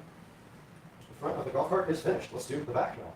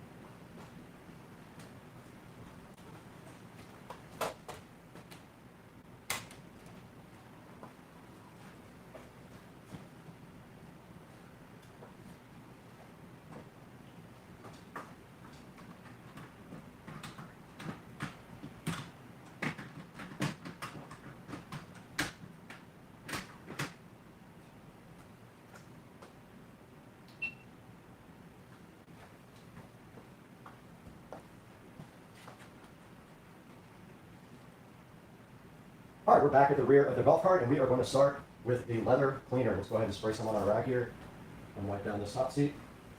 Be careful of the tiny Tesla.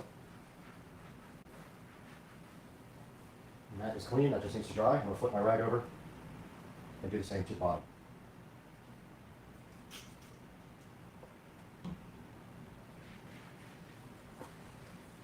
That will get all the grease and contaminant off the seat and clean it and get it ready to be conditioned. Top's already drying, bottom is done, and this rag is also done.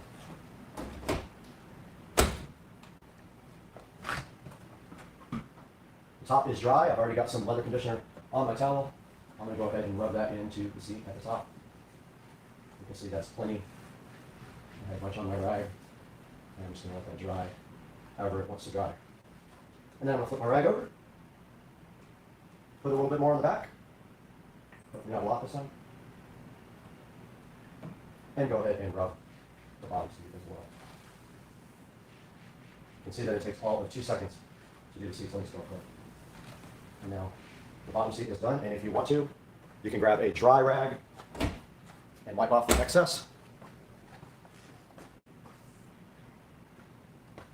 If you feel like it. If not, you can let it dry naturally, but you can buff it out like this.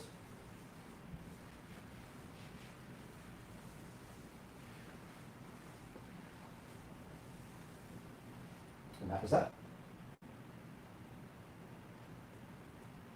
I'll do another out.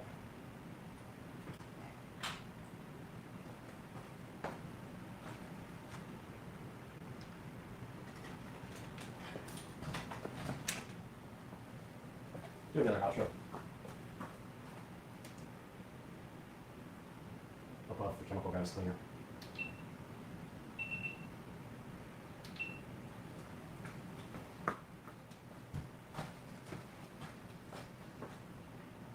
All right, guys, you just saw us go ahead and condition. Take two. All right, guys, you just saw us go ahead and condition the seats on the Model S Plaid, and then we came over to the 2014 Club Car Precedent. We cleaned the seats with the Chemical Brothers. I want to say Chemical Brothers all the time. We cleaned the seats with the Chemical Guys leather cleaner, and then we proceeded to go ahead and condition them with the leather conditioner. If you want to pick up this product, it's going to be down in the description. Go ahead and check it out there.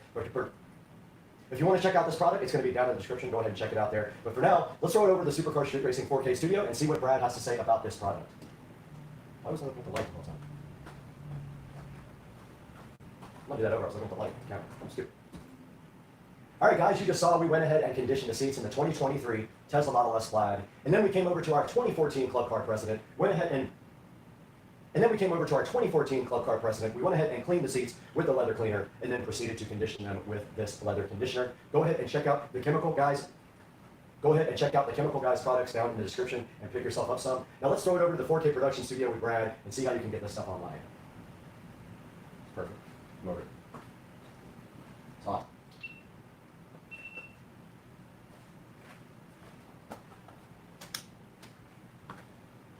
It's hot.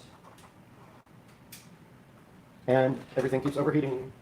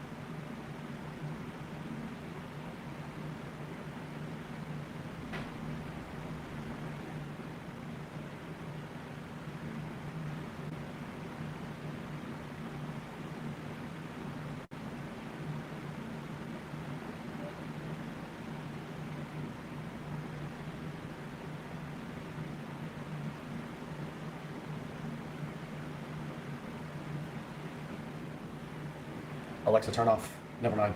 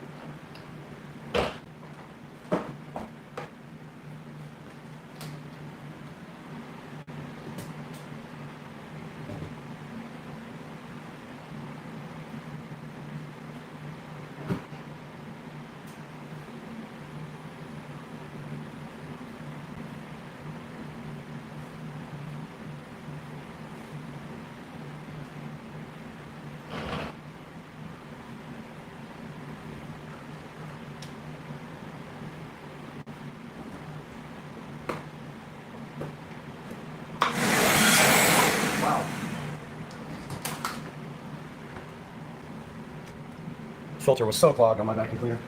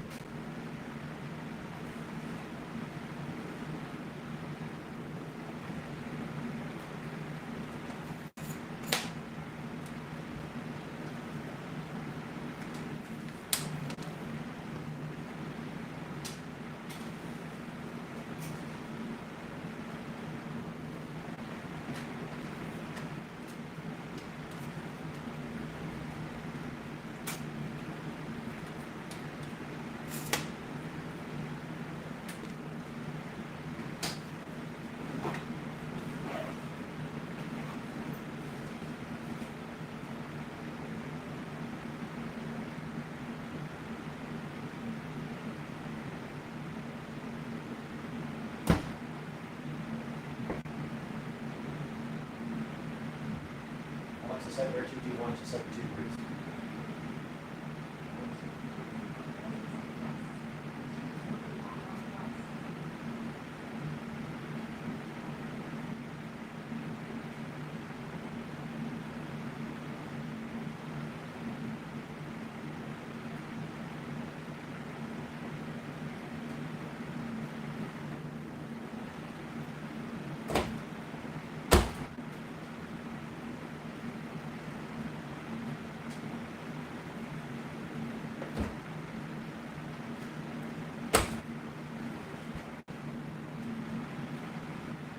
Alexa, fire up the studio.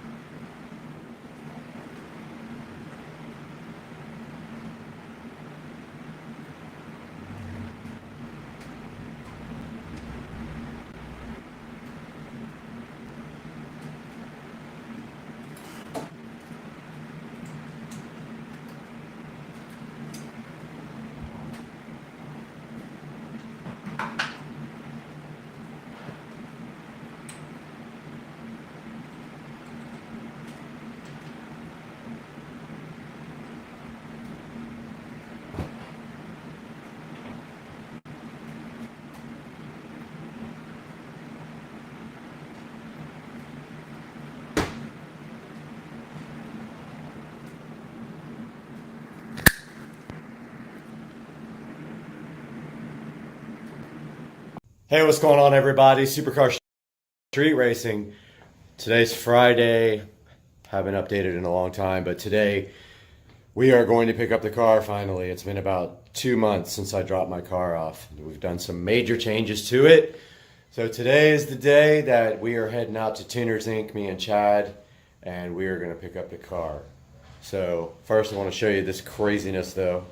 So I have quite a few native plants in my yard back here, and this is a century plant that bloomed, I would say, about a year ago. And when they bloom, this crazy thing shoots out of the top, and it was taller than that tree. And so I cut all the leaves off of the century plant, and finally this thing broke off. And it fell on my patio furniture, but fortunately everything's metal. Don't have any damage, but it's pretty crazy, this thing. That's a living century plant. So these things bloom once in a lifetime and then they die. But yeah, pretty crazy. So tomorrow I have to deal with cutting this thing up and getting it out and trying to remove that base somehow. Oh well, that's just something I'll have to deal with. Waiting on Chad, we'll have another update. Hey, what's up, everybody? Me and Chad here. We're headed out to Orange Park, worst place to go in the world to go. Watch out, vehicle stopped on shoulder ahead. Okay, sorry about that. Wait, it's just running. But we're headed out to Tuners Inc. and we're gonna go check out the car, see what's going on with it, see if it's really drivable, see if we're taking it home today. We're taking it home today on the back of this truck if we have to. Tow it, we have to. Yeah, we're gonna tow it if we have to. We'll call AAA. I got AAA. So we're headed out there, and I guess we'll shoot some more video when we get there. I'm almost positive he's gonna have this thing on the dyno still. So we'll talk to you in a minute. Got the motor back together. What are you thinking? I'm thinking it's gonna make some noise today. It's gonna be loud as hell.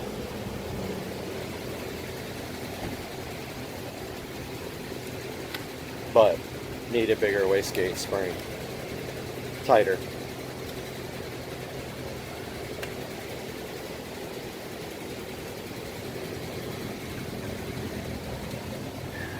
It's the new turbo. New hot.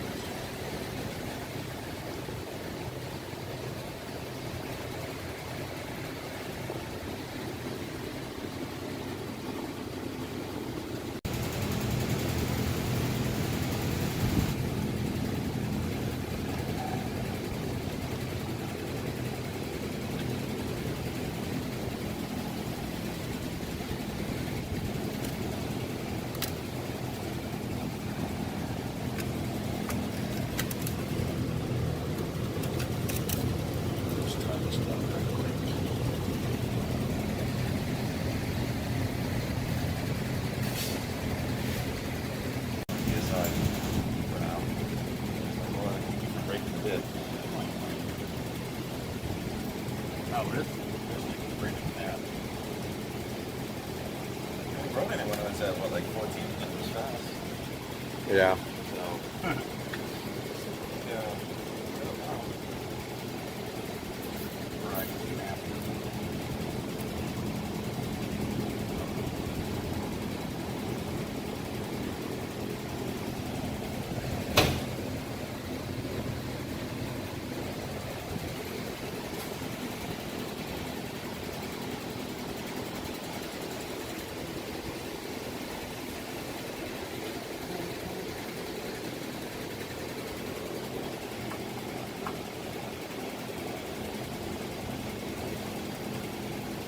Got going on today, Brad? No. Working. Oh. This is what I call working.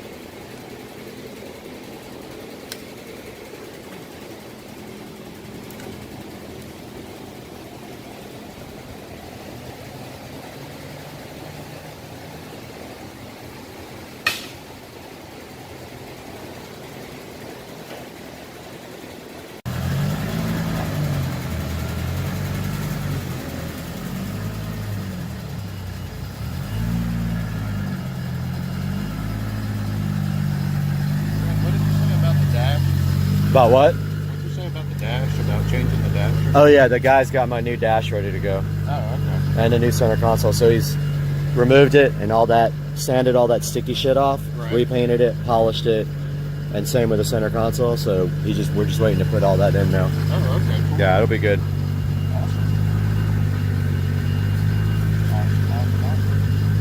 Can you turn on the two-step while you're in there? Yeah. Give me just a minute before. All right.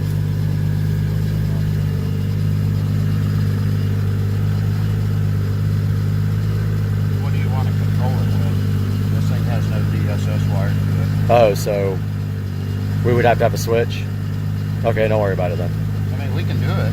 Do whatever you want. Nah, don't worry about it. He's good at the clutch. That sucks. Get some video of him going crazy. It's spooling already. Oh, yeah.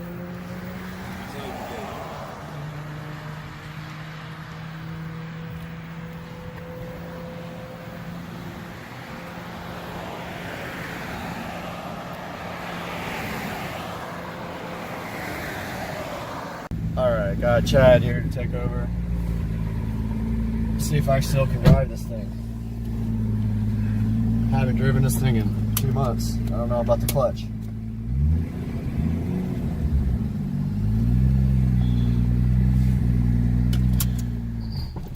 That's right. It happens. Clutch is not fun. That's what happens when you don't drive a stick for 2 months. Right?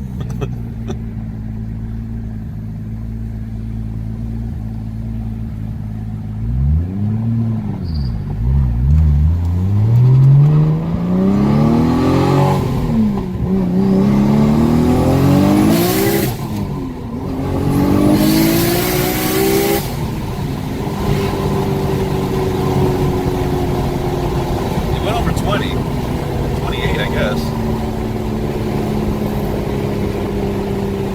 That external gate is loud. Very loud.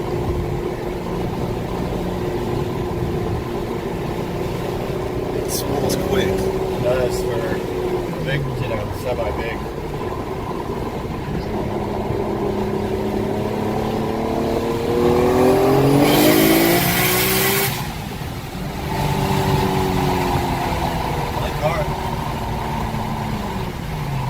That spool is insane.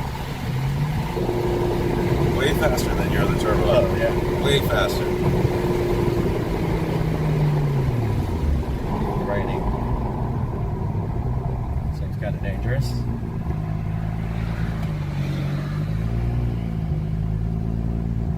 This thing needs gears. Dude, it's straight up on empty.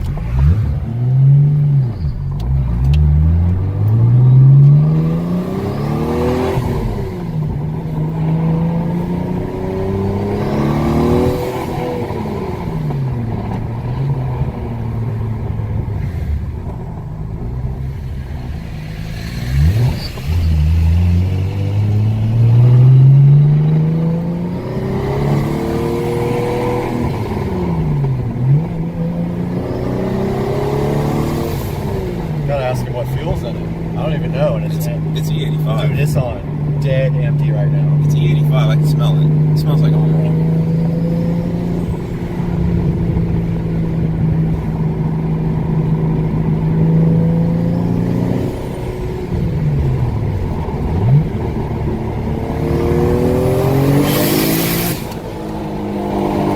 It's pretty violent.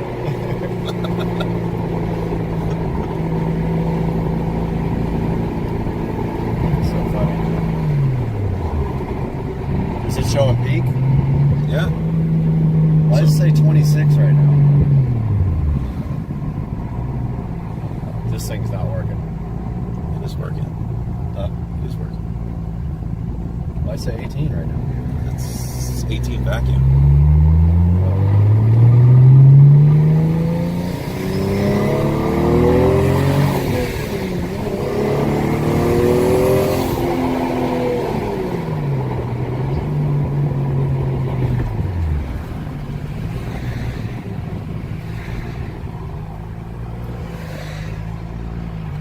See if I can not stall it. Just have to give it a lot of slip. Your turn. Yeah, put some gas in this thing. You drive first.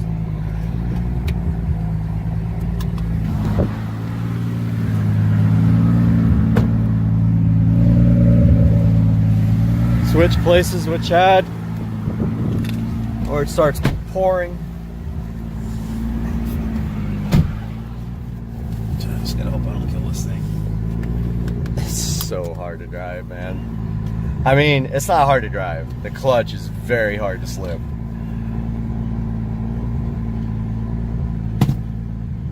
This dude's coming from an auto. Yeah, I haven't driven a stick since He's definitely gonna stall it. I sold that in my seat. Shit, you did perfect. You drive better than me.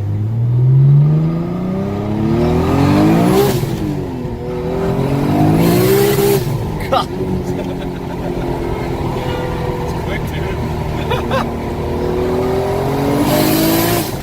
Damn.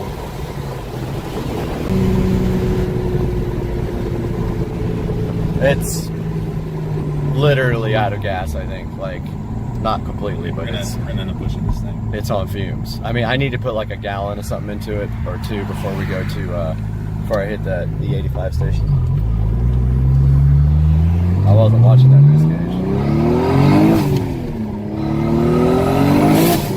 18, 22 or 23. Actually, this clutch is not as bad as I thought it would be. Can't get it in gear? Fist straight up. You're going too far. That's Okay, it. there we go. Alright, let's pull in before we run out of fucking gas. Right here. About to get some E85 because this car is on empty.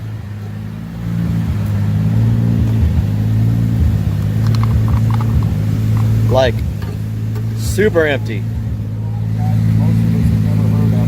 Right there.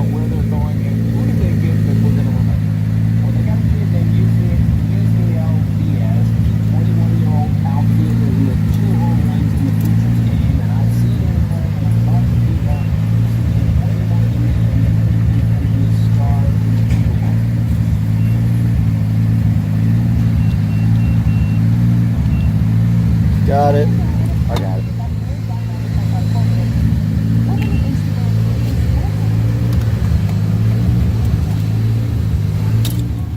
Come on. Helps to push the right button.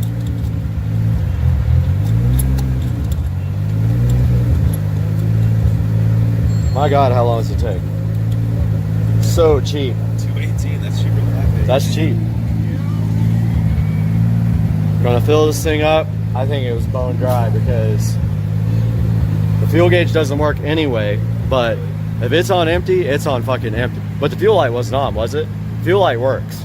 Okay, then it wasn't bone empty. It had some left. The gauge doesn't work. Gauge doesn't work, but the fuel light does.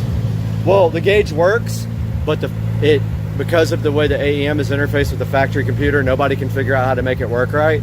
it comes down in like big chunks and it's not accurate when it comes down. But when it gets to empty, it's fucking empty. It just jumped.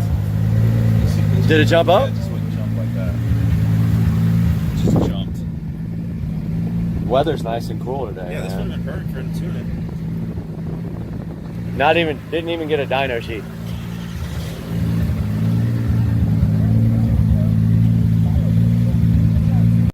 All right, we're out here at the gate station on Blanding. I was literally putting fuel in the car and it died, and now there's no fuel pressure. So we're waiting on Tracy to get here to see what the heck's going on. Obviously, probably fuel pump related. So we'll see what happens when he gets here. All right. Checking out the fuel pump wires.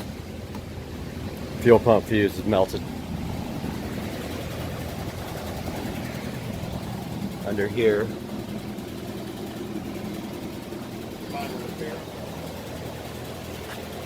Fire averted. Minor repairs. All good.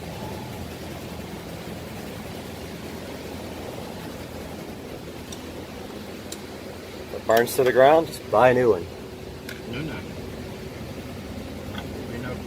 I got insurance. And if you can get that thing on. I can.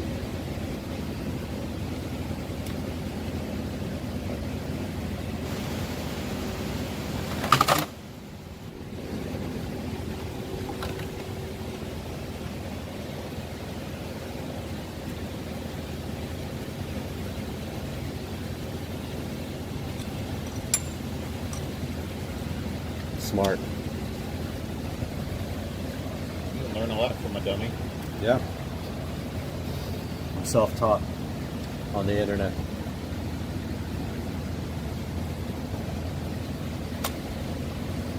Yeah, but this thing, that motor's strong as shit, right? This thing runs really good. I think with good boost, it'll be a beast. It's not fast enough right now? No.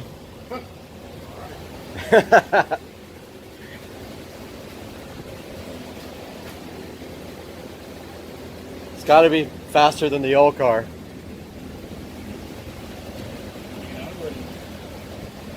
wouldn't bother me to run it up like 30-ish pounds. Let's do it. What do we have to do to do that? On this, well, just like I was telling you about the wastegate spring. What happens when the spring goes in? What is it going to make boost-wise? What's it tuned for? Oh, it's tuned up to 35 pounds. So it's going to make 35 pounds if we put a spring in it. That will do that? I'd keep it at like 32-ish. That's what it's tuned for? It's tuned for as high as you want to turn it, but... Well, I guess I don't understand how we turn it up. In the software, right? Yeah. What's it set for now? Is it a percentage or something, or like?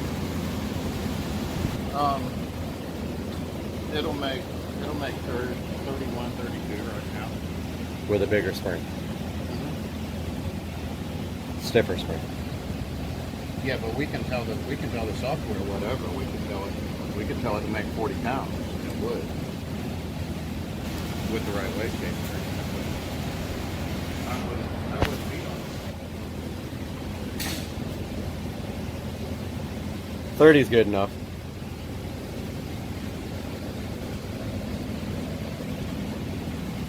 $32 makes just over 800, and I would, that would. It did make 800? Yeah, oh yeah. You have a sheet for it? A dyno sheet? You have it saved anywhere? I will look in just a minute. I had that on. I'd like to put it up online.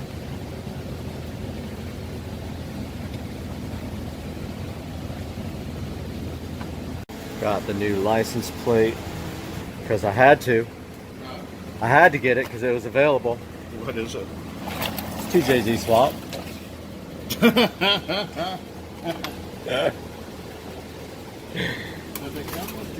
I know. That's what's awesome about it. Makes no sense, so it's awesome. Screwdriver. Just a screwdriver. I'm gonna swap the plates out. Hang on, let me check. Oh, nah, it's some stupid Allen wrench.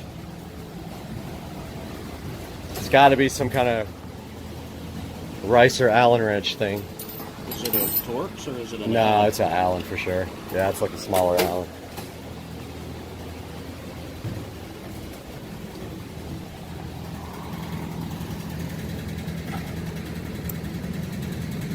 Gonna take this plate off. Put on the new one. The plate that makes no sense because when I ordered it, I thought it had a GTE swapped into it, but it doesn't. It has a built GE, but I don't care. I'm surprised I got the plate anyway. I think it's awesome. I'll change it next year maybe. Of course, I've got to have these stupid special Ricer bolts in my car with my Ricer name tag, which doesn't even, is not the car I own. Love to get rid of that one day. Let me get this out. Got the new tag installed. Actually looks way better. It's just a better looking tag than the green and whatever. Oh man, made sense when I thought I bought the car. Headed back home now, over to Arlington from Orange Park. Got the fuel pump wiring fixed, and so we should be okay for now. Chad and I want to redo the fuel pump wires though, make sure it's all good. So, state of the car right now, making about 22 pounds of boost. It's making 650 to the tires, and Tracy said that at 30 pounds of boost it made 800 to the wheels. I don't have any dyno sheets, so cannot really brag about that. We'll see you guys next time. We'll figure it out. Just got back to the house after leaving Tuners Inc. Got the fan on the engine, trying to cool it off a little bit. I'm about to fully detail the car as best I possibly can. It has been through some tough times for the last 2 months, so about to do that now. Gonna start with the inside. All done with the interior detail. That took me about an hour because it hasn't been done in 2 months. And now I am going to start the engine bay detail process. All right, sitting out here in the garage. I just got the engine bay detailed, 2-step process. First step is degrease. Second step is to engine shine. Got that all done. That is the new 6870 turbo.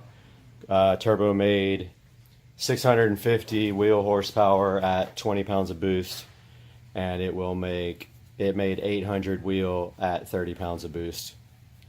Still got to take it and get everything finished. The wastegate spring is not stiff enough, and so the wastegate is opening too early. So all done with the video for today. Got the car cleaned and ready to sit in the garage until the next event. Got the new plate going. So yeah, we got everything good to go. For now, it's going to be a work in progress. I do have some interior parts to put in. That will be for the next video. I'll see you guys soon. Supercar Street Racing. Yeah, so my Tesla's just driving me home. It's cool. It's whatever. Drive me home. Thank you. Love you.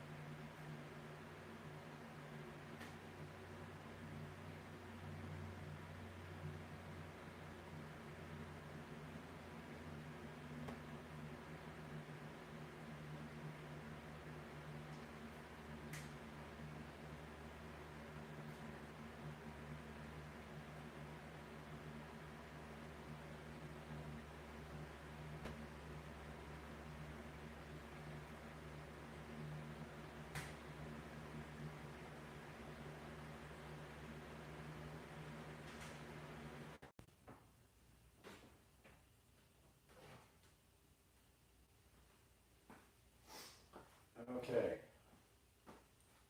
Check 1, 2, 3, 4. Mic's hot.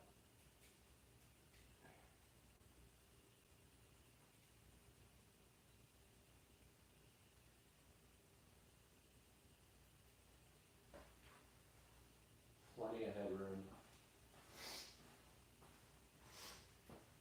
Okay. So leather conditioner, leather cleaner. Should well apply 1 to 3 lines of product on a premium microfiber. Spread evenly. Massaging the surface. Allow to penetrate. Wipe dry if desired. Reapply as needed to keep leather looking. We recommend using Chemical Guys leather first. Okay.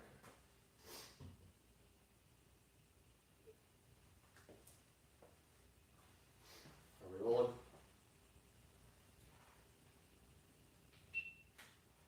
All right, we're on it now.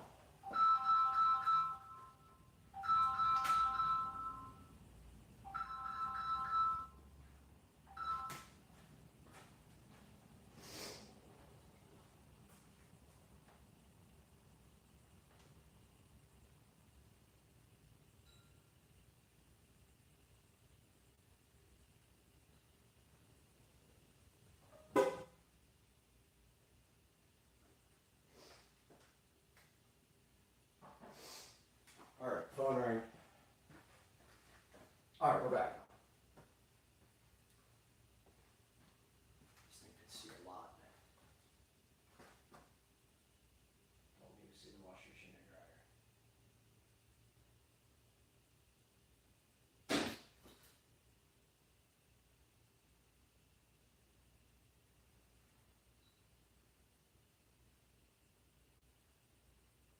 Man, this thing's got a wide field of view. Doesn't even look like it's on me. Oh yeah, it's way on me.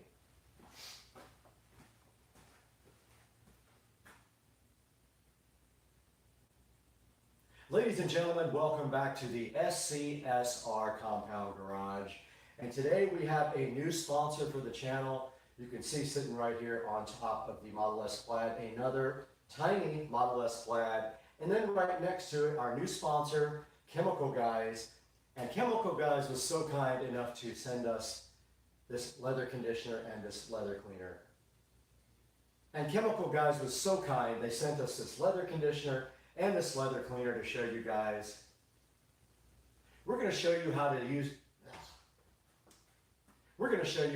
this today right here on the 2023 Tesla Model S Plaid and right behind you on the 2014 Club Car Precedent. There are specific directions for using this stuff, and we're going to show you that today. So hang out with us on Supercar Street Racing while we detail the inside of the Model S Plaid and the golf cart.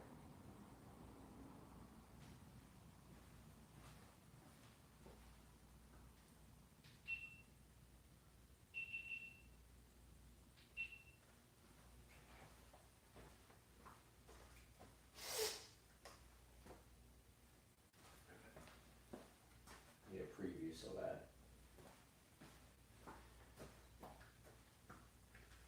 Welcome back to Supercar Street Racing, guys. You can see we're out here in the garage with our Chemical Guys leather conditioner and leather cleaner. They were super nice and they sent us this to show you guys.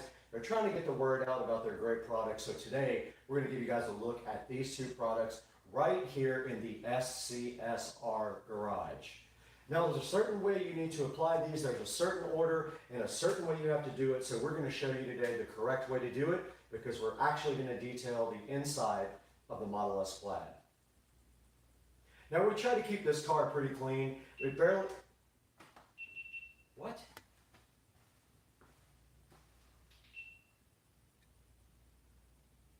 the deal with that?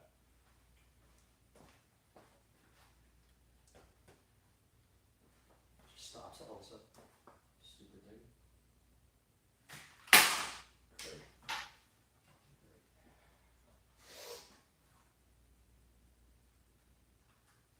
Wonderful.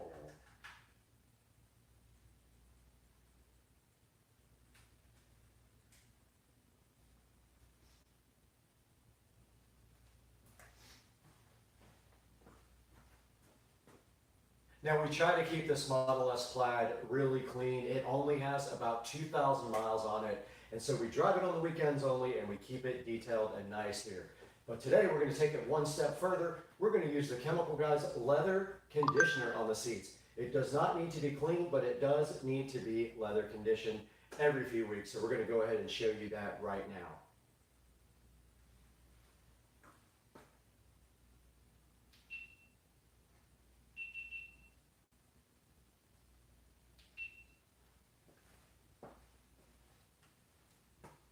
Now you guys just saw me clean the whole inside of this Tesla Model S Plaid with the Chemical Guys leather conditioner. But we got to take this one step further because we need to show you guys how to use the leather cleaner. So what we're going to do with the leather cleaner today is we're going to turn our attention to our club car precedent over here. We're going to clean all the seats and then condition them with the leather conditioner. So one step at a time, let's get busy now with the leather cleaner on the club car precedent.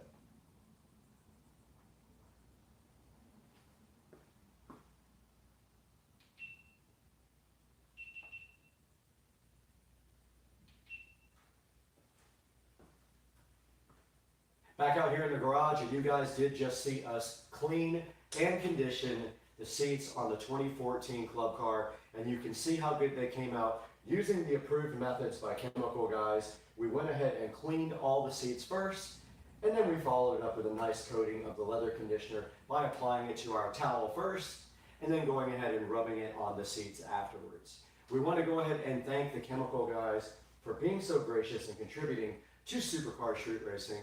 Guys, do us a big favor. We'll put links down in the description for this. Make sure that you order everything from the approved links from Supercar Street Racing. You can order anything you want from Amazon through our links, and it helps us out greatly. In this case, we might put an affiliate link for the actual supplier that gave us this. Go ahead and order it from them. It'll do them a big favor as well. And we're going to have to get out of here pretty soon, but we're going to take it into the studio first and look at this stuff online with Brad.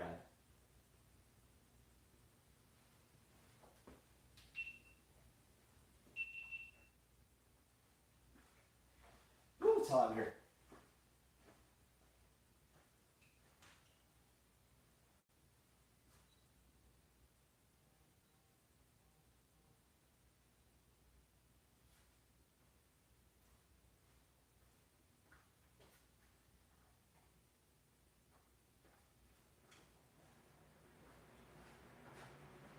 Go ahead and get pics while it's set up.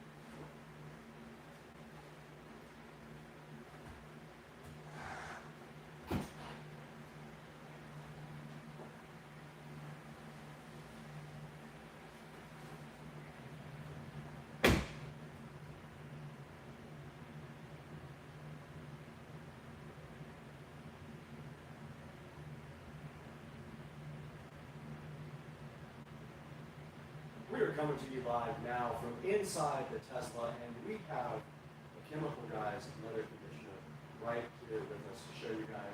And we want to show you how to actually use this as well while we have time. So the instructions do say take the leather conditioner and grab a nice soft towel, and then just take and put a couple of stripes, 2 or 3 stripes, directly onto the towel like this.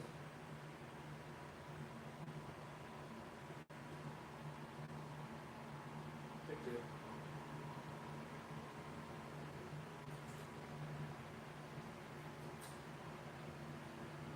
Take 2.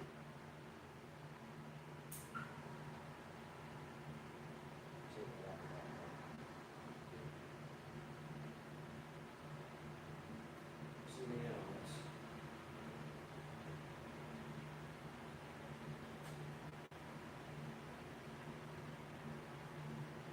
Okay.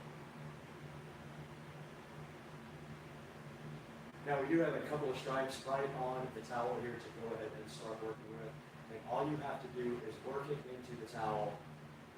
And all you have to do is work it into the seats. And then when you're done, if you'd like to, you can actually buff it off and dry it. Or you can and when you're done, you can actually buff it off and dry it. And then you can do a second application if you really feel like it.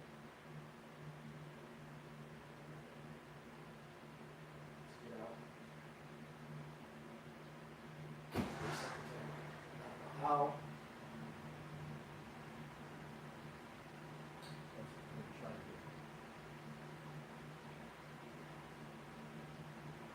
AC fits here.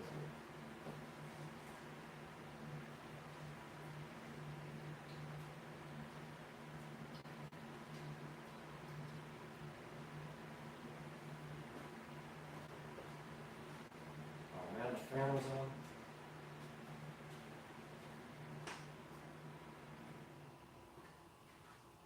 That sucks. Hopefully it didn't pick up all the fan noise.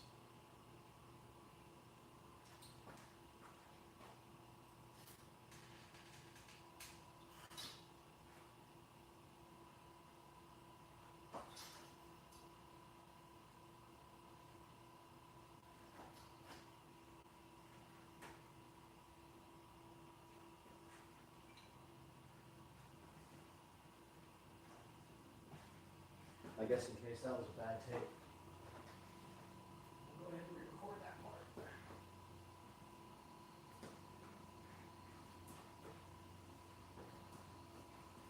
All right, we're going to record that part again, just an overview of how you put it on the towel. So yeah, you just take your towel and you put about 2 or 3 stripes of the stuff right on the towel, and then you work it into the surface. We're going to go ahead and start with this Model S door panel right here. It's a lot. There's a lot on this.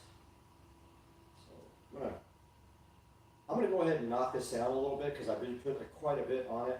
So I'm just gonna knock it into both sides here so it's not so thick. And then I'm gonna go ahead and proceed to put it directly on the door panel right there. See it going on with a nice finish there.